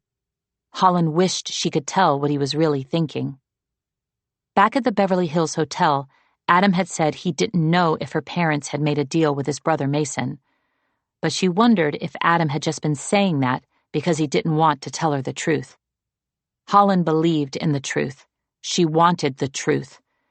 But she could see there was no truth Adam could tell her that was going to make her feel good. If her parents had made a deal with Mason, then Mason was the reason they had died. And if they hadn't made a deal with him, then her mother was the reason. If Adam did indeed know the truth, Holland wondered if it was his kindness that kept him from telling her, or his fear. Looks as if this is our clue to dig, Adam said. He held out the shovel he'd grabbed from stage 10. Do you want to, or should I? Holland wanted to take the shovel, but one look at Adam's arms confirmed he was clearly stronger. She rocked from foot to foot as she watched him dig, shovelful after shovelful. It felt like the start of her father's screenplay. Then, the shovel hit glass. It was quiet and loud all at once. The ring of hope, the sound of buried treasure, the moment of absolute truth. Adam tossed the shovel aside and started brushing dirt away. Holland was already on her knees, holding his phone like a flashlight. Her heart fluttered with nerves, and for a second she feared she was about to get a nosebleed. Not now, not now, not now. Adam finally pulled a jar from the ground and handed it to her. I hope this holds more than a pencil. It will, she whispered. Although there wasn't much inside, just a thin scroll of paper tied up with a thread. Adam held the phone up as Holland unraveled it. There were 2 pages. On the first page, she recognized her father's scrawl immediately. I know you'll make the right decision, kiddo. You already have everything you need. You just have to see it. I wish I could be there to tell you I love you. Dad. And Holland was choked up again. She could have reread this one page over and over. She could have sat on the old wooden tree swing with it until she'd memorized the words. But there was a second page to look at, another screenplay page. Interior, bowling alley. A black bowling ball rolls down a lane towards 6 pins with letters that spell the words, The End. I think this is the last clue, Holland said. Can I see? Adam asked. Actually, I'll take that, said another voice. Gabriel Cabral stood under the street lamp, holding a gun. Horror tripped down Holland's spine. This must have been why he hadn't taken the pencil from the book. He'd wanted Holland to find it, so he could follow her to where it led. Gabe was more calculated than she'd given him credit for. It made her wonder if he had also traded information about her to the professor in exchange for the key that had undone the chains on the book. For someone who said the alchemical heart was a myth that got the people who searched for it killed, he seemed quite skilled at the searching part. Gabe pivoted by a fraction and pointed the weapon at Adam. Give me the scroll, Gabe said. As easy as he'd told her to get into the car with him last night. Don't do it, Adam said to Holland. That's also an option, Gabe said. I really wouldn't mind shooting him again, and this time I'll do a better job. No one is getting shot. Holland glared at Gabe, or she tried to glare. It was difficult to make herself glare at a murderer holding a gun. Here. She held up the scroll with a shaking hand. Gabe shook his head. You need to come to me, sweetheart. I'm not getting near your new boyfriend. For a brief second, Gabe's eyes cut to Adam and then back to Holland, giving her a look that almost resembled a warning. Slowly, Holland walked toward him. She wasn't sure he could do much with the scroll in her hand without the other pages, but she didn't want to give anything to him. And before she could think about what she was doing, she started to run. Go in the other direction, she screamed at Adam. Gabe couldn't shoot Adam and chase after her. No gunshots went off, but she did hear Gabe's footfalls heavy behind her. Holland darted into the yellow house, desperately hoping Tom had been telling the truth about the trapdoor in the kitchen.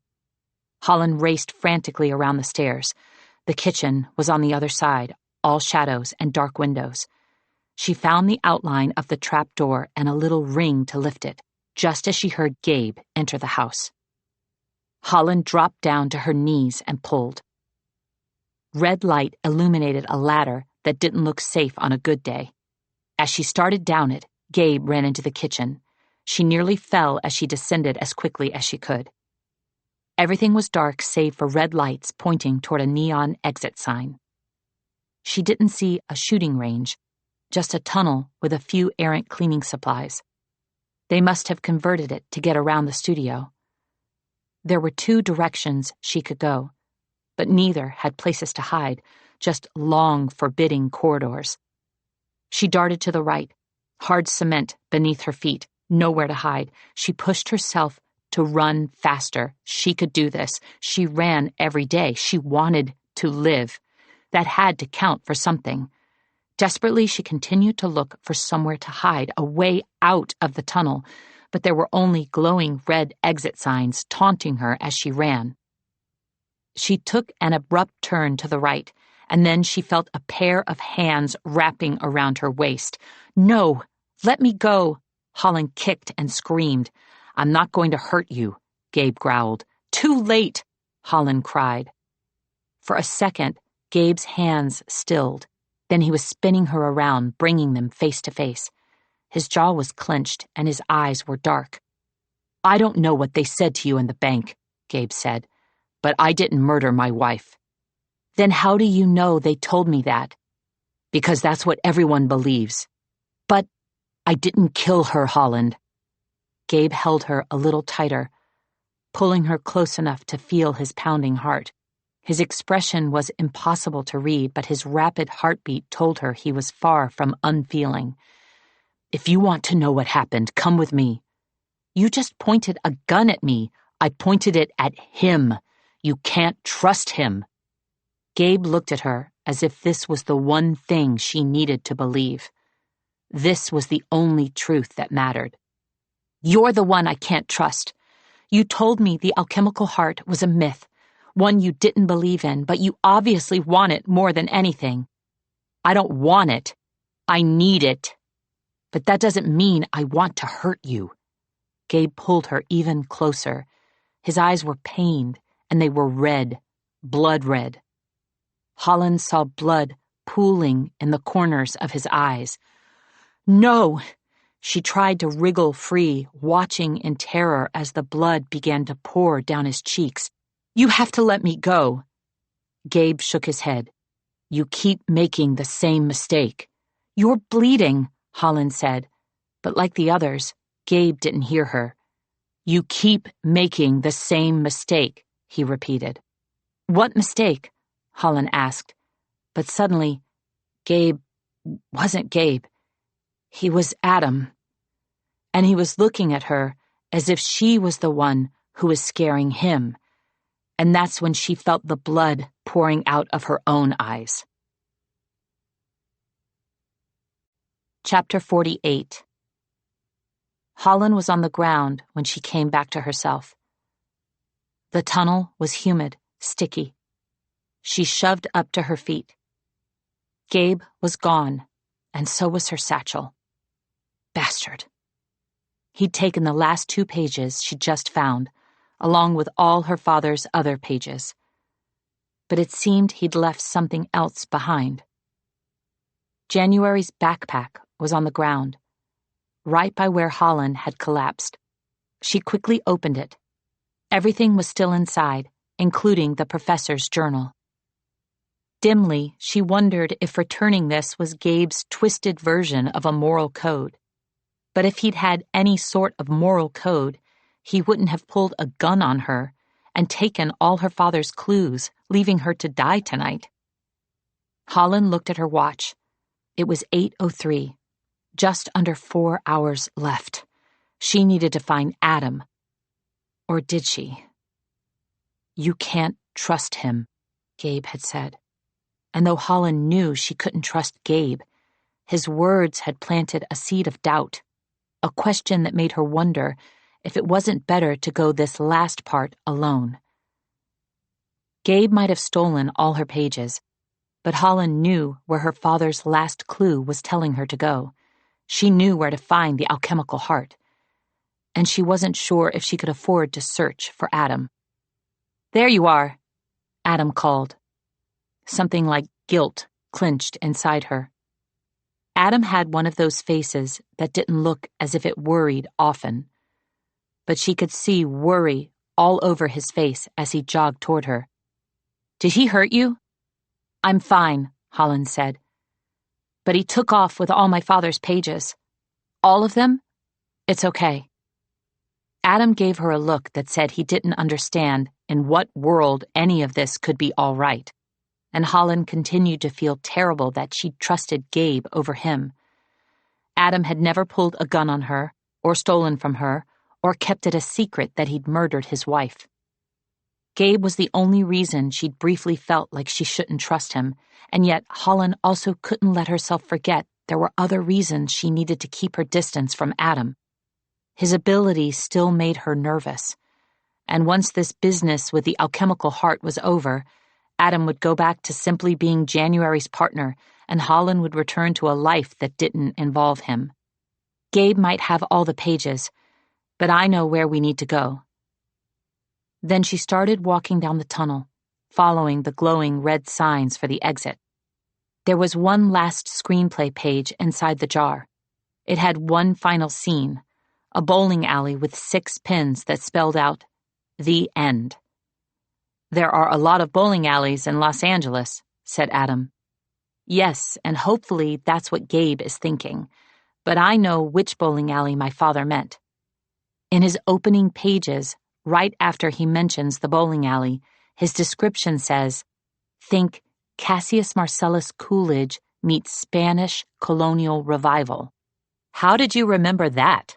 Adam looked at her as if she had suddenly turned into a dictionary or an encyclopedia or some other book people didn't usually read for fun.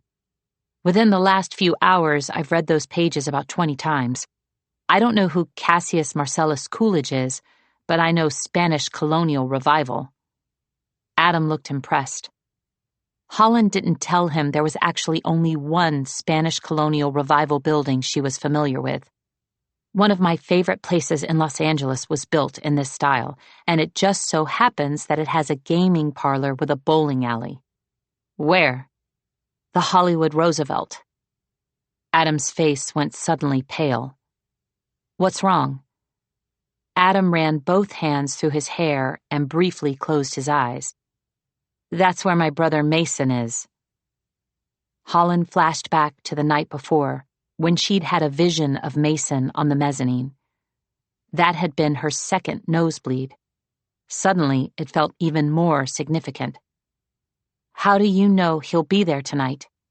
Because he's always there, Adam answered.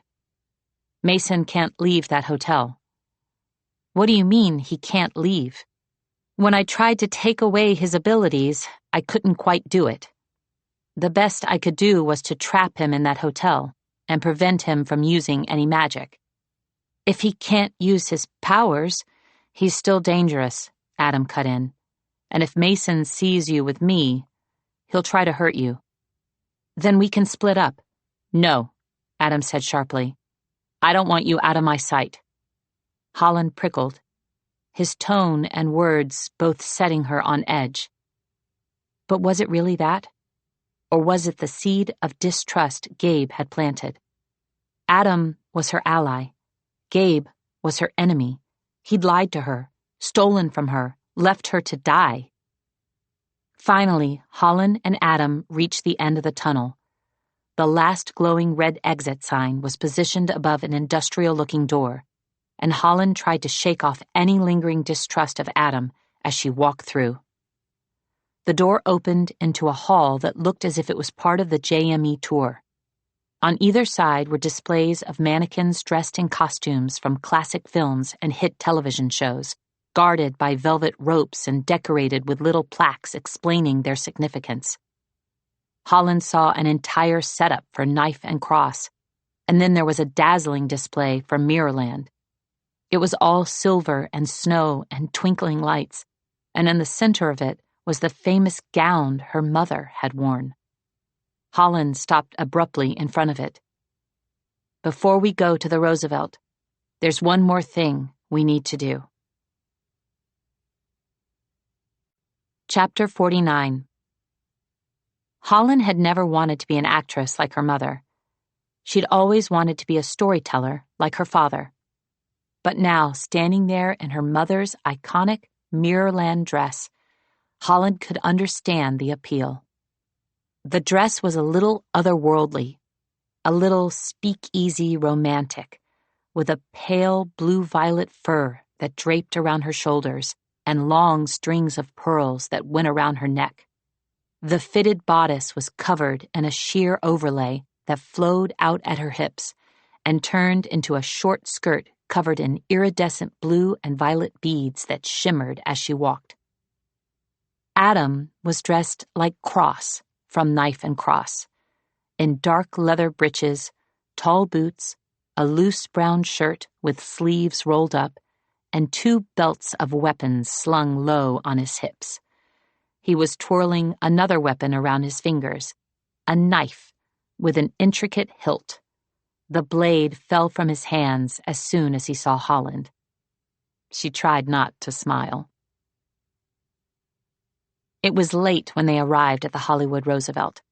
Holland didn't want to look at the time because she already knew it wouldn't be enough.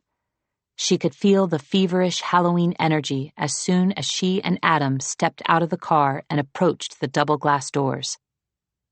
On the other side, a new row of red velvet curtains obscured the view into the hotel, but Holland could hear music playing, jazzy, big band music, that made her picture swinging skirts and strong drinks in fancy glassware.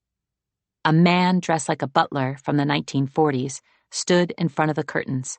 His pants were pinstripe, his suit coat had tails, and he was holding a silver tray in his gloved hands. On one side of the tray stood an old-fashioned liquor bottle with a large glass stopper, and on the other was a stack of cream-colored cards with embossed gold writing. "Take one if you wish to play," said the butler. Holland didn't have time for games, but Adam picked one up with a cheerful "thanks." Then he took another and handed it to Holland. She started to brush it aside, but the words on the front stopped her. Blank did it in the blank with the blank. It's from the game Clue. She flipped over the card. The murder happens in a room with a secret passage. Below the clue was a grid, like the ones that came with the actual board game. "I would have loved this on any other night," Holland told Adam, "but tonight the clue hit a nerve. I don't know if I should feel as if this clue is trolling me, or if it's trying to warn me." "I wouldn't worry about it," Adam grinned, but it was one of those smiles that didn't touch his eyes. Animated chatter mingled with the music, growing louder as Holland and Adam ventured up the stairs and down the hall to the lobby, which had been transformed into Clue's conservatory. Holland once again thought about her ominous clue card, since the conservatory in the game was one of the rooms with a secret passage.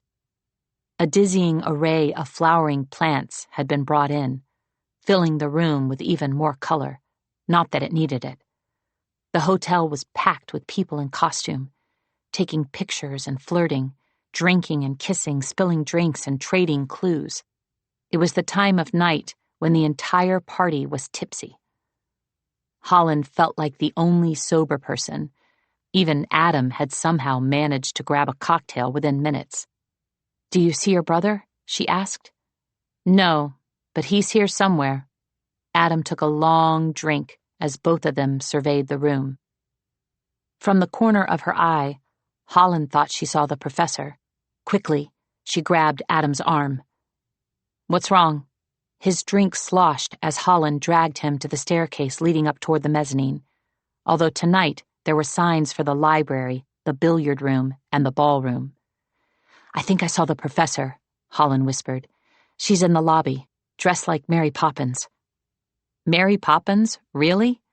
It's actually kind of fitting. She's magical and not very nice." This earned Holland a laugh from Adam as he finished off his drink. She wondered if he was drinking because he was just that confident they'd find the alchemical heart, or if he was nervous about seeing his brother. The stairs were full of more people. Holland and Adam passed a couple dressed as Knife and Cross. Another partygoer dressed as a French maid was lying on the ground, posing for a photo as that evening's dead body. Carefully, Adam and Holland stepped around her. The mezzanine was somehow teeming with even more people. The band must have been playing in the ballroom because up here the sound was deafening. Holland could barely hear anything else as she and Adam moved through the crush toward the bowling alley. She stilled at the sight of a man in a white dinner jacket. Thankfully, it wasn't Mason. But then she saw another man who made all her anxiety bubble back to the surface. "Adam, it's Gabe." He was the only person not in costume. Instead, Gabe was dressed in the same exact clothes he'd worn at JME, and he was moving swiftly toward the bowling alley. The carelessness left Adam's expression in a flash. "I'll take care of him. Just stay here, out of sight." "I thought you didn't want to split up." "I don't, but I also don't want you to have to go near him again." A second later, Adam was gone. Holland watched him move through the crowd until he was lost, and then she started moving too. According to her watch, she had less than 2 hours to find the alchemical heart. She wasn't just going to stay. A strong hand grabbed her shoulder and spun her around. Holland yelped and drew back her fist, but it was only chance.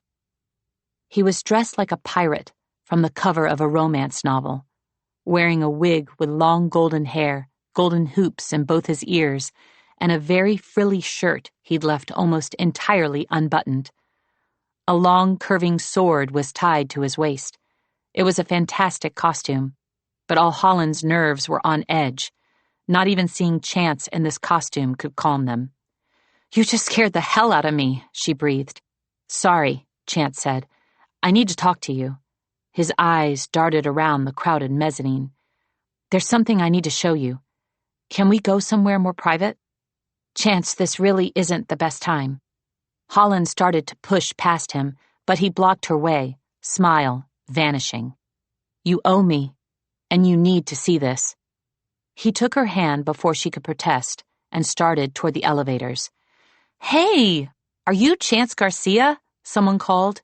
Chance ignored him, pulling Holland into the open elevator and then shutting the doors before anyone else could step inside. She'd never seen him act like this. "Chance, you're making me nervous." "Good." He pressed a button to an upper floor. Then, just as the elevator started to ascend, he pushed the emergency stop. The elevator jolted to a sudden halt. Holland reached for the wall to steady herself, but Chance just stood there, eerily calm. "You should be nervous. There's something very wrong with that guy you were with." "Adam?" Chance nodded. "There's a reason I took the job on that new Vic Van Vliet film, and it's not because I wanted to return to acting. I've never stopped being haunted by that last day on the Magic Attic. I wanted to go back to JME to look into what happened. For months, that's what I've been doing. I've tried to make friends with people all over the studio so I could look through old pictures and hear old stories and try to make sense of things. Today, when I saw you with Adam, it wasn't the first time I'd seen him." Chance held out his phone and showed her a picture of a framed photograph. This was the first day of the Magic Attic filming. "See anyone familiar?" Holland, of course, recognized the cast, including a younger Chance. "You look so happy," she said. "I'm not talking about me. Keep looking." Holland studied the photograph, and this time it only took her a few seconds to see a face she knew all too well. Adam Bishop. "He was the one person in this photo who I couldn't remember," said Chance. "I asked around and no one at the studio remembers him either, but I found him in dozens of other pictures." Chance showed her several more photos of Adam. In every one he hadn't aged a day. But the part that most unnerved Holland was that every picture of Adam also showed someone she had included in her thesis. A different person in each photo. But every one was a person who had died under tragic or mysterious circumstances. "There's one more photo you should see," Chance said a little reluctantly. "After I left you at the studio today, I found this one from the set of Mirrorland." Chapter 50. "I think your friend might be the devil," said Chance, but there was no excitement or playfulness in his voice, no victory that they had finally found him. Holland's head spun as she stared at the picture. Her parents were in the middle, standing next to each other, and right behind them was Adam Bishop. She reminded herself that Adam had told her he'd once been the devil, but he'd also promised he'd never made a deal with her parents. She searched the photo for Mason. She looked for him in all Chance's photos, but there was only Adam. This didn't prove that Adam had been lying about Mason, but what if he had been? What if Holland had it all backward and Adam really was the villain? Holland reminded herself that January trusted him. She could trust him too. But what evidence did Holland actually have for this? Now that she thought about it, only one person at the bank had mentioned Adam's name. Padme. That should have been enough, except that Holland had seen Adam not only erase memories but change them. If he really was the acting devil instead of his brother, it would have been easy for Adam to figure out whose memories at the bank he'd need to change in order to convince Holland he was January's partner. Suddenly, Holland was desperate to find the professor, to ask if she knew Adam Bishop. But there wasn't time for that. As soon as Holland exited this elevator, she had to decide whether to go find Adam or look for the alchemical heart on her own. Holland restarted the elevator. Chance now looked as if he didn't want to let her out of his sight. She wasn't sure how she was going to get out of this without hurting him yet again. Thankfully for Holland, Chance Garcia was easily recognizable, even in a pirate costume. Just minutes after she and Chance exited the elevator, partygoers were asking for selfies, and Holland was slipping away from her friend. The night had gone from tipsy to drunk. The floor beneath her shoes felt sticky. Everything smelled like liquor and sugar, and what had been jazzy music now just sounded like noise. Holland heard a familiar laugh and spun around to find Kat near the entrance of the ballroom, talking to Eileen. Holland felt a pang of guilt for how she'd parted with Kat earlier, but she couldn't risk talking to either of her friends now. After she found the heart, if she found the heart, she would make all this up to them. Holland was almost inside the Roosevelt's spare room, the gaming parlor and cocktail lounge where the bowling alley lived, when she realized she had no idea where to search. But then she remembered the words in her father's note. You already have everything you need. You just have to see it. Holland could do this. She might not have solved the mystery of exactly why her parents had died, but she'd confirmed what kind of person her father was. Everyone she'd met on this treasure hunt had painted a picture of Ben Tierney that not only made her feel proud of him, but also made her feel closer to him. Ben was a good person. He had a heart, and he was one of those rare people who only became better at using it throughout his life.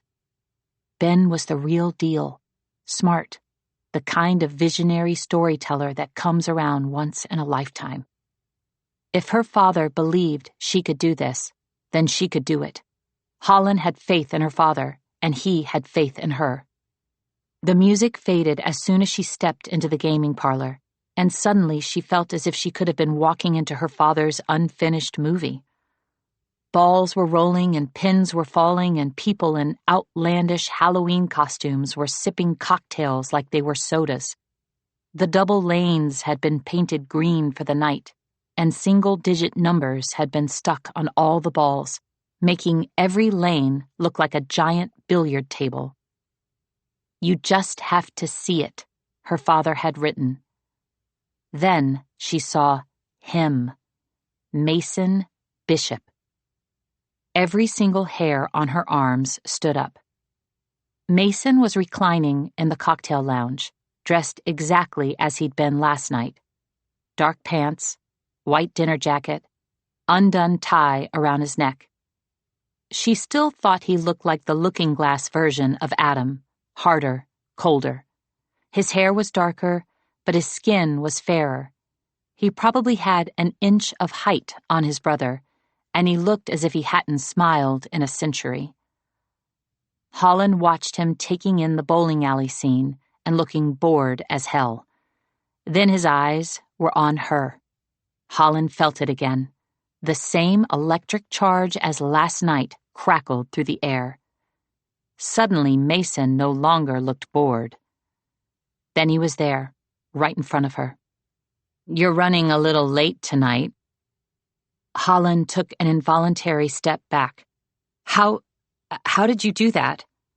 Her eyes went to the far side of the cocktail lounge, where Mason had just been reclining, then back to the man in front of her. Adam had said his brother couldn't use his abilities, but clearly Adam was a liar. Mason's expression darkened. Yes, my younger brother is a liar, and a number of other unfortunate words. How did you know what I can't read your mind, Mason interrupted, and I didn't need to. We've had this conversation before. Chapter 51. All the bowling pins crashed at once. A collective roar of drunken cheers took over the gaming parlor. Everyone was high-fiving, saying words like Halloween magic and looking around in wonder. Everyone except for Holland and Mason. Mason looked at Holland as if he didn't want to have this conversation again, and Holland felt dizzy and sick and more than a little angry as she considered his words. That somehow she'd had this conversation before and she'd forgotten. Although if she really had forgotten, she doubted it was a lapse of memory. It was Adam. "When did we have this conversation?" she asked. "I'll tell you, but we need to leave before my brother comes in. I can't. You're not going to find the alchemical heart in here," Mason cut in sharply. Holland bristled at his tone. There was something about Mason that made her feel as if he was the kind of guy who should come with a warning sign, like shiny toys, bored easily. "I'm impressed with your little magic tricks," said Holland, "but I can tell you why you keep having nosebleeds and visions," he interrupted. "Already heard that one. From your professor? Did she also mention the watchman, poor Tom, and that depressed bastard Gabe?" Holland tried to stop herself from asking how Mason knew all this. She hadn't even told anyone about Gabe bleeding. "We've had this conversation before," Mason had said. But when could she have told him about Gabe? "What do you know about my bleeding?" Holland asked. "This never goes well unless you follow me. We only have about 90 seconds before my brother walks in here. He'll come straight for you. As soon as he touches you, you'll forget this conversation. You won't find the alchemical heart, and an hour from now, you'll be dead." He sounded annoyed, as if her death would be a colossal inconvenience to him. But it was the words, "never goes well," that finally caught her full attention. "What happens if I go with you?" "You get a chance." Mason started toward the bar in the cocktail lounge. In the game Clue, there was not a secret passage in the billiard room, but in the Hollywood Roosevelt, there was a hidden door right by the bar. Mason pointed toward a handle that blended in with the wood paneling. Holland turned it just as she caught a glimpse of Adam in the bar's mirror. Then she was slipping through to the other side. Mason leaned one shoulder against a wall of books, somehow having entered the tiny library before Holland. She wondered again exactly what his magic was, but that wasn't her most pressing question. "Tell me about my nosebleeds." "You're feisty tonight." Mason regarded her with a subtle cock of his head. "I like this for you. Why do you keep talking as if we know each other?" "Because we do. Or..." His mouth twisted as if he'd just bitten into something unpleasant. "I know you. You never remember me." "Because of your brother?" "Sometimes. Not always." Mason sighed and leaned a second shoulder against the bookcase. "It's mostly because of you." "Why would it be because of me?" "Because you die. You never find the alchemical heart, because it's not hidden in this hotel. You die at 1 minute to midnight.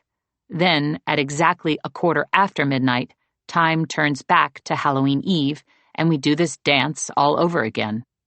"No," Holland staggered back. "I don't believe you." "You say that every time. Then you tell me that your father wouldn't steer you wrong." "He wouldn't," Holland said. She believed in a lot of impossible things. She believed in time loops and magical objects and the dead coming back to life, but Holland could not believe that her father would fail her. Mason shrugged as if to say, "Sorry," but Holland didn't think he meant it. She didn't think Mason felt much of anything except bored and annoyed that he was forced to relive the same 48 hours over and over again, although she still wasn't sure if she believed him. "You think I'm a dick," said Mason. "I didn't say that. We've had this conversation before," he reminded her. "I don't know how or why the time loop happens, but I know the nosebleeds didn't start right away. We think they're a side effect of the time loop. Time wants to move forward, and since it hasn't, it started to break." As he spoke, Holland felt a drop of blood fall from her nose. She waited for Mason to disappear, for the library to go grainy, but all she saw was Mason frowning at her. Holland quickly swiped it with her hand, hoping it wouldn't ruin her mother's dress, although if Mason was right, the dress was the least of her worries. "Why am I not having a vision right now?" she asked. "Your visions aren't visions. They're memories of past timelines," he said. "I don't know why you don't have them with me. I imagine it has something to do with the fact that I exist outside of time, which is why I remember all this and no one else does." "How is that possible?" Holland asked. "The same reason it's possible for me to do this." Mason shoved off the bookshelf, took one step, and then he was gone. Holland didn't even see him walk through the wall. He just disappeared. Then he reappeared, only slower, as if he was turning from mist to human. Holland reached out for Mason's hand, but her fingers went right through him, and she suddenly understood why Adam had said Mason couldn't leave this hotel or use his powers. "You're a ghost." Mason clapped slowly, his hands making no noise as he pressed them together. If Holland's mind hadn't already been fractured into a million spinning pieces, this might have truly surprised her, but learning Mason was a ghost simply seemed to fit in with all the other disturbing details of her night. Of course he was a ghost. His brother was the devil, and Holland was going to die, though she was determined to change that. "If you're a ghost, why can I see and hear you?" "Because you've died." Holland still couldn't wrap her mind around this, but she wanted to know more. "How many times?" "If I told you, it would just depress you." "I still want to know." Mason leaned back against the bookcase. "You say that almost every time." "How many times have we had this conversation?" "I don't know. A lot. But it's not always the same. It depends on whether you go with Gabe when he abducts you in the parking lot. Occasionally, you run away and find my brother. That usually means it's Adam you betray to the professor when you're at the bank, and then you somehow come in here with Gabe, and you and I don't ever talk on those nights." "But I still die?" Mason nodded grimly. "How?" "I'll tell you on one condition." Mason took a slow step toward Holland. Earlier, she'd thought he had an inch of height on his brother, but she'd been wrong. He had at least 2, maybe more.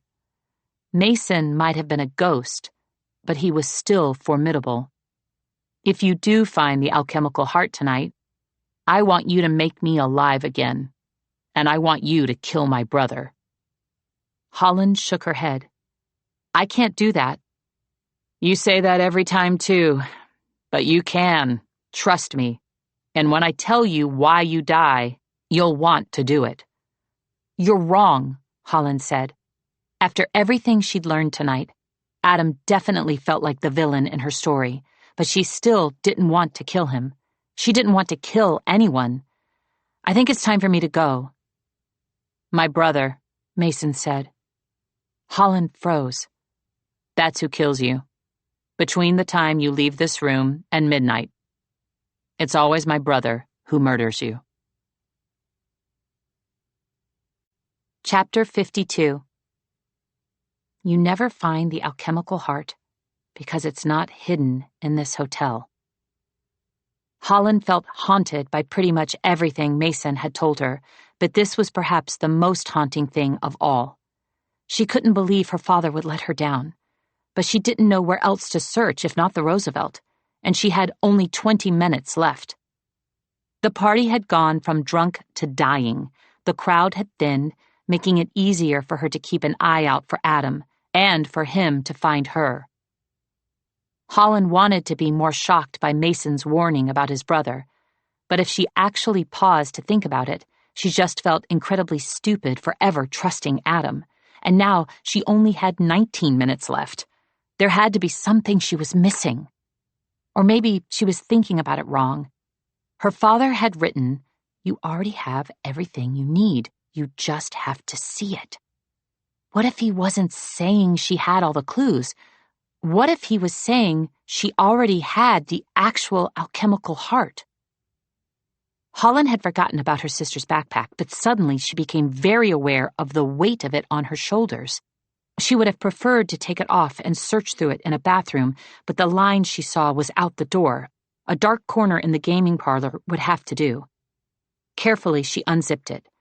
She didn't know what the alchemical heart looked like, so she would have to go by touch.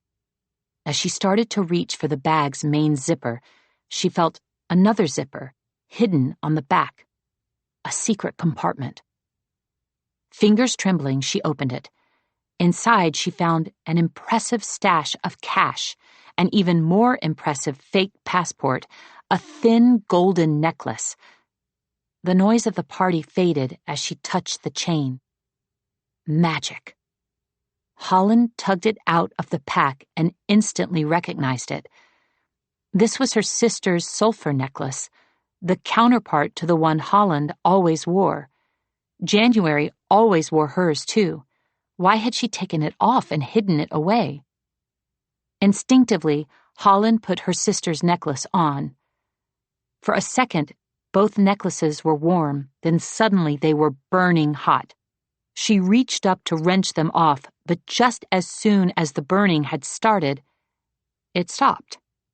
And when she touched the necklaces, instead of two, there was only one.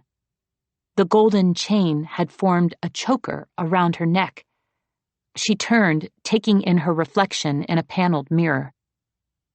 There was still a charm hanging off the end of the necklace, but it had shifted from a delicate thing to a thick, shimmering piece of gold shaped like the symbol for the alchemical heart. Every inch of Holland's skin buzzed. She was excited and scared and felt a million emotions all at once. This had to be it. Mason was wrong. She wasn't going to die. She might have had a fleeting thought that the most powerful object in the world was supposed to feel a little more magical than this, or perhaps that it should do something slightly more impressive than just sit on her neck. But Holland could worry about that later, after she got out of the Hollywood Roosevelt alive. She had 10 minutes now. She was still upstairs in the gaming parlor. If she moved quickly, she could go downstairs, go outside, and then maybe even get in a waiting cab before Adam could find her. Holland's heart raced as she put on her sister's backpack and made her way to the balcony overlooking the lobby, with all its flagging decorations and tired costumes. The band was gone, but someone was playing a piano in the ballroom, a guest probably, from the way the song would fumble and pick up, its tempo just a little off. Holland quickened her pace as she reached the stairs. The lights were dimmer now, shadows replacing guests who had gone for the night, although there was still a number of partygoers. She didn't recognize anyone. She saw no sign of Chance or Cat or... A hand landed on her shoulder, soft and warm. "There you are, Bright Eyes. I was worried I wasn't going to find you before midnight. But now I can see you've been looking for me, too." The hand slid down to her wrist, sending shivers across her skin. Then she was being turned around. Adam looked down at her with an expression she'd never seen on him. His lips were pressed into an angry line, his eyes flat, unsmiling. But when he spoke, his voice was pure music. "You were worried that you weren't going to find me either. But now that I'm here, you're so relieved you don't ever want me out of your sight." "Yes, I was looking for you," she said. Relief washed over her. She'd go anywhere with Adam, as long as he didn't leave her sight. His grip tightened on her, almost painfully, but she didn't really mind as he led her down to the lobby, which still looked like the conservatory from Clue, albeit a slightly haunted version. More shadows, fewer guests, and the guests who remained were passed out on the chairs and couches. Holland saw a sleeping Statue of Liberty lying on top of a passed-out skeleton. Adam led her toward a dark corner, next to an installation that looked like one of the game's glass conservatory walls. It was a strange, fuzzy sort of walk, In fact, Holland couldn't remember how it started. The last thing she clearly recalled was entering the hotel with Adam, losing him, then frantically searching for him. But even that was fuzzy. She must have had something strong to drink. She cursed herself. How had she wasted the entire night? Holland looked down at her watch, suddenly remembering what she needed to do. "We only have 7 minutes until midnight." "It's all right. You don't need to worry," Adam said in his beautiful musical voice. "Unless this building is about to crumble, you're not going to die before midnight." He pulled her closer. "What are you doing?" Holland asked. "We need to find the alchemical heart." "All you need is me," Adam said. Then his lips were on hers. Holland's mouth parted easily. He tasted like brandy and citrus, and she felt a little drunk as his tongue gently touched hers. His kiss was softer than his touch, but Holland enjoyed the rough way Adam pulled her closer. She liked the powerful feel of his hands as his lips continued to play with hers, tasting, drinking, licking, making Holland's head light with pleasure. Her eyes were closed, but she imagined that if she opened them, everything would be a blur of light and midnight colors except for the two of them. "I've been wanting this," Adam murmured against her mouth. Then he was taking the kiss even deeper, tugging her further into the dark corner of the Roosevelt lobby, pressing her back against a wall. He brought a hand up to the front of her throat. Her heart started beating faster. This wasn't a place she liked being touched. Then she felt his fingers on the chain around her neck. A flash of memory came back to her. The necklace, something about this necklace was important. She tried to pull away, but her back was to a wall and Adam's grip was far too tight. One hand was like iron around her back, and the other was still at her throat, and he was pulling, yanking, tearing at the necklace. "No!" Holland cried, but Adam's harsh lips were still on hers. The hand at her neck had moved to her scalp, keeping her lips pressed to his as he murmured, "This is going to hurt." And then he stabbed her in the back. Nothing in Holland's life had ever hurt so much. She cried out against Adam's mouth as he kissed her one more time. She cursed and screamed, and he took it all with his lips and his tongue, pressing them one last time to hers before he finally let her go. Her vision was swimming as he released her. For a second, she thought he looked sad. Then he was walking away, holding her only hope in his bloody hands. Chapter 53. Holland tried not to crumple to the ground. A stab to the back wouldn't kill her right away. She knew this from the research she'd done when writing Knife and Cross fanfic. But this didn't feel like an ordinary wound. It felt toxic, poisoned. She thought about Jake, how he'd died the same way. Now she knew for certain who had murdered him, but there was nothing she could do.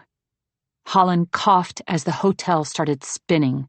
A blur of memories resurfaced, including all the nights she'd spent here with her friends. She saw flashes of Eileen and Chance and Kat, all buying drinks for people they thought could be the devil, like children playing with matches. Then, in the corner of her vision, Holland saw another familiar figure, a man in a white dinner jacket. Mason. As he stepped closer, more of the memories Adam had erased flooded back. She remembered their conversation in the library, the warning he gave before she left. "It's always my brother who murders you."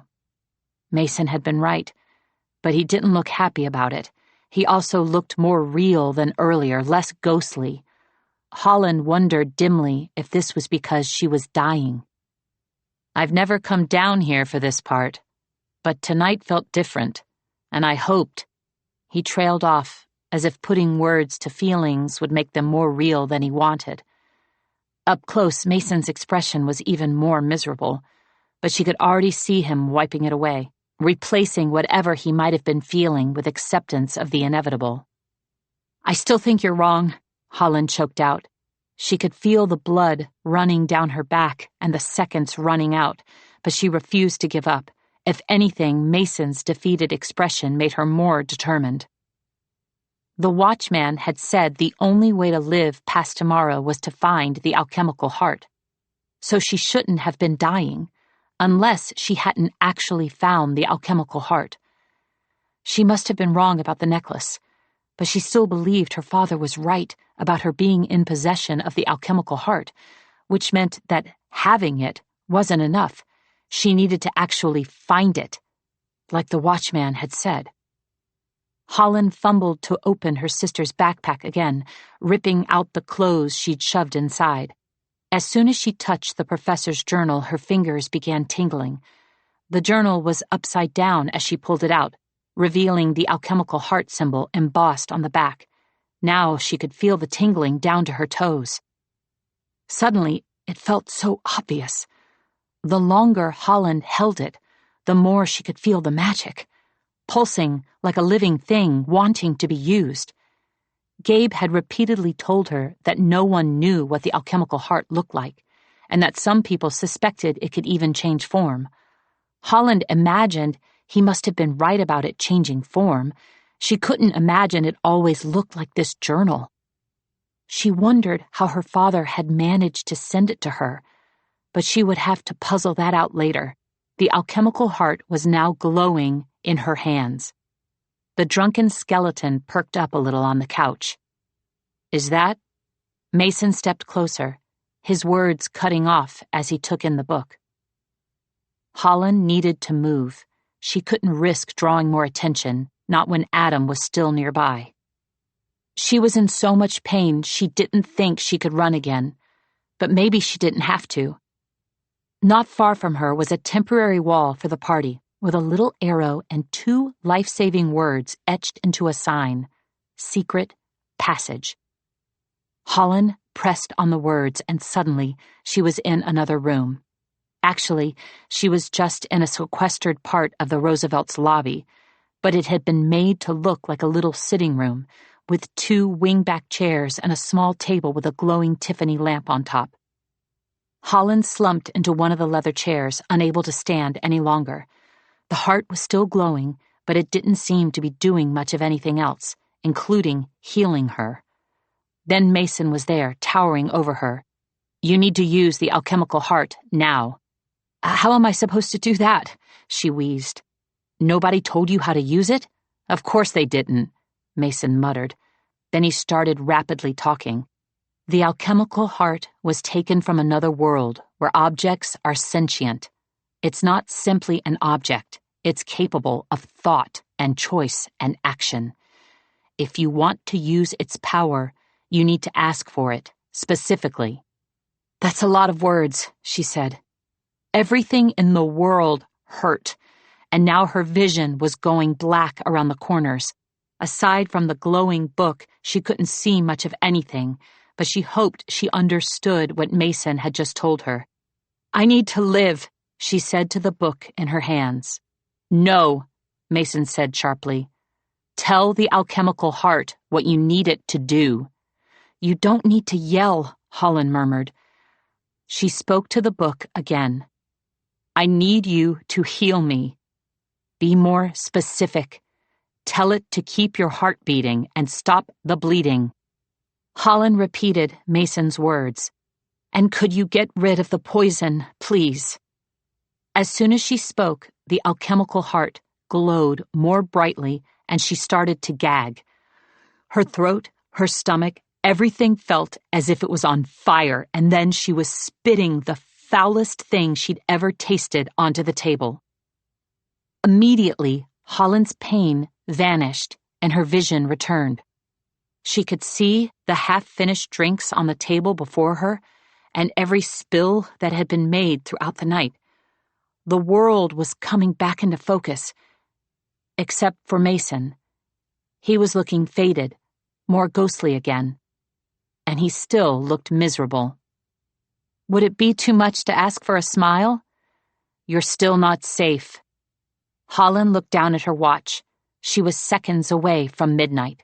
5, 4, 3, 2, 1.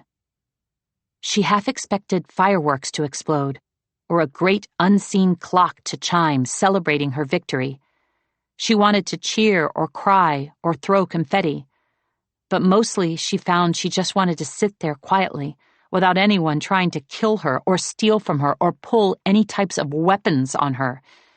She was safe, and she just wanted to feel it. Around her, the lobby had gone unnervingly quiet. Even the music had stopped, magnifying the sound of someone approaching on the other side of the wall. Holland froze. Mason disappeared, reappearing a few seconds later. "It's just Gabe," he said, a little disdainfully. Clearly, Gabe didn't have the best reputation in this world, but Holland found she was relieved he was alive. She still didn't know whose side Gabriel Cabral was really on, but he had tried to warn her about Adam. That counted for something. Still, she knew how desperately he wanted the alchemical heart, and she didn't want him to find her here with it. "You can relax," Mason said. "He's gone." He just frowned for a few seconds at the clothes you left behind, then he walked away. Holland checked her watch again. It was now 2 minutes past. "I think this means I'm officially safe." Mason shook his head. "Adam will come back for the actual alchemical heart when he realizes his mistake." Holland swore she had never met someone so pessimistic. "How do you know that if this has never happened?" "Because I know Adam." Mason met her gaze like a challenge. "Don't underestimate him because he has a pretty face." Holland made a show of looking offended. "He just tried to kill me." She no longer thought Adam was pretty. He looked like a poor imitation of his brother. In fact, looking at Mason now unnerved her a little because it was obvious they were related. "I'm not my brother," he said. "I thought you couldn't read minds." Mason cocked his head as if to say, "You might not remember me, but I remember you. I know you still don't want to hurt my brother, but if you have any sense of self-preservation, you need to do something about him now." Mason eyed her watch, and Holland remembered what he'd said about time resetting at midnight. It was only 5 past now. 10 minutes left until they would know if the loop was truly broken, and Holland feared he was right. She knew he was at least right about her. Despite everything, she didn't want to hurt Adam, but she knew he needed to be stopped. She just wasn't quite sure how. She wished she had more time, and that's when she realized she still had the alchemical heart, the most magical object in the world. Holland cleared her throat and looked down at the journal. "I need you to please pause time." Instantly, the journal transformed into an hourglass. It was similar to the one in the professor's office, except this one was gold with beads of green sand. From the amount of sand, Holland surmised she had only a few minutes. Mason scoffed. "I told you, if you're going to be successful at using magic, you need to be confident and decisive with your requests. Just because I'm being polite doesn't mean I'm not—" "Wait," said Holland. "Aren't you supposed to be frozen?" "Ghost," he reminded her. "Time and magic don't affect me the same." His gaze shifted to the rapidly falling sand, his expression difficult to read. "There's not much time in there. If you don't want to kill my brother, ask the alchemical heart to have him take my place." Holland hesitated. Turning Adam into a ghost actually sounded like a good idea, but she was less sure about making Mason human. He might have known her, but she didn't know him. And while she no longer believed the stories Adam had told, she didn't have any other information about Mason. "If I do that, how do I know you won't kill me for the alchemical heart?" "If I wanted the alchemical heart, I wouldn't need to kill you." He said it almost casually, as if murder was so beneath him the idea wasn't even worth entertaining. "And I'm nothing like my brother. I'm a man of my word. And if you give me my life back, I will not take the alchemical heart.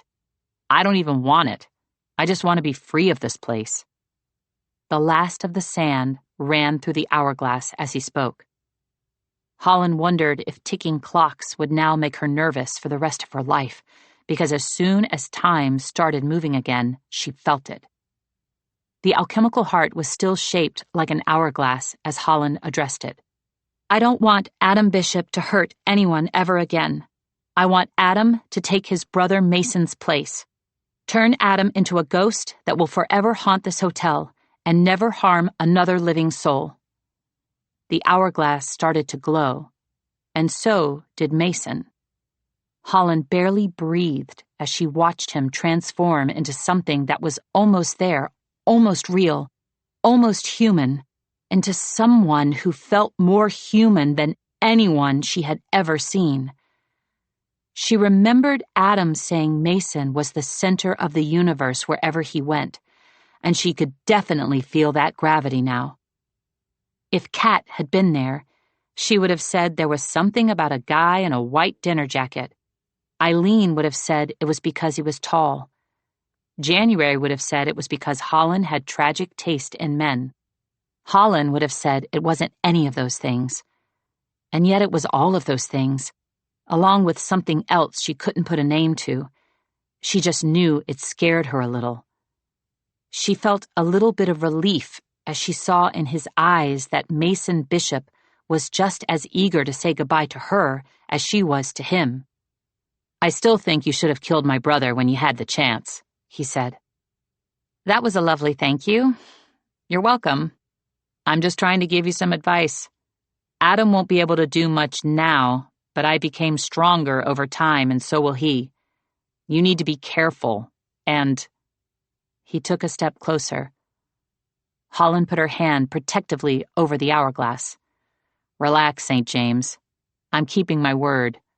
But others won't hesitate to take this. You should get out of here while you can. That thing is just asking for people to come after you. Chapter 54. Mason didn't say goodbye. Not that Holland had expected him to. Well, she might have expected it a little, along with the thank you he never gave her. She wondered if there was a version of yesterday that would have ended with Mason thanking her. She hadn't fully wrapped her head around the idea that she'd lived so many yesterdays. She imagined it would probably take a lot of tomorrows for her to sort it all out, and she had other things to sort out at the moment. Mason Bishop might have been rubbish at goodbyes, but she knew he was right about the alchemical heart. Holland had made sure Adam couldn't hurt her again, but he wasn't the only one who wanted the alchemical heart. She needed to get out of there, although the last time she tried to escape with what she thought was the alchemical heart, it hadn't gone well. What would January do? She wondered aloud. There's a reason your sister didn't find me. Holland jolted at the sound of an unexpected voice. She turned and saw Manuel Vargas, dressed in the same hat and checkered suspenders he'd worn the other day, sitting on top of the table. How did you get here? I've always been here. I just thought you might feel more comfortable talking to me in this form. He smiled, but it wasn't quite a human smile. It was a little too much. Every part of his face seemed to move, from the wrinkles on his cheeks to his eyebrows and hairline. That's when she noticed the hourglass was gone, and he was sitting in its place. It was you, all along. Holland remembered the intense bolt of déjà vu she'd felt when she'd first met him, and how he'd been the one who had handed her the package she'd mistakenly thought was from the professor. But the package had never been sent in the mail. It had always been part of him, or maybe he was part of the package. Holland was a little fuzzy on how it all worked, but she was fairly certain there had never been a Mr. Vargas. Mr. Vargas had always been the alchemical heart. Bingo, it said animatedly. I can take on any form I wish, and multiple forms if need be, but only if those forms are in close proximity. So I'm right? Quite. It grinned, clearly enjoying talking about its magic. Now, Let's talk about what you want to do. What can I do? You can do whatever you want. It smiled wider in a way that made her think it hoped she'd choose to do something exciting. Can I bring my parents back? Its smile faded. You can, if you wish. However, I would not recommend it. There's always a cost to using magic. It's the whole keeping balance in the universe bit. For example, when your father used me to see the future, he thought he was sending you on a fun final treasure hunt. But in doing so, he created a new future he didn't foresee, with a much darker ending. The alchemical heart's expression continued to sober. If you think this was bad, there's nothing that upsets the balance more than bringing someone back from the dead. If you really want to bring a loved one back, the best way to go about it is to turn back time. But the cost to that is forgetting. So you wouldn't remember the last 15 years of your life. And that is a great many years to turn back. If your parents had died only a few minutes ago, that would be a different story. Its eyes gleamed. For a second, Holland thought about how she kept dying and time kept restarting, and she couldn't help asking, is this what happened with me? The alchemical heart kicked its legs back and forth. I really can't answer that question, because if you're correct, part of the cost for whoever saves you is that you could never know. So again, I don't recommend turning back 15 years, because it will be quite messy for everyone. But entirely your choice, it added cheerfully. Holland couldn't help thinking about it for a minute. But then she remembered a scene from her father's screenplay when Alma was talking to Red. The dead are meant to stay dead. When they come back, there are always consequences. Do the right thing. Leave what's better left untouched in the past. Think about the future and move on. Maybe the screenplay wasn't just a treasure map, but a warning. Her father had seen the future, and he knew exactly what Holland would want to do when she reached the end of his treasure hunt. It made a lot more sense now that he hadn't actually hidden the heart somewhere anyone could find it.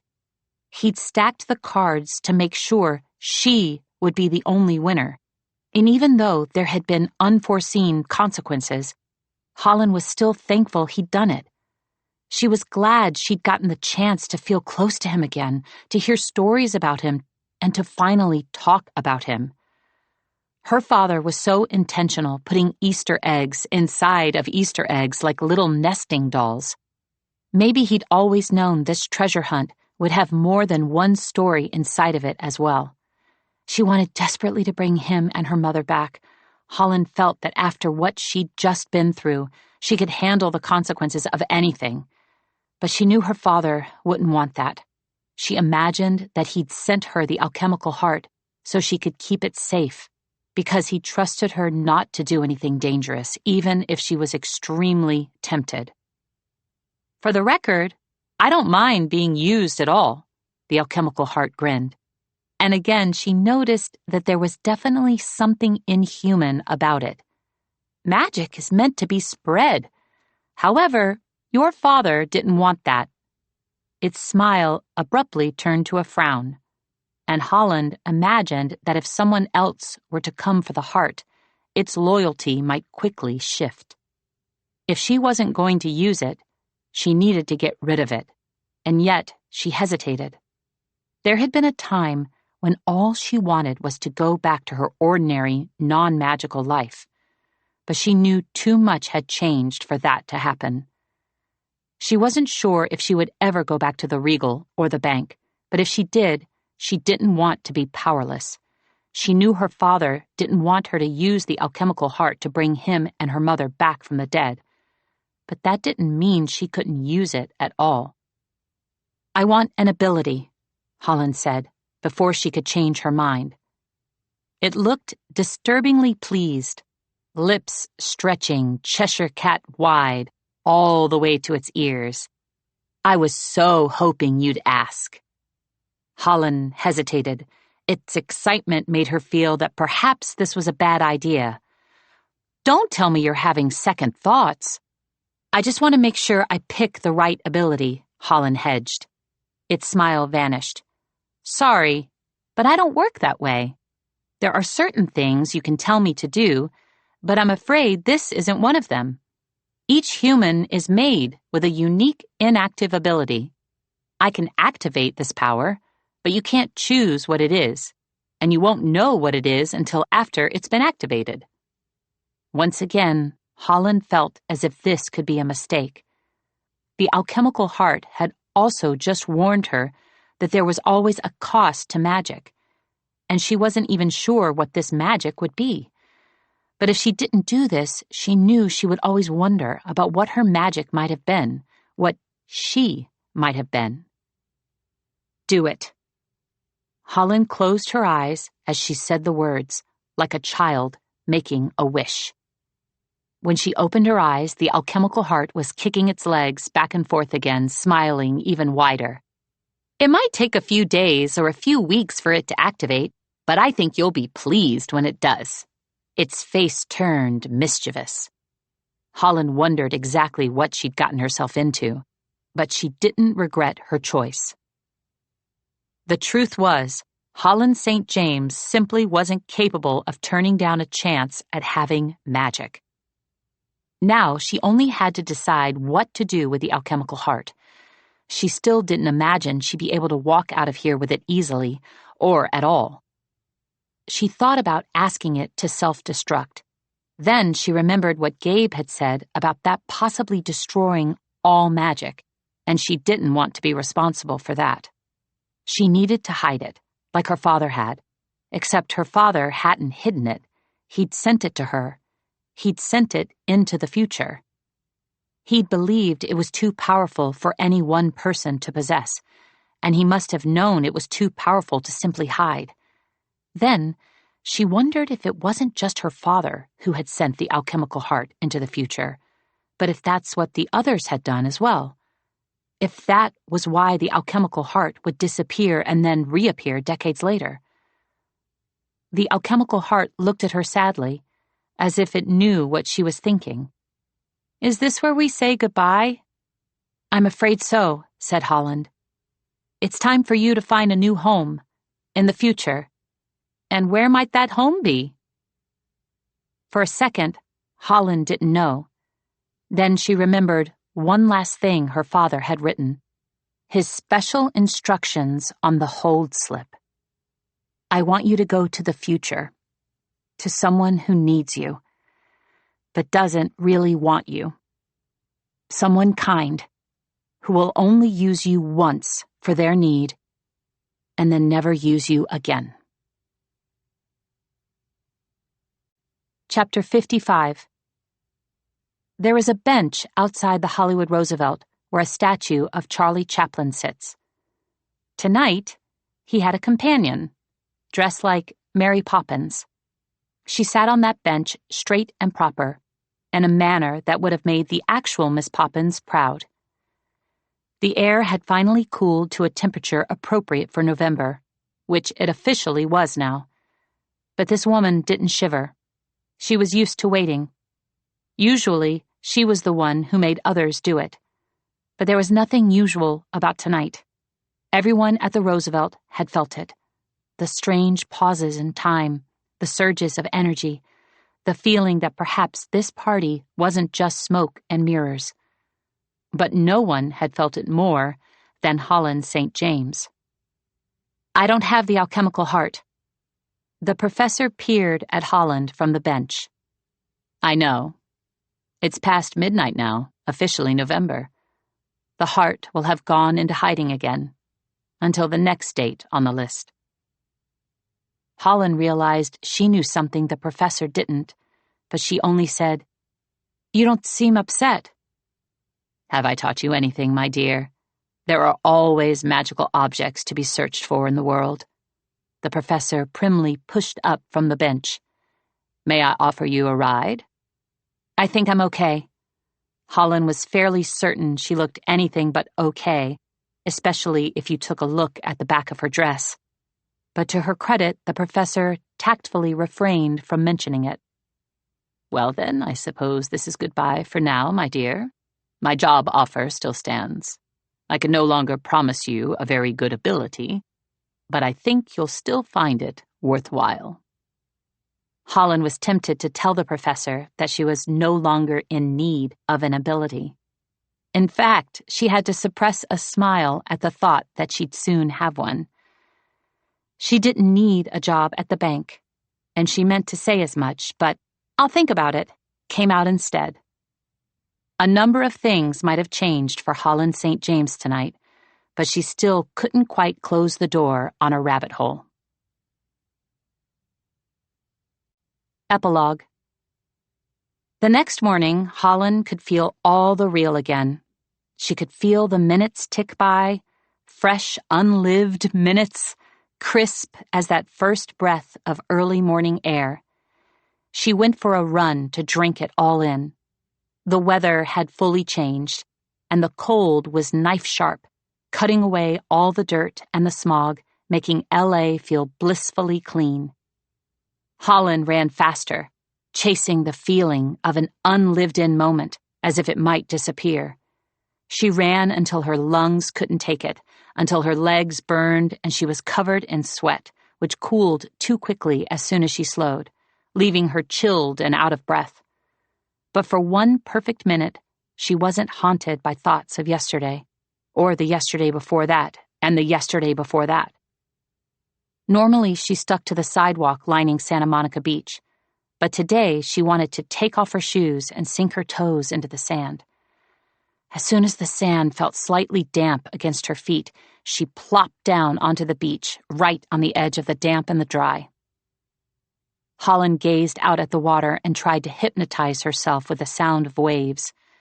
She knew there were so many things she needed to do, starting with getting a new phone, and then getting in touch with her sister and her friends. She really needed to talk to January in particular. But for this one simple moment, she didn't want to worry about any of that. She wanted to believe everything would work itself out. She curled her toes in the sand as a wave crashed against her ankles and splashed her calves, dampening her leggings. She tried to just think about how good it felt to breathe in and out, to be alive, to be cold and taste salt on her tongue. She sat there feeling the water ebb and flow until she started to wonder how yesterday could have gone differently. She knew there wasn't a version where she could have walked out of the Hollywood Roosevelt with Adam, but she did wonder if there might have been a version where she left with Gabe. She wondered about him more than she wanted to. After the events of yesterday, she was wondering again if January had actually sent him. The only way to know for sure was to talk to her sister. January still hadn't texted Holland on the burner phone Gabe had given her, which made Holland think he'd been lying. Another wave crashed, and in that moment, Holland felt a sharp pinprick of awareness right between her shoulder blades. Someone was watching her. She turned around, but it was only a couple of beachgoers. They dropped their towels and ran toward the ever-cold Pacific, and she told herself she was glad no one was watching, that no one had found her there. It was good to have this moment alone. Another wave crashed. Children squealed as they ran from it, and Holland felt it again, a pinprick of awareness followed by a shift in the air. She turned, hoping maybe her sister had found her, but it was Mason Bishop, walking toward her. He changed out of his white dinner jacket into expensive jeans and a pale blue shirt, which looked even better on him than the jacket. He sat down beside her, and again she was overwhelmed by the humanness of him, by the power he seemed to carry. As he sat there, she played that game where you wait for the other person to break the silence. At first because she felt oddly nervous and unsure, but then because it was surprisingly nice to sit there in the quiet and watch the waves crash with someone else. "I missed this," he said finally, looking at the ocean. You think you can remember the sound and the smell and the way it feels when the sun burns through the fog. But memories are never quite as good as the real thing. No, they're not, Holland agreed. She thought about her parents then, and for a second she regretted that she hadn't brought them back. You're wishing you used the alchemical heart, said Mason. Holland's head snapped his way. He responded with another look that seemed to say, I know you, remember?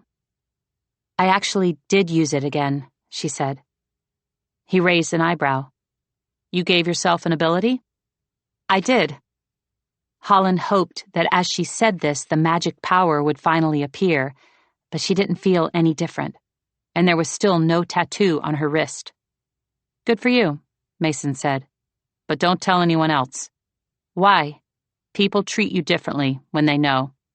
If they think you're ordinary, they leave their guard down a little more. People will figure it out eventually, but even when they do, don't tell them what it is. Do people know what your ability is? No, and I prefer it that way. Will you tell me? Holland asked. He gave her a look that said, not a chance. I'll figure it out, she told him. Good luck with that. Mason looked back at the ocean, watching the waves crash and retreat, until Holland's curiosity finally got the better of her. Is there a reason you came here? She asked.